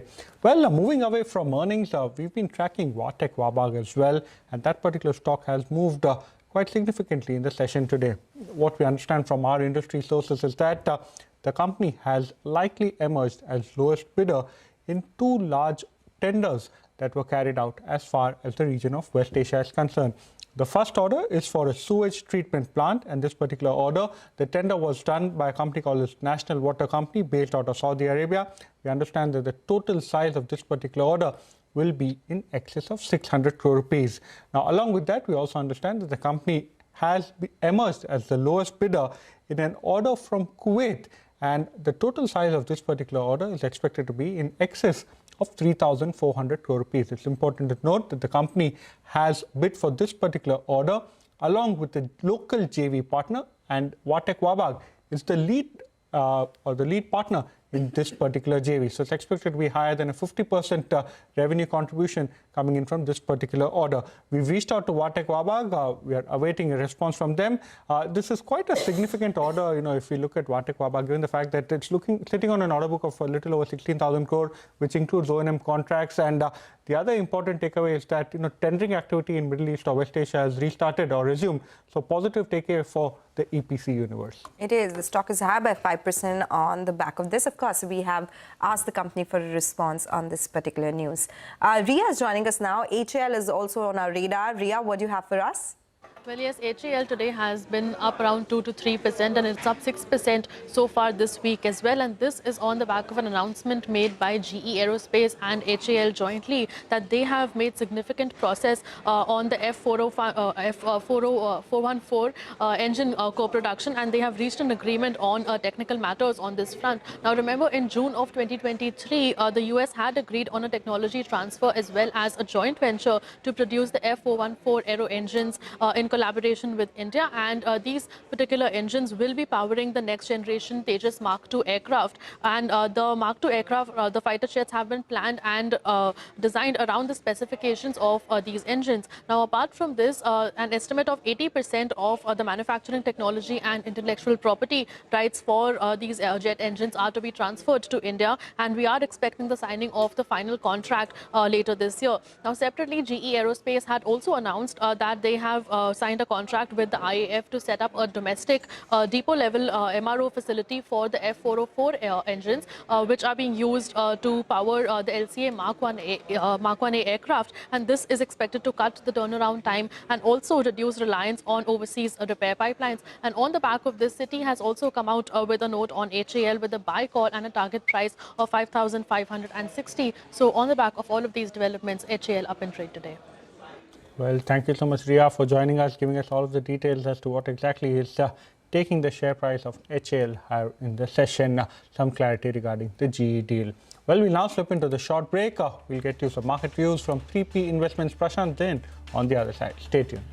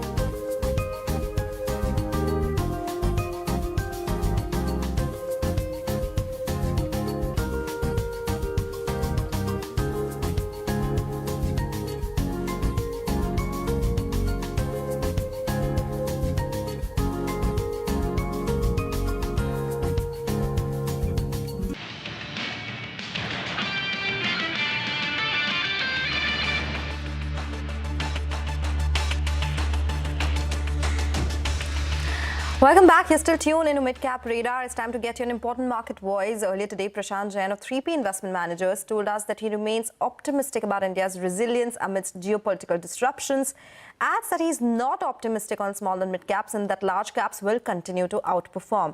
Listen into a slice of that conversation. I'm quite optimistic about the resilience of India, about the ability of India's economy to handle the spike in crude prices, some disruptions. India is far better positioned this time around because our current account deficits are structurally lower and the impact on the economy there should be commensurately moderate. And even our capital markets, while foreigners are selling, there is no supply or very little supply from the primary markets. And the domestic flows, I think, should not just hold, but they should grow over time. And therefore, the ability of markets to absorb the supply selling is quite good. And over time, I think investments made around this time should yield above average returns. You're saying three things. One was earnings being systematically overestimated, basically projected that the COVID boom and coming. I mean, that basically will go on forever, which was wrong. AI related. Lack of AI plays perhaps attributed to some of the selling and this oil shock, right?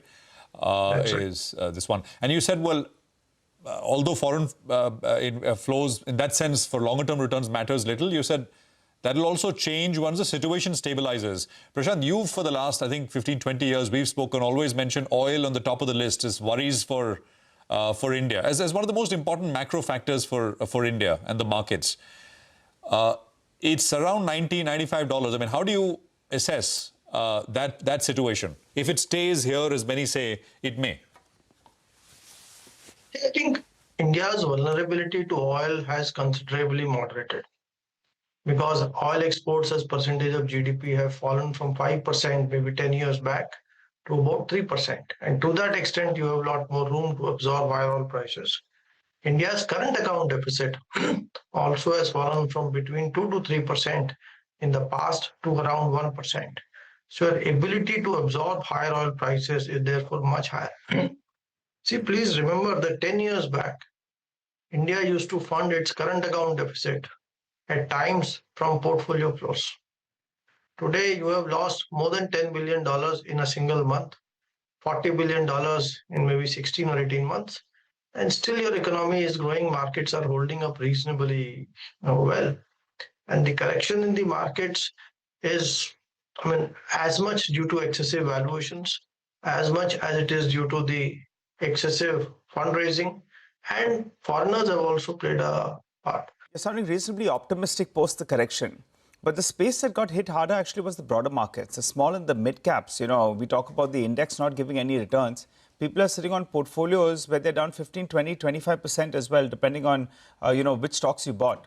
At current juncture, what would your preference be between the large as well as the small caps? Because yes, they've seen a sharp correction. The froth has cleared out a little bit, but still valuation-wise, not very cheap.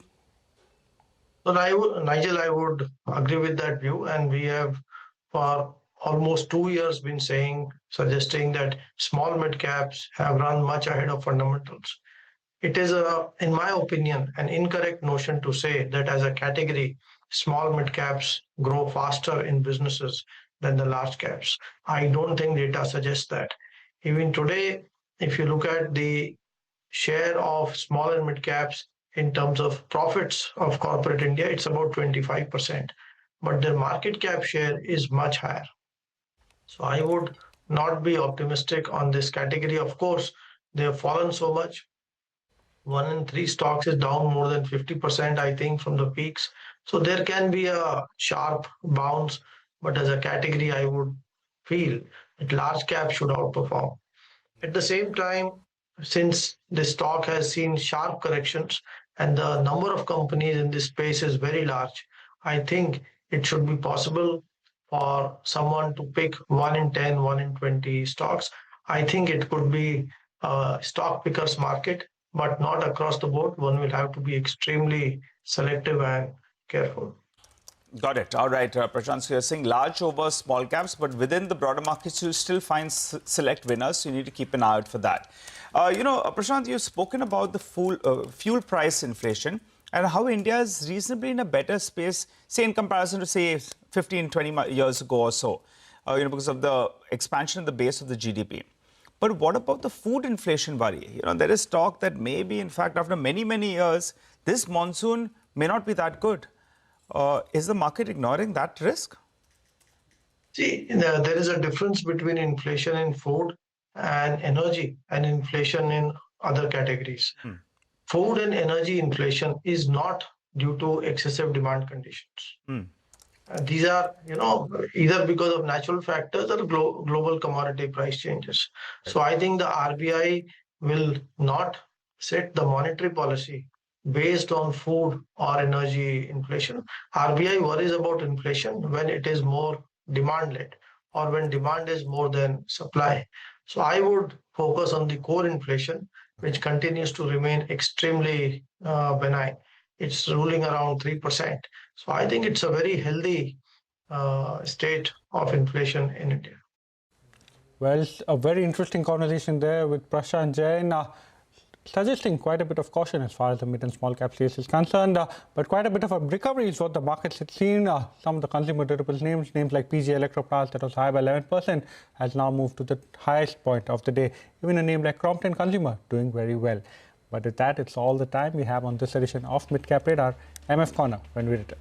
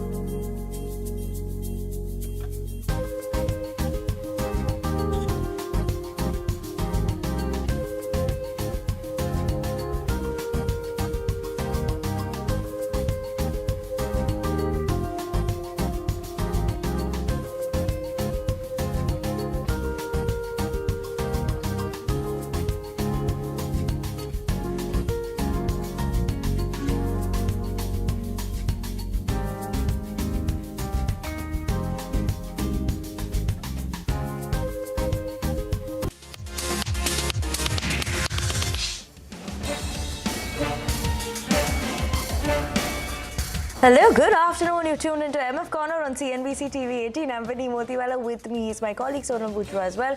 Sonal, a very good afternoon to you. And today we're putting the spotlight on the mid and small cap funds.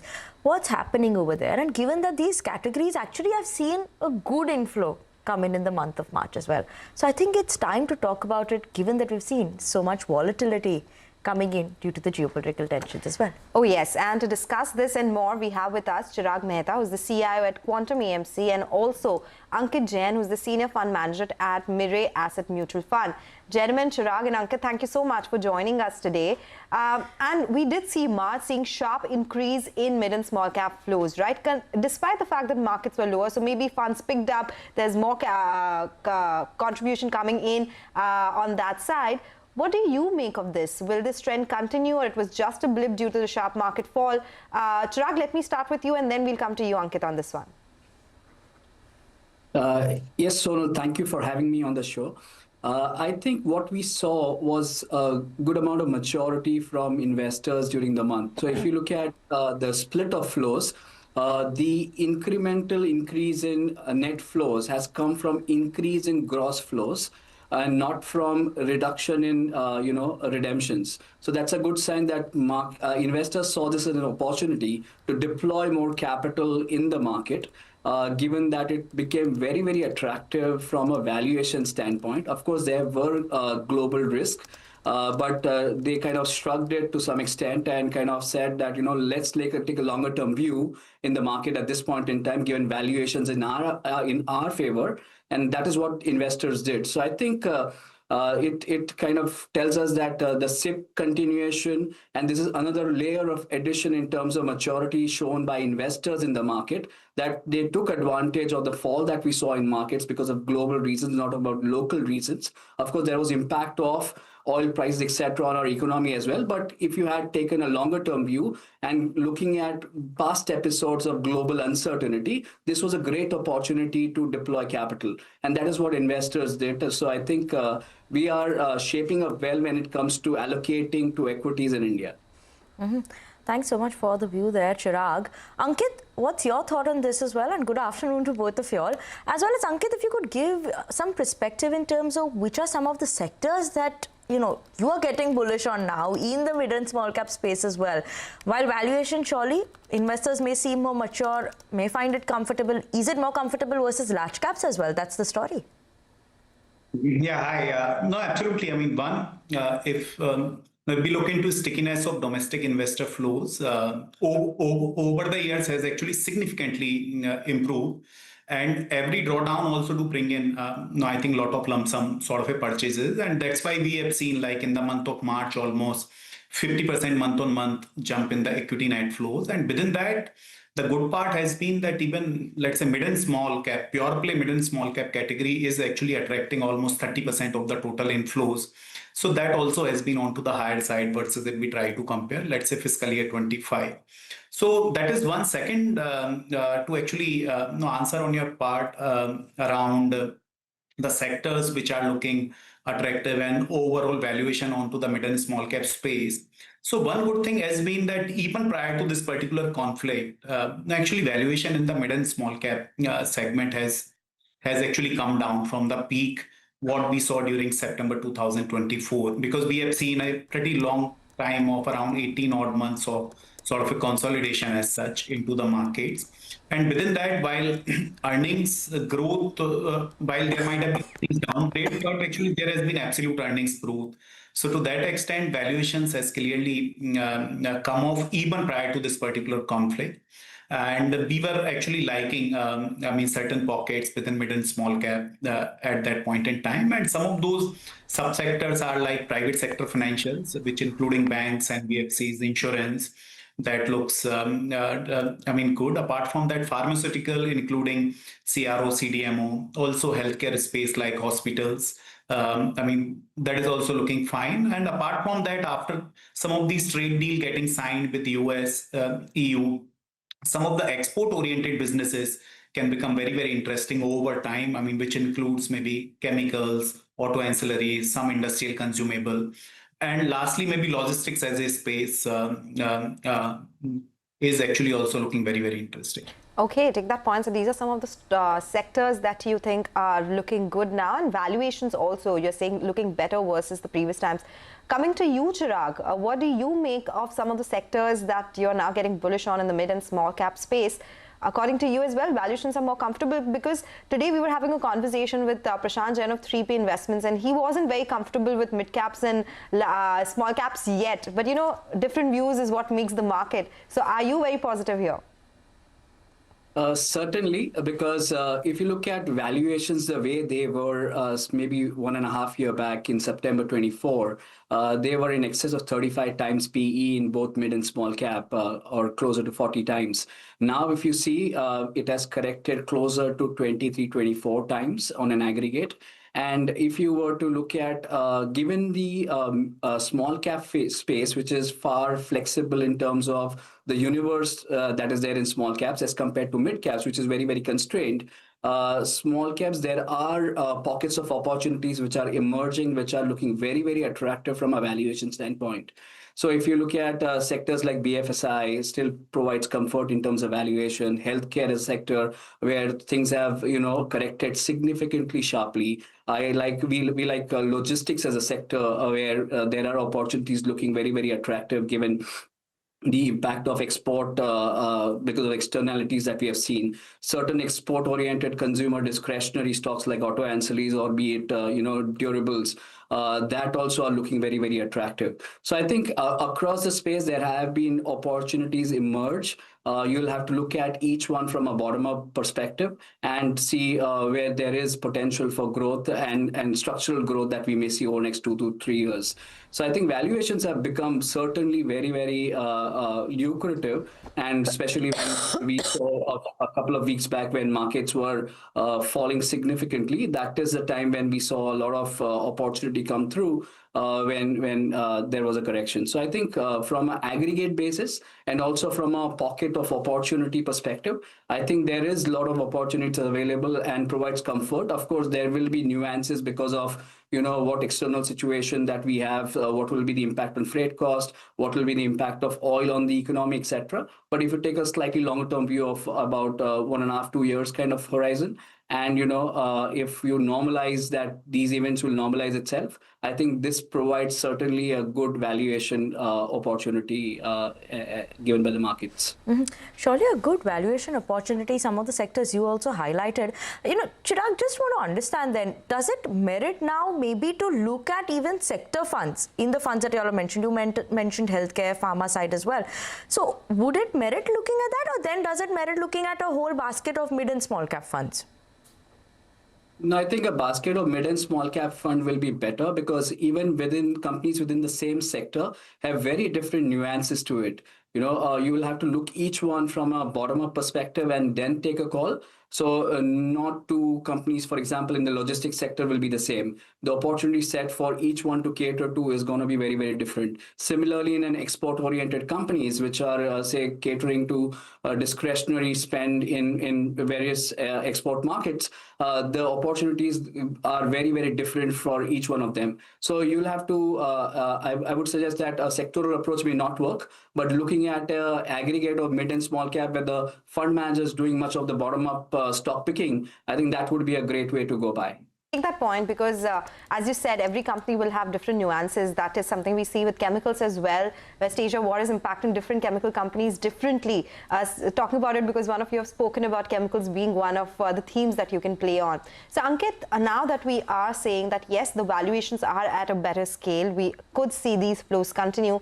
What will the biggest risk be to the continuation of these flows into the mid and small caps? Micro caps have been doing well, but again, the uncertainty remains. Do you think that is the biggest risk, or there are other factors to this as well? Yeah, no, so clearly, just to give you some context, over the last 5 years, the cumulative equity inflow has been at around 13 lakh crore into the Indian mutual fund space. And if we look into in terms of proportionate allocation towards mid and small cap has been almost at around 40% versus the free float market cap towards mid and small cap is at around 30%, right? So clearly this underscores one, investor preference towards investing in segments like mid and small cap, which can give with potential of higher earnings growth compounding over medium term. However, this also comes with the risk of stretched valuations across certain sectors, particularly having near-term earning momentum.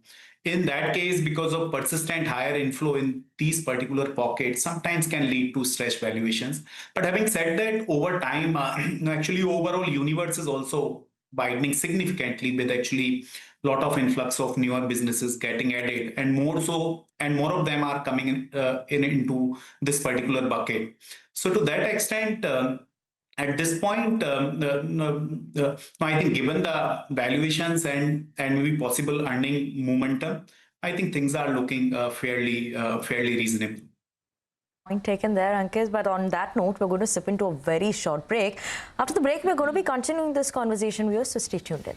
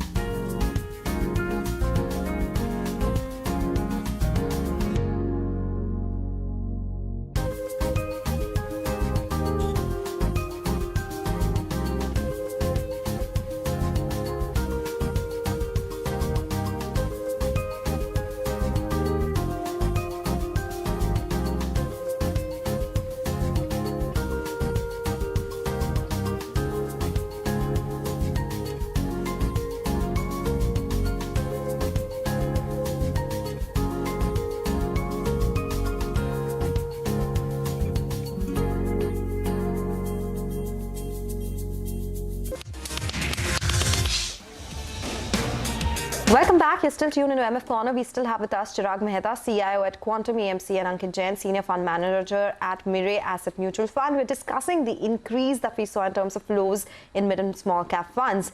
Ankit, let me start with you this time, because a lot of things depend on uncertainty that's going on right now, but earnings growth, what do you make of that? What are you penciling in, say, for next 2 to 3 years in the mid and small cap space?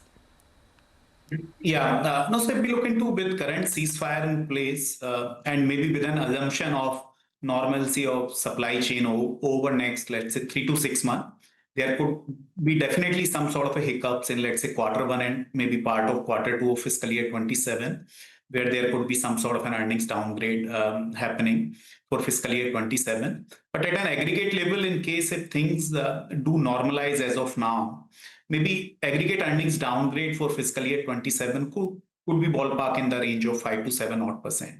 So beginning of the year earnings expectation, let's say for mid cap and small cap for fiscal year 27, earnings growth has been closer to around 20%.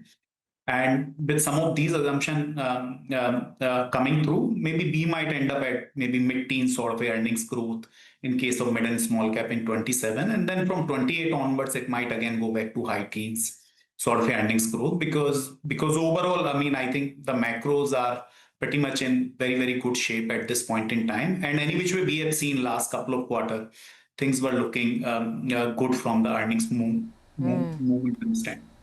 Okay, maybe some blip could come in, but then mid to high teens in the long term where we could watch out for in terms for the mid to small cap as what you are seeing in terms of earnings growth. Chirag, your view on this as well, earnings growth that you are expecting or penciling in for the mid and small cap space. And also we spoke about sectors maybe which you like, which could do well, but which are the sectors which could still face an issue given the current scenario? Sure. So we are looking at over next 2 years, a CAGR earnings growth of mid-teens is certainly possible. If you look at, there are certain, so the levers are two. One is the valuations are low, the base is low, and at the same time, there is a decent amount of earnings growth probably as the cyclical economy, recovery in the economy kind of takes place. We could be looking at 15 to 20% growth in companies. So if you look at our portfolio and if you look at the consensus earnings growth, it's closer to 23, 24%. So even if there is some downgrade in terms of earnings in the near term, probably, still it will be probably closer to 15 to 20% earnings growth that we could be staring at over next 2 years. So I think we are standing up to a decent amount of earnings visibility at this point in time. Of course, the near term remains opaque in terms of visibility because there are global uncertainties impacting at this point in time. So the continuation of flows, also the question that you asked earlier, I think earnings is the key to maintaining that momentum of flows and therefore also the returns that investors are expecting over the next 2 years. From a sector perspective, the sectors which are probably not out of the woods as yet are, where they are seeing more challenges is probably something like a broad chemical space, right? Certain niche chemicals are still seeing good demand and supplies are still catching up. But overall, on an aggregate basis, demand remains weak in the chemical space.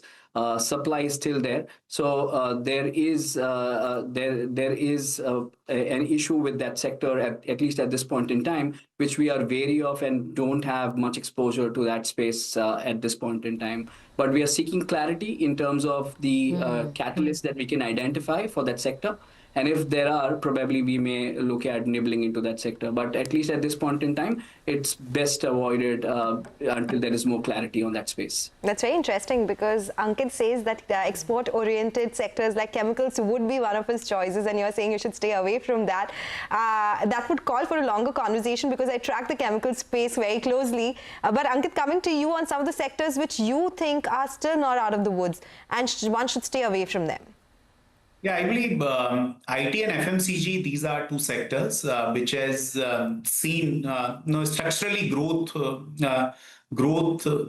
reset onto the lower side. One within IT because of AI. I mean, there has been deflationary pressure as such, and any which way sector growth has been, let's say, mid-single digit even prior to this particular disruption. So to that extent, there has been a bit of a shift. That is one. And second, in FMCG also, structurally, entry barriers has actually come down in the business. And so to that extent, because of increased competition, there also the overall growth profile has come down. While both of these sectors has seen a bit of a valuation derating, but having said that, I will still tend to be underweight on actually both of these sectors as such. Okay. IT and FMCG are underweight on both of these sectors, and chemicals is what Chirag doesn't like. But how are you selecting stocks right now? Top-down or bottom-up approach? Chirag, let me start with you first. Yeah, so we have a very interesting way of looking at stocks. We follow a S-GARP model, sustainable GARP. So we look at sustaining business model, sustaining growth, and available at a reasonable price, at least at this point in time. So we are chasing growth opportunities, but we are mindful of the valuations that we pay for those stocks. If there is no visible upside that we can make over the next couple of years, we don't buy into those stocks. So at least within the small cap space, you have to be more bottom up as opposed to having a top down approach. Top down can be because companies don't operate in a vacuum. You need to have some sense in terms of where the sector is heading. But after that, much of the opportunity picking has to be bottom up. because there are certain nuances to each company, right from what kind of balance sheet that they have, what is the cash flow conversion, what is the opportunity they're seeing on a structural basis, is there a balance sheet strength to support that growth or not, and what is the governance profile of each company that you're looking at. So I think it has to be very nuanced because there is little history of these companies in the small cap space, and hence you have to be wary in terms of how they would behave in each of the cycles that come through. And hence, a bottom-up stock picking process will do enough justice to stock picking in that space. What about you, Ankit? How do you go about picking stocks? It is also for our retail viewers to understand how they can do it. Yeah, no, so in most of the cases, actually bottoms up to make a lot more sense. While maybe in certain sectors like commodities and all, I mean, top-down approach to help. But idea is always to identify businesses with high entry barriers, also can compound their earnings at least double-digit over medium term, and also should have a pretty good history of consistent cash flow conversion. And also capital allocation, right? I mean, some of these things have become very, very key aspect while actually choosing any sort of a business. And idea is also to focus around corporate governance, thought leadership of the management, and then finally, I mean, everything is good at a price, right? So to that extent, it boils down onto the right valuations, which can give you a decent margin of safety. So this is typically the construct when it comes to the stock selection approach. A large part of it goes through bottoms up, stock selection, while in certain sectors, top-down thought process do also help quite a bit. Okay, just a last quick question. Chirag, what are the red flags that investors should keep in mind while looking at, picking out these mid and small cap names? So red flags will be looking at, what kind of cash flow conversion do they have? What is the balance sheet? Is it leveraged, not leveraged?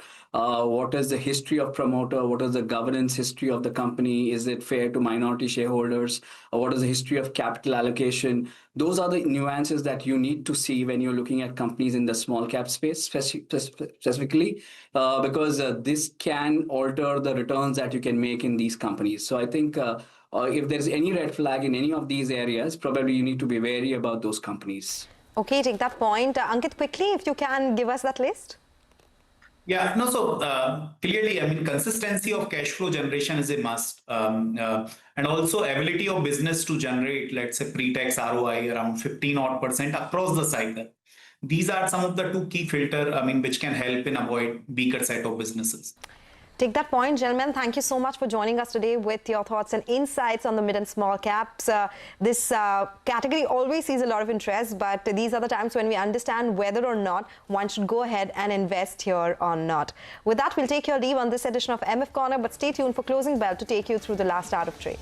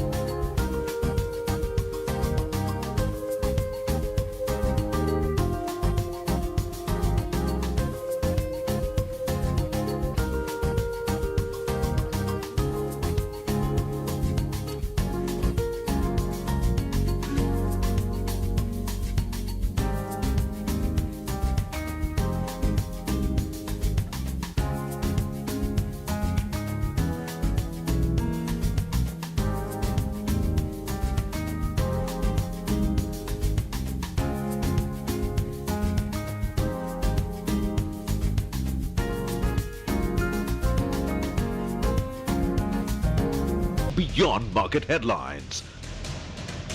To understand the reasons for the day's movers and shakers. And get your portfolio ready for tomorrow. Beaming live from the CNBC TV 18 Motilal Oswal studio.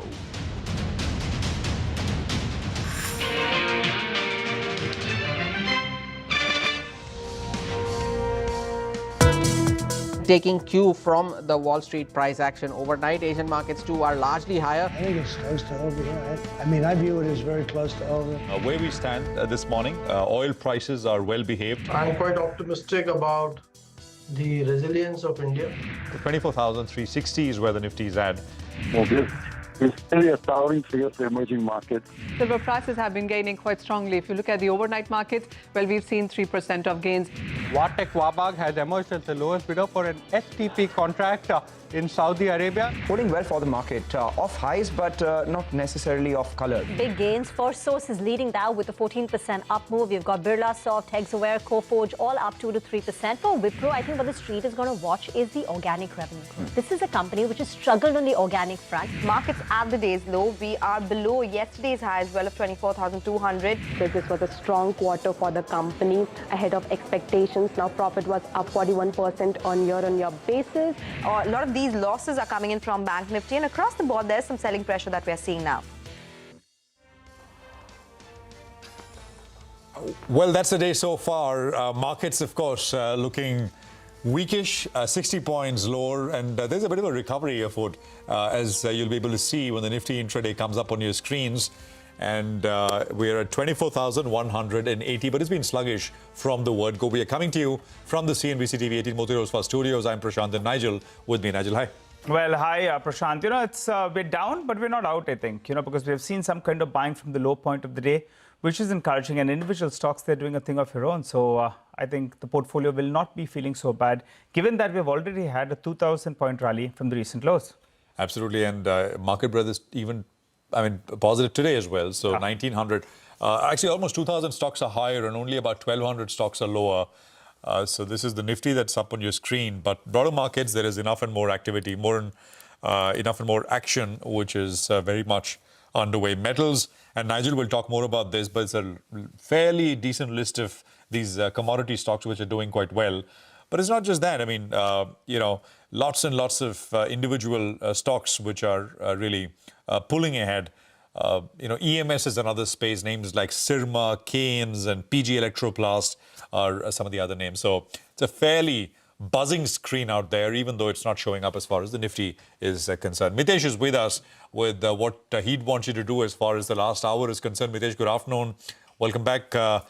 Just your thoughts. It's not looking like the Nifty is down a bit, but the rest of the market is telling you that it's a market which perhaps wants to go higher from here. Prashant, I think that's the most important thing right now. The market, is possibly showing a lot of resilience, despite the fact that it's off the day's high. So my understanding is that one, the long-term charts, which is the monthly and beyond, the real long-term charts are still negative.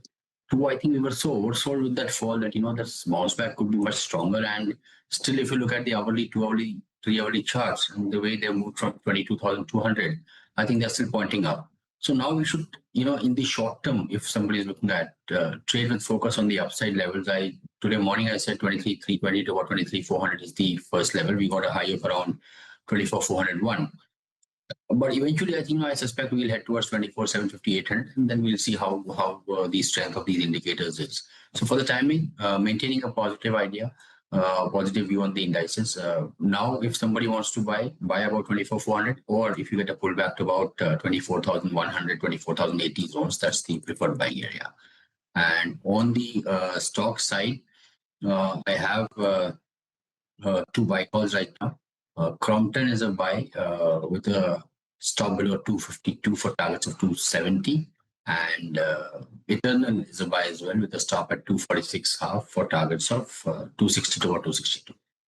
Crompton and Eternal, and on the Nifty buy lower, not here. This is a bit of a no trade zone as far as Mitesh is concerned.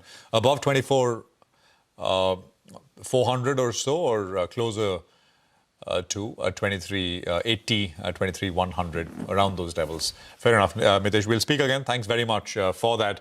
HDFC AMC numbers came through a little after 1 o'clock in the afternoon, and let's get quick numbers going.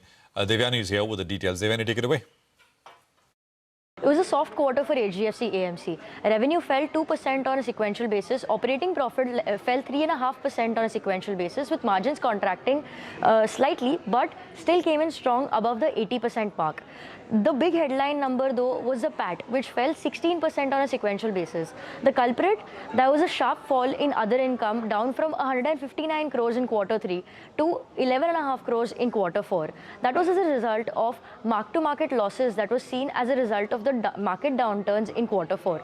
Now we're awaiting the AUM information from the company, as well as the management commentary for FY26 outlook, as well as the impact of the total expense ratio changes that came into effect from 1st of April 2026 onwards.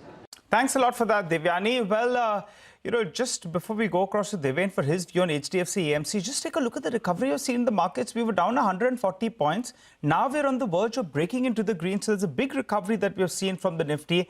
This has definitely turned into a buy on dips market. And I think the big recovery actually has come in from the Nifty Bank. That's recovered close to 350 points on the lows of the day. And a couple of stocks like, say, Axis Bank, that's seen a good recovery in trade. Big uptick is what we're seeing on that particular name. Kotak Mahindra Bank as well, that was trading in the red. I recall the stock being down 1%. That's cut its losses as well. So good recovery out there. And the broader markets, they're having the time of their life. A few stocks just to highlight. I recall earlier today, Sudarshan Chemicals, there was a very large trade that took place just in the first few minutes of trade. That stock has seen a massive spike up as we speak. It's at the day's high. That's close to around 5.5% high. I'll be interested to see today when we get the post-market data, who was part of that block. Some interesting names, but I don't have a confirmation, so I'm not going to name anyone. But big up move is what we're seeing on that particular name. Let's go across to Deven Choksi, MD at DR Choksi FinServ. Hi, Deven. Good afternoon. Good to see you, Ben. What do you make of HDFC AMC? My colleague Devyani did some analysis out there. What do you make of the numbers? And good afternoon. Well, absolutely perfect numbers. I think more or less in line with what one has expected from the company on an operating side. Even though on a quarter-over-quarter basis, I think there is some amount of subdued AUM as can be seen as compared to the year-over-year basis, where the AUM growth remains quite resilient. It's around 24-25% kind of a growth. So if you just ignore the quarterly issue because of the current situation in which we are operating, I guess the numbers are pretty much in line. And the balance sheet impact of other income is probably the resultant result of this particular mark-to-market provisioning. And as a result of which, we are seeing the kind of some amount of fall into the net profit. But ignore that part. I guess around 81% is the margin that they will continue to maintain, which I believe remains very strong, and probably even 54 rupees per share dividend that has also come along with. That already suggests that the operating level the company is having sufficient amount of cash flows to distribute as well. So remain positive. In fact, current correction in the price could be a buy opportunity for us. Okay, cut that. Deven, a quick word. I'm not sure whether you have any take on Sudarshan Chemicals. So that stock has seen a big recovery in trade. Any view out there? Not immediately, Nigel, that I can think of. I think maybe I would like to wait and see what exactly the impact would be on the input cost, for this company, at least in this quarter, if not in the last quarter. The April to June quarter, would like to understand from the company how exactly they're going to be seeing the input cost rising because of the chemical products having the adverse impact due to the crude oil price. So maybe want to understand that first before making any comment. Got it. Okay. All right. Well, let's focus on another name from the HDFC group itself, HDFC Life Insurance. They'll report their numbers shortly. Yash joins us to give us a quick preview into it. Yash? Well, the numbers from HDFC Life Insurance expected just around market closing today or post-market. As far as the numbers itself are concerned, they are expected to be weak both on the premium growth as well as, the quality of that growth which the company is expected to deliver. In terms of specific numbers, the total annualized premium equivalent or total APE is expected to grow by 3%. The number that we are expecting here is 5,329 crore rupees. Retail APE again expected to see a growth of just about 3%. 4,768 crore is the number that we're anticipating here. More importantly, as I said, the quality of the growth is expected to weaken. So value of new business is expected to decline by 8%. The number that we're looking at here is 1,269 crore rupees. VNB margin is also expected to decline by about 264 basis points. The number, as per the poll that CNBC TV18 has done, is 23.85% as compared to 26.5%, which was reported by the company last year, same quarter. Numbers, should be out now, anytime now?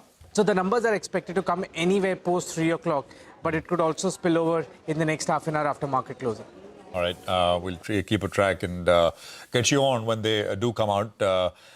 Devin Chokshi is, of course, with us. Devin, any thoughts? Insurance, again, stocks have taken a bit of a beating. Names like LIC have pulled back a little bit, but again, from completely bombed out levels. Anything you like in that space? Yes, Prashant, continue to like the space, and also because of the allocation of money which is going towards insurance, with higher amount of disposable surplus in hands of people due to tax savings. I believe that I think this is one space I think will continue to remain steady. If the GDP is around 10-11%, I think the business premium, new business premium, I think would be somewhere in the vicinity of 15-16% at industry level. And likes of HDFC Life, I think where the portfolio is quite balanced between the term life insurance and the saving and the annuity plans, I believe that I think they could possibly be showing consistently steady growth, I think, as I see it. Needs to see how exactly the treasury book gets impacted in the result announcement. But leave aside that, I think the premium collection growth is likely to remain, I think, steady in my viewpoint. Okay. All right, Devin. Devin, I want to ask you on the metals pack, just pull up a few stocks actually, before we go to the piece that I'm talking about. Pull up Jaiswal Nico. I recall in this show itself, at around 40-43 rupees, we had highlighted that the company was heavily leveraged. They were borrowing at very, very high cost. And if they could find a way to refinance that, things could look up. The operational performance as well has improved. That stock, if we pull it up in the last 10 months or so from 45 rupees, it's at around 98 rupees. And today, I don't know, there's an unusually high volume. So that's why, a viewer had pointed it out to me that on closing bell, we had in fact explained that company. Up and about in trade, just take a look at it. Big move is what we're seeing out there. Sarda Energy, another stock, it corrected from 650 all the way to sub 500 rupees. And that one has pulled back as well. Remember, they'll be gaining because of the exposure to longs. And their power unit as well has come back onto stream. Today, it's up only around 2.5%. But in the last few days, that one has been consistently seeing some buying.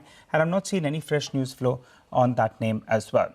But let's focus on the aluminium space. That's the sector, that's the segment in the metals pack that's been getting a lot of attention. And this time around, Kotak highlights that the supply side disruptions are now outweighing the demand destruction fears in the aluminium market. On the supply front, multiple factors have tightened the market, right? That includes the attacks that we have seen on aluminium facilities operated by Emirates Global Aluminium, as well as Aluminium Bahrain. While the blockage of the Strait of Hormuz, that as well has led to tight supply. So on the supply side, things are getting tight. As a result, though, lower production from the Middle East is being factored into the global demand-supply balance. Middle East, that is GCC plus Iran, accounts for around 7 million tons of the total capacity of the globe, that is around 10%.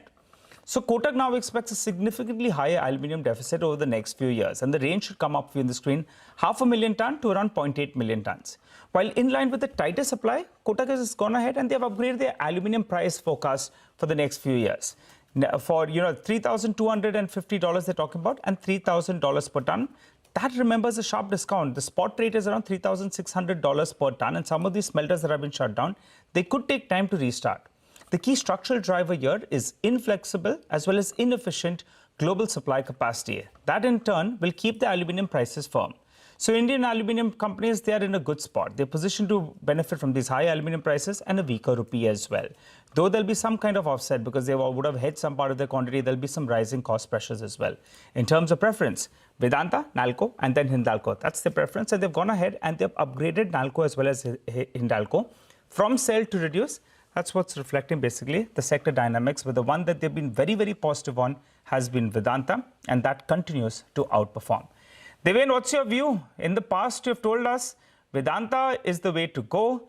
Nalco as well as Hindalco, though, have done well. Among these three, what do you like? No, you continue to like Vedanta because of the underlying valuation. I think they remain pretty comfortable, downside risk practically limited. And at the same time, I think structurally, the entire business environment looks, I think, very, very robust. We have been maintaining that both white metal as well as ferrous metal, both of them are likely to see, I think, a structural bull run for next few many years. Because post-war, I think when the construction activity starts, I think that's where probably the metals are going to be in a huge demand. And I think at least in the near term, we don't have enough amount of capacity to meet those demand. Maybe some brownfield expansions thereafter could possibly subsequently meet. But as a result of which, I think you are likely to see a structural upside for the metal commodity prices. And along with that, the sweetener for many of the Indian metal companies, they are basically backward integrating into the renewable power. So as a result of which, I think their cost of operations are coming down because of the electricity costs coming down due to renewable power. And on the other side, I think they're getting the advantage of the market bull run on the commodity price. So I think it's a good probably thing to observe that in next 3 to 5 years, probably I think this space will probably command maximum amount of gain as I see it at this point of time. Well, aluminum is the metal of the moment by far. By the way, the Nifty has just come back into the green. We are up a little bit, 0 points, actually 1 point change, right? But the point is we've bounced quite a bit from the lows. Broader markets, it's a clean 2:1 advance decline ratio, no problem at all. Nigel, the other names, right? Gallant is up 16%, GMDC. I mean, so some of these smaller metal companies, I think also doing very, very well. GMDC, I guess, the stories with regard to what they're going to do on the rare earth side of things, which they've been talking about for long. But it's locked up, huh? Yeah, so I don't think there's too much of institutional holding. But keep in mind, some of these stocks, they also fell 25, 30, 35% as well. I remember GMDC. But today it's up. I don't have any fresh news flow. Gallant is part, I understand, they were meeting various investors, in the last fortnight or so. So stock is not cheap. It's close to 20,000 crores of market capitalization, doing an EBITDA on an annual basis of close to around 800 crores. So that 800 crores will have to increase substantially for them to command these sort of valuations. Name earlier?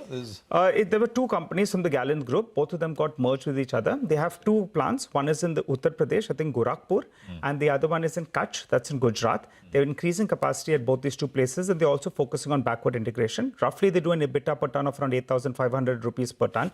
But with the backward integration, they're talking about 2,000 rupees increased out there. So that's basically 25% of the profitability. We'll have to see how all this plays out. For the time being, valuation-wise, not cheap, but it seems some part of the street is excited on that name. Super excited, right? I mean, I'm just looking, this year, in 2026, it's up 70%. So just like a absolute one-way move is what we... Actually, bulk of this move has come this, I'll tell you, the close last month at 550. So I think pretty much the entire move has come in April so far, and it's been, 15 days. So just amazing what's happened with this stock. GMDC, of course, is limit up 20%. It's a new all-time high coming through. On Gallant, just 1 point, Prashant. The stock was 800 rupees in August. From 780, 790 rupees. From there, actually, we pull up a one-year chart. It fell all the way to sub 500 rupees. And that 500 rupees has become 900 rupees. So the journey is 800 to 500. First, a sharp correction. Yeah, that's what I'm talking about in August. And then it did see a sharp correction. Now it's picked up steam. So we'll have to see the fundamentals really. But valuation-wise, there could be an argument that it's getting a little too expensive. But we'll have to see what are the plans from here on. Yeah. Absolutely. NetWeb is doing well. I mean, if you can pull that up. So changing track in terms of sectors. But again, it got really hit. It got hit really hard. And from recent lows of about 3,100, it's back at about 3,700 now. That is NetWeb. Very large volumes in it now at this stage. From the Adani Group stocks, look at Adani Power. I think Adani Power has made a new high. I think I just saw, let me just quickly pull it up. Adani Power has made a new all-time high. The last high was made in December of 24, which was almost 180 odd rupees or so, and we are now at about 191. So that's about 4.33% higher. Another completely beaten down name has been Policy Bazaar. It's still, I mean, of course, nowhere near the highs of about 2,300, but from the lows of about under 1,400, it's come back to about 1,550-ish or so. So, yeah, I mean, a fair bit going on. Viatec Vabag is also up about 4-5% the last I checked. And Vivek put out some information, source-based, about them emerging as the lowest bidder for multiple orders in the GCC region. Vivek, take it away. Well, that's right. West Asia is what we're talking about. And from industry sources, what we gather is that Viatec Vabag, has emerged as the lowest bidder for two separate projects. The first project is it's a project called as the sewage treatment plant. This particular order is from the National Water Company based out of Saudi Arabia, and we understand that the order size exceeds over 600 crore rupees. The other project, which is larger, is that we understand that the company, which is the lead partner in a JV with a local manufacturing partner, has emerged as the lowest bidder. This is for an order, again, for a desalination plant as far as Kuwait is concerned. Size of the order is worth over 3,400 crore, and Viatec Vabag is the lead partner, so expect more than 50% share for Vabag. So on the basis of this information, we reached out to Viatec Vabag. We are yet to get a response from them, but the important part is, on an order book of 16,300 crore that the company was sitting on at the end of Q3, these are quite sizable additions that you're seeing. And importantly, another important takeaway is that tendering activity has resumed in West Asia, which augurs quite well as far as EPC players in India with exposure there are concerned. Okay, all right. Good one, Vivek. Another big exclusive coming in. Source-based news from Vivek. Devin, what do you make of Viatec Vabag? As per what Vivek is saying, what he's picking up is that there could be a big order boost coming in from the Middle East. Your view? Yes, I think it's getting validated that Mid-West is now going to be putting in a larger amount of thrust on rebuilding. And that's where I think some of the infrastructure capital goods companies are going to be playing a major role, including likes of Larsen, where we already see that 4 years of visibility in order book, I think, could probably further increase because of the kind of demand which is coming up for them. One thing is obviously, I think one needs to keep in mind that I think these projects are normally long tenure delivery projects. So even if they do get the orders, I think they get materialized over a period of time. And that's where probably I think you are not likely to see quarterly impact, I think, coming into the books on a very regular basis. That's what my understanding of the business is. So, but otherwise, yes, I think those who are waiting for 3 years and above, I think for them it's a good news that I think their order book is getting built very, very structurally and very, very solidly. Got that. Devin, we'll leave it there. Thank you very much for joining us. Good speaking with you. So that's the view. This point, 10 points on the Nifty. We spoke with Prashant Jain, a 3P investment manager earlier. And his basic framework is he's constructive, but more constructive on large caps as a category as opposed to mid and small caps. He says large cap earnings growth perhaps should outperform what we're likely to see mid and small caps doing. Listen in. See, please remember that 10 years back, India used to fund its current account deficit at times from portfolio flows. Today, you have lost more than $10 billion in a single month. $40 billion in maybe 16 or 18 months, and still your economy is growing, markets are holding up reasonably well. And the correction in the markets is, as much due to excessive valuations, as much as it is due to the excessive fundraising, and foreigners have also played a part. We have for almost 2 years been suggesting that small mid caps have run much ahead of fundamentals. It is, in my opinion, an incorrect notion to say that as a category, small mid caps grow faster in businesses than the large caps. I don't think data suggests that. Even today, if you look at the share of small and mid caps in terms of profits of corporate India, it's about 25%, but their market cap share is much higher. So I would not be optimistic on this category. Of course, they have fallen so much. 1 in 3 stocks is down more than 50%, I think, from the peaks. So there can be a sharp bounce, but as a category, I would feel that large cap should outperform.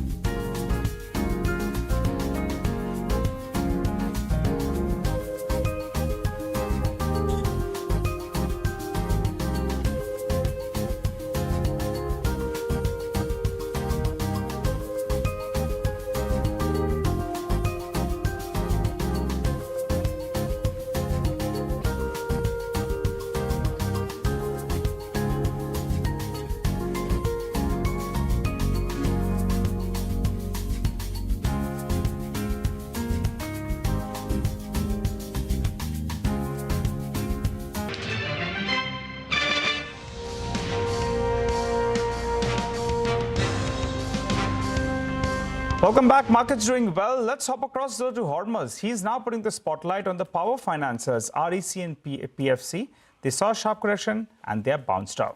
Hormuz, run us through that piece. You know, the comeback of REC and PFC has been more profound in the month of April, and both of them are at 52-week highs in today's session. At the highs of the day, both of them were up almost 5% each and still holding on to gains of around 3.5%. But take a look at the returns that they've had so far in the month of April. Both of them are up 22% each at the highs of the day. For REC, it's the best month it has had since July of 24, which is incidentally when both of these stocks topped out. And for PFC too, it's the best month since November of 2023. Now, why is the rebound? It's also because there was some buying interest that emerged at low levels. Both of them had a very disappointing 2025. There is increasing power demand as well. There are concerns with regards to El Nino and so on and so forth. That is putting power financiers in focus. And of course, there is the need for clarity on the merger proposal that was announced during the budget.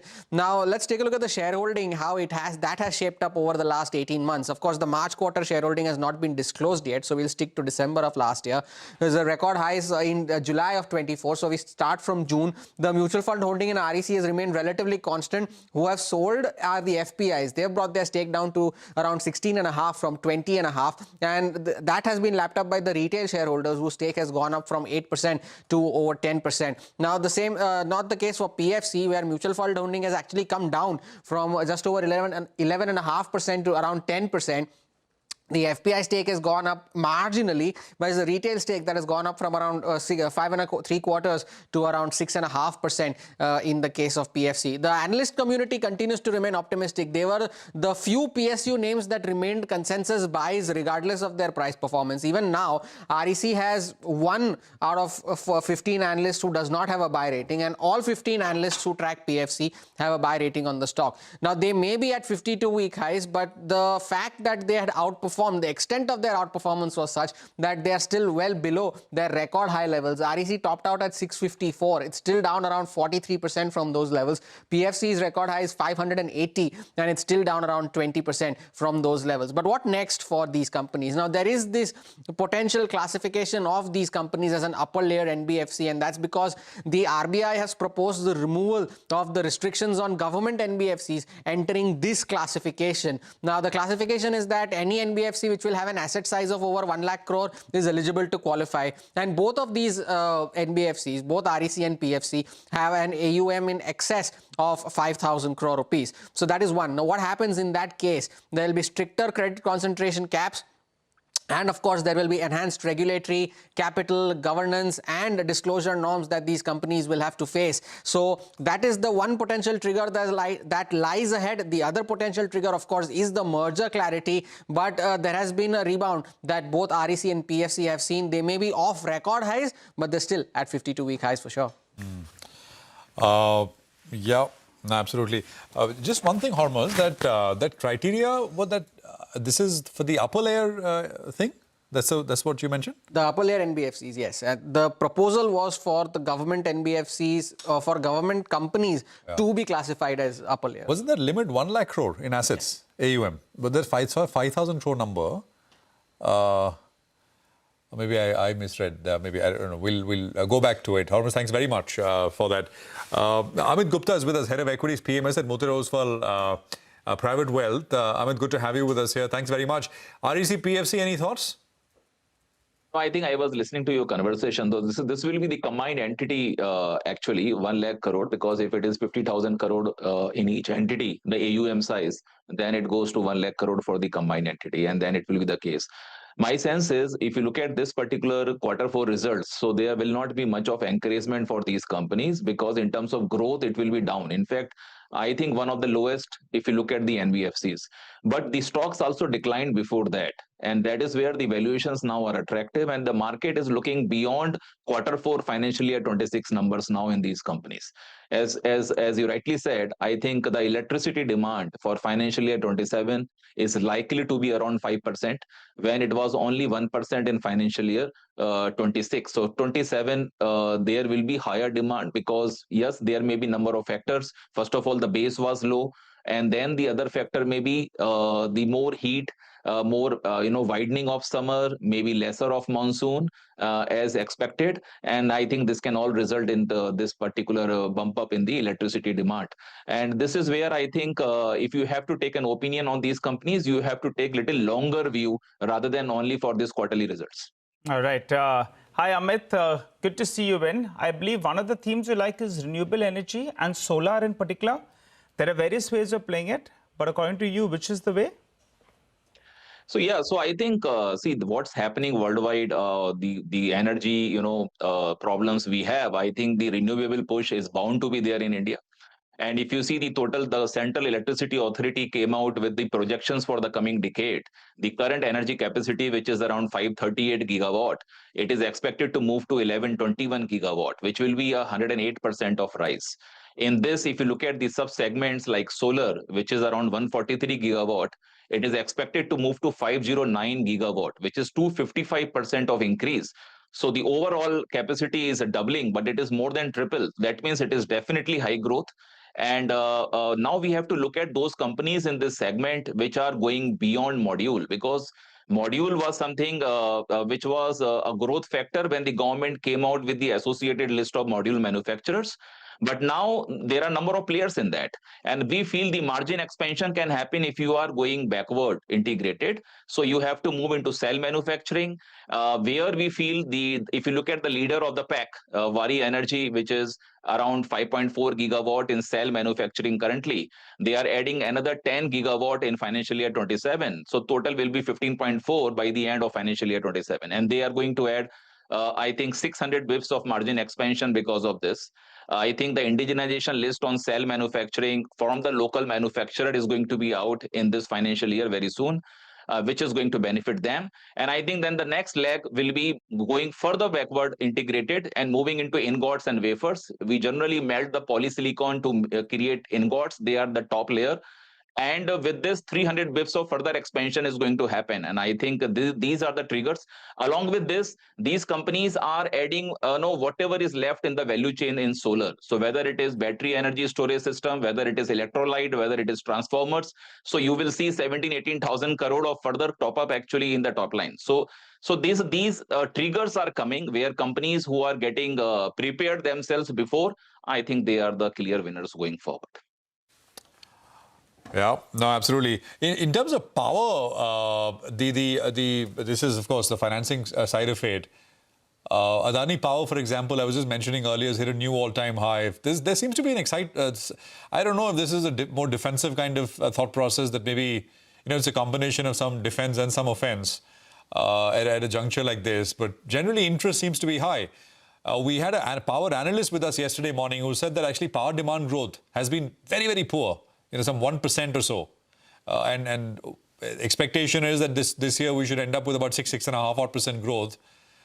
So just your thoughts, Amit, what do you own in that space? Generation?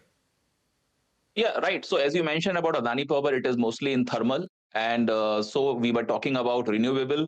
But yes, when the electricity demand is going to rise and you need power on immediate basis, there are certain power plants which run through gas. If the gas availability is not there, I think eventually the thermal will come into picture. So that is also something which is pushing. And you rightly said 5-6% of electricity demand we feel in financial year 27 is going to be. And there are reasons. If you look at last year, the AC sales was very low. And it happened because all the AC companies also declined last year. And historically, we have seen every bad year in the AC sales is followed by good year. And it is very much possible that financial year 27, you may have a period where you will have, higher longevity of summer, heat waves already seen. Maybe you have to wait for El Nino, how much impact it has, because SkyMet came out with the above normal and IMD is coming out with a little lower normal. So we have to see how does it happen. And if suppose there is an impact, I think the AC sales will go up, electricity demand also will go up. Fair enough. I think the Prime Minister is speaking in the Parliament. Let's just listen in for a quick bit. के अनुसार उसमें समय समय पर सुधार भी होते हैं और यही तो लोकतंत्र की ब्यूटी होती है। हम मदर ऑफ डेमोक्रेसी है। हमारी हजारों साल की लोकतंत्र की एक विकास यात्रा रही है और उस विकास यात्रा में एक नया आयाम जोड़ने का एक शुभ अवसर सदन के हम सभी साथियों को मिला है। और मैंने प्रारंभ में कहा है कि हम सब भाग्यवान हैं कि हमें ऐसे महत्वपूर्ण और देश की आधी आबादी को इस राष्ट्र निर्माण की नीति निर्धारण प्रक्रिया में हिस्सेदार बनाने का सौभाग्य मिल रहा है।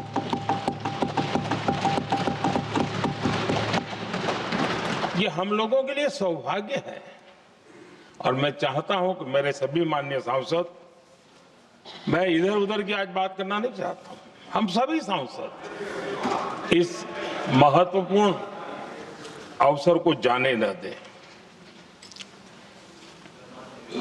हम भारतीय सब मिल करके देश को नई दिशा देने जा रहे हैं। हमारी शासन व्यवस्था को संवेदनशीलता से भरने का एक सार्थक प्रयास करने के लिए जा रहे हैं।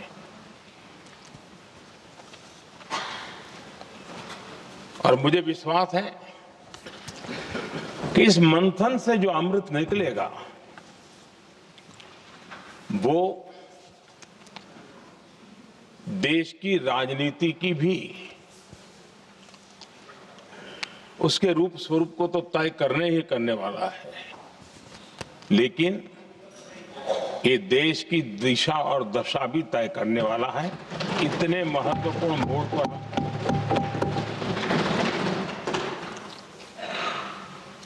आदरणीय अध्यक्ष जी, 21वीं सदी में भारत एक नए आत्मविश्वास के साथ आगे बढ़ रहा है। विश्व में भी आज भारत की स्वीकृति हम सब महसूस कर रहे हैं और ये हम सबके लिए गौरव का पल है। एक समय हमारे पास आया है और इस समय को हमने एक विकसित भारत के संकल्प के साथ जोड़ा है। और मैं पक्का मानता हूं कि विकसित भारत का मतलब केवल उत्तम प्रकार के रेल, रास्ते, इंफ्रास्ट्रक्चर या कुछ आर्थिक प्रगति के आंकड़े सिर्फ इतने से ही विकसित भारत की सीमित कल्पना वाले हम लोग नहीं हैं। हम चाहते हैं कि विकसित भारत जिसके नीति निर्धारण में साच अर्थ में सबका साथ सबका विकास का मंत्र समाहित हो, देश की 50% जनसंख्या नीति निर्धारण का हिस्सा बने, ये समय की मांग है।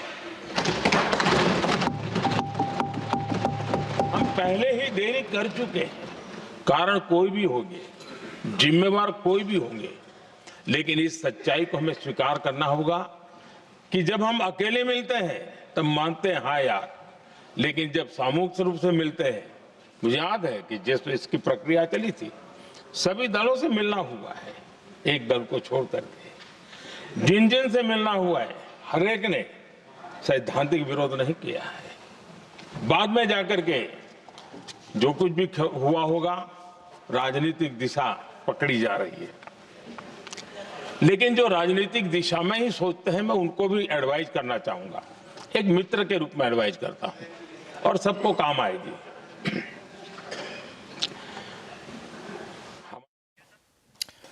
Okay, that is the Prime Minister addressing a special session of Parliament, and we'll of course get you excerpts of the important stuff which is said in the House as we go along. Markets, by the way, have taken another leg lower. They had completely recouped at least on the losses, the Nifty losses, and they'd come back into the green, but we're down about 65 points or so. We're going to take a quick commercial break here. We'll come back in just a bit. More coming up on the other side.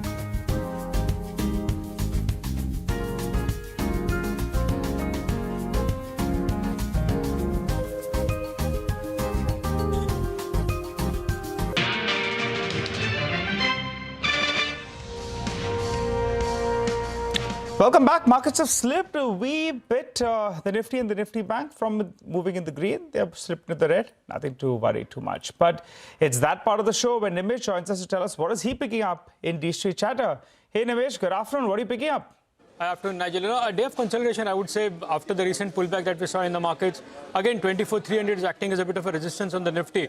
Having said that, it's a broader market which relatively outperforms. And now you're seeing a lot of thematic moves in the broader markets as well.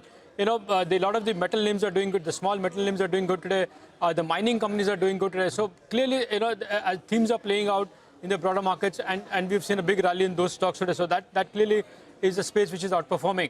From a flow perspective, again, a mixed day, I would say, but no big selling is the sense that I'm picking up. Again, the selling intensity is clearly lowered in the last couple of days with some small buying as well in few days. So that's the trend as far as the larger institutional activity is concerned. Within that, I guess there is buying in select bank names today, as well as a bit of buying interest in some of the select bank stocks. Remember, the Wipro results will be out today along with the buyback, and over the weekend we'll have two large banks, ICICI Bank and HDFC Bank, reporting numbers. So clearly that will set the tone for these particular sectors. But as I said, while flows are quite mixed, it's the broader market which is seeing a lot of momentum, with now a lot of thematic stocks buzzing and hitting upper circuits. Okay, all right. What about individual stocks, Nimish? What are you picking up? So as I said, a lot of broader market names are doing good. The first stock on my list is Kirloskar Electric, a small cap company, 800 crores market cap, almost at 52-week highs now, but stock has been consolidating of late.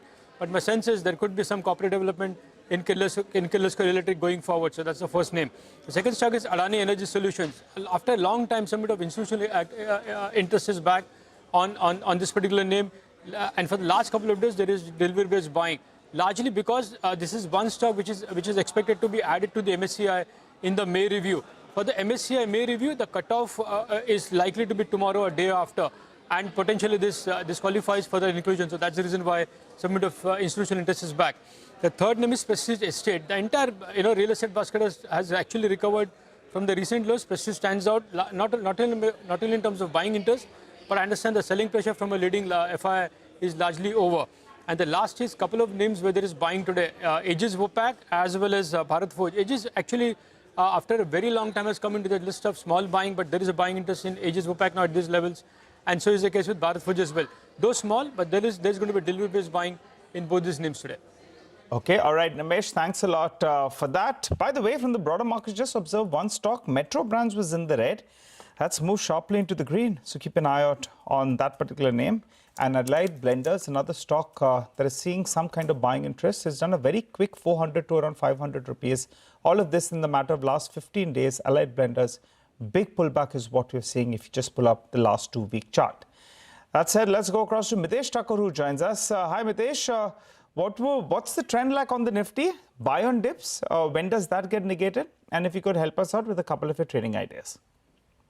I think, buy on dips, yes, because this is not a strong up move that will keep going up. You'll have doses of volatility. And on the downside, the key support is around 23,800, 750 zones now. The averages are moving up slowly. So I think that's where we are placed at. So anything close to about 23,900, 3950 zones would be a welcome buying chance. Right now, I have a BTST on Gas Authority, GAIL. So BTST with a stop at about 157 for targets of 161. And Hindalco is the other one, which is a BTST with a stop at about 191 and target of 187 half can be looked at. Mitesh, the other day I asked you about BHEL, if I remember correctly. There was that MSCI rejig that was taking place. The stock has taken off today. I think it's 310 rupees. What do you do? I can't recollect the target you had given us. So, Nigel, one disclaimer, I have positions over here, so there's vested interest. See, BHEL, if you look at the charts, it's on a very significant level. The highest ever weekly closing which the stock has recorded, adjusted for all this corporate actions, etc., is around 313, 314. So I think once this levels of 314, 315 goes, I would be, biased, and I would be positive to a minimum target of around 350, 360. But a more logical target of 400 plus. So extremely positive on BHEL on a medium-term basis. In the short term, I think, the 314, 315 barrier might stall the stock move for a few days. And if you get a pullback, say close to about 299 or 295, that would be a welcome buying opportunity. Actually, the stock started moving up, starting 250. So it's gone up like a rocket. And you know, power is a theme. Adani Power has made a new all-time high. And many of the other names are starting to pick up as well. BHEL, of course, is very much part of that power equipment space. And, you know, it's doing well. Now, IT bellwether Wipro will report numbers. Mitesh, thanks very much for that. Numbers from Wipro later today. Rima is here with a quick snapshot preview. Rima, take it away. Thanks so much for that. As you rightly pointed out, it's going to be about earnings and buyback. In terms of the numbers for Q4, the street is expecting about 0.5%, that's 0.5% revenue growth on a quarter-on-quarter basis in constant currency. But remember, this growth will be driven by the acquisition of Harman DTS. If you look at the growth X of the acquisition, the organic growth, that's likely to be negative. Margins for the company are likely to come under pressure, 17.1%. Despite the currency tailwind, there will be an impact of the 1-month wage hike and plus the costs associated with this acquisition because you're integrating it, the upfront investments related to that. So margins could be under pressure. A couple of things to watch out for. One, the Q1 FY27 guidance.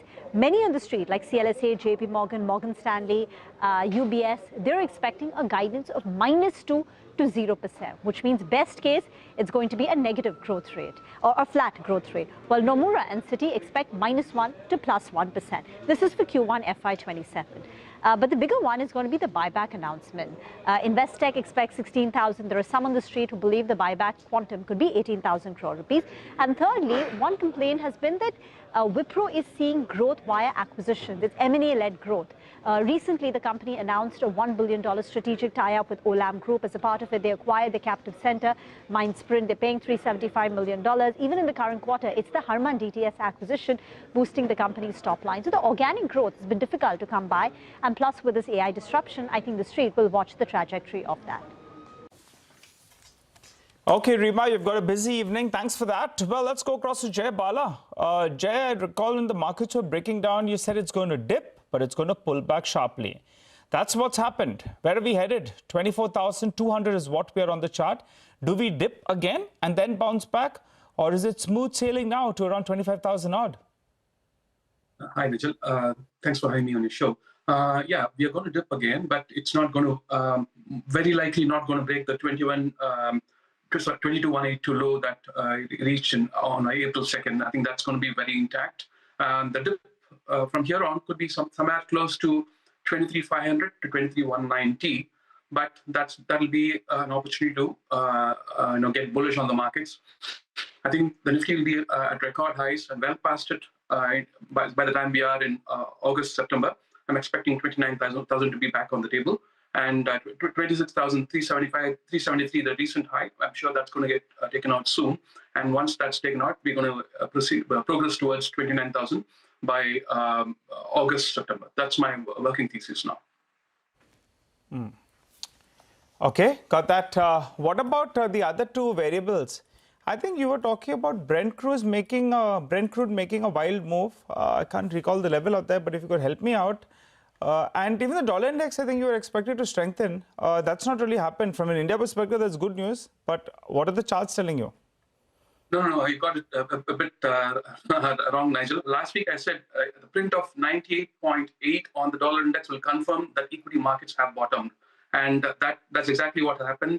And we're seeing US markets at record highs, NASDAQ and S&P have scaled fresh record highs.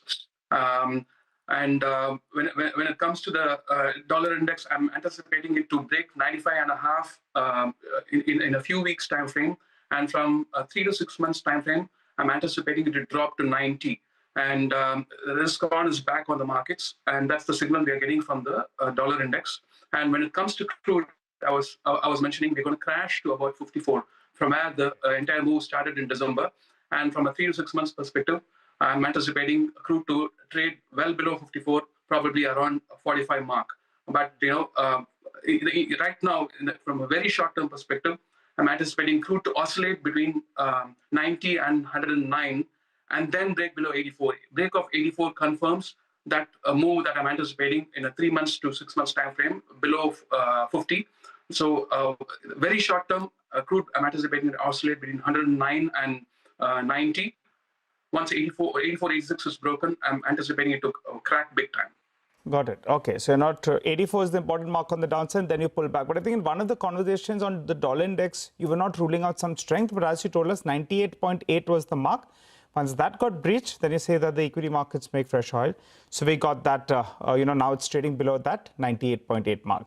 Got that, Jay. Request you to stay with us. We'll just take a short break. As we do that, let's listen into legendary investor Ramesh Damani's view on the impact on the markets from the US-Iran war, and also how investors in India can tide over volatility.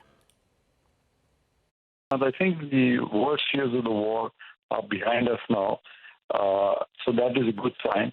I think the markets will tend to favor some of the things that seem to be blossoming this morning, which is perhaps defense, localized supply chain, infrastructure building.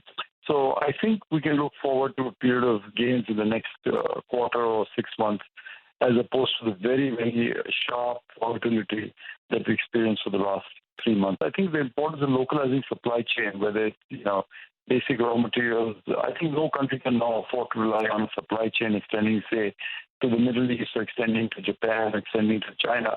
They need to localize and develop the raw materials themselves.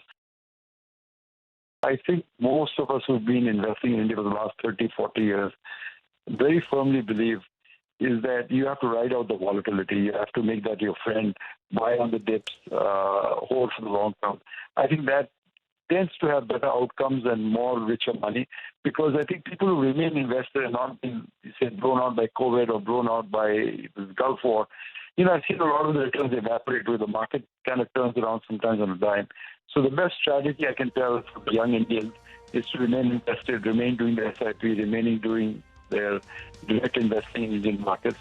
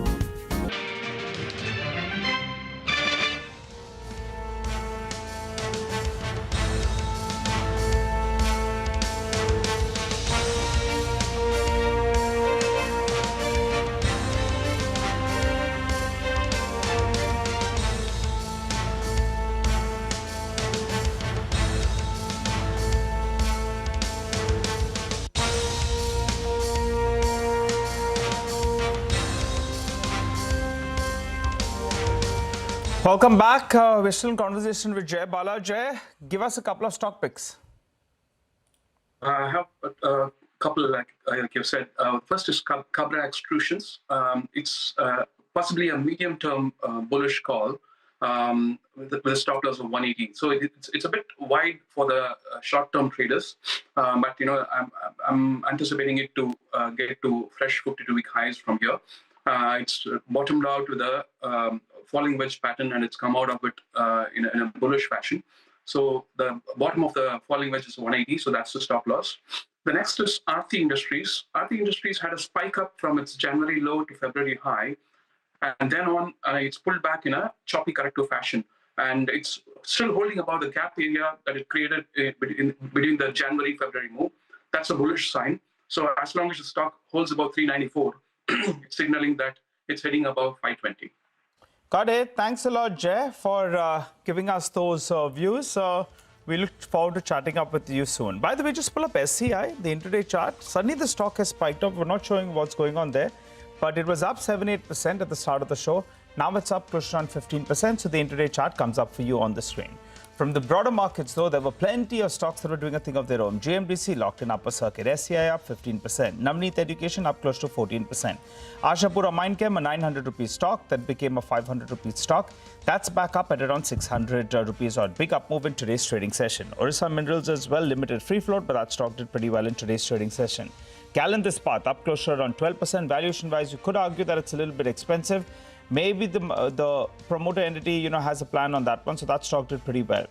IMFA, that's the company that, we had explained to you at, I think, 600 rupees or thereabouts with regard to the shortage of ferrochrome globally. Well, that one's now a 1,550 rupees stock, so big move out there. First Source as well made a sharp move today, up close to around 10%. Jaiswal Neko, that one made a smart move in today's trading session. Net, a good trading session, even though the Nifty goes home with a cut of around 40 points. And I say that because the breadth of the market was in favor of the number of stocks advancing. You had two stocks that were advancing. For just one stock that was declining, you had the mid-cap index that was up close to around 0.5% on a day that the Nifty went home with a cut, and the Nifty Bank was down close to around 0.5% or thereabouts. Good trading session. The bulls will be feeling good. Portfolio is looking better in April, and explains why, the end of the day, it didn't look so bad. Okay, what we're going to do is cut across to Prime Minister Modi. He's speaking in the Parliament. Listen. और इसलिए हमें credit नहीं चाहिए. जैसे ये पारित हो जाए, मैं कल एडवर्टाइजमेंट दे करके सबका धन्यवाद करने के लिए तैयार हूं. सबकी फोटो छपवाने के लिए तैयार हूं. क्रेडिट आप ले लो, चलो. क्रेडिट की चिंता है क्या है जी? ले लो ना क्रेडिट. आपको जिसकी फोटो छपवानी है सरकारी खर्चे से हम करवा देंगे.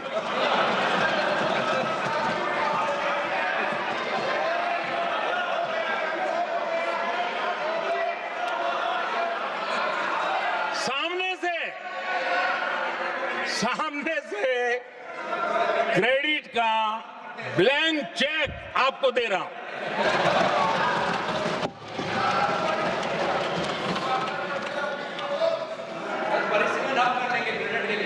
आदरणीय अध्यक्ष जी, हमारी संसदीय लोकतंत्र में महिलाओं की भागीदारी ये सिर्फ आंकड़ों का खेल या एक लोकतांत्रिक व्यवस्था में सुधार इतना सीमित नहीं है. लोकतंत्र की जननी के रूप में, मदर ऑफ डेमोक्रेसी के रूप में ये निर्णय भारत का कमिटमेंट है. ये सांस्कृतिक कमिटमेंट है.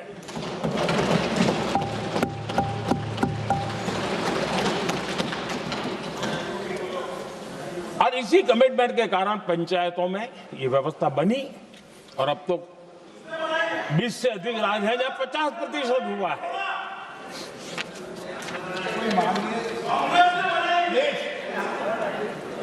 और हमने अनुभव किया है, मुझे लंबे अरसे तक मुझे लंबे अरसे तक मुख्यमंत्री के रूप में सेवा करने का जनता ने अवसर दिया और उसी कालखंड में ग्रास रूट लेवल पर विमेन लीडरशिप को मैंने देखा है। मेरा अनुभव है कि संवेदनशीलता के साथ समस्याओं के समाधान में उनका कमिटमेंट बहुत ही परिणामकारी रहते थे, विकास की यात्रा को गति देने में रहते थे। और उस अनुभव के आधार पर मैं कहता हूं कि इस सदन में उनकी आवाज नई शक्ति बनेगी, नई सोच जुड़ेगी, देश की दिशा में एक संवेदनशीलता जुड़ेगी। तथ्य और तर्क के आधारों पर अनुभव जब जुड़ता है तब मैं समझता हूं उसका सामर्थ्य अनेक गुना बढ़ जाता है और सदन कितना समृद्ध हो।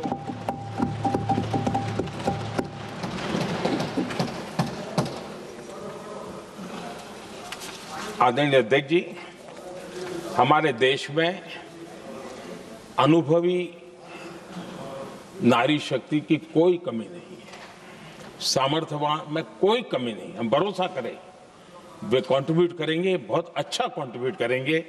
और आज भी जितनी हमारी बहनें यहाँ हैं, जब भी उनको अवसर मिला है उन्होंने बहुत अच्छे ढंग से अपनी बात बताई है, सदन को समृद्ध किया है। आदरणीय अध्यक्ष जी, आज देश में वर्तमान में देश में 650 से ज्यादा पंचायतें, डिस्ट्रिक्ट पंचायत, करीब 250 महिलाएं उसका नेतृत्व कर रही और केंद्र के कैबिनेट मिनिस्टर से ज्यादा उनके पास जिम्मेवारी और धन और व्यवस्था होती है, काम करती है जी। करीब 6,700 ब्लॉक पंचायतों में 2700 से अधिक ब्लॉक पंचायत ऐसी हैं जिसका नेतृत्व महिलाओं के हाथ में।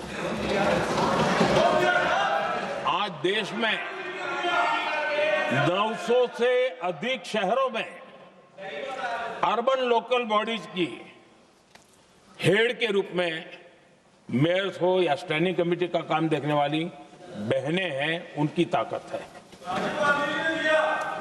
और मैं मानता हूं कि आज देश जो प्रगति कर रहा है उस प्रगति में इनका भी महत्वपूर्ण योगदान है। उस ऋण को हमें स्वीकार करने का ये अवसर है।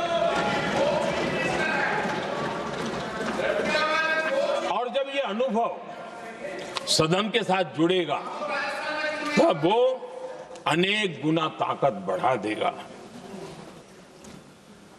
आदरणीय अध्यक्ष जी, एक लंबी प्रतीक्षा एंड एक प्रकार से हम सबके लिए सवालिया निशान पैदा हो, ऐसी परिस्थिति हम ही लोगों ने पैदा की है। ये अवसर है कि हम पुरानी जो कुछ भी मर्यादाएं रही होगी, मुश्किलें रही होगी, उसे बाहर निकले, हिम्मत के साथ हम आगे बढ़े और नारी शक्ति का राष्ट्र के विकास में उनकी सहभागिता को हम सुनिश्चित करें। और मैं पक्का मानता हूं कि अगर आज हम मिलकर के निर्णय करते हैं, और मैं तो आग्रह करूंगा कि हमें सर्वसम्मति से इसको आगे बढ़ाना चाहिए। और जब सर्वसम्मति से बढ़ता है तो ट्रेजरी बैंक पर एक दबाव रहता है जी, उनको भी लगता है भाई सबका इसमें हक है, हर एक की बात मान के चलो, कोई नुकसान नहीं है। सामूहिक शक्ति से तो अनेक परिणाम हमें अच्छे मिलते हैं। आदरणीय अध्यक्ष जी, मैं ज्यादा समय न लेते हुए इतना ही कहूंगा कि इसको राजनीति के तराजू से न तोलें। हम जब भी कुछ निर्णय करने जा रहे हैं तो देश के इतने बड़े देश का आधा जिम्मा जो उठा रहे हैं उनका भी कोई हक बनता है यहाँ आने का। हमें रोकना नहीं चाहिए। और दूसरा, संख्या के संबंध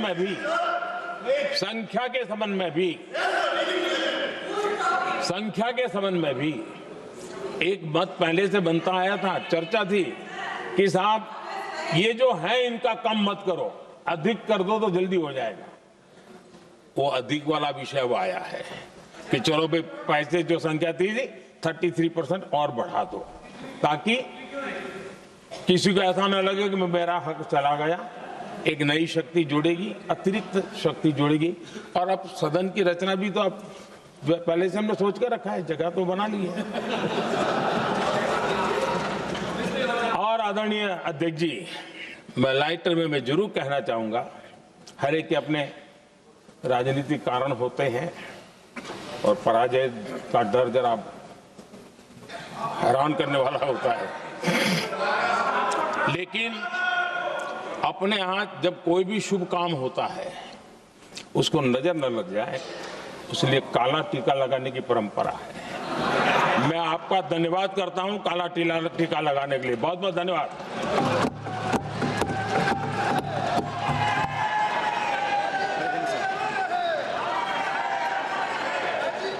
Shri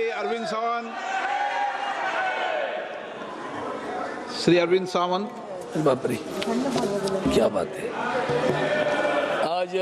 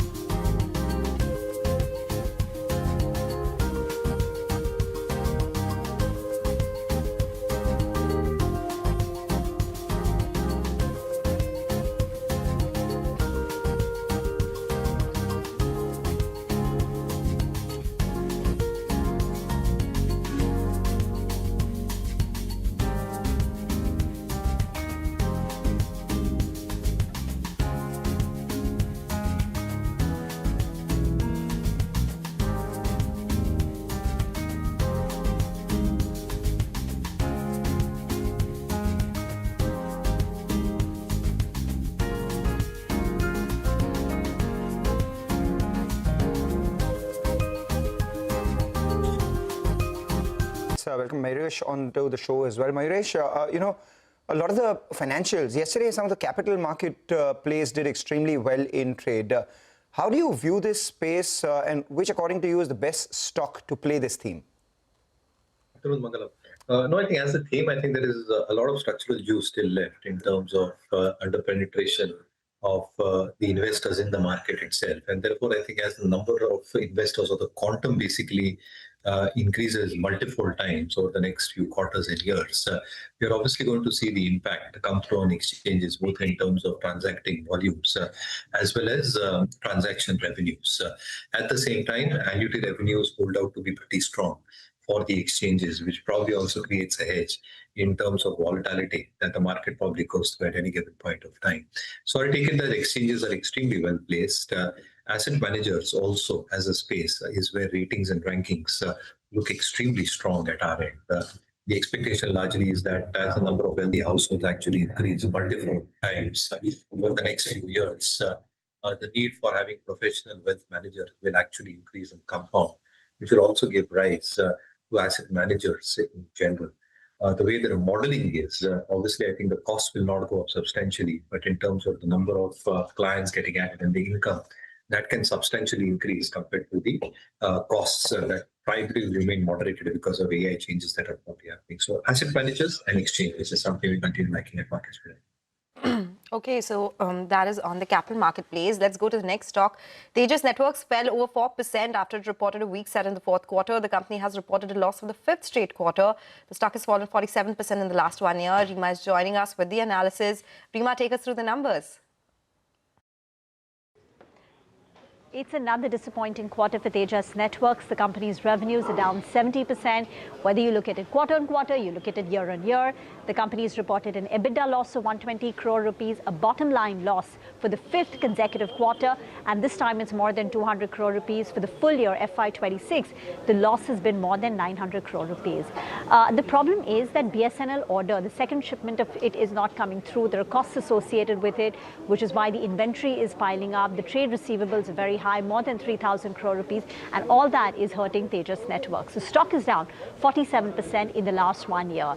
That said, the company is seeing some positive signs. For example, the international revenue is picking up. That's 12% of their overall revenues. They won a large order from Japan's NEC that had gotten the street excited. We'll have to see progress of that and, the comeback of the BSNL order of, for the Tejas Networks to do well. But for now, Q4 marks the end of a very tough year for the company.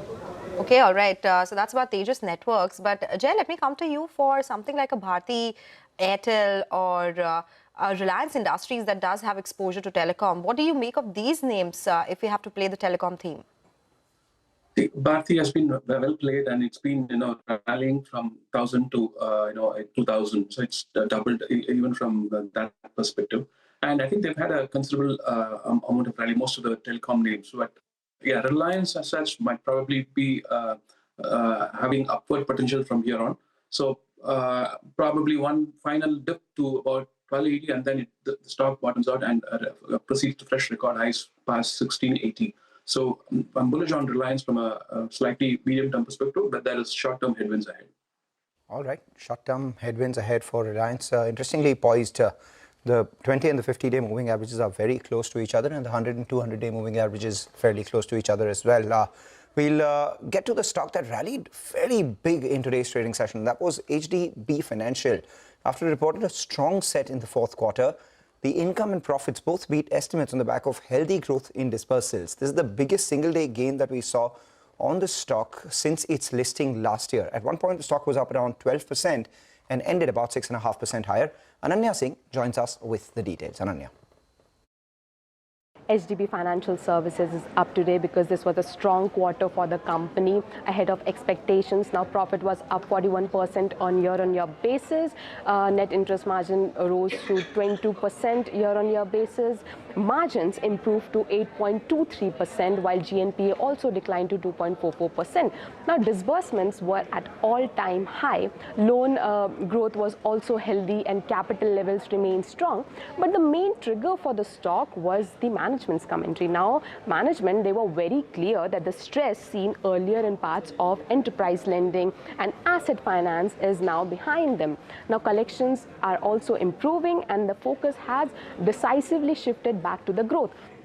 Now they are targeting growth at nominal GDP plus 6 to 7%. Margins above 8% are seen as sustainable, while credit costs are guided around 2.3% plus minus. Now the management said they want investors to focus first on disbursements because that is where the recovery and acceleration will show up before it translates into faster loan book growth. Now you can see why the stock is reacting so strongly. In fact, the stock surged as much as 12% intraday after the results. So you can clearly see that the street is taking this as a turning point for HDB Financial Services. Right. Jai, what do you make of HDB Financial Services on the charts and also on the financials at large? How are you playing the Nifty Bank? Because that's been a little unpredictable, say, from the start of the skirmish. It's been at some point underperforming. A lot of times, it's tried to recover but saw supply at higher levels.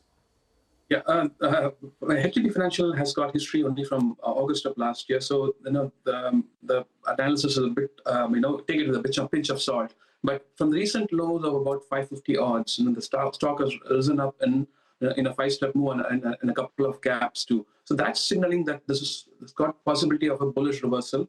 But we want the stock to hold above 620 or 595 on a closing basis. That will be a bullish, reiteration that the recent lows that it saw at 550 and change or slightly lower. That's at least a short-term reversal for the stock. Take that point. Mayuresh, your thoughts on HDB Financial Services and Nifty Bank in general?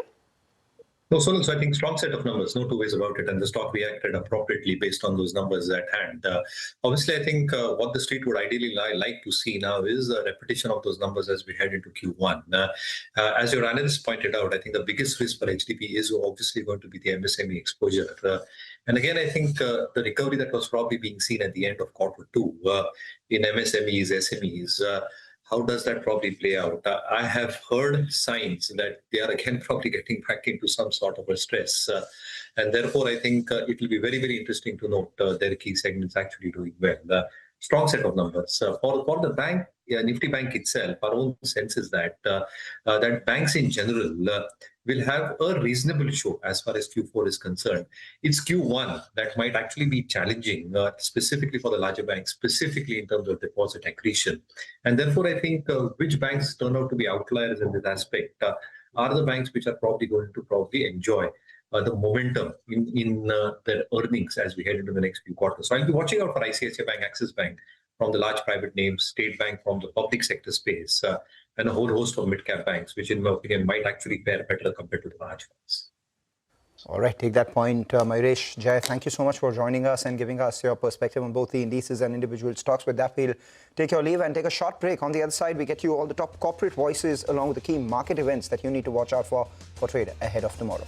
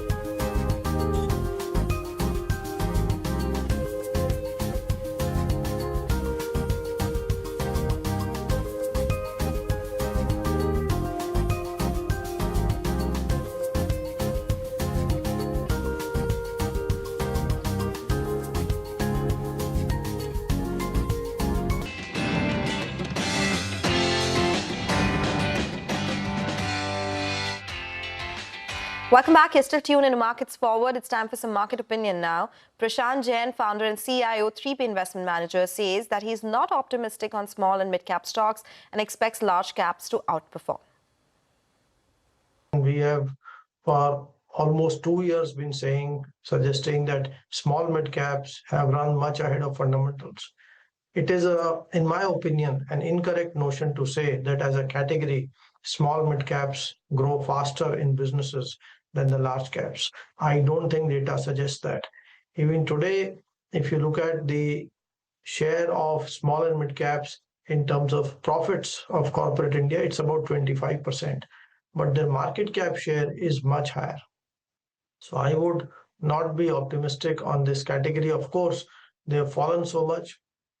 1 in 3 stocks is down more than 50%, I think, from the peaks.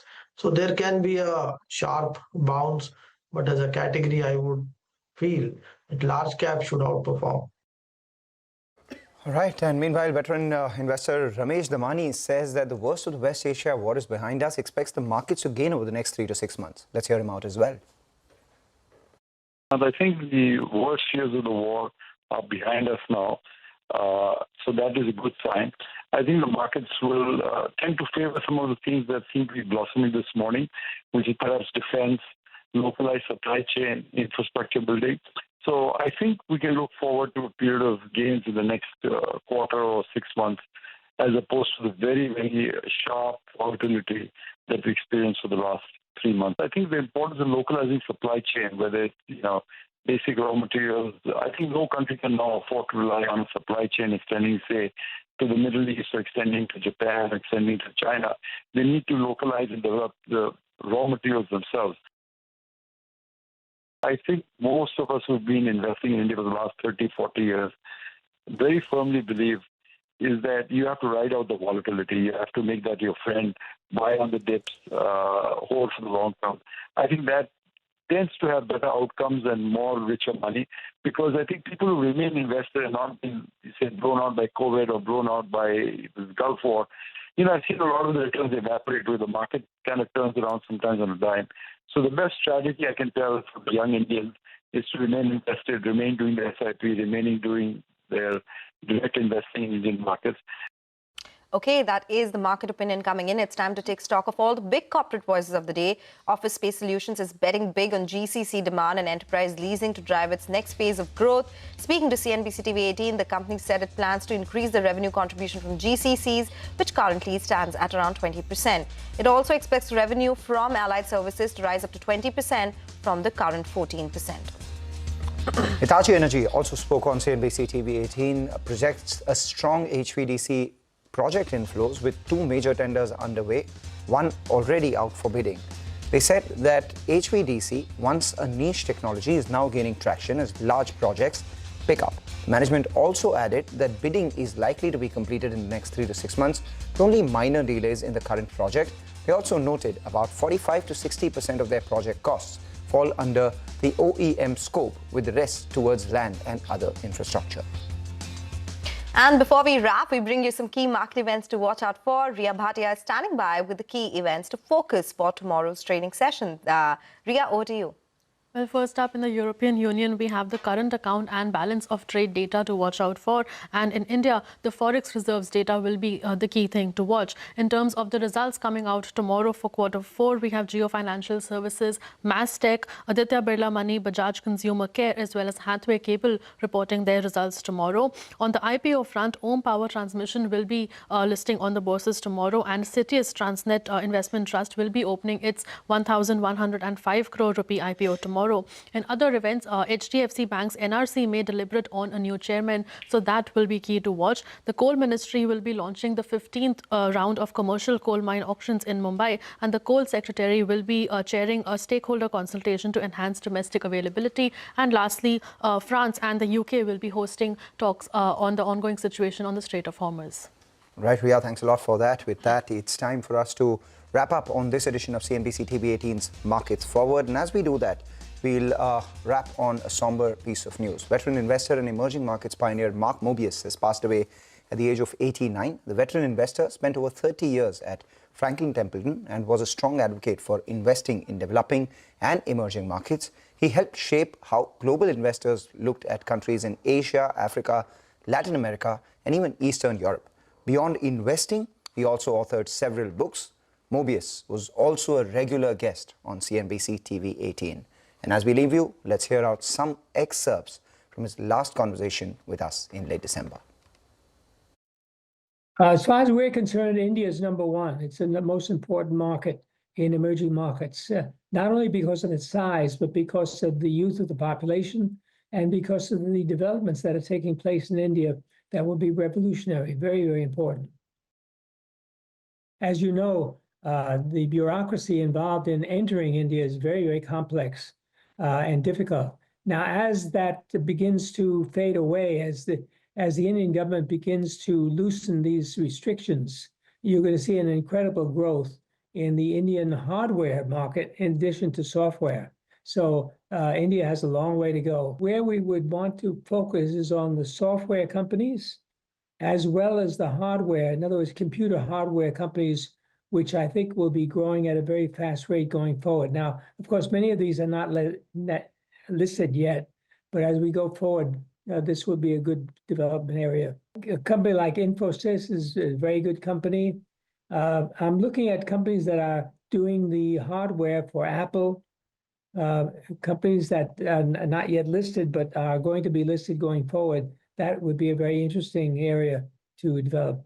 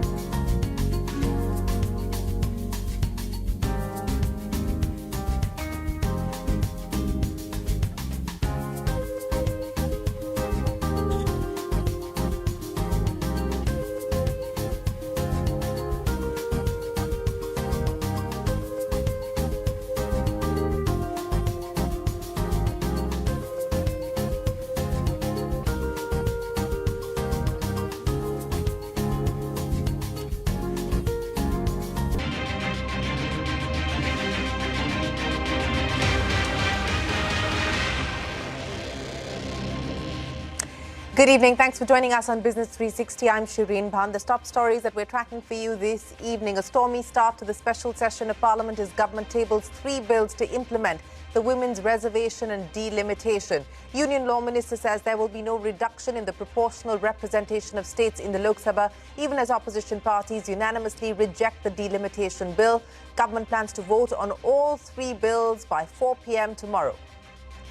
Why bulldoze delimitation with women's reservation, ask opposition parties. Tamil Nadu Chief Minister M.K. Stalin leads a protest with just a week to go for state elections.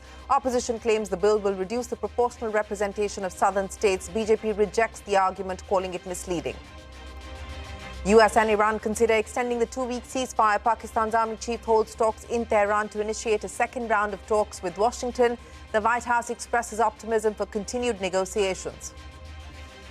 Doubts over the proposed negotiations between Israel and Lebanon. President Trump and Israel's Netanyahu say talks with Lebanon could take place today, but Lebanese officials say they are unaware of any talks. This will be the first negotiations between both countries in 37 years if the talks do happen. Crude oil prices remain stable as investors hope for renewed negotiations between US and Iran. Stock markets also gain across Asia and Europe after Wall Street hit new record highs overnight. Sensex and the Nifty give up early gains to close in the red despite positive global cues. Mid-caps outperformed. The rupee gains over 15 paise against the dollar. The Supreme Court denies relief to Adani Enterprises in the bank fraud classification case, refuses to interfere with the Bombay High Court order lifting the stay on the fraud proceedings. The Apex Court takes note of Anil Ambani's settlement proposal but does not express an opinion on it yet. The CEO of Singapore Airlines meets Tata Group executives in Mumbai. Singapore Airlines owns 25% stake in Air India. The meeting assumes significance against the backdrop of multiple headwinds being faced by Air India, including geopolitical tensions, spiraling costs, and the hunt for a new CEO. 9 children are dead after a 14-year-old opens a fire at a school in Turkey. This is the second school shooting in the country in the last 2 days. Pioneering emerging market investor Mark Mobius passes away at the age of 89. He championed investment opportunities across India and other emerging markets. Let's go straight to the top story this evening. The government's decision to convene a special parliament session to table 3 bills has snowballed into a major political controversy. I will come to that in just a moment, but first here's a primer on the bills. And the first bill involves amending the constitution. The amendment is aimed at multiple objectives. 1, increasing the Lok Sabha strength to a maximum of 850, including 35 for union territories. 2, the government wants to operationalize 33% reservation for women in the Lok Sabha and state assemblies. The constitution provides that the number of seats would be made after every census. Now, this was deferred for 25 years in 1971 via constitution amendment. Another constitution amendment in 2001 froze the seat share of states for a further 25 years. The second bill also aims to link the delimitation exercise to the 2011 census. Remember, the constitution amendment bill needs to be backed by a 2/3 majority of members present and voting to sail through. The third bill concerns the administration and legislative framework of union territories. Law Minister Arjun Megwal tabled the bills in the Lok Sabha. Now, why is the opposition seeing red? The Congress and other opposition parties, including the DMK, have criticized the government for bulldozing delimitation with the women's reservation. Now, leaders of southern states have also claimed that the delimitation exercise would reduce their proportional representation. Tamil Nadu's Chief Minister M.K. Stalin led a protest in Chennai today. And remember, it's just a week to go for the state election. Opposition parties also question the need to initiate a redrawing of electoral boundaries without the completion of the census exercise, which is currently underway. The BJP has rejected the arguments, calling them misleading. Prime Minister Modi, while speaking in the Lok Sabha, said it was the need of the hour to not delay 33% women's reservation any further. Union Law Minister Megwal said there will be no reduction in the proportional representation of states. इसको राजनीति के तराजू से न तोलें। हम जब भी कुछ निर्णय करने जा रहे हैं तो देश के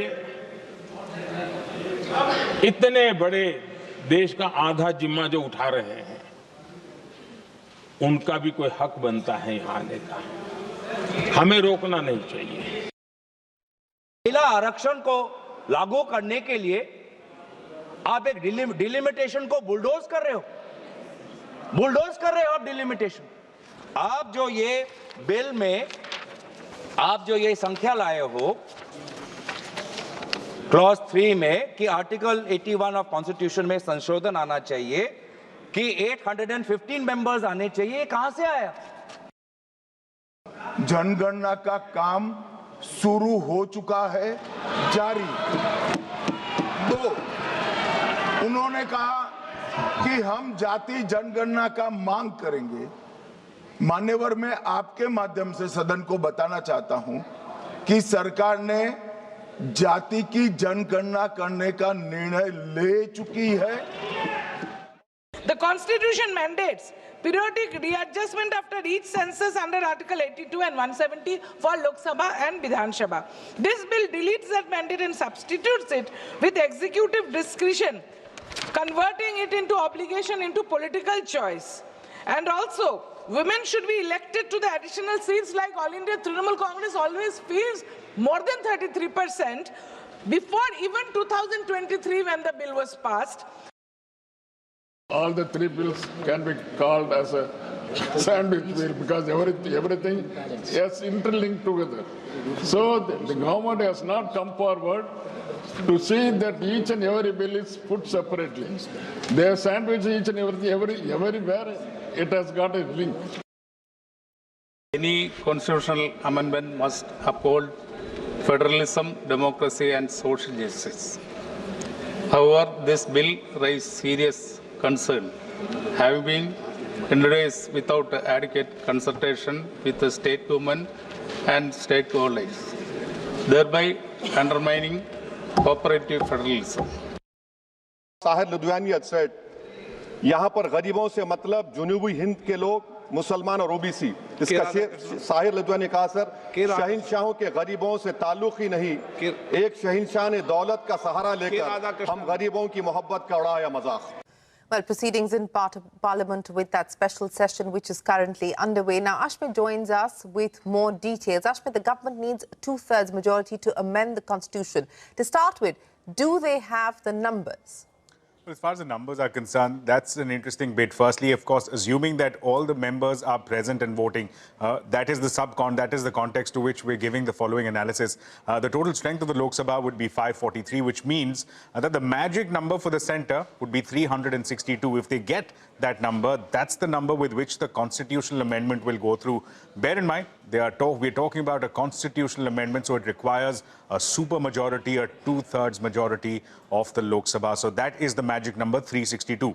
Conversely, when we look at it from the opposition's lens, the magic number for the opposition will be 182. That's the number the opposition needs if they are to defeat this constitutional amendment going forward. That will, of course, be one seat more than the 1/3 of the 543, the total strength of the Lok Sabha.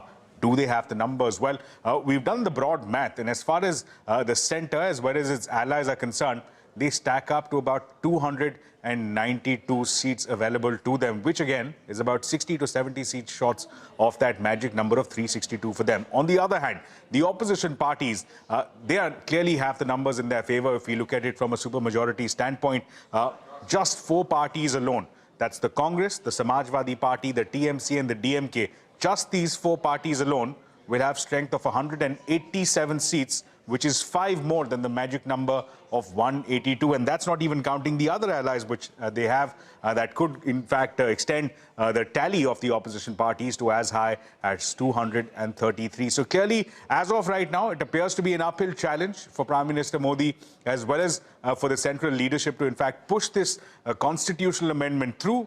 But of course, as we said at the very beginning, these numbers, this number crunching that we've done is subject to the people who actually show up, the leaders, the MPs who actually show up, are present and voting in this debate. And mind you, that this is a short deadline. Tomorrow, 4 p.m. is when the voting is expected as far as these 3 bills are concerned. Yes, crucial day tomorrow. The vote takes place at 4 p.m. Will the government muster the numbers or not? That is the big question. Remember, the arguments are likely to continue well through the night. The Parliament will likely extend its session this evening as well. Ashmit, many thanks for joining us. But the big international story that we continue to track, the US and Iran are considering the possibility of extending the 2-week ceasefire, and hopes grow for a second round of negotiations in Islamabad. The White House spokesperson, though, Caroline Leavitt, expressed optimism over another round of talks with Iran. However, U.S. Treasury Secretary Scott Bessent, who was also present at the press conference, said the U.S. will tighten sanctions against Iran's oil. Bessent also said the U.S. believes with the blockade of the Strait of Hormuz, there will be a pause in Chinese buying of Iranian oil. Meanwhile, a Pakistani delegation led by Army Chief Asif Munir held talks with Iranian Foreign Minister Sayyid Abbas Araghchi in Tehran. Pakistan's foreign ministry officials have also said that both US and Iran are willing to hold talks again. However, there is no confirmation on the date or the venue yet. Meanwhile, the military advisor of Iran's supreme leader has warned US that Iran will not withdraw from the strait until its rights are fully secured. According to Iranian state media, Tehran has said it will continue to exercise control of the critical waterway. The US military has also claimed that an Iranian-flagged cargo vessel, which was attempting to exit the waterway, was intercepted. However, a second US-sanctioned supertanker entered the Gulf via the strait despite a blockade on vessels visiting Iranian ports. Diplomatic efforts to push for reopening the strait have sped up. Chinese Foreign Minister Wang Yi dialed the Iranian Foreign Minister overnight, asking to ensure safety of international navigation through the strait. The call coincides with the visit of Pakistan's delegation in Tehran. In the oil market, Brent crude prices eased marginally as the White House expressed optimism for a second round of negotiations. However, Treasury Secretary Scott Bessent also said that Washington will not renew the 30-day waiver that allowed the purchase of Russian oil, which expired on the 11th of April. The temporary exemption allowed countries like India to purchase Russian oil available at sea. Scott Bessent saying that that oil is no longer now available. With respect to the blockade, as you know, it has been fully implemented and it's being enforced against vessels of all nations entering or departing Iranian ports. I want to make that point clear. I've seen some misreporting on that as well. This includes all Iranian ports on the Arabian Gulf and the Gulf of Oman. And our U.S. forces in the region are supporting the freedom of navigation for vessels that are transiting the strait to and from non-Iranian ports. So I know some in the press were confused about that. We are supporting the freedom of navigation, just not with respect to any tanker or vessel that would benefit the economy of Iran as these negotiations continue. We have told countries that if you are buying Iranian oil, that if Iranian money is sitting in your banks, we are now willing to apply secondary sanctions, which is a very stern measure. And the Iranians should know that this is going to be the financial equivalent of what we saw in the kinetic activities. Iran is used to be the largest state sponsor of terrorism. China was purchasing more than 90% of their oil, which is about 8% of China's energy needs. We believe this blockade in the Straits, there will be a pause of Chinese buying, but I will tell you that 2 Chinese banks received letters from the U.S. Treasury. I'm not going to identify the banks, but we told them that if we can prove that there is Iranian money flowing through your accounts, then we are willing to put on secondary sanctions. Well, U.S. Treasury Secretary Scott Bessent there with the threat of secondary sanctions for those who continue to deal with Iran. On to the day's market action. Markets failing to hold on to their opening gains ended largely in the red. The Nifty slipped below the 24,200 mark, dragged lower by HDFC Bank, ICICI Bank and Bharti Airtel. The Sensex down by about 122 points. The Nifty Capital Market Index just about flat, but in positive territory. The mid-cap index about 300 points higher at close. Prashant standing by now with the market action. Prashant. A bit of a back foot for the Nifty Bank today. Broader markets were just fine, and that really tells you the story, because the broader market yesterday was extremely vibrant, and if that part of the market, which is small, mid caps, micro caps, had sold off, I mean, then people would start to doubt whether the move or the recovery or the turn is sustainable or not. Well, that's not happened. In terms of the global backdrop, last night, of course, from the US was very good. The handover, Asia, which has already done quite a bit this week, was more, flattish, except 1 or 2 markets like Kospi, which were higher. And more importantly, oil prices compared to where we left off last night. This morning, they were about $1.5 higher. And I think that perhaps at the margin played a role with the lackluster large cap performance here.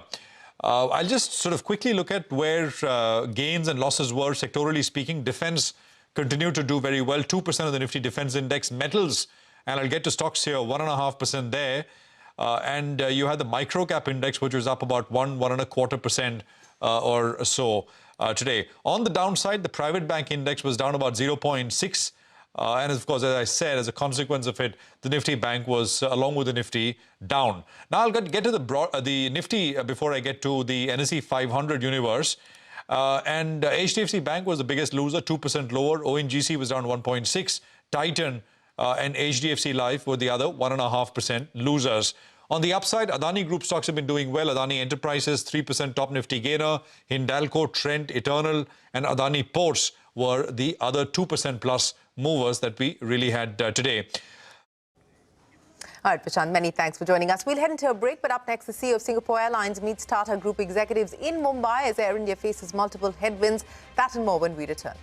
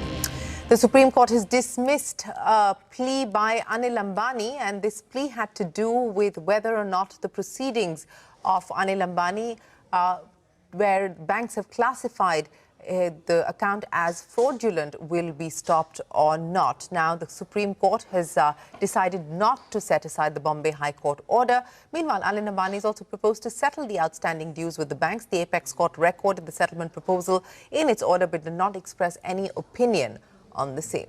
The Enforcement Directorate has arrested Amitabh Jhunjhunwala in the ongoing money laundering case pertaining to the Anil Ambani Group. Jhunjhunwala served as the Vice Chairman of Reliance Capital that held the entities in question. The ED also arrested Amit Bapna, who served as the Chief Financial Officer and Chief Operating Officer of Reliance Capital between 2008 and 2020. The Department of Telecommunications and Market Regulator SEBI have signed an MOU to tackle the misuse of telecom resources and securities market fraud and investment-related scams. The Telecom Department will share the financial fraud risk indicator and mobile number revocation list with SEBI to help identify suspicious mobile numbers. Now, the CEO of Singapore Airlines is meeting with Tata Group executives in Mumbai. Singapore Airlines owns 25% stake in Air India. The meeting assumes significance against the backdrop of multiple headwinds being faced by the airline, including geopolitical tensions, spiraling costs and the hunt for a new CEO. Rachna joins us now with the details. Rachna, what is the purpose of this meeting? What's the expected outcome? Well, I am outside Bombay House in Mumbai, the headquarters for the Tata Group here, and a significant meeting is underway. Singapore Airlines CEO Mr. Goh Choon Phong was seen entering the building at around 9 this morning, followed by Tata Sons Chairman N. Chandrasekharan at around 10 a.m. Now, this comes as Air India CEO Campbell Wilson announced his resignation earlier this month, and his resignation was accepted by the board last week. He will remain at the helm, though, until a successor is appointed. So the meeting's agenda could be about the successor as well as the financial strain that Air India is going through. Now, Campbell Wilson was, of course, the architect of Air India's turnaround under the Tata ownership, but the company has been under immense financial strain ever since it got acquired by the Tatas.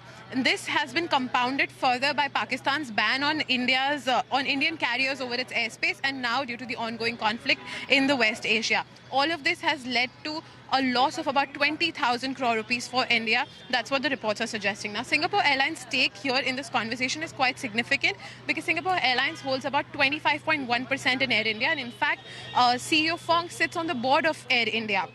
So today's visit is definitely more than just a courtesy call, because as a key shareholder, Singapore Airlines will have a clear say in who takes Campbell Wilson's chair going forward and what is the strategy going forward. All of this also comes at a critical juncture for Air India, because it was in the middle of fleet expansion with nearly about 600 aircraft. This is despite it going through operational and financial headwinds. We are awaiting a word on what is happening inside the meeting. Like I said, the meeting is still going on, and we're waiting for either of the sides to speak to us as soon as it gets over. All right, Rachna, many thanks for joining us. American footwear brand Allbirds has announced that it's pivoting from shoes to artificial intelligence. Allbirds will be called New Bird AI, and it's announced a deal to raise up to $50 million in funding. Now, this is expected to close in the second quarter of 2026, so from shoes to artificial intelligence infrastructure. China's growth has accelerated to 5% in the first quarter, growing from 4.5% in the previous quarter. This was largely due to robust exports. Urban fixed asset investment and retail sales climbed 1.7% respectively, while industrial output expanded nearly 6% on an annual basis. At least 9 people have died and several have been injured after a 14-year-old student opened fire inside a school in Turkey. This is the second school shooting in Turkey in 2 days. Officials said that the shooter carried a gun to school that belonged to his father, who's a former police official. The attacker is also dead.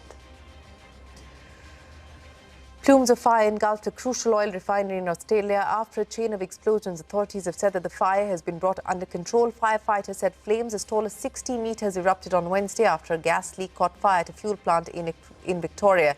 The Viva fuel plant is one of only 2 working oil refineries in Australia. No casualties have been reported. Pioneering emerging market investor Mark Mobius passed away at the age of 89. He championed investment opportunities across India and other developing nations. The veteran investor spent over 3 decades at Franklin Templeton, where he became a powerful advocate for investing in emerging and developing markets. Here are excerpts from our last conversation with Mobius in December last year, where he remained upbeat on India, as he always was. As far as we're concerned, India is number one. It's the most important market in emerging markets, not only because of its size, but because of the youth of the population and because of the developments that are taking place in India that will be revolutionary, very, very important. As you know, the bureaucracy involved in entering India is very, very complex and difficult. Now, as that begins to fade away, as the Indian government begins to loosen these restrictions, you're going to see an incredible growth in the Indian hardware market in addition to software.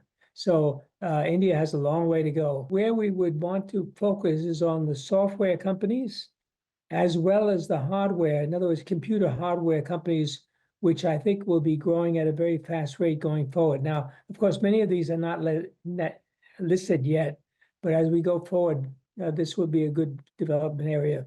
A company like Infosys is a very good company. I'm looking at companies that are doing the hardware for Apple, companies that are not yet listed but are going to be listed going forward. That would be a very interesting area to develop. Well, that is the legendary Mark Mobius. May he rest in peace. And speaking of Indian IT, Wipro, the buyback, of course, that was anticipated. The board has cleared the buyback proposal, 250 rupees a share. Also, Wipro's earnings out, revenue, numbers flashing on your screens, and buyback of 15,000 crore rupees has also been approved at 250 rupees a share.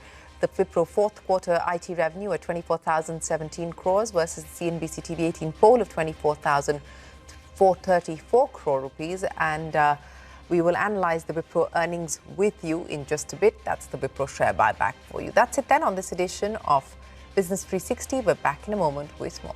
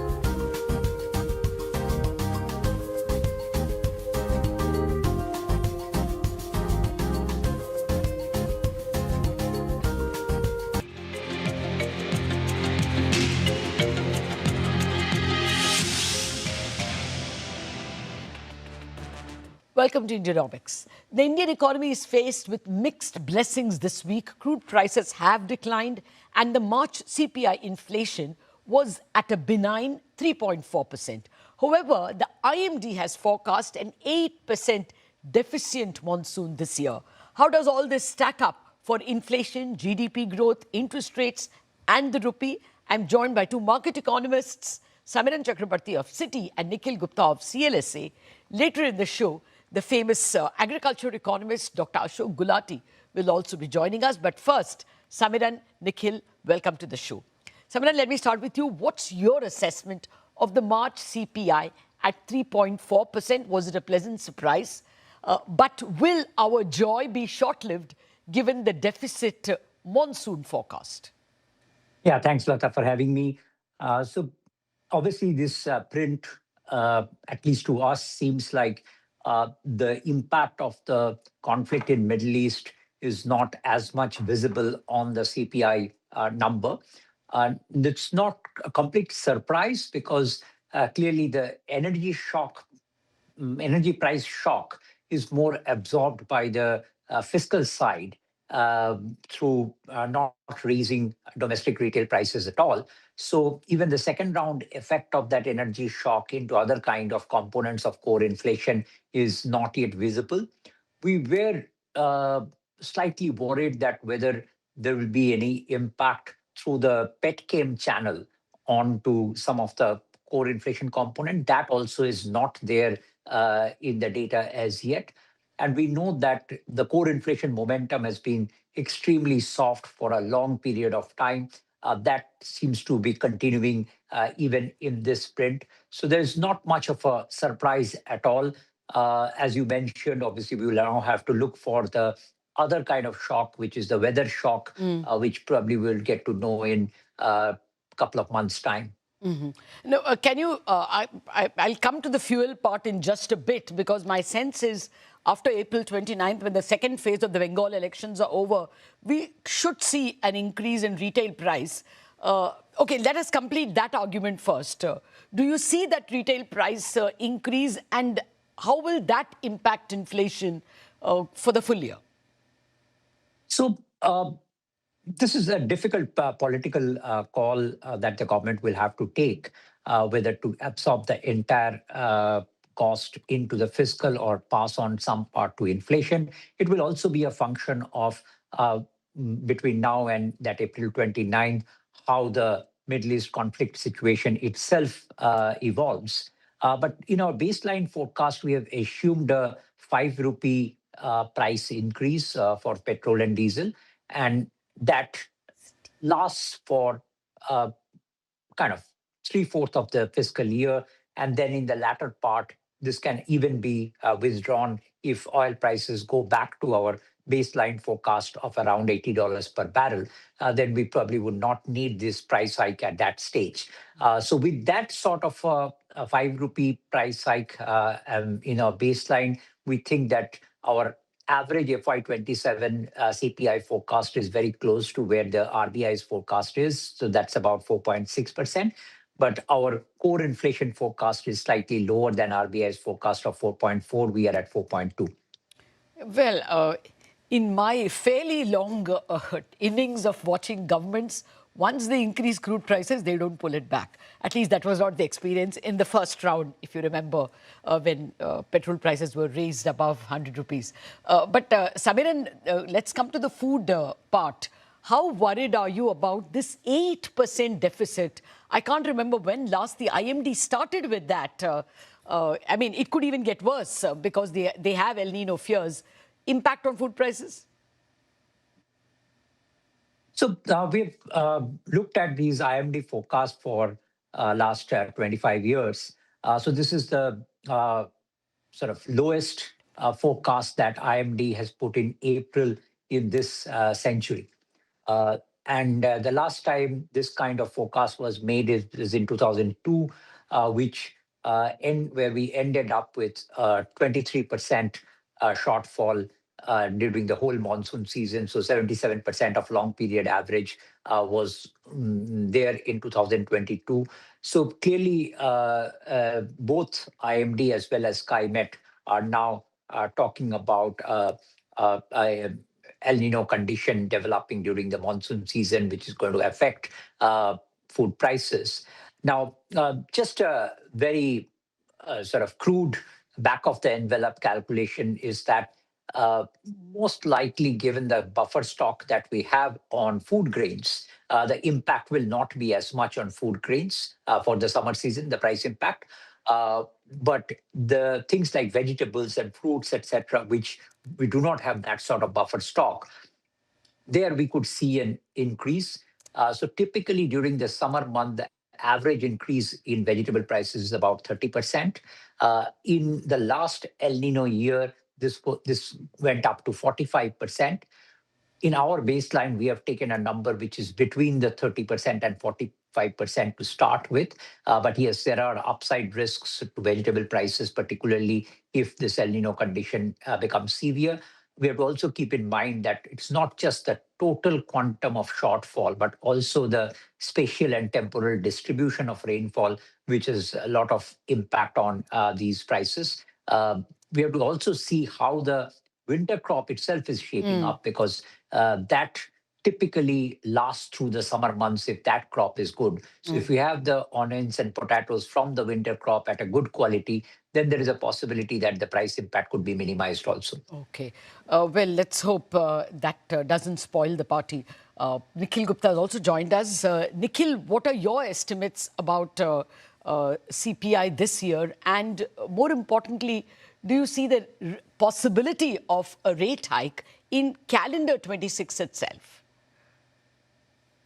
Hello, Lata. Good morning. Hi, Samiran.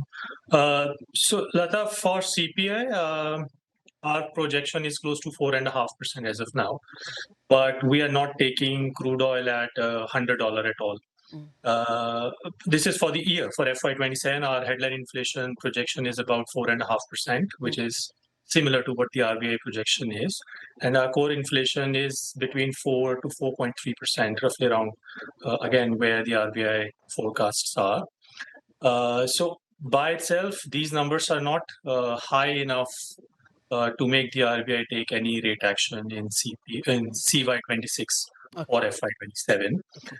However, considering the IMD forecasts, which follows SkyMed forecasts, and as Samiran also mentioned, this is the worst first forecast they have given in more than 2 decades.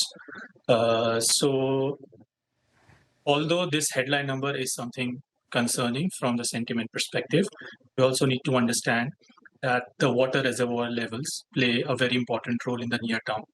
Because of good monsoons that we have had in the past, the water reservoir levels at this point in time are very comfortable. I mean, as of 9th April, India's water reservoir levels is about 44% of the capacity, vis-a-vis 36-37% long-term average, and similar numbers what we had in the past few years. So that provides some comfort. It is not something that is definitely going to have a serious impact on food inflation or GDP growth immediately. However, it's an evolving situation. These are first forecasts April. We will have better forecasts in June. And of course, the distribution is very important from the... Okay. Nikhil, what about impact on GDP itself? Rural demand was providing a very good cushion. Now, if that demand gets, phrased at the edges and we don't see a rise in rural demand, how does your GDP number stack up? Because we have now some kind of a crude hit, some kind of a, EBITDA hit to a lot of companies because of the higher fuel prices, which impacts the GVA, plus, of course, likely shortfall in rural demand. Right. So, Lata, our GDP forecast for FY27 was 6.5% before this entire West Asia war that we are witnessing. Right. Before all the crude oil prices hike and all the commodity prices hike that we have seen in the past few weeks. At this point in time, we are somewhere between 6 and 6.25. But again, especially on the rural demand, we are worried because it's not only monsoon, which may play a spoil sport, but if you look at rural spending from the government as well, not only the central government, but the state governments, we are not seeing very good growth. In fact, we are seeing serious stress on state finances for FY27, which may also be another reason why growth may not be as good as we want it to be. Okay. Add on top of that all the uncertainties we have. So growth could be a concern. We may be seeing growth about 6% or 6.25% at best for this year, but there are definitely some downside risks to that as well. Okay, that's a distance from what the Reserve Bank forecast at 6.9, but you're still a little more optimistic than I think the Goldman Sachs forecast of 5.9. Samiran, with this, IMD forecast plus the likely higher, crude price which we have to suffer, GDP forecast? Lata, I think I'm more optimistic than others on this, and that's partly because in last couple of years we have realized that the GDP growth number could somewhat diverge from some of the other perceptions of high frequency data that is there on the street. And there's good reason, at least we believe the good reason for this divergence to happen. So we think that we are at 7.1 in our baseline with about 20 to 30 basis point downside risk from this Middle East conflict. If it lasts for more than 2 months of the fiscal, we have to keep in mind that the biggest brunt of that Middle East conflict was in March, which is FY26 rather than FY27. So to that extent, that might get reflected in the FY26 data. But if it is just a 1 or 2 month of the fiscal year thing, then maybe 20-30 basis point of impact is good enough to factor in. We haven't yet factored in the El Nino effect as yet on our growth forecast. But I must say that there are 2 statistical issues that will be very, very important for FY27. One is, for the first time, we are doing the manufacturing GDP growth through the double deflation method. Yeah. And in this kind of a scenario, where input prices are probably increasing much faster than output prices, how this double deflation works is going to be very important to see.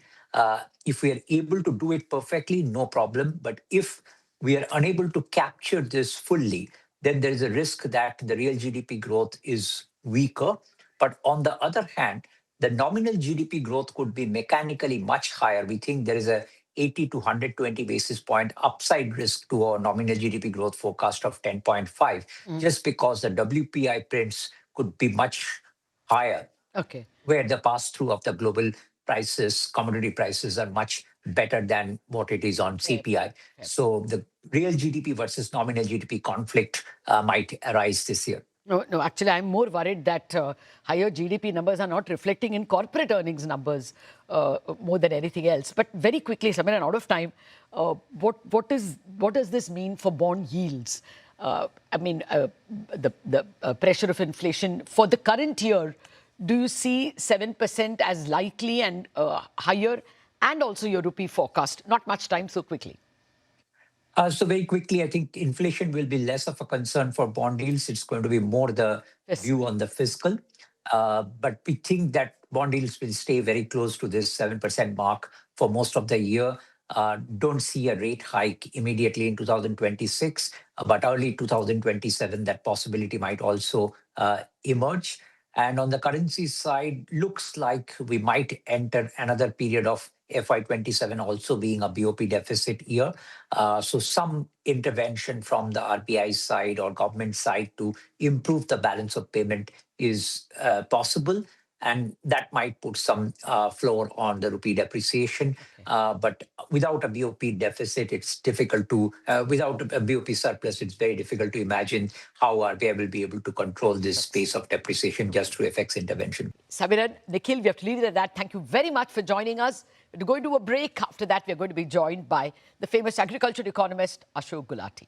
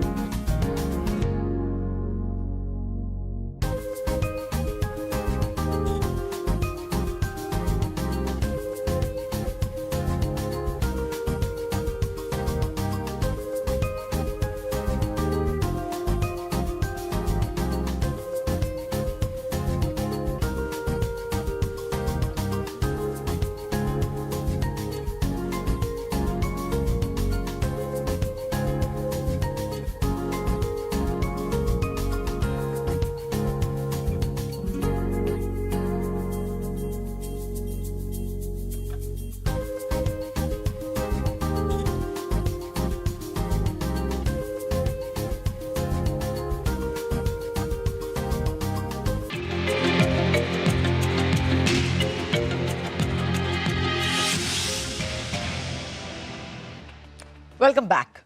Even as the West Asia war appears to be ending, the Hormuz Strait isn't yet open, let's remember. The Indian economy is faced with the prospect of a deficient monsoon as well. Joining me now is one of India's foremost agriculture economists and former chairman of the Agricultural Prices Commission, Dr. Ashok Gulati. Dr. Gulati, good morning, and thank you very much indeed for joining us. Thank you for having me. Let's discuss the deficit monsoon, sir. 8% deficit is the first, forecast coming from the IMD. I can't remember when we last heard such a low number. Is this a bit of a scary prospect for the Kharif? Well, it's not a good news, that's for sure. How scary it is, I think it is yet to be seen that which regions would be impacted by how much, because 8% deficit is at an all India level, but there would be some regions which can have even 10, 12, 15% deficit. And that's where the impact will be much more. So the spatial distribution as well as the temporal distribution within these 4 months, from literally June to September, is critical to look at. And those details have not yet come out very well. So fingers crossed. Not a good news, but still not as scary, and panic should not develop. We need to prepare for it and have a proper strategy. Okay, fair point, sir. But, over the past couple of decades, we have also become somewhat rain-proofed in the sense irrigation is improved. So do you think the hit will be reduced because of that? Is it likely that the Kharif output will not be impacted by more than, say, 5%? Two things, yes. Irrigation over the last 10 years has improved reasonably good.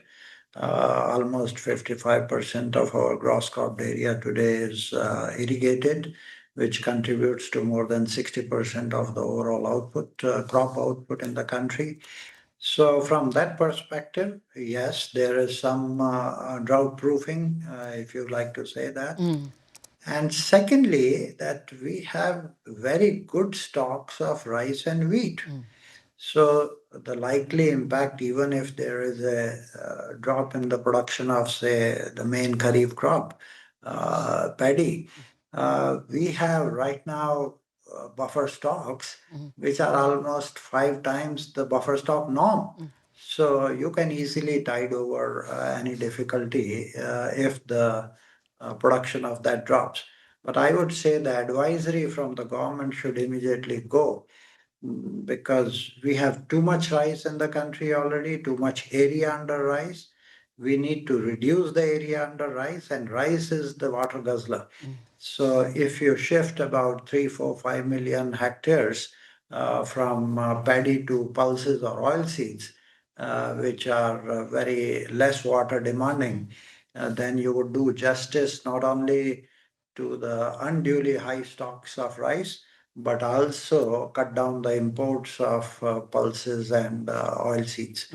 So that strategy has to be prepared and aggressively communicated to the farmers well in advance, that they should be cutting down on paddy cultivation and go towards pulses and oil seeds. And for that, the incentive can be increased. Some sort of a bonus, something can be announced. Okay. I take your point, sir. The government, I guess, has been trying to wean away Punjab farmers from rice, but they haven't succeeded so far. So, perhaps, the effort has to be directed elsewhere. But do you think that other than the main cereals, inflation, food inflation in particular, could get hit by, say, vegetable prices or potatoes and onions? That's what happened in previous years. Yes, here and there, but these are very, like tomatoes, it's a literally 2-month crop. And if temporarily some prices go up, and they do go up when there is extreme drought in that pocket, if Maharashtra or Madhya Pradesh has emerged as the largest producer of tomatoes now. And if they face deficit in rains, then extreme heat or sometimes even too much of rain also impacts. But these fresh vegetables, as far as their weight in the CPI is concerned, is much less. So the overall, yes, a commodity here or there, and you need to switch to more of processed part of that. Try to promote tomato puree or tomato ketchups and whatnot. Fair point. That's what happens in other countries. They have food-proofed themselves through preservatives. What about the West Asia war and the likely hit on fertilizers? I have followed with much interest your work in the Indian Express, your articles in the Indian Express. You point out that we are not just dependent on fertilizers, but even the fertilizers we produce here, the feedstock of gas, etc., is still dependent on the Middle East. So do you think there can be a hit, at least for the first part of the Kharif? That's a bigger worry to me than the deficit in rainfall. Because we are consuming like 25, 26, we are consuming roughly about 40 million tons of urea. Out of that, almost 10 million tons of urea. Production from a factory perspective. And with the ships getting stuck, right, they see a complexity around that aspect. But hopefully if the situation settles down, then I think, it should be business as usual. Otherwise, they'll have to start prioritizing which products, where, and how to manufacture. Okay. One more question. See, the ongoing harassment allegations at TCS Nashik, it's kind of raised many questions, including workplace culture and policies in place. So given the current situation, will you be, reviewing or revisiting your own policy frameworks, posh audit and reset? So I must tell you that we have a fairly robust process of ombudsman, POSH, run independently under the company's compliance committee and then to the audit committee. So we are very confident that we have a fairly robust process today. And we review it regularly. It's not because of an incident. It happens regular reviews on that. Thank you. Thank you. Would you like to go next? Hello. Hi. Good evening, gentlemen. I'm Shrishti Acha from Economic Times. A couple of quick questions. One on the guidance. It's reduced, we've seen in the guidance you've given for Q1, and this is despite the 2 acquisitions you've done, which are due to be closed in the quarter. So could you give us a bit of a color on why exactly that is the case? And second question for Saurabh. So last quarter you told by the end of this fiscal year, you aim to hire some 7,500 to 8,500 freshers. Could you give us an update on what the number is and if there are any targets for the next fiscal year as well? So from a guidance standpoint, we always guide based on the visibility we have at the start of the quarter. Our guidance does include the 2 deals that you spoke about. These are very strategic wins for us, and they are very much a part of our guidance, and they've been factored. In terms of what is driving the softness in our guidance, Srini spoke about it. There is, a continuing challenge in one of the clients in Americas too, which is causing some softness into the guidance as well. And for us, Q1 has been traditionally a weaker quarter. That's also something, a kind of seasonality that plays in. But beyond this, there is nothing more to explain. Just to follow up to that, sorry. How much of the, how much basis points has been baked into the guidance with the acquisitions in mind? So at the midpoint, we've assumed that these deals will come in for half the quarter. Mansi. There's a question. Yeah, on the freshers, as we had called out last quarter, we ended up with hiring 7,500 people for FY26. We did about more than 3,000 plus in Q4. For next fiscal, we are not giving any targets right now. It depends completely on demand. Very volatile environment right now. So we'll play it by the year. As the demand picks up, we'll see how it goes. Good afternoon, Srini, Aparna and Saurav. Mansi Dave from ET Now Swadesh. It's a pleasure talking to you all. मेरा सबसे पहला सवाल sequential revenue growth को लेकर है, जो कि positive है, लेकिन अंडरलाइंग डिमांड अभी भी कॉशियस है। क्या ये रिकवरी का शुरुआती संकेत माना जा सकता है? मेरा हिंदी इतना अच्छा नहीं है मुझसे।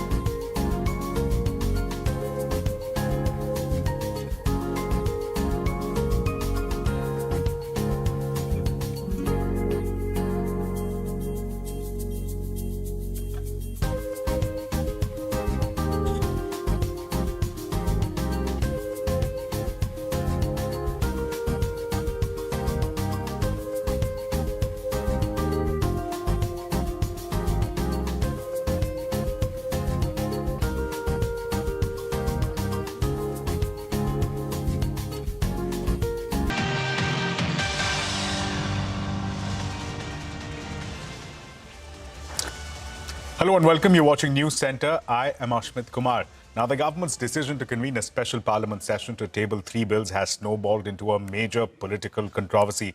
I will come to that in just a moment. But first, here's a primer on the bills. The first bill involves a constitutional amendment and is aimed at multiple objectives. One, increasing the Lok Sabha strength to 850, including 35 for union territories.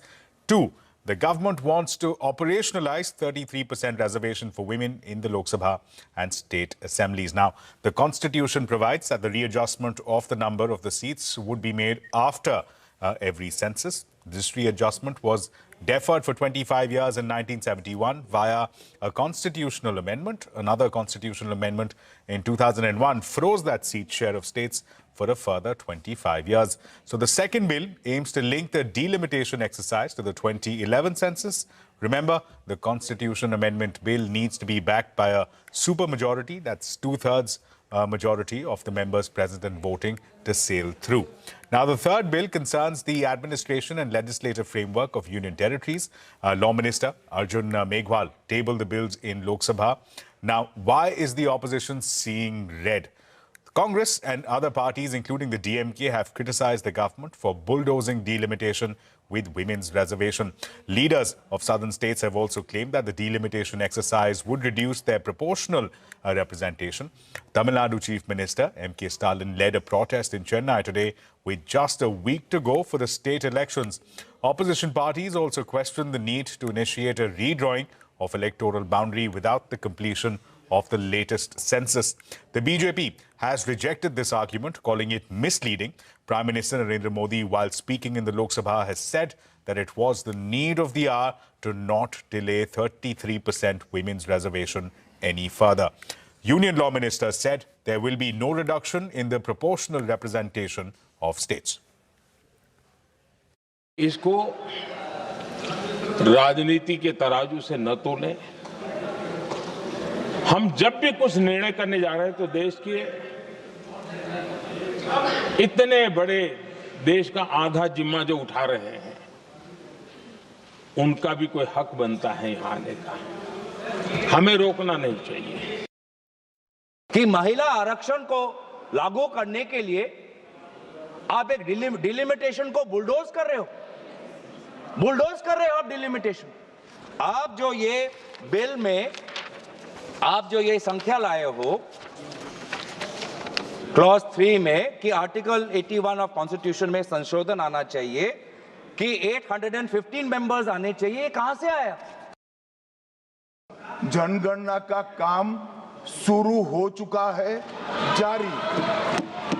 2, उन्होंने कहा कि हम जाति जनगणना का मांग करेंगे। मान्यवर, मैं आपके माध्यम से सदन को बताना चाहता हूं कि सरकार ने जाति की जनगणना करने का निर्णय ले चुकी है। All the 3 bills can be called as a sandwich bill because everything is interlinked together. So the government has not come forward to see that each and every bill is put separately. They are sandwiched each and everywhere it has got a link. Well, even as we speak, the debate is underway in the Parliament, and joining us now to help us continue that debate forward here in our studios is with us Mr. Thomas Isaac, the former Kerala Finance Minister and senior CPIM leader with us. Also with us, our BJP leader and senior advocate, Mr. Hitesh Jain. Also a senior advocate joining us, Mr. Sanjay Hegde, joining us for this panel. I'd like to thank all of our panelists for sharing their time with us. Mr. Isaac, let me come to you first. Again, what a lot of political players from the South have said is that this is a South tax that they're looking at, that they've done a better job of managing the populations and now they're being penalized for it in 2026. That is the argument coming from a lot of leaders from the South. Is that also your assessment, that this delimitation, whereby there may be a perhaps reduction in the proportion of the southern state seats, could be considered as a South tax? By the bills that are being presented in the Lok Sabha, the total number of parliamentary seats increases from 543 to 850. That's fine with me. So it's an increase of 56% in the number of seats. But the Hindi heartland, where BJP is strong, or BJP has better representation, the number of seats increases by 77%. While number of seats in southern states increases only by 33%. And if you take the case of Kerala, increases just 15%. This is unacceptable. We want the proportion of representation for states in the parliament to remain as it was in 1971, when, say, in 76, Parliament passed a law guaranteeing that our success won't be penalized by lower representation in the Parliament. So that's our point number 1. 2, in the course of discussion in the Parliament, there have been statements that a proportion between states will be maintained. I don't know how, but that's one thing that is being said. I look to the constitutional amendment. Nowhere is it said so. So a constitutional guarantee that exists for us, that is being removed, and a provision which can be changed by a simple majority in the parliament is being used to guarantee us proportional representation. That is unacceptable.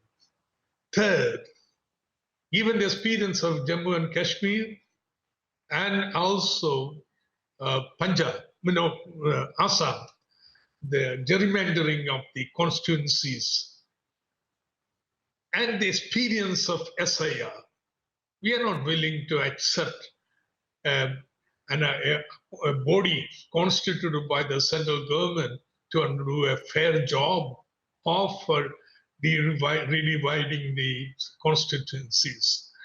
So for these reasons, there is sufficient suspicion. These are being made with an eye to reduce the danger and political challenge to BJP in the 2019 election, 2029 election, which is due. 29 elections. But Mr. Isaac, if I may just come in, we've been in conversation with senior government leaders. While they're not coming on record unofficially, they tell us that, look, there is no reason for concern for the southern states. The proportion of all seats will go up by 50%. That is their verbal assurance.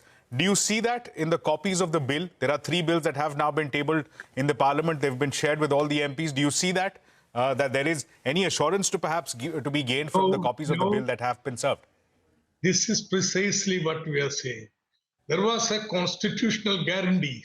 That constitutional guarantee of our representation is being undermined by a proviso, perhaps, in bills which can be overturned by simple majority in the parliament, and the bill of the executive, you see. That's it. That's unacceptable here. Sure.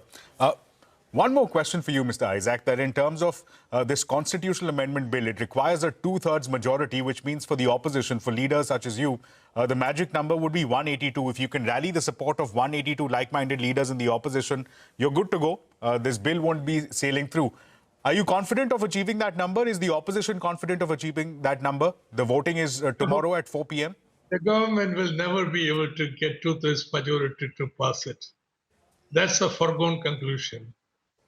They thought that opposition may hesitate because it is linked with women reservation bill, as happened in the 2023 or what, that opposition may mellow down and accept certain assurances and guarantees and go along with. But SI has changed the situation. There is zero confidence in the assurance of the government. Opposition won't accept, and I am certain the bills will not get 2/3 majority required. Well, that's a strong assertion to be making just 24 hours before we'll see the voting take place. Mr. Isaac, thank you, but do stay on with us. We also have with us 2 senior advocates. Let's also get their perspective. Mr. Hegde, coming to you first. The DMK is calling this a sandwich, this legislative package of 3 bills. The BJP calls it a sandwich, saying that this is a backdoor entry for delimitation. I put that question to you. Do you also see this as a backdoor entry for delimitation under the umbrella of women's reservation? Well, you can call it whatever. I think it's like a stalking horse. You use the women's reservation as an excuse to get what you want, which is basically increase the share of the seats in the north. And if seats increase in the south, they will not necessarily lead to the same kind of proportion in power sharing that currently underpins the federal system in India. The South feels quite powerless. We have been begging for extensions of the Bangalore Metro. We have been begging for a metro in Coimbatore. The BJP has told the voters in South India that, look, we will give you a metro if you elect the BJP. On the other hand, in the north, you have all these metros which have been built there, which have been going riderless. You have all these airports under the Udan scheme, which have no flights taking off. South India has seen that, and the west of India has seen that of every one rupee tax that they send, they get back only 17 paisa. Whereas the North Indian states get 2 rupees, 3 rupees, etc., etc.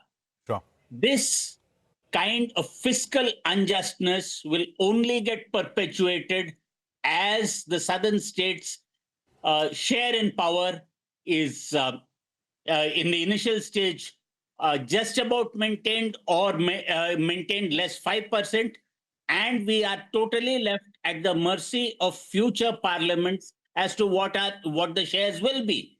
There Mr. Isaac is quite right. If there are guarantees in the Constitution, you need a 2/3 majority to overcome it. But if you leave it to the legislature, then anybody can get up one fine day and pass an ordinance, and the legislation can be amended. And you just back it up later on with the simple majority in Parliament. Right. So very pertinent points being raised by both of our speakers. We also have with us a BJP leader as well as a senior advocate, Mr. Hitesh Jain, who's joining us. Mr. Jain, again, a lot of strong points being raised by people opposed to this delimitation bill. One of the questions is, why the urgency and why the need to rely on the 2011 census? Why not simply wait for the census that's currently underway? We'll have the results soon enough, and then that can be used as the basis for women's reservation. Why the urgency? Well, Ashmit, to simply answer your question, the Lok Sabha is a house of people, and it is not a museum of a past census ratio. That is point number one. Second, this whole delimitation debate, which is being framed as penalizing southern state, that is factually incorrect. No state is losing seats. Today, the government has clearly assured in the debate that there will be no change in the proportion of seats for the state.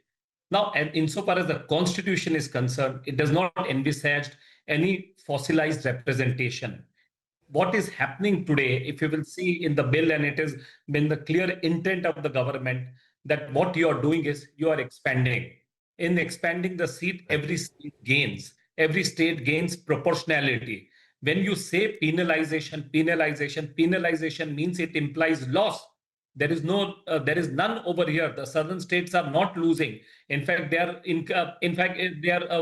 getting a fair share of the seats. If you would have gone by the 2011 census, the southern states would have still lost on the basis of the 2011 census. So therefore, you cannot use the census or something and use that as a ground to oppose the women reservation. At the end of the day, Lok Sabha represents people, and therefore we must not conflate representation with federalism or a north-south debate as they are trying to frame this over here. We should not look... Mr. Jain, if I may just come in, I'm just borrowing from some of the issues raised in the Parliament session today. Some of the voices suggested that if the women's reservation is top of the mind of the government, why link it at all to the census? Why link it at all to delimitation? That section can be removed from the women's reservation, and then we can have women's reservation. Yes. Ashmit, it's very simple. It's a cohesive reform. You have to fix the map and then fix the representation. Because if you are going to fix on the basis of the old structure, you cannot bring an effective reform. So you have to fix the map and then fix the representation. Fair enough. Mr. Hegde, coming to you again, one of the issues that has been flagged by a few panelists who joined us suggested that this is a once-in-a-generation reform that we're seeing. We saw this last in 1971. Since then, it's been frozen in time. And this, of course, will have far-reaching implications for many, many decades to come.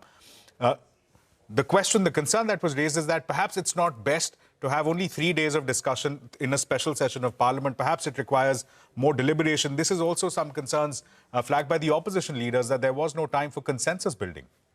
Of course not. The government never seeks consensus whenever it wants to do something. Did it seek any kind of consensus with the Kashmiri people when it abolished 370? No. They just had the governor stand in for the assembly, and 370 was gone. Did it seek any consensus when it brought about EWS? No. This is a government which revels in bringing out surprises and then bulldozing it through. This is entirely consistent with their record even earlier. But this particular amendment has caused great consternation all over. I really am surprised at the government bringing it just before the Tamil Nadu elections. There have been great reverberances all over the South. In fact, I'm told that even lawyers in Delhi are planning protests tomorrow. Unless the South is given an assurance that you will be seen as an equal partner and that no big North Indian state, no expanded UP and Bihar will forever dominate the polity, the federal structure is in great danger. I have a counter suggestion. Why do you need such big North Indian states which will dominate the polity all over India? Right. Why don't you right-size the North Indian states? So maybe the southern states to that extent feel that they are not dominated. Split UP into 4. That has been always my suggestion. That way, We're always thinking outside the box. Each component part having about 30 seats can then no longer say that we elect prime ministers. Sure. We're running out of time. Mr. Isaac, I'll just come to you for a quick 30, 60 seconds of comment. Can you tell us that given the positioning of the bill, the way it has been, and the conversations that we're beginning to see, the leaders in the South are not very happy at all, and coming in the midst of the elections that Mr. Hegde was pointing out, will this have a bearing on the immediate polls that are currently underway? We've seen voting already end in Kerala. Do you see this having an impact in states such as Tamil Nadu and West Bengal as well? See, the southern states, despite many grievances, financial and otherwise, against the general macro policies in India, have never taken a divisive stand. But what I'm afraid is, this kind of moves which are being made in the parliament will undermine the faith in the idea of India. That this constitution itself is being manipulated for interest and ends which are not acceptable. So I think the impact of this move in the parliament today will go much beyond a formal debate there. Therefore, it's the best of the rest of the nation that the bills are withdrawn and the ruling party starts a negotiation with the opposition. Take time listening to Hari. No need to hurry. Mr. Isaac, Mr. Hegde, Mr. Jain, thank you so much for your valuable insight on, again, a very heated issue, which is, of course, being debated in the parliament as we speak. But that's all the time that we have at this juncture. It's a time for a break now. We'll come back on the other side and we'll discuss the impact of the US blockade on the Strait of Hormuz and its implication on oil markets with Kepler's Matt Wright on the other side. Stay tuned.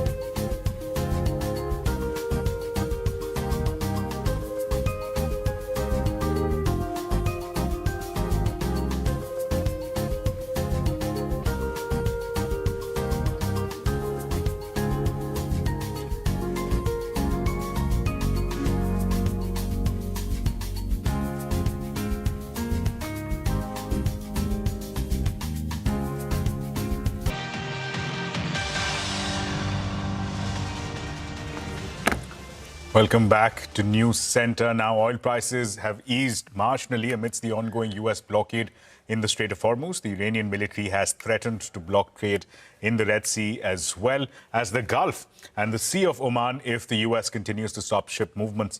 The US military claims to have blocked 10 ships in the last 2 days that were moving towards Iran. This exchange comes amidst the hopes of a second round of negotiations between Iran and the US after Pakistan held talks with Iran. Meanwhile, Pakistan Prime Minister Shehbaz Sharif is on tour, holding talks with Saudi Arabia, Qatar and Turkey to discuss regional issues. And US President Donald Trump has dialed Qatari Emir Sheikh Tamim bin Hamad Al Thani to discuss regional developments. Meanwhile, the US has imposed sanctions targeting more than 20 individuals along with companies and vessels linked to the oil transport network of the Iranian shipping magnate Mohammad Hossein Shamkhani. Now, the US has said that the Treasury is moving aggressively with economic fury against Iran's elite regime, which it claims is attempting to profit at the expense of the Iranian people. In a joint probe, the US has blamed the Iranian national and Lebanese Hezbollah financier Sayed Naimeh as being, along with 3 other companies, for engaging in a complex money laundering scheme. Meanwhile, Treasury Secretary Scott Bessent has said that the US will apply sanctions to countries buying Iranian oil and will even pause Chinese buying of Iranian oil. Now, amidst the blockade and sanctions, the questions remain: what cost will the global economy bear as oil prices rise? While the blockade aims to squeeze the Iranian economy, its implications for the global economy, especially in West Asia, could be far greater. With respect to the blockade, as you know, it has been fully implemented and it's being enforced against vessels of all nations entering or departing Iranian ports. I want to make that point clear. I've seen some misreporting on that as well. This includes all Iranian ports on the Arabian Gulf and the Gulf of Oman. And our U.S. forces in the region are supporting the freedom of navigation for vessels that are transiting the strait to and from non-Iranian ports. So I know some in the press were confused about that. We are supporting the freedom of navigation, just not with respect to any tanker or vessel that would benefit the economy of Iran as these negotiations continue. We have told countries that if you are buying Iranian oil, that if Iranian money is sitting in your banks, we are now willing to apply secondary sanctions, which is a very stern measure, and the Iranians should know that this is going to be the financial equivalent of what we saw in the kinetic activities. Iran is used to be the largest state sponsor of terrorism. China was purchasing more than 90% of their oil, which is about 8% of China's energy needs. We believe this blockade in the straits, there will be a pause of Chinese buying, but I will tell you that 2 Chinese banks received letters from the U.S. Treasury. I'm not going to identify the banks, but we told them that if we can prove that there is Iranian money flowing through your accounts, then we are willing to put on secondary sanctions. Well, joining us now to take this discussion ahead is with us Kepler's Matt Wright. Matt, thank you so much for joining us. First question, what have you picked up in the last 48 hours as to the movement of tankers in the region from Iranian and non-Iranian ports transiting through the Strait of Hormuz? Yeah, good afternoon. Yeah, so the blockade, which is somewhere in the Gulf of Oman, we don't know exactly where, somewhere east of the Strait of Hormuz, we have seen a number of Iranian vessels aim to leave Iranian ports, pass through the Strait of Hormuz, and now they're pausing, they're waiting. They're sort of hovering somewhere east of the UAE in that Gulf of Oman, but they're not traveling any further. Some have turned around and returned to Iranian ports. So broadly speaking, this is having an effect in terms of Iranian, particularly on the crude side. We're seeing the lowest level of Iranian laden crude vessels leaving the region since the war began. Now, in terms of non-Iranian vessels, so as we know, very few non-Iranian vessels have been leaving the Mideast Gulf. However, if you look at, say, the UAE port of Fujairah on the east coast, so it doesn't need to pass through the Strait of Hormuz, vessels there are loading and are able to leave the Middle East region. Matt, in the last few hours, we've also seen threats being issued by Tehran with respect to blocking traffic out of the Red Sea as well. Are you seeing movement there being heightened in light of these threats? Or is there perhaps a pause that shipping companies, that tankers are doing at this point with the uncertainty that Tehran offers? Yeah, so at the moment, traffic around the Red Sea is continuing. Obviously, the Red Sea has become increasingly important since the war began. Saudi Arabia has diverted 4 to 4.5 million barrels a day of crude through that east to west pipeline that's alleviating some of the pressure on the global crude market through the loss of flows from the Mideast Gulf. So any threat, any direct attack on vessels or infrastructure, ports or berths in the Red Sea would be an incredibly huge escalation in what is already obviously a very tense situation. But really, if Iran were to strike or hit any vessels or, as I said, infrastructure in the Red Sea, that would probably be the most significant escalation since the war began. We've seen the leaders of UK and France put together this. We're saying we'll host a summit of like-minded countries to ensure some kind of stability returns with respect to movement of tankers or freight through the Strait of Hormuz. What does that look like in a post-conflict environment? Is paying a toll to either Tehran or the US now becoming the norm going forward? Yeah, unfortunately, it really is very difficult to know how things are going to pan out. Obviously, at the moment, with the situation in which Iran controlling vessels through the Strait and the US controlling vessels through the Gulf of Oman, we're quite a long way away from any sort of normalization in terms of freedom of movement. In terms of the toll, it's very difficult to say. The problem with the toll is it's a very sort of logistically heavy, a lot of admin involved. You know, the toll there, as you're highlighting on the map and at the top there, vessels have to bypass the Iranian island of Larak. They need to get in contact with Iran. They need to let them know they're going to be passing through. Fundamentally, you cannot have the same volume of traffic pass in and out of the Mideast Gulf under a toll arrangement. Now, you know, under that route. Now, were there to be an arrangement between Oman and Iran, that would be maybe slightly different, but they would need to use the normal trade routes through the middle of the Strait of Hormuz. And even then, you know, we're talking over 100 vessels a day would be taking that route. So it is unlikely that we would get back to that level of traffic with a toll arrangement. Sure, Matt. I'd like to thank you for taking out time on a busy day, but thank you once again for sharing that critical insight with respect to freight movement in the region. But that's all the time that we have. It's a wrap on this edition of News Center. More news and updates will continue right here.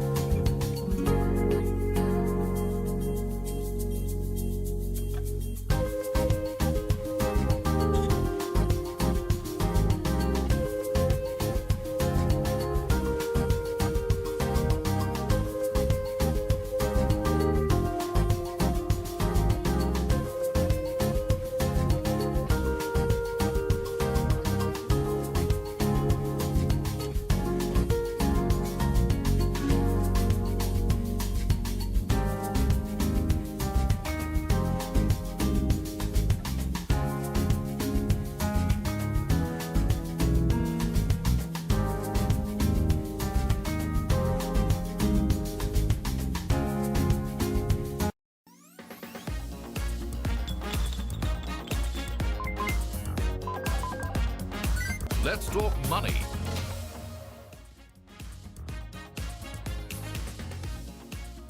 Hello and welcome to a brand new edition of Let's Talk Money. I'm your host, Surabhi Upadhyay. Today on the show, we will put the spotlight on investing in fixed income. Yes, investing in debt. Now, are fixed income funds a corridor of safety amidst the current geopolitical headwinds and conflict? What is the outlook for these funds, given the uncertainty over the course of RBI's own course of action in terms of interest rates in the face of elevated oil prices? And what are the risks that we investors should keep in mind? To help us understand all of these issues, today I have with me on the show Devang Shah, Head of Fixed Income at Axis Mutual Fund, and Hardik Shah, who's a fund manager and manages some of these fixed income strategies at Axis Mutual Fund. Gentlemen, thanks so much for joining us here on the show. It's a pleasure to have you with me in the studios. And, you know, we spend a lot of time talking equities. And in this war, investors have shown their faith. We've seen what's happened with equity fund flows as well, right? So people are really using the dip to buy equities. Right. So it's important to draw the attention back to fixed income as well, because asset allocation is important. And I want to start right there. You know, sometimes we tend to just, in our planning, we just tend to go a little too overboard on the equity side. Right. Devang, would you agree? As a fixed income manager, I'm sure you'll agree with that. Yeah, definitely. So, see, from a perspective today, you highlighted a very important point that there's still a lot of geopolitical uncertainty. We are still not sure that where are we headed towards. You know, whether the Middle East conflict, how it flares up, it doesn't flare up, it settles along. Where does crude settle? So in this perspective, where there is uncertainty all around, tariff, we might see again uncertainty coming across. And post-July, we don't know what tariff rates would be for India. So on all those perspectives, it's definitely a very, very good point of view where you should have an allocation to fixed income. It depends across on obviously your age, your return expectations, and many of the criteria where you should park your money on fixed income. But definitely you should have a fixed income allocation at this point of time. I mean, I completely agree. The only problem is, gentlemen, that in the last couple of years, ever since the taxation changed for debt funds, you know, first it was very lucrative to park your money in debt funds rather than letting that money sit in bank deposits. But since taxation changed and bank deposits and funds were pretty much at par, people have generally tend to kind of forget fixed income as a category. So start right there by explaining to us why it's still important to consider debt funds and not let your cash sit idle in a bank. So see, so be two important perspectives. One is I would still put across to all the investors that you should always have an asset allocation. Like asset allocation or disciplined asset allocation, and that depends on your return expectation, your investment horizon, and many other perspectives. Now, generally as an asset allocation, what you will have? A part of your money lying in equities, which are looking at chasing at risk returns. The other part, which is actually on commodities and gold and fixed income. So fixed income actually provides stability to your portfolio. And somewhere down the line, we believe so, in the current environment, the macro, the way it is set up, where still there is uncertainty about how the India macro pans out. And let's also discuss about that, because that's a very important variable.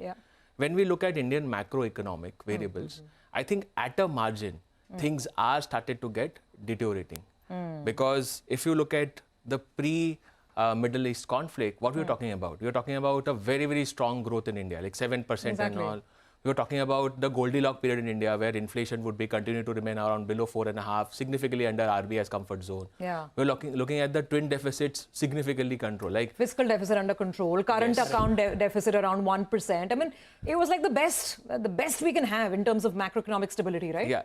And now let's look at things like... We'll ask Admiral Cooper to share a quick update on the ground truth from his trip to the region as he continues to implement an ironclad blockade and ensures that our forces are maximally postured to restart combat operations should this new Iranian regime choose poorly and not agree to a deal.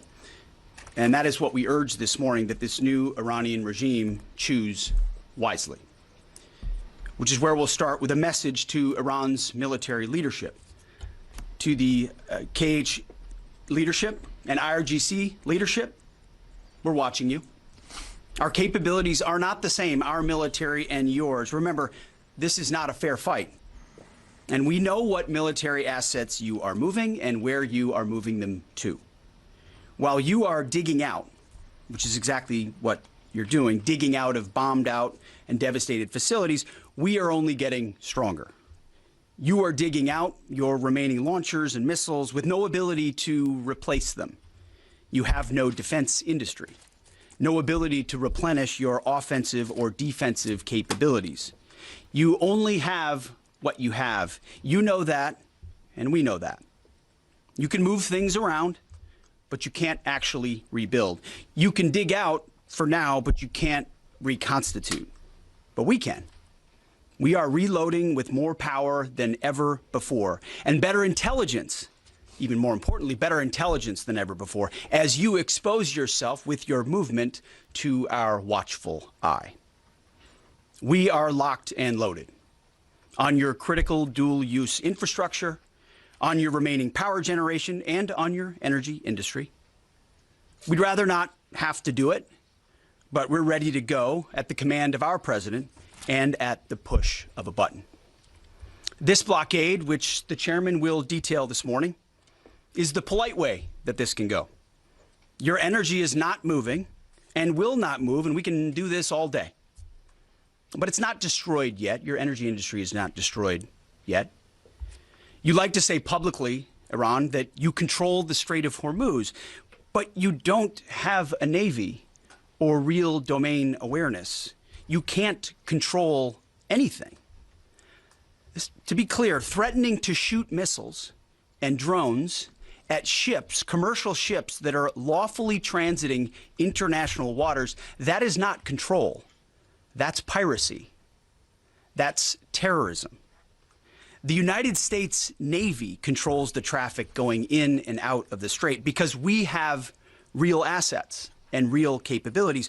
And we're doing this blockade, performing it with less than 10% of America's naval power. The math is clear. We're using 10% of the world's most powerful navy, and you have 0% of your navy. That's real control, and we have a long track record of dealing with pirates and terrorists. But there is an alternative.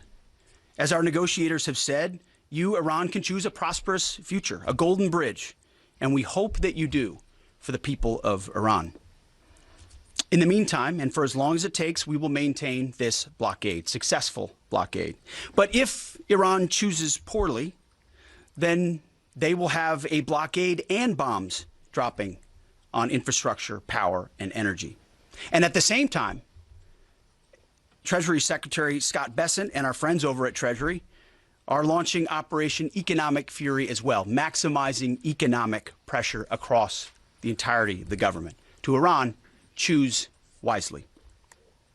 The world watched, and so did you, as the U.S. military moved seamlessly from major combat operations to a world-class blockade. We can make that transition again, very quickly, and even more powerfully than ever. At the direction of President Trump, the War Department will ensure that Iran never has a nuclear weapon. Never. We'd prefer to do it the nice way, through a deal led by our great vice president and negotiating team, or we can do it the hard way. We urge this new regime to choose wisely. Speaking of choosing wisely, a note to the press corps, to the American media. As I just can't help but notice the endless stream of garbage, the relentlessly negative coverage, you cannot resist peddling, despite the historic and important success of this effort and the success of our troops. Sometimes it's hard to figure out what side some of you are actually on. It's incredibly unpatriotic. This same press corps, not this exact same press corps, but at least an older press corps, bent over backwards during the Biden administration to explain away, the disastrous and disgraceful Afghanistan withdrawal. You called it the greatest airlift in American history. It's almost like you're cheering only for one side. This past Sunday, I was sitting in church with my family, and our minister preached from the book of Mark, the 3rd chapter. And in the passage, Jesus entered a synagogue and healed a man with a withered hand. The Pharisees came to watch. And as the scripture reads, they came to see whether Jesus, would heal him, or he would heal him on the Sabbath, so that they might accuse him. You see, the Pharisees, the so-called and self-appointed elites of their time, they were there to witness, to write everything down, to report. But their hearts were hardened. Even though they witnessed a literal miracle, it didn't matter. They were only there to explain away the goodness in pursuit of their agenda. As the passage ends, the Pharisees went out and immediately held counsel against him, how to destroy him. I sat there in church and I thought, our press are just like these Pharisees. Not all of you, but the legacy Trump-hating press. Your politically motivated animus for President Trump, nearly completely blinds you from the brilliance of our American warriors. The Pharisees scrutinized every good act in order to find a violation, only looking for the negative. The hardened hearts of our press are calibrated only to impugn. I would ask you to open your eyes to the goodness, the historic success of our troops, the courage of this president, and this historic moment for a deal that could end the Iranian nuclear threat, the incredible battlefield victory laid before your eyes, the not one, but two incredible rescue missions, miracles, you might say, or a locked-in blockade. Or how about historic recruiting numbers? Yesterday, we announced that the Air Force and the Space Force met new higher goals in FY26, 5 months in advance of the end of the fiscal year, five months ahead of time. The Marine Corps and the Army will soon do the same. 2-3 years ago, we couldn't meet lower recruiting numbers, not even close. Where are the reports on that? Where's the coverage of the new spirit in the country, the new spirit in the ranks, the surge of Americans wanting to join the greatest military in the world? Nothing from the fake news. We sense a pattern. You see, on the battlefield, these are demonstrations of uniquely American capabilities, strength and resolve. It's all around you each and every day. But in the press, you only seek the negative, earning each and every day the fake news label. But the American people, with goodness in their hearts, see past the Pharisees in our press. They see the goodness. You watching, you see the goodness. They see the success. They see the reality. And they don't demand perfection, and perfection is not possible on any battlefield. But they see the incredible feats that our troops accomplish every single day.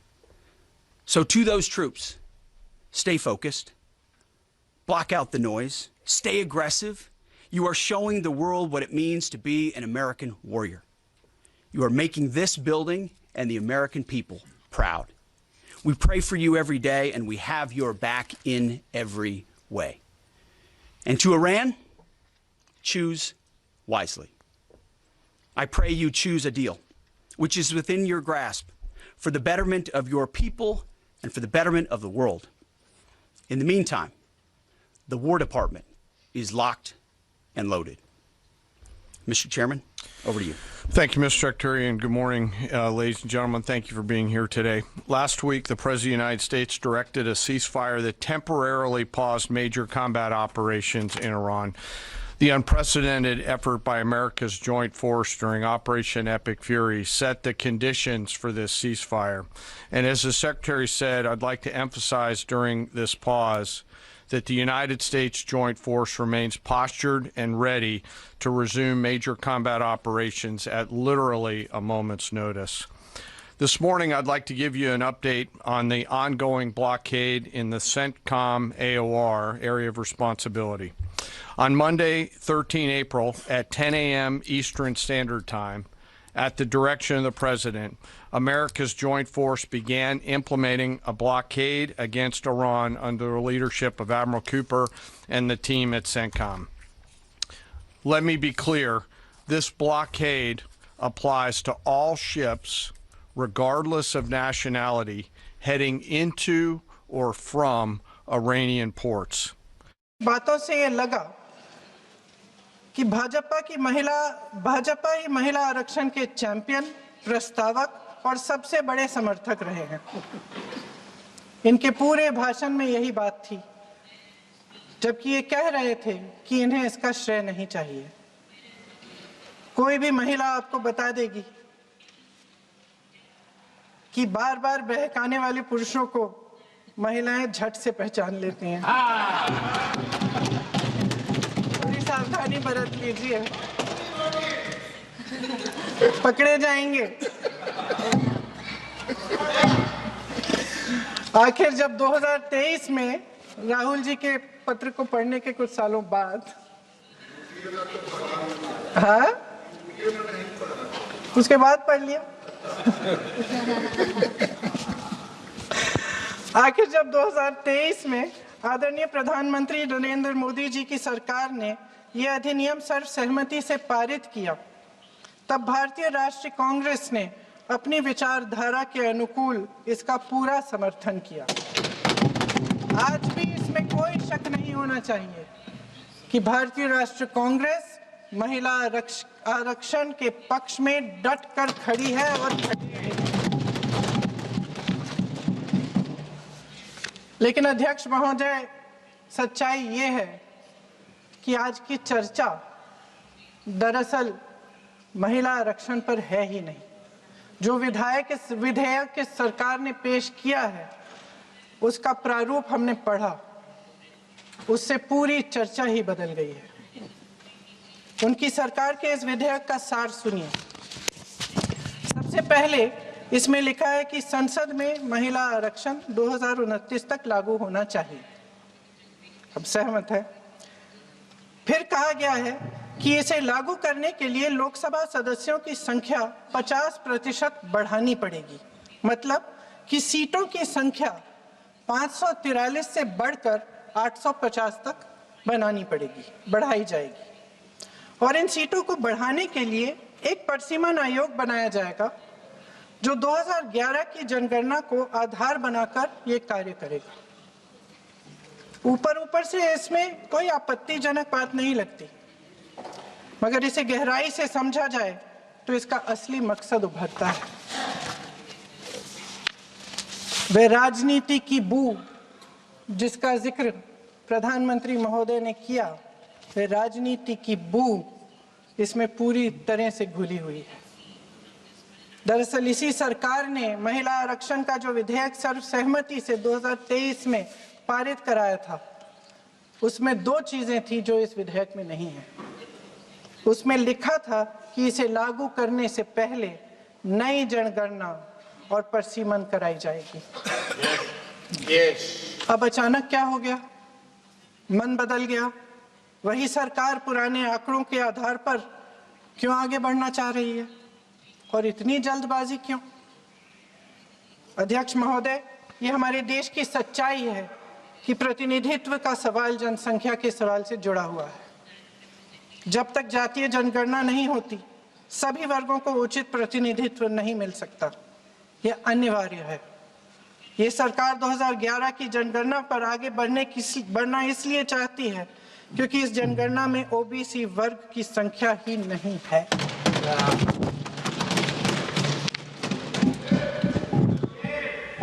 आज प्रधानमंत्री महोदय ने बड़े हल्के में बोल दिया कि इस वर्ग और उस वर्ग के बारे में हम बाद में देख लेंगे।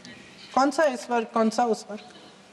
ओबीसी वर्ग की बात कर रहे थे कि हम बाद में ही देख लेंगे इसके बारे में। ये हल्के में नहीं लेना चाहिए अध्यक्ष महोदय।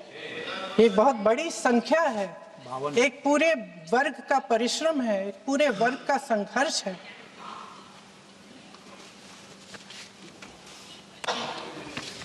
इसे टेक्निकल मुद्दा बता के उन्होंने अपना पल्ला झाड़ दिया।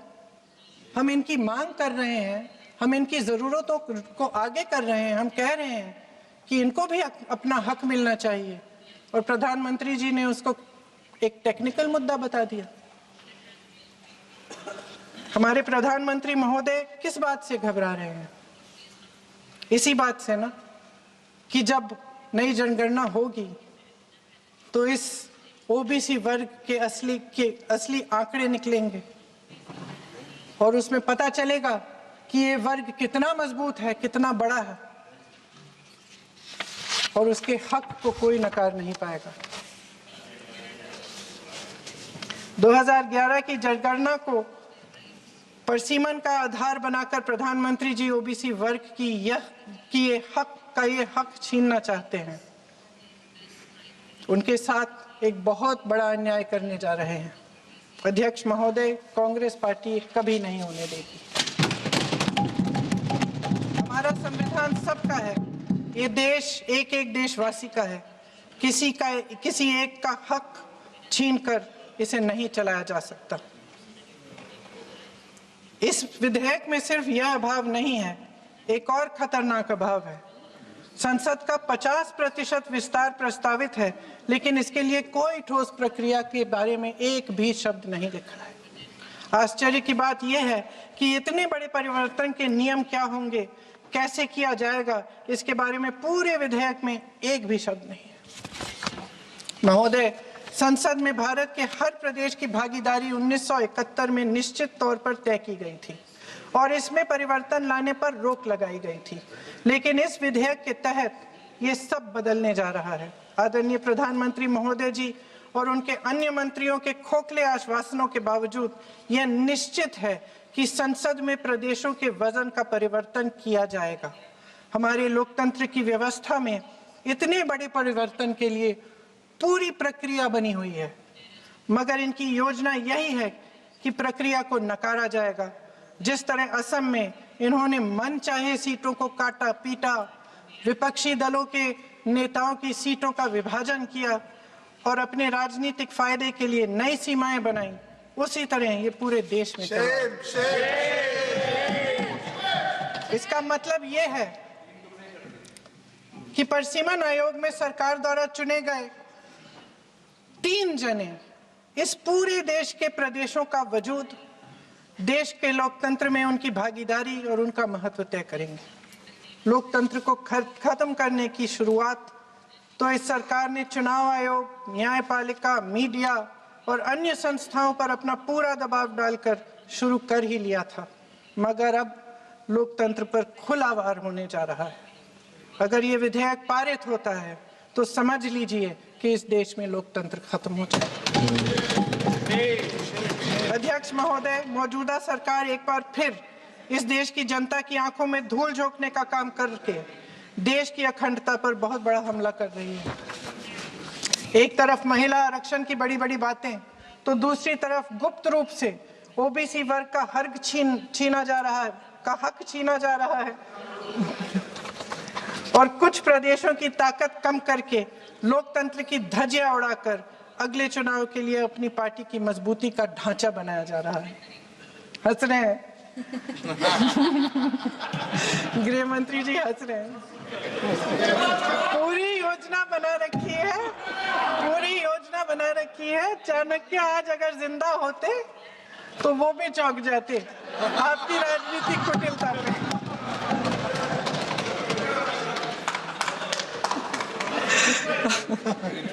इन्होंने पूरी योजना बना रखी है, हंस रहे हैं, सहमत है मेरी बातों से। अचानक प्रदेशों में चुनाव के दौरान सदन की बैठक बुलाओ, कोई सर्वदलीय बैठक मत बुलाओ। विधेयक का प्रारूप सिर्फ एक दिन पहले सार्वजनिक कर लो ताकि विपक्ष को कोई मौका न मिले कि इस पे चर्चा कर ठीक ढंग से हो। मीडिया और पब्लिक में पहले से ही चर्चा शुरू कर लो कि मोदी जी एक बहुत बड़ा कदम उठाने वाले हैं महिलाओं के उत्थान के लिए। ये विपक्षी दल के जो नेता हैं कुछ समझते नहीं हैं, राष्ट्र के हित में कुछ करते नहीं हैं, विरोध करेंगे। बेचारे मोदी जी इतना बड़ा कदम उठाने वाले हैं, सबको इनका साथ देना चाहिए राजनीति से ऊपर उठकर, और ये कर करके विपक्ष को धर्म संकट में डाल दो। एक तरफ महिला आरक्षण और दूसरी तरफ आपको काट पीट करने की, पूरे ढांचे को बदलने की स्वतंत्रता, ओबीसी वर्ग को नकारने की स्वतंत्रता। अध्यक्ष महोदय, राजनीति में कुटिल होना अपनी जगह है, शायद हमें और थोड़ा होना भी चाहिए इस तरफ वालों को, लेकिन सत्ता बनाए रखने की महत्वाकांक्षाओं को परे करके देश के हित के लिए सही निर्णय लेना अलग। शायद हम आदरणीय प्रधानमंत्री महोदय जी से आज ये उम्मीद नहीं रख सकते क्योंकि वह समस्याओं से घिरे हुए हैं, उन पर अंतर्राष्ट्रीय दबाव बहुत है। महिला आरक्षण जैसे ऐतिहासिक कदम को उन्होंने सत्ता को बनाए रखने का एक कमजोर बहाना बना दिया है। जाति जनगणना को नकारते हुए एक ऐसी संसद बनाना चाहते हैं जिसमें सिर्फ अभिव्यक्ति और चर्चा का ही अभाव नहीं होगा, बल्कि पिछड़े वर्गों और प्रदेशों की समानता का भी अभाव होगा। हमारी मातृभूमि की अखंडता का आधार है 1 सिटीजन 1 वोट 1 वैल्यू। अलग अलग राज्यों का दर्जा बगैर किसी संवैधानिक प्रक्रिया के तय करना इस अखंडता पर वार है। इससे हम कैसे सहमत हो सकते हैं? अध्यक्ष महोदय, इन्हीं 543 लोकसभा क्षेत्रों में से महिलाओं को 33% आरक्षण क्यों नहीं दिया जाता? अगर पद खोने का डर नहीं है तो कुछ लोग अपना पद खोलें।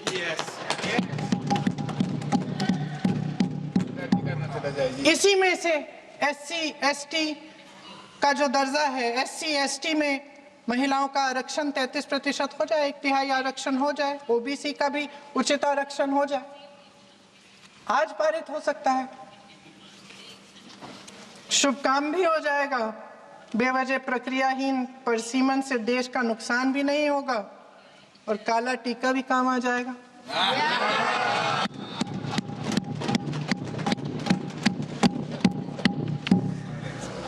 सदन की सर्वसहमति से देश के इतिहास में एक महत्वपूर्ण कदम उठाने पर आदरणीय प्रधानमंत्री महोदय जी का नाम भी लोकतंत्र का गौरवमय पन्नों में लिखा जाएगा। अध्यक्ष महोदय, आज मेरी बहुत सारी बहनें यहाँ बैठी हैं, सदन की चर्चा देख रही हैं। हम चाहे बड़े शहरों में रहती हों या छोटे कस्बों में, गांव में, आज बार-बार दिखा रहे हैं गैलरीज, चाहे पढ़ी लिखी हों, कभी भी सभागृह की गैलरी की चर्चा नहीं करते सदन में। फोटो दिखा रहे हैं।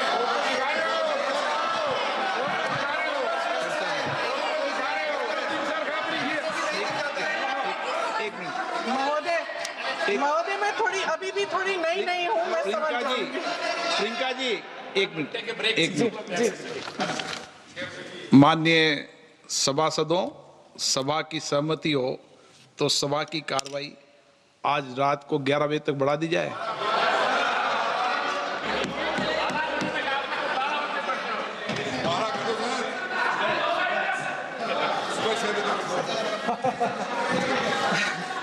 अध्यक्ष महोदय, हम चाहे बड़े शहरों में रहती हों या छोटे कस्बों और गांवों में, चाहे पढ़ी लिखी हों या हमने अवसरों की कमी का सामना किया हो, महिलाएं ही अपने समाज का बोझ अपनी दृढ़ता और मजबूत इच्छा शक्ति से अपने कंधों पर उठाती हैं। हम ही वह अथक कर्म शक्ति हैं जो हमारे राष्ट्र को आगे बढ़ाती हैं। दर्द और तकलीफें सहने की हमारी क्षमता असीम है, लेकिन अध्यक्ष महोदय, आज इस संसद में खड़े हुए मैं खास तौर से अपने पुरुष साथियों को याद दिलाना चाहती हूँ कि इस देश की महिलाएं निडरता पूर्वक जीवन के कठिन से कठिन परिस्थितियों में अपने हक के लिए लड़ना भी जानती हैं। और अंधकार से भरी रात में उठकर एक नई सुबह का दावा करना जानती हैं। इस देश की महिलाएं वे जबरदस्त सामूहिक शक्ति हैं जो इस देश के भविष्य को आकार दे रही हैं। इसलिए अध्यक्ष महोदय, आपके द्वारा मैं आदरणीय प्रधानमंत्री महोदय जी को ये कहना चाहती हूँ कि अगर वे इस ऐतिहासिक कदम को ईमानदारी से उठा रहे होते तो पूरा संसद इनके साथ एकजुट होकर इसे पारित करता। लेकिन देश की महिलाओं के नाम पर इस देश के बुनियादी ढांचे, इसकी अखंडता के साथ खिलवाड़ करने की कोशिश ने इस विधेयक का मकसद ही बदल डाला है। हमारी संसद को कमजोर करके अपनी सत्ता को कायम रखने की एक खोखली कोशिश साबित हुई है। आदरणीय प्रधानमंत्री महोदय जी, इस देश की महिलाओं का वाकई आप सम्मान करते तो उनका राजनीतिक इस्तेमाल न करते। ये आपकी हस्ती, आपके पद, उसकी गरिमा और आपके दायित्व के प्रतिकूल है। आपने ही कहा था कि भारत की हर नारी का ये हक है, उसका अधिकार है, किसी की मेहरबानी नहीं। आज नहीं तो कल उसे ये हक मिलेगा और इस हक को वे पूरी जिम्मेदारी से देश की अखंडता और एकता को बचाने के लिए इस्तेमाल करेंगे। हम आपके इन तीनों विधेयकों का सख्त विरोध करते हैं। लेकिन अभी भी आप एक ऐसा निर्णय ले सकते हैं जो सर्वसहमति से इस सदन में पारित हो जाएगा और हमारे देश की हर नारी को अपनी असली शक्ति को धारण करने का मौका मिलेगा। मैं आपके द्वारा प्रधानमंत्री जी से अपील करती हूं कि मन बनाएं, साहस करें, सही निर्णय ले लें। हम सब उनके साथ खड़े रहेंगे। धन्यवाद। माननीय गृह मंत्री जी, अपने 11 बजे तक के लिए अभी एक्सटेंशन का हाउस का सेंस लिया है, तो इतना मेहनत से देश का महिलाओं को सशक्तिकरण देने के लिए, उनको जगह देने के लिए बहस कर रहे हैं, तो खाना का भी व्यवस्था कर देता हूँ, सबका भोजन। माननीय गृह मंत्री जी,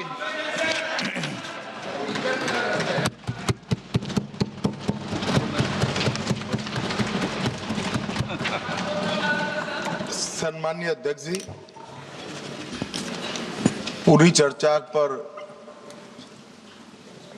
सरकार का जवाब तो कल मैं दूंगा, परंतु अब तक जो चर्चा हुई है उसमें कुछ चीजें ऐसी उभर कर आई है जिसको सुनकर मुझे लगता है कि आज रात के लिए भी देश की जनता में कोई भ्रांति नहीं रहनी चाहिए। तो वो चीजों की स्पष्टता करने के मर्यादित उद्देश्य से मैं यहां पर खड़ा हुआ हूं। माननीय अध्यक्ष जी, एक सबसे बड़ा नैरेटिव खड़ा किया जा रहा है, भ्रांति फैलाई जा रही है कि ये जो 3 विधेयक है, संविधान संशोधन विधेयक और 2 कानून, डिलिमिटेशन का और संघ क्षेत्र के चुनाव के कानून में बदलाव, वो आने से दक्षिण की क्षमता लोकसभा में बहुत कम हो जाएगी और हमारे दक्षिण के राज्यों को बहुत बड़ा नुकसान होगा। मान्यवर, मैं बिल जो सदन के सामने है, अब सदन की प्रॉपर्टी है, इसका प्रैक्टिकल इंटरप्रिटेशन कर कुछ चीजों को मैं बताना चाहता हूं।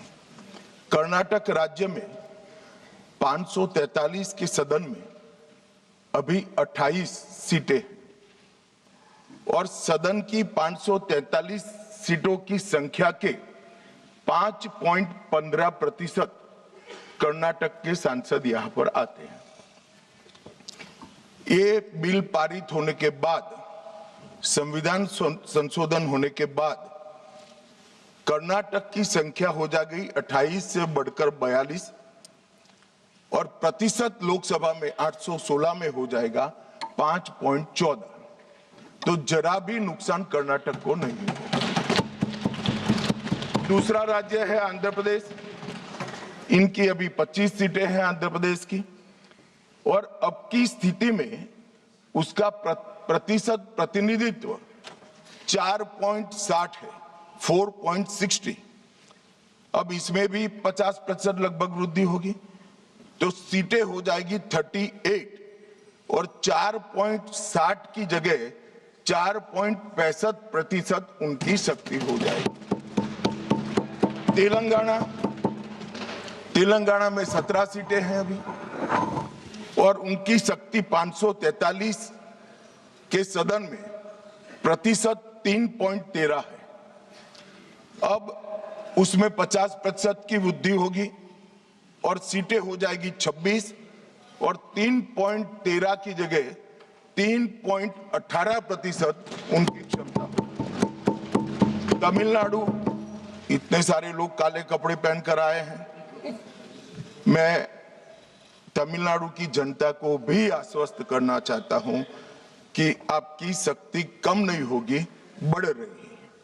मान्यवर, अभी 39 सांसद तमिलनाडु राज्य से चुनकर यहां आते हैं और 543 के सदन में उसके प्रतिशत है 7.18% और अब 50% वृद्धि के बाद सांसद लगभग हो जाएंगे 59 और इनकी नए सदन में 816 के सदन में प्रतिशत में संख्या हो जाएगी 7.23। मैं फिर से एक बार रिपीट करना चाहता हूं, अभी तमिलनाडु की सदन में प्रतिशत स्ट्रेंथ 7.18% है, वो बढ़कर हो जाएगी 7.23। तो तमिलनाडु को भी कोई नुकसान नहीं है।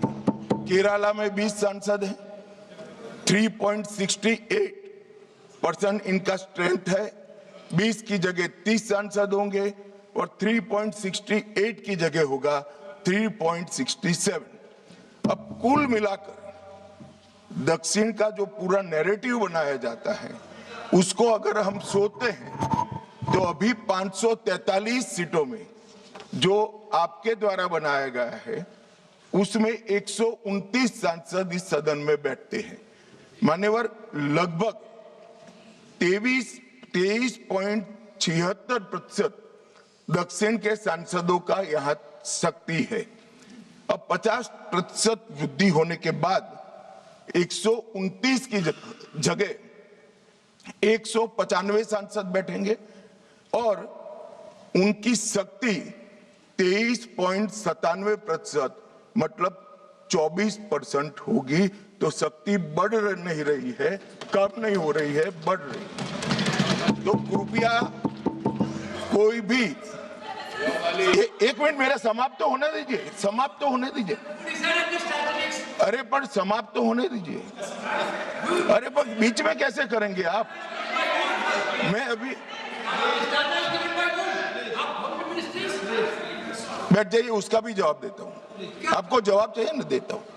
मान्यवर, कृपया ये बिल के जो इंटरप्रिटेशन है, इसको अधिकृत रूप से बिल को पायलट करने वाले मंत्री के रूप में मैं इस सदन के सामने रख रहा हूं। मैं मेरी जिम्मेदारी समझ रहा हूं। जो भ्रांति फैला रहे हैं वो शायद न समझते हैं, तो उसके लिए मेरा कोई टिप्पणी नहीं है। मान्यवर वेणुगोपाल जी कह रहे हैं कि किसने कहा? मैं अमित शाह भारत का गृह मंत्री कह रहा हूं, जो इस बिल को पायलट किया। दूसरी बात, सुनिए ना, बिल में कहां है और कहां से ड्रॉ कर मैं आंकड़े निकालता हूं। मैं कल उनको जब डिटेल जवाब दूंगा तब बता दूंगा, मगर वो सुनने के लिए बैठे वॉकआउट न कर जाए। बाकी मैं डिटेल केजी के बच्चे को समझ में आए इतनी सरलता से इनको मैं समझा दूंगा। उनको धैर्य से सुनना चाहिए। मान्यवर, इन्होंने कहा कि जाति जनगणना नहीं कराना चाहती है सरकार।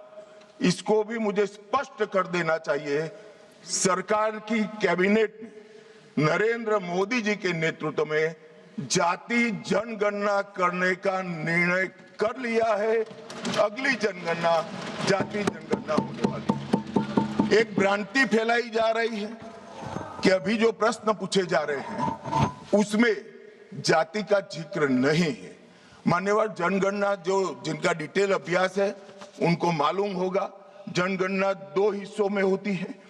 पहले सभी मकानों को इंगित किया जाता है और उसके बाद में जो बिल्डिंग्स होते हैं इसके अंदर रहने वाले बंदों को इंगित किया जाता है। तो बिल्डिंग की अभी तक कोई जाति की व्यवस्था हुई नहीं है, होगी तब इसको भी गिन लेंगे।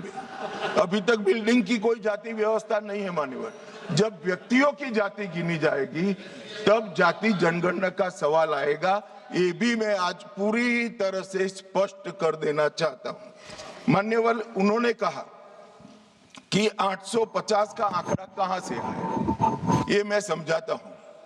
850 का जो आंकड़ा है मान्यवर, वो इस तरह से बना है कि काल्पनिक रूप से सोच ले कि 100 सीटें हैं। अगर 33% माताओं को, मातृशक्ति को आरक्षण देना है तो उसमें 50% बढ़ाते हैं तो सीटें होती है 150, और 150 जब होती है इसका 33% करते हैं तो 100 सीटें ऑटोमेटिकली हो जाती हैं। जो 543 सदस्य बैठे हैं इसमें 50% वृद्धि होगी, इसका 33% जब माताओं के लिए रिजर्व हो जाएगा, तब 543 की 43 ओपन सीटें होगी जहां पर भी महिलाएं लड़ सकती। तो ये 50% इस तरह से आया है। और 850 है वो राउंड ऑफ फिगर है, 816 एग्जैक्ट संख्या होगी। ये फिर से पूछेंगे कि ऐसा क्यों किया है, तो अभी भी राउंड ऑफ फिगर जो है ये 543 नहीं है, 543 से ज्यादा ही है। अब उन्होंने कहा कि वृद्धि कैसे करोगे? आप 550 इतना तो समझ जाएंगे भाई। मैं केजी कहा तो तुम 7 अर्थ में केजी की तरह करने लगे। मान्यवर, इन्होंने कहा कि ये बिल में लिखा नहीं है। सांसद ज्योतिमणि और दक्षिण के कई सारे सांसदों ने कहा, मेरा कल समय ले ले, मैं पढ़वा दूंगा। वैसे समय लेने की जरूरत भी नहीं है, कल मैं सदन के सामने ये डिटेल पूरा देश समझ पाए इस तरह से समझा दूंगा। मान्यवर, डीलिमिटेशन कमीशन का जिक्र है कि डीलिमिटेशन कमीशन में आप आपके लोग बिठा दोगे, ये करोगे वो करोगे। तो मैं माननीय सदस्य प्रियंका जी को कहना चाहता हूं, हमने डीलिमिटेशन कमीशन एक्ट के अंदर कोई बदलाव नहीं किया है। फुल स्टॉप कोमा में आपका डीलिमिटेशन कमीशन एक्ट को हमने रिपीट किया है। अगर आपने उस वक्त मैनिपुलेशन किया है तो मैं इतना कह सकता हूं, आप कह रही हो कि इससे मैनिपुलेशन होगा, तो आपने अगर उस वक्त ये एक्ट का उपयोग कर कर मैनिपुलेशन किया होगा तो मैं इतना कर सकता हूं कि हम नहीं करेंगे। और मैं कुछ नहीं कह सकता। मान्यवर, एक वाक्य है कि तमिलनाडु बंगाल में चुनाव हो रहे हैं और ये नया एक्ट आ गया। मान्यवर, बैठो बैठो बैठो। मान्यवर, मैं स्पष्टता से कह देता हूं कि ये डीलिमिटेशन कमीशन की जो रिपोर्ट तभी लागू होगी जब पार्लियामेंट इसको स्वीकार करके करेगी और राष्ट्रपति महोदय इस पर अपना मंजूरी का मोहर लगाएंगी। तो ये 2029 के पहले होने का सवाल नहीं है। 29 तक भी जो चुनाव होंगे वो सारे पुरानी सीटों पर ही होंगे, पुरानी व्यवस्था में होंगे। तो अखिलेश जी को भी डरने की जरूरत नहीं है। यहाँ 27 की बात करो, यहाँ हालांकि वो जीतेंगे नहीं, वो अलग बात है, मगर डरने की जरूरत नहीं है। यहाँ पर कहा गया कि सत्ता बनाए रखने की लालसा में ला गया है। मान्यवर, ऐसा जो लोग कहते हैं कि कुछ नेता 130 करोड़ की आबादी के जनमत को मैनिपुलेट कर सकते हैं, वो हमारी शक्तियों के आकलन बहुत ज्यादा कर रहे हैं। हम तो उस बात में मानने वाले हैं, लोकतंत्र में सत्ता नागरिक के वोट से और नागरिक के दिमाग से ही तय होती है। राजनेता, राजनीतिक पार्टियां नहीं कर सकती। 130 करोड़ का जनमत कौन मैनिपुलेट कर सकता है ऐसा? और अगर कर पाते तो हम तो जीतते ही नहीं। आप सत्ता में बैठे थे, हम कैसे जीतते? मान्यवर, इमरजेंसी डालने के बाद भी जनमत मैनिपुलेट नहीं होता है, इस देश का इतिहास है। और जहां तक लोकतंत्र को खत्म करने की बात करी है, मैं भारतीय जनता पार्टी के कार्यकर्ता के नाते, इस सदन में एक सांसद के नाते कहता हूं, किसी की भी ताकत नहीं है इस देश से लोकतंत्र को खत्म करने की। जिन्होंने प्रयास किए हैं इमरजेंसी के वक्त, जनता ने उनको खत्म कर दिया था, लोकतंत्र को कुछ नहीं हुआ। और मान्यवर, लोकतंत्र इस तरह से खत्म नहीं है।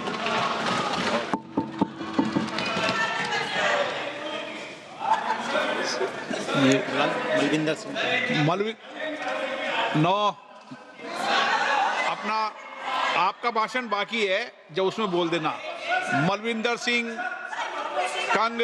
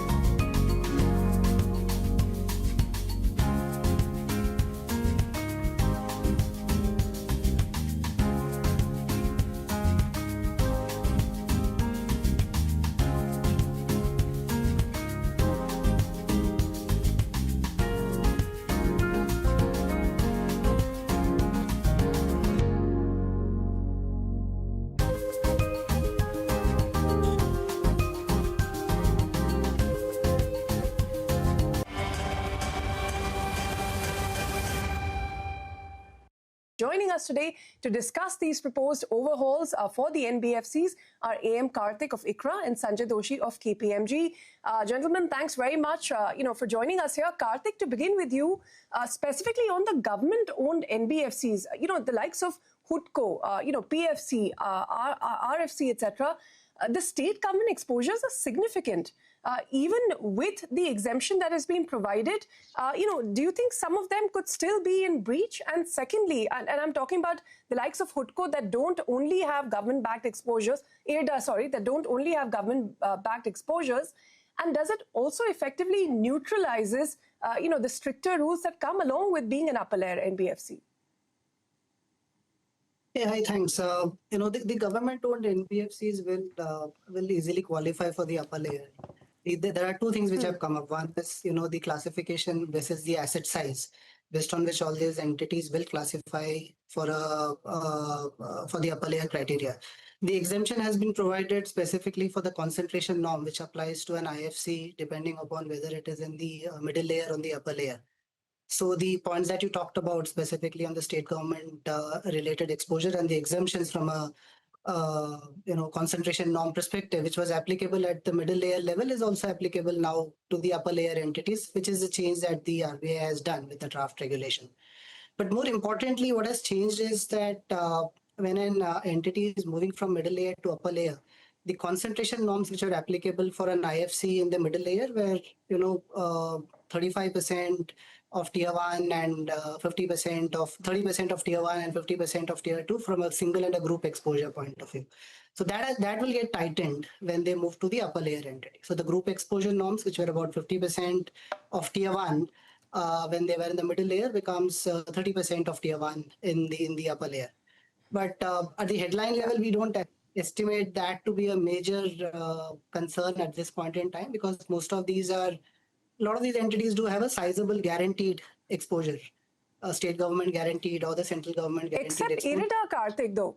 But Karthik, IRIDA has, I think, almost 71% private concentrated exposure, not government. What happens to them? So we'll have to look at it. Basically, most of them are significantly below the levels which are stipulated even now. So we'll have to see essentially what will be the impact. But headline should not have any major impact on any of these entities. Sanjay, what is your reading? I mean, even the fact that government-owned NBFCs with these large exposures are getting all kinds of exemptions to ensure that their transition is easier, does it uneven the playing field between government and privately held NBFCs? And overall, do you think just sticking to the asset size of 1 lakh crore as the threshold, does it risk diluting some of the risk sensitivity, the interconnectedness, etc., parameters that would have typically been looked at to qualify for tighter regulations? Sure, Ritu. So, see, there are two parts to it. So, one is, of course, all these regulations is kept in mind with the systemic risk if any particular institution is bringing to the market, and hence how you really mitigate it. Now, when you look at this entire thing around, as you were putting it and as Karthik mentioned, around the state government loans, etc., right? So there are two parts. One is the exposure norms, and second is the capital, which the NBFC has to have to really cover from a capital adequacy perspective. From an exposure norms, anything which is guaranteed by the government or state government, I think the treatment is the same, whether it's for private or whether it's for public sector NBFCs, where they are excluded to the extent there is guarantee available. But for state government guarantees, there is a requirement for a capital to come in. So effectively, it's been there. And hence, is it going to really, this particular draft, if it becomes a regulation, is it really going to make a material change? The answer is no, definitely in a short to mid-term. But longer term, I'm sure, I think slowly and steadily, there will be a direction where do you really need this kind of guarantees, or you really want to bring public sector entities and private sector entities completely to market factors. So that's the other perspective to it. But net-net, we don't really expect a major mid to long-term change, mid to short-term change in terms of any such transition or change happening. But Karthik, the draft also speaks about the fact that there will be a proposed 5-year review cycle for the upper layer asset threshold. And currently, out of the 15 upper layer NBFCs, it's only Tata Sons that is not in compliance with this 3-year mandatory listing norms. It is supposed to be listed by September. But now, do you see that with this, there have been experts who have told us that this would not impact Tata Sons, and they have options with them as well of declassifying themselves as an NBFC. Does that option still lie on the table for them? And if so, what can Tata Sons do otherwise to navigate this listing criteria? Very difficult to comment on the entity-specific question, but it's up to the regulator and the entity to decide on the way forward. But going by this new regulation, it's completely dependent on the asset size, and the asset size qualification applies for Tata Sons. But we'll have to see how it is worked out. So it's specific, entity specific. I think it will be between the regulator and the entity to decide on how they navigate through this. But having said that, we'll have to look at the 5-year life cycle, which is applicable for any upper layer entity. So the transition which is applicable for an entity to be, once it is classified an upper layer, it continues to be an upper layer for a period of 5 years. And also there is an option at the regulator to look at entities which are moving towards upper layer. Right? So entities which are not qualifying for upper layer but will become an upper layer definition maybe in the near term. So they typically tend to sensitize those entities. This is part of the regulation which is already there in place. So typically tend to sensitize and see what is the way forward if the upper layer becomes applicable for these entities over a period. So these are all discussions which happen between the regulator and specific entities, and things which is completely between the two, and they decide on the way forward. So difficult to exactly comment on what will be the way forward for a specific entity that you brought about in the question. No, we take that point, and periodically as the economy grows, as these entities grow, etc., these norms need to be revised as well. But one more point, Karthik, which as of now do you see outside of what is there in the upper layer and what has been discussed already in the unlisted space, do you think could make the cut in the very near future? Do you have any, guesses out here, any calculated predictions that you can make? I think all of them are listed which may qualify for this criteria at this point in time. So we don't see any unlisted entity which will make the cut. We'll have to see how the RBI transitions on the entities which are currently there in the upper layer category, but may not necessarily make the cut of 1 lakh. They do have the time of till September 27, when the 5-year timeline lapses for some of them. And that the RBI and those entities which are currently upper layer and not possibly making the cut which the RBI is proposing on the asset size, they will decide on on the way forward. So not on the unlisted space which can make the cut and and not be listed at this point in time. Sure, that's PNB Housing and Sammaan that are below that 1 lakh crore threshold, but keep in mind they have a 5-year window from 2023. So it's not that they will immediately exit, even if these guidelines are implemented as is. But Sanjay, a final question. Some of these smaller NBFCs that are perhaps significantly below or just below that 1 lakh crore threshold, do you think we could see some active balance sheet management to ensure they remain below it, for the time being, to avoid tighter regulations, especially when it comes to bank-like regulations for these smaller NBFCs?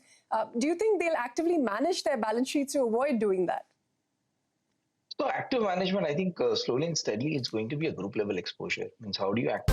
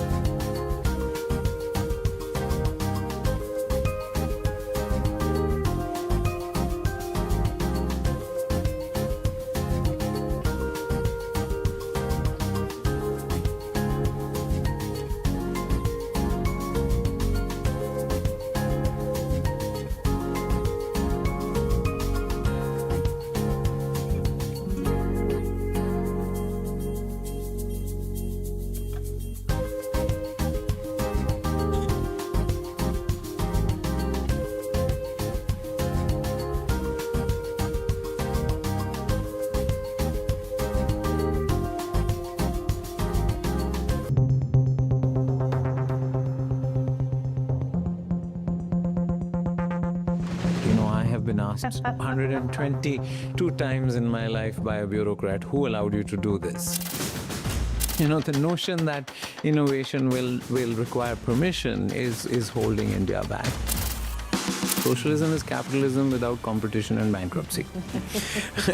Basically, if you remove bankruptcy and you remove competition, socialism and capitalism are the same thing, right? See, IPL has made cricket more meritocratic in ways that the Ranji Trophy never did. I think private equity has made Indian business more meritocratic in ways that nationalized banks never did. In 1970, out of the 10 top pharma companies in India, there was only one Indian company. Today, there's only one multinational in the top 10, right? And that is because Indian pharma companies became meritocratic, right? Indian pharma exists because entrepreneurs danced with the government. I mean, the most embarrassing number about India 35 years after 1991 is that 45% of our labor force still works on farms. What's the bravest thing you've done so far? Oh, it's having children. Getting married. All of them are going to be non-professional.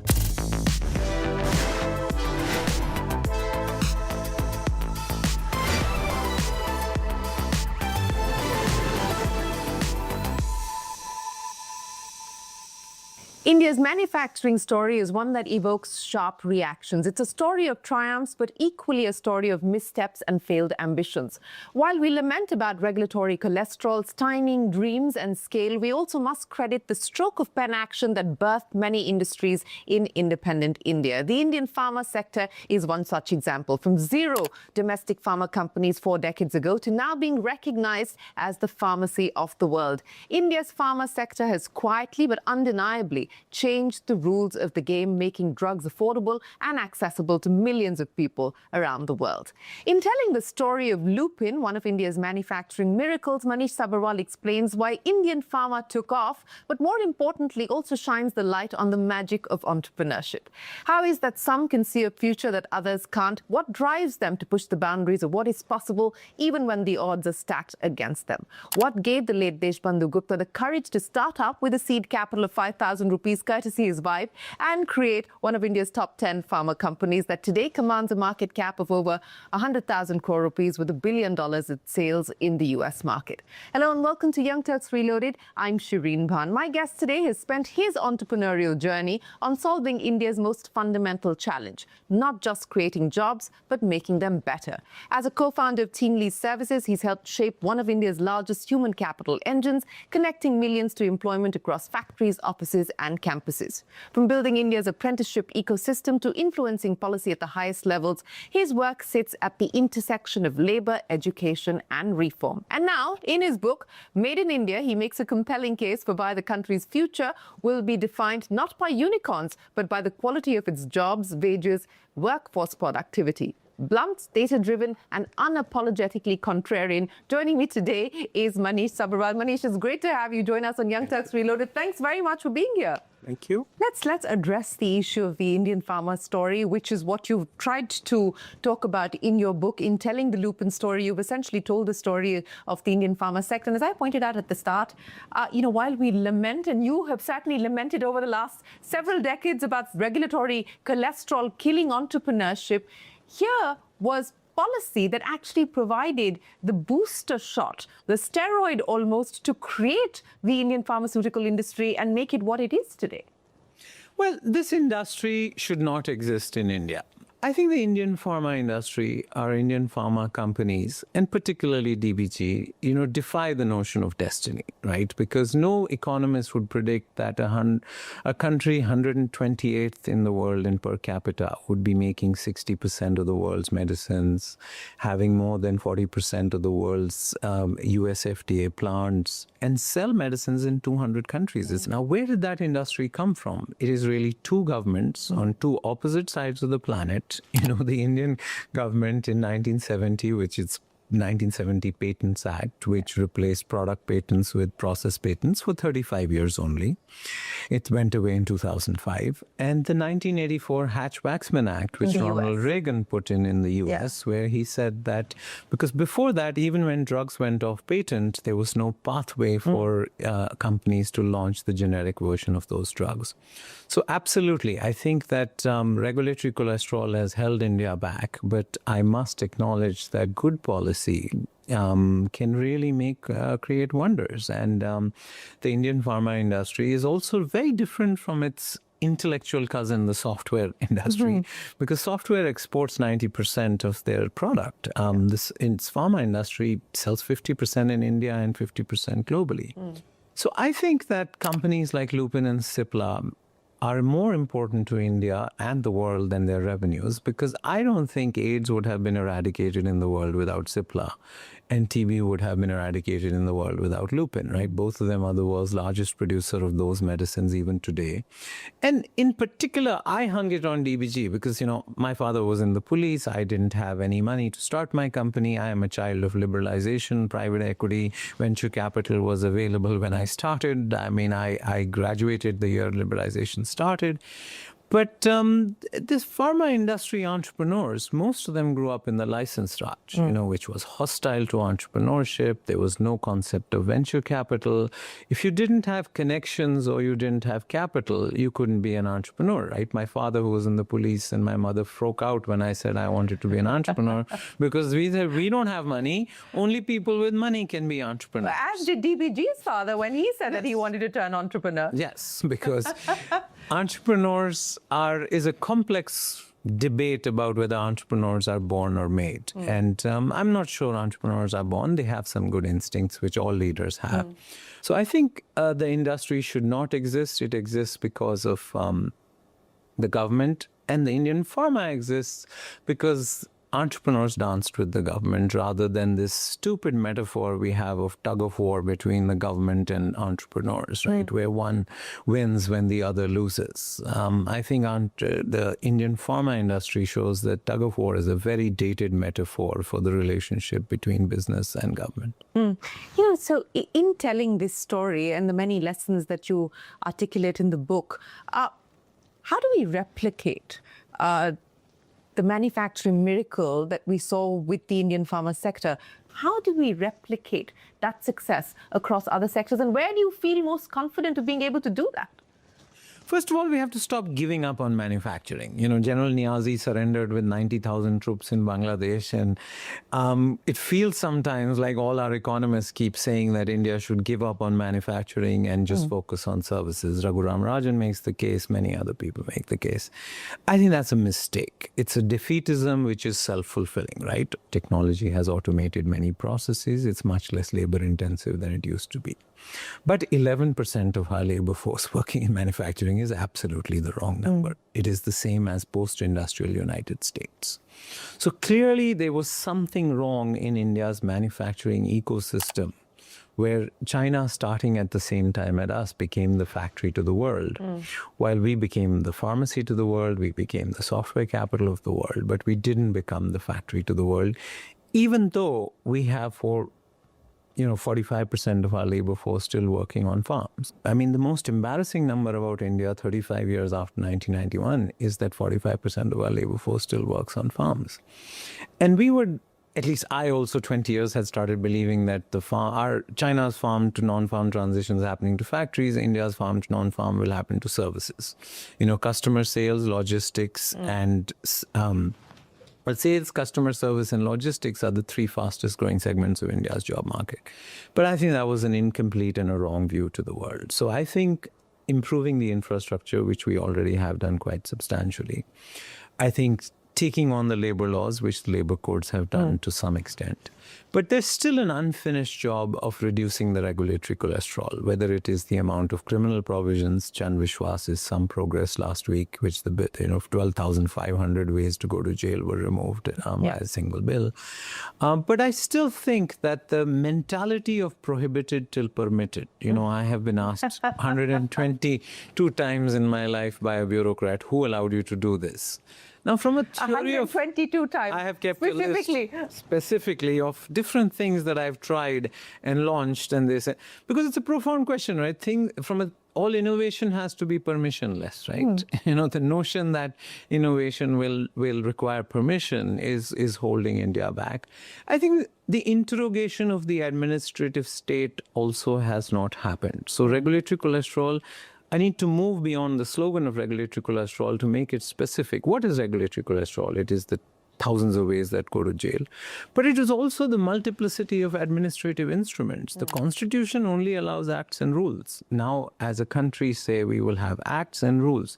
You don't have a single source of truth in India for where you can go and say, is this act or rule applicable? Is it live? So I think there's a huge amount of unleashing of entrepreneurial energy. And you know, the challenge is everybody, when I talk about regulatory cholesterol, thinks I'm talking about big companies. Big companies have sorted this problem out. For them, regulatory They have means of taking on the regulatory cholesterol. For them, it's a thorn in the flesh. It's not a dagger in the heart. Even Teamlease, the company I founded and now I've stepped down from, has 160 guys in regulatory affairs.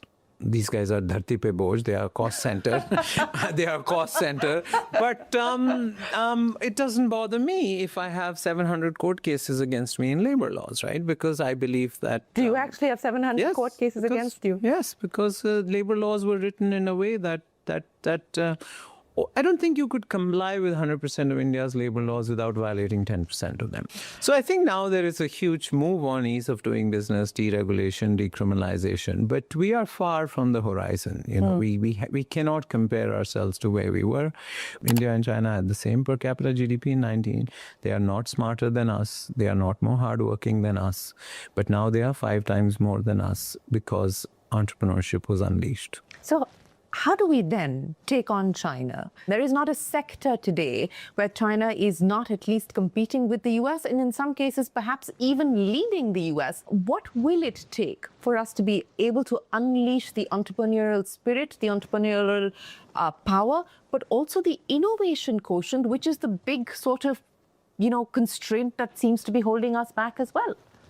Yes, I mean, I think at its heart, it's going to be human capital, right? The repair, prepare, and upgrade of our citizens, you know, the school system, the skill system, and the college system. But if you wanted to take it right to the end, because finally you can't repair people who didn't receive prepare. We can't teach people in 3 months or 6 months what they should have gotten in 12 years. But we also need to... Is there any political capital or will to want to do that? Oh, I think the biggest problem in that is how do you get something done when after everybody who matters agrees with you, right? Nobody disagrees with my case that if we don't fix government schools, India will always struggle because at the exit gate of the K-12 system, it's kind of late. You can teach somebody to be a barbender, mason, coder, but you can't teach them to be curious, confident, risk taker, team player, and innovative thinker. So I think school system fixing is a clear, and this is not that hard, right? So I think fixing government schools is a whole project by itself, but in the long run, we have to do that. I think there's some repair we can do. India only has 7 lakh apprentices. Germany has 2.7% of its labor force in apprentices. If we had the same number, we would have 15 million apprentices, right? And this is not a new idea. The 20th point in Indira Gandhi's 20-point program in 1975 was fixing the Apprenticeship Act of India. And more recently, in the last few budgets, we've seen an attempt to do exactly that. Exactly that. So why is it still not taken up? Well, I think it is the power of the administrative state, right? And the capability of the administrative. See, I hesitate to link ease of doing business with civil service reform because that then makes it undoable, right? And I'm not talking about the 6,700 IAS officers. I'm talking about the 25 million civil servants who really make the life of our employers visible. So moving from the bird's eye view, which is fiscal and monetary policy, to the daily life of a factory, right? If you want to fix the daily life of a university and the daily life of a factory, you cannot live in fiscal and monetary policy. Fiscal deficits could make countries rich. Why would a country bother being poor? And after a few years on the RBI board, I haven't made up my mind whether monetary policy is a placebo or a painkiller or a steroid. It's definitely not a medicine, right? we should allow our universities, because we will never move from volume to value in pharma, or move to products from services and software, or create a new industry as China has created, if we don't get the human capital right in our university ecosystem. So I think to be the factory to the world, to be the research and innovation hub to the world, we have to reduce the regulatory cholesterol for entrepreneurs.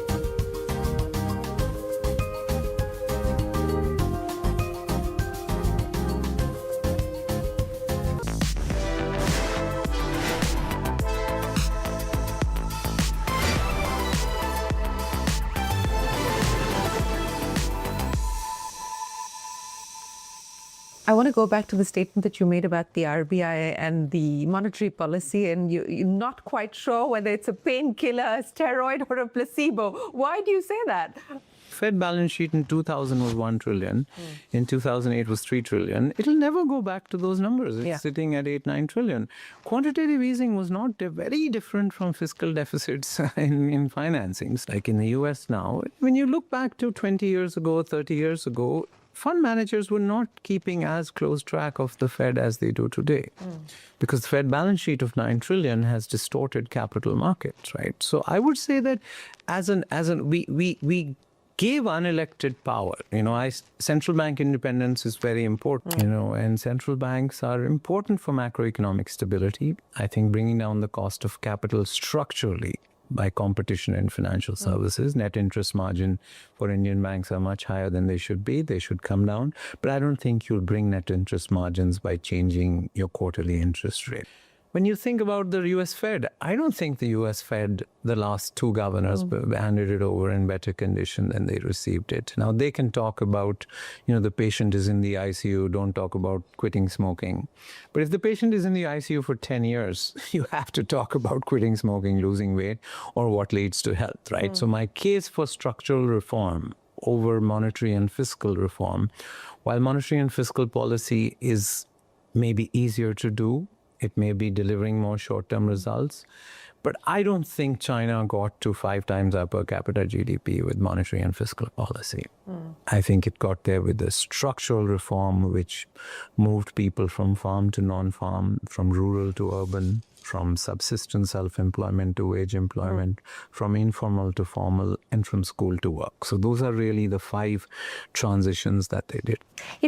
And that's an interesting point that I want to talk to you about. So while we keep lamenting about regulatory cholesterol, what the government should have done, what the government hasn't done, what the government needs to do, let's also focus on the Indian entrepreneur. I mean, if you take a look at the latest Forbes listings or whatever, you've got 200 plus Indian billionaires on that list in the pecking order. But yet, we don't have Indian brands that actually compete globally. But what do you believe is truly holding back the aspiration and the ambition of the Indian entrepreneur? I think at $2,500 per income, you would be surprised by the number of billionaires we have, right? Many of those billionaires outside pharma and IT have really come from what I call regulatory arbitrage industries, right? Where the government really matters, whether it is real estate, whether it is minerals. And that's fine. You can't run a country without real estate or mining or stuff like that. So my sense is counterintuitively, regulatory cholesterol actually helps incumbents. See, basically, what is socialism? Socialism is capitalism without competition and bankruptcy. Basically, if you remove bankruptcy and you remove competition, socialism and capitalism are the same thing, right? So I think that the regulatory cholesterol is not a case for big business. India's 63 million enterprises, 12 million don't have an office, 12 million work from home, only 1 million pay social security, only 30,000 companies have a paid up capital of more than 10 crores. So don't get deluded by our 3-4 trillion GDP. Recognize this is only 30,000 companies with a paid up capital of more than $1 million, $1.5 million. So I think Indian entrepreneurs do not deserve a cultural explanation for our failure. I think the unleashing of the Indian entrepreneur, in true sense of competition, of bankruptcy, your people must fail. It must go out of business. They must not be bailed out. Of competition, there must be 10 people competing for, companies should have clients, not hostages, right? In some of our businesses, that is true. So I would be careful with saying ambition. I think we should step back and look at the structural reasons why a first-generation entrepreneur like me broke ahead after reforms, and why many more people like me who don't have no... See, IPL has made cricket more meritocratic in ways that the Ranji Trophy never did. I think private equity has made Indian business more meritocratic in ways that nationalized banks never did. I think Bollywood is versus OTT is more meritocratic because streaming doesn't care about your surname and stuff like that. So I think India has become more meritocratic. So are we any closer to the IPL moment for Indian entrepreneurship? Well, I think meritocracy, see, multinationals in pharma, in 1970, out of the 10 top pharma companies in India, there was only one Indian company. Today, there's only one multinational in the top 10, right? And that is because Indian pharma companies became meritocratic, right? Many of the new generation companies, PhonePe didn't get to being 20% of the world's digital payments by being run as if it's, a traditional Indian company which didn't value talent, right? Because finally, in new generation companies, your equity takes the elevator and goes home every day. Your equity doesn't sit on your balance sheet, right? And I think most newer Indian companies, entrepreneurs also, and I think one key difference is that newer entrepreneurs distinguish between their shareholder role, board member role, and their executive role very differently, right? They're not concurrent, they're not guaranteed. Your shareholder role is yours, nobody can take it away, but your board member role depends on your ability to reconcile the next quarter and quarter century. And your executive role depends on delivering the quarter. Do you feel confident that we are in the age of the Indian entrepreneur?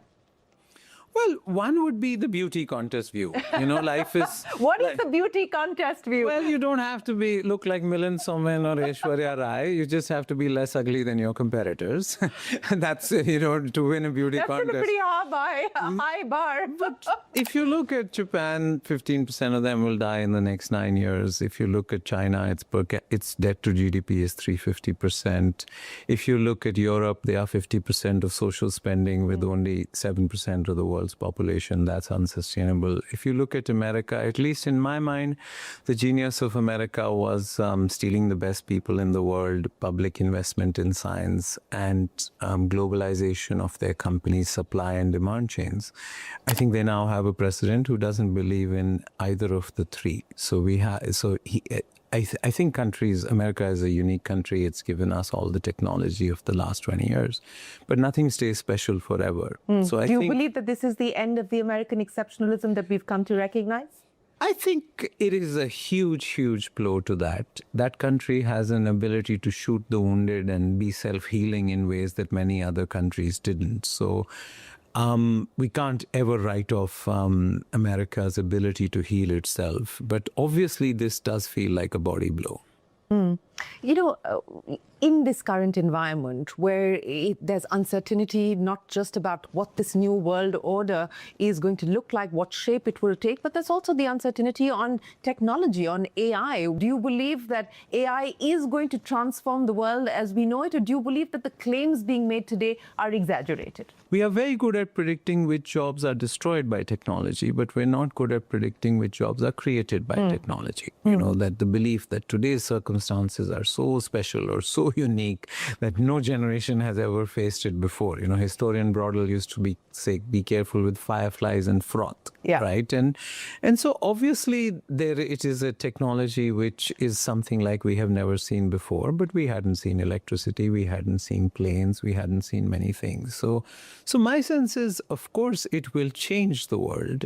I don't think it will destroy the world. This is not COVID. I mean, this is not COVID for the labor market. I mean, it's not even climate change. I think it's passing shower for the world to adjust to what kind of jobs can be done better by a machine and what kind of jobs can be done better by people. So I would say it's too early to tell. You know, it has magnificent labor market effects of empowering people and increasing productivity. It has some devastating effects on replacement of people. So the net calculation is still, anybody who's doing that either knows everything about the world or nothing about the world, and those two extremes are not. Is it a passing shower for India's IT services sector? I think it is a process of adjustment. I have not adjusted my long-term target and model of 5 million people working in software going to 10 million. By when? It was originally, I thought it would be 3 years, but now it'll probably be pushed out to 5 to 6 years. Primarily, 2030. Yeah, primarily because they are system integrators, right? It's very hard to implement AI in a company, in a government, in a society. You can have these whiz-big, inch-wide deep, mile-deep products. Nobody wants a mile-wide, inch-deep product. And so we're looking at these integration of all these AI tools by companies. And it is going to require system integrators. It is going to require people who are able to make sense of this. So we are underestimating the ability or the hugeness of code writing in software implementation, in technology, in digitization. Software code writing is an important part of it, but the harder parts come before you write the software and after you write the software. So I would be careful with this presentism. I think the Indian software industry will go from 5 million to 10 million because it has innovated, just like China innovated in infrastructure and their goods supply chain. Indian IT has innovated in their people supply chain. So I would say this is one more sort of reinvention. Will the same companies succeed? Will the same people succeed? I don't think it really matters to society. So I think in software, we have a bunch of companies, we have a bunch of entrepreneurs, we have a bunch of coders, we have a bunch of project managers. I don't think this technology cluster is in as much danger as people think. What's the bravest thing you've done so far? Oh, it's having children. Getting married. All of them are going to be non-professional. Well, Manish, it's been an absolute pleasure. Thank you so much for speaking to us here on Young Turks Reloaded. Appreciate your time, and we do hope that we get rid of whatever is left of the regulatory cholesterol, and may we see many, many flowers bloom and many dreams unleashed. Thanks very much for your time here on Young Turks Reloaded. We are going to take a break here, but do remember to send us your feedback. We always like to hear from you. Till next week with another conversation. From all of us here on the team, goodbye. Thanks very much for watching.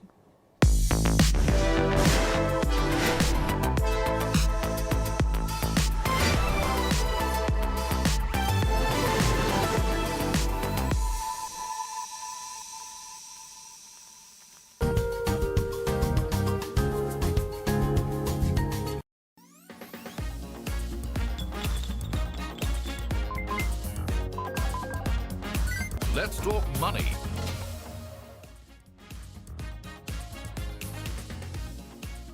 Hello and welcome to a brand new edition of Let's Talk Money. I'm your host, Surabhi Upadhyay. Today on the show, we will put the spotlight on investing in fixed income. Yes, investing in debt. Now, are fixed income funds a corridor of safety amidst the current geopolitical headwinds and conflict?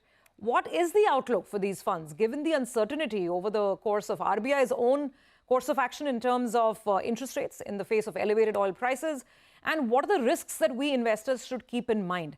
To help us understand all of these issues, today I have with me on the show Devang Shah, Head of Fixed Income at Axis Mutual Fund, and Hardik Shah, who's a fund manager and manages some of these fixed income strategies at Axis Mutual Fund.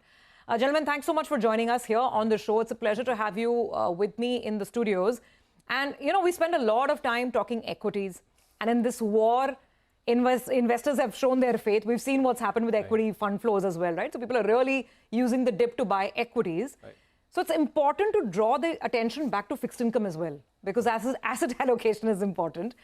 And I want to start right there. You know, sometimes we tend to just, in our planning, we just tend to go a little too overboard on the equity side. Right. Devang, would you agree? As a fixed income manager, I'm sure you'll agree with that. Yeah, definitely. So, see, from a perspective today, you highlighted a very important point that there's still a lot of geopolitical uncertainty. We are still not sure that where are we headed towards. You know, whether the Middle East conflict, how it flares up, it doesn't flare up, it settles along. Where does crude settle?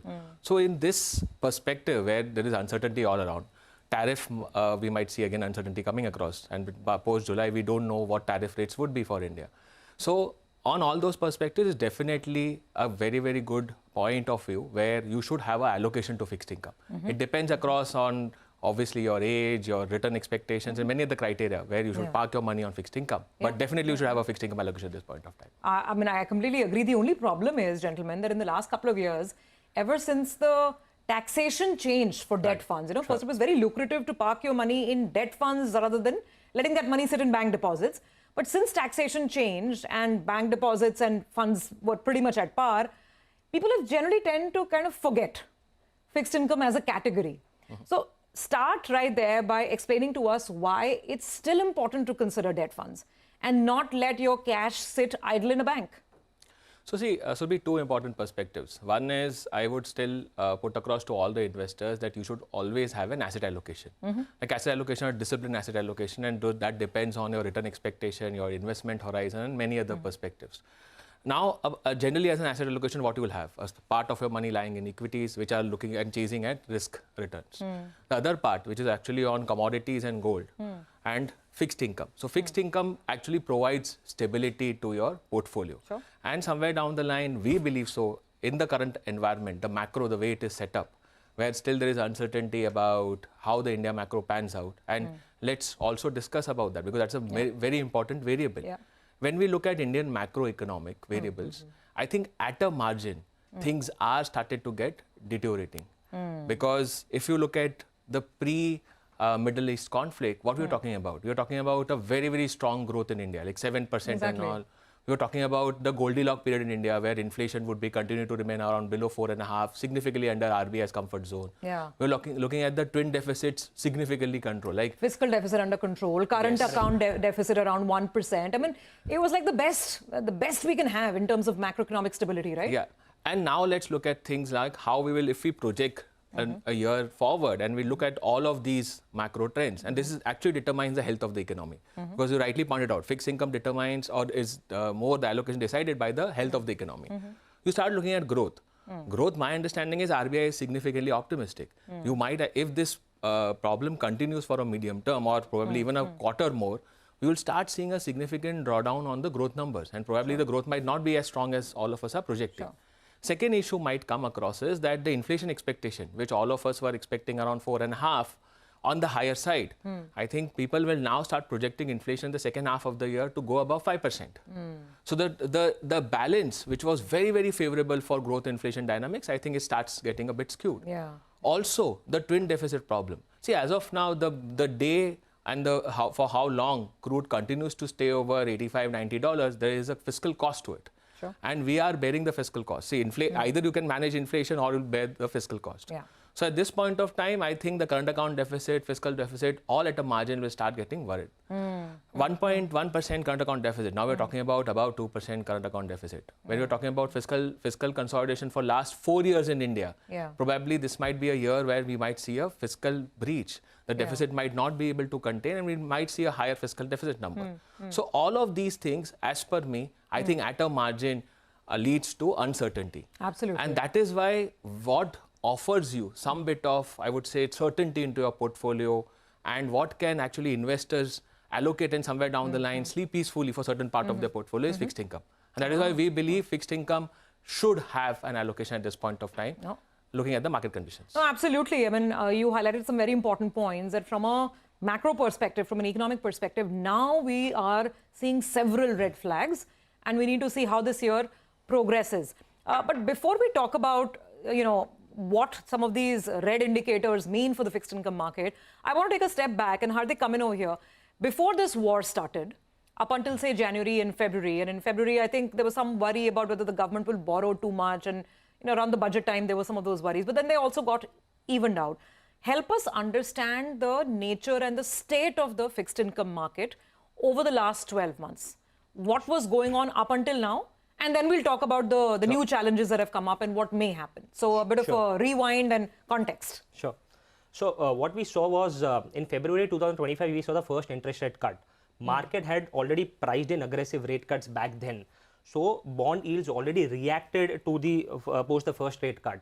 So bond yields went all the way down from around 760, 770 levels, 660, 675 levels. It went all the way down to 620 levels. Then we saw the June policy wherein you saw 50 basis points of interest rate cut. But at the same time, the stance was changed to neutral. From accommodative, it was changed to neutral.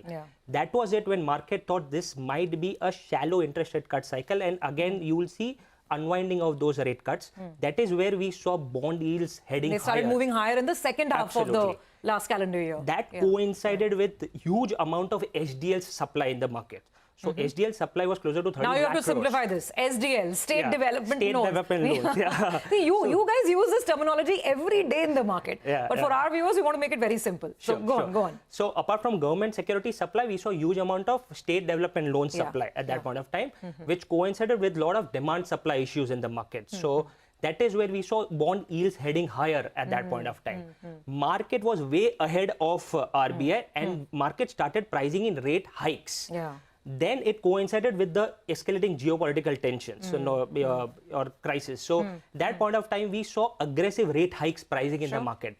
Now that to an extent has again scaled back. So one of the reasons why after all this, your bond yields, government security yields from closer to 670, 75 went all the way down to 620. Again, we are back to closer to 690, 95 and in between we breached 7% as well. Yes, when the war headlines were at its worst. So now, okay, I'm taking one step further back to make it even more simple.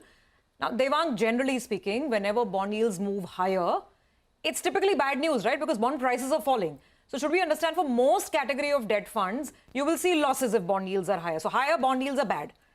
Would that be a right way to look at it? No, so you're perfectly right on that. So it's an inversely correlated market. So you rightly pointed out, like in equities, higher the price, better the market. Here also it is higher the price, better the market. But yields and prices are inversely correlated. So that is why when yields rise, prices fall. Vice versa, when yields fall, prices rise. I think Hardik pointed out a very important perspective. What we need to understand is that, yes, in the last 12 months, yes, there has been some kind of volatility in fixed income markets. But you asked a very important question. Did all fixed income categories didn't perform in that last 12 months? Because yields are going up and macroeconomic concerns. So, oh my God, are fixed income funds losing money? Yes. So the most important perspective is we need to address that. I think even if specifically yields have gone up for long bonds, and he highlighted the reasons for that, which is SDL supply and multiple reasons. The perspective which we need to understand is the short end of the curve continued to remain well behaved.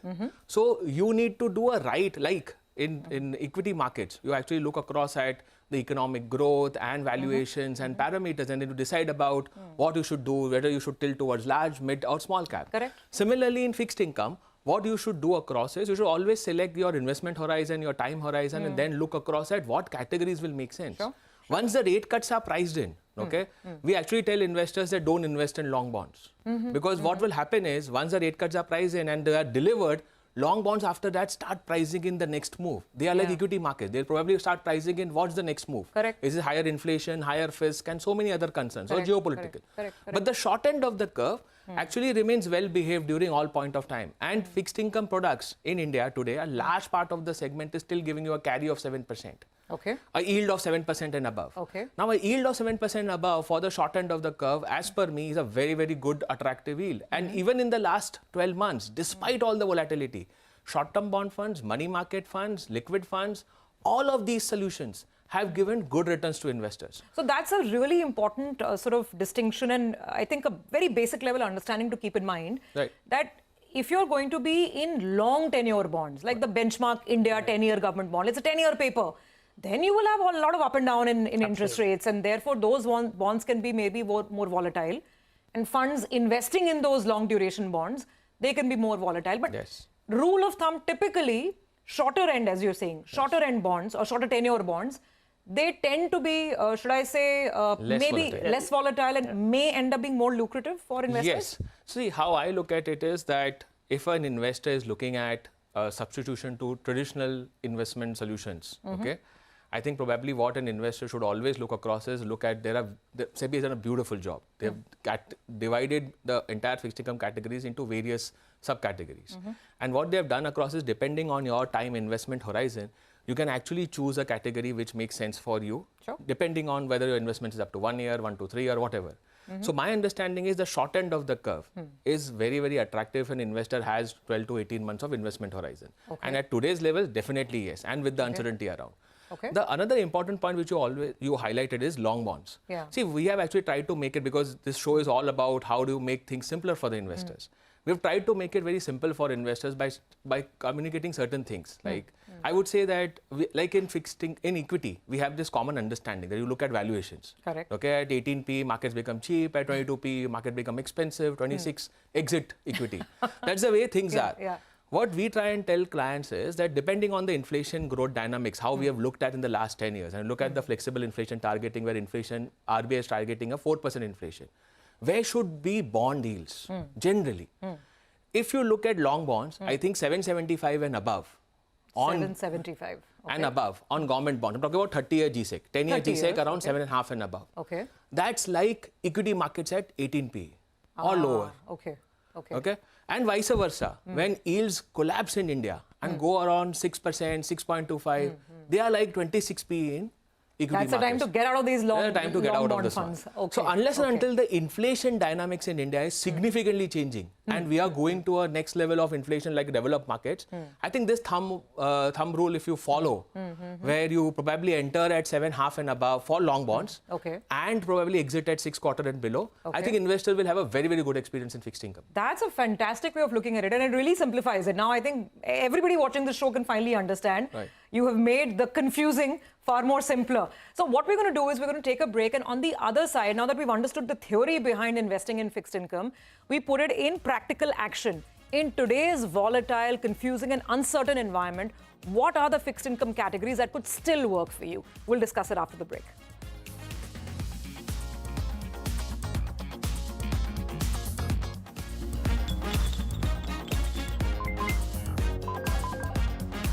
Let's talk money.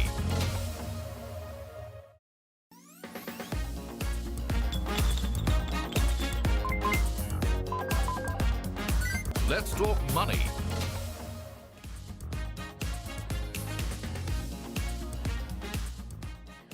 Welcome back. You're with us on Let's Talk Money, and this week we're talking about investing in fixed income. Now that's a very important part of our portfolios. Asset allocation is the key. We've learned that in the period of volatility over the last couple of months. The question is, how do you pick these fixed income funds? Well, we've just understood the theory very, very clearly with Devang Shah and Hardik Shah of Axis Mutual Fund, and now it's time to put it into practice, right? So Hardik, Devang just told us before the break that typically if you're into fixed income funds of not a very long maturity, the short end of the curve, you'll probably be pretty okay. So let me pose a question to you. Now, if I want to invest for 1 year, I have some surplus cash and I want to park it in fixed income funds, what are my options? Is it only a liquid fund, or is there some other category that I should also consider? Yeah, so see, liquid funds are 3 months products basically. So very short term, extreme short term, if you're looking to park your money, liquid fund makes more sense. If you have an investment horizon closer to 1 year, you have 3 other categories: money market category, ultra short term category, and low duration category. So you have 3 other categories which will match your investment horizon, which is closer to 1 year. And how do I choose between these 3 categories? What are their characteristics or factors? Sure. So see, so maturity of these funds basically. So low duration is up to 1 year maturity, and that is how the maturity of these funds is one of the categories or criteria that one should look after. Second is, if you see, the yields of all these products are above 7%. So as Devang highlighted, yields at 7% and above today at repo rate at 5 quarters still. So that makes a lot of sense if we compare the same with traditional products. So traditional products, 1 year, if we were to compare, these products are well suited for investors with less than 1 year horizon. It will give you least volatility as far as the volatility is concerned. So it makes a lot of sense to park your money into these 3 categories. With good asset quality, most of them invest in what sort of underlying paper? These 1 year funds. Absolutely. So see, it's mixed basically, but broadly you will have around 75-80% into AAA and less into AA plus AA kind of credits. Okay, Hardik. So those are the options if I want to invest till 1 year. Now, what about, say, if I want to park money for 1 to 2 years, then what are the options? Yeah, so see, there are three categories of funds there. One is short-term fund and corporate bond fund category, which are like high-grade funds. Okay. So with a 2-year investment horizon, it makes a lot of sense to invest there. Again, to give you from a yield perspective, 2-year, 3-year AAA PSU bonds, which are like government-owned entities more than 50% holding, are trading closer to 740, 750 kind of levels. Okay. So from a repo rate, operational rate of 5 quarter, those are yielding much higher, about 225, 200 basis points. So it makes a lot of sense for those categories of funds to invest into. The worst is already priced in that particular funds.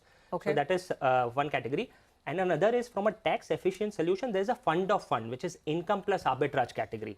Okay. Again, if you invest more than 2 years, your long-term investment or long-term investment taxation will be 12.5%. So that is another category from a tax efficient solution, makes a lot of sense to invest into income plus arbitrage. Income plus arbitrage. Okay, I have more questions on all of this.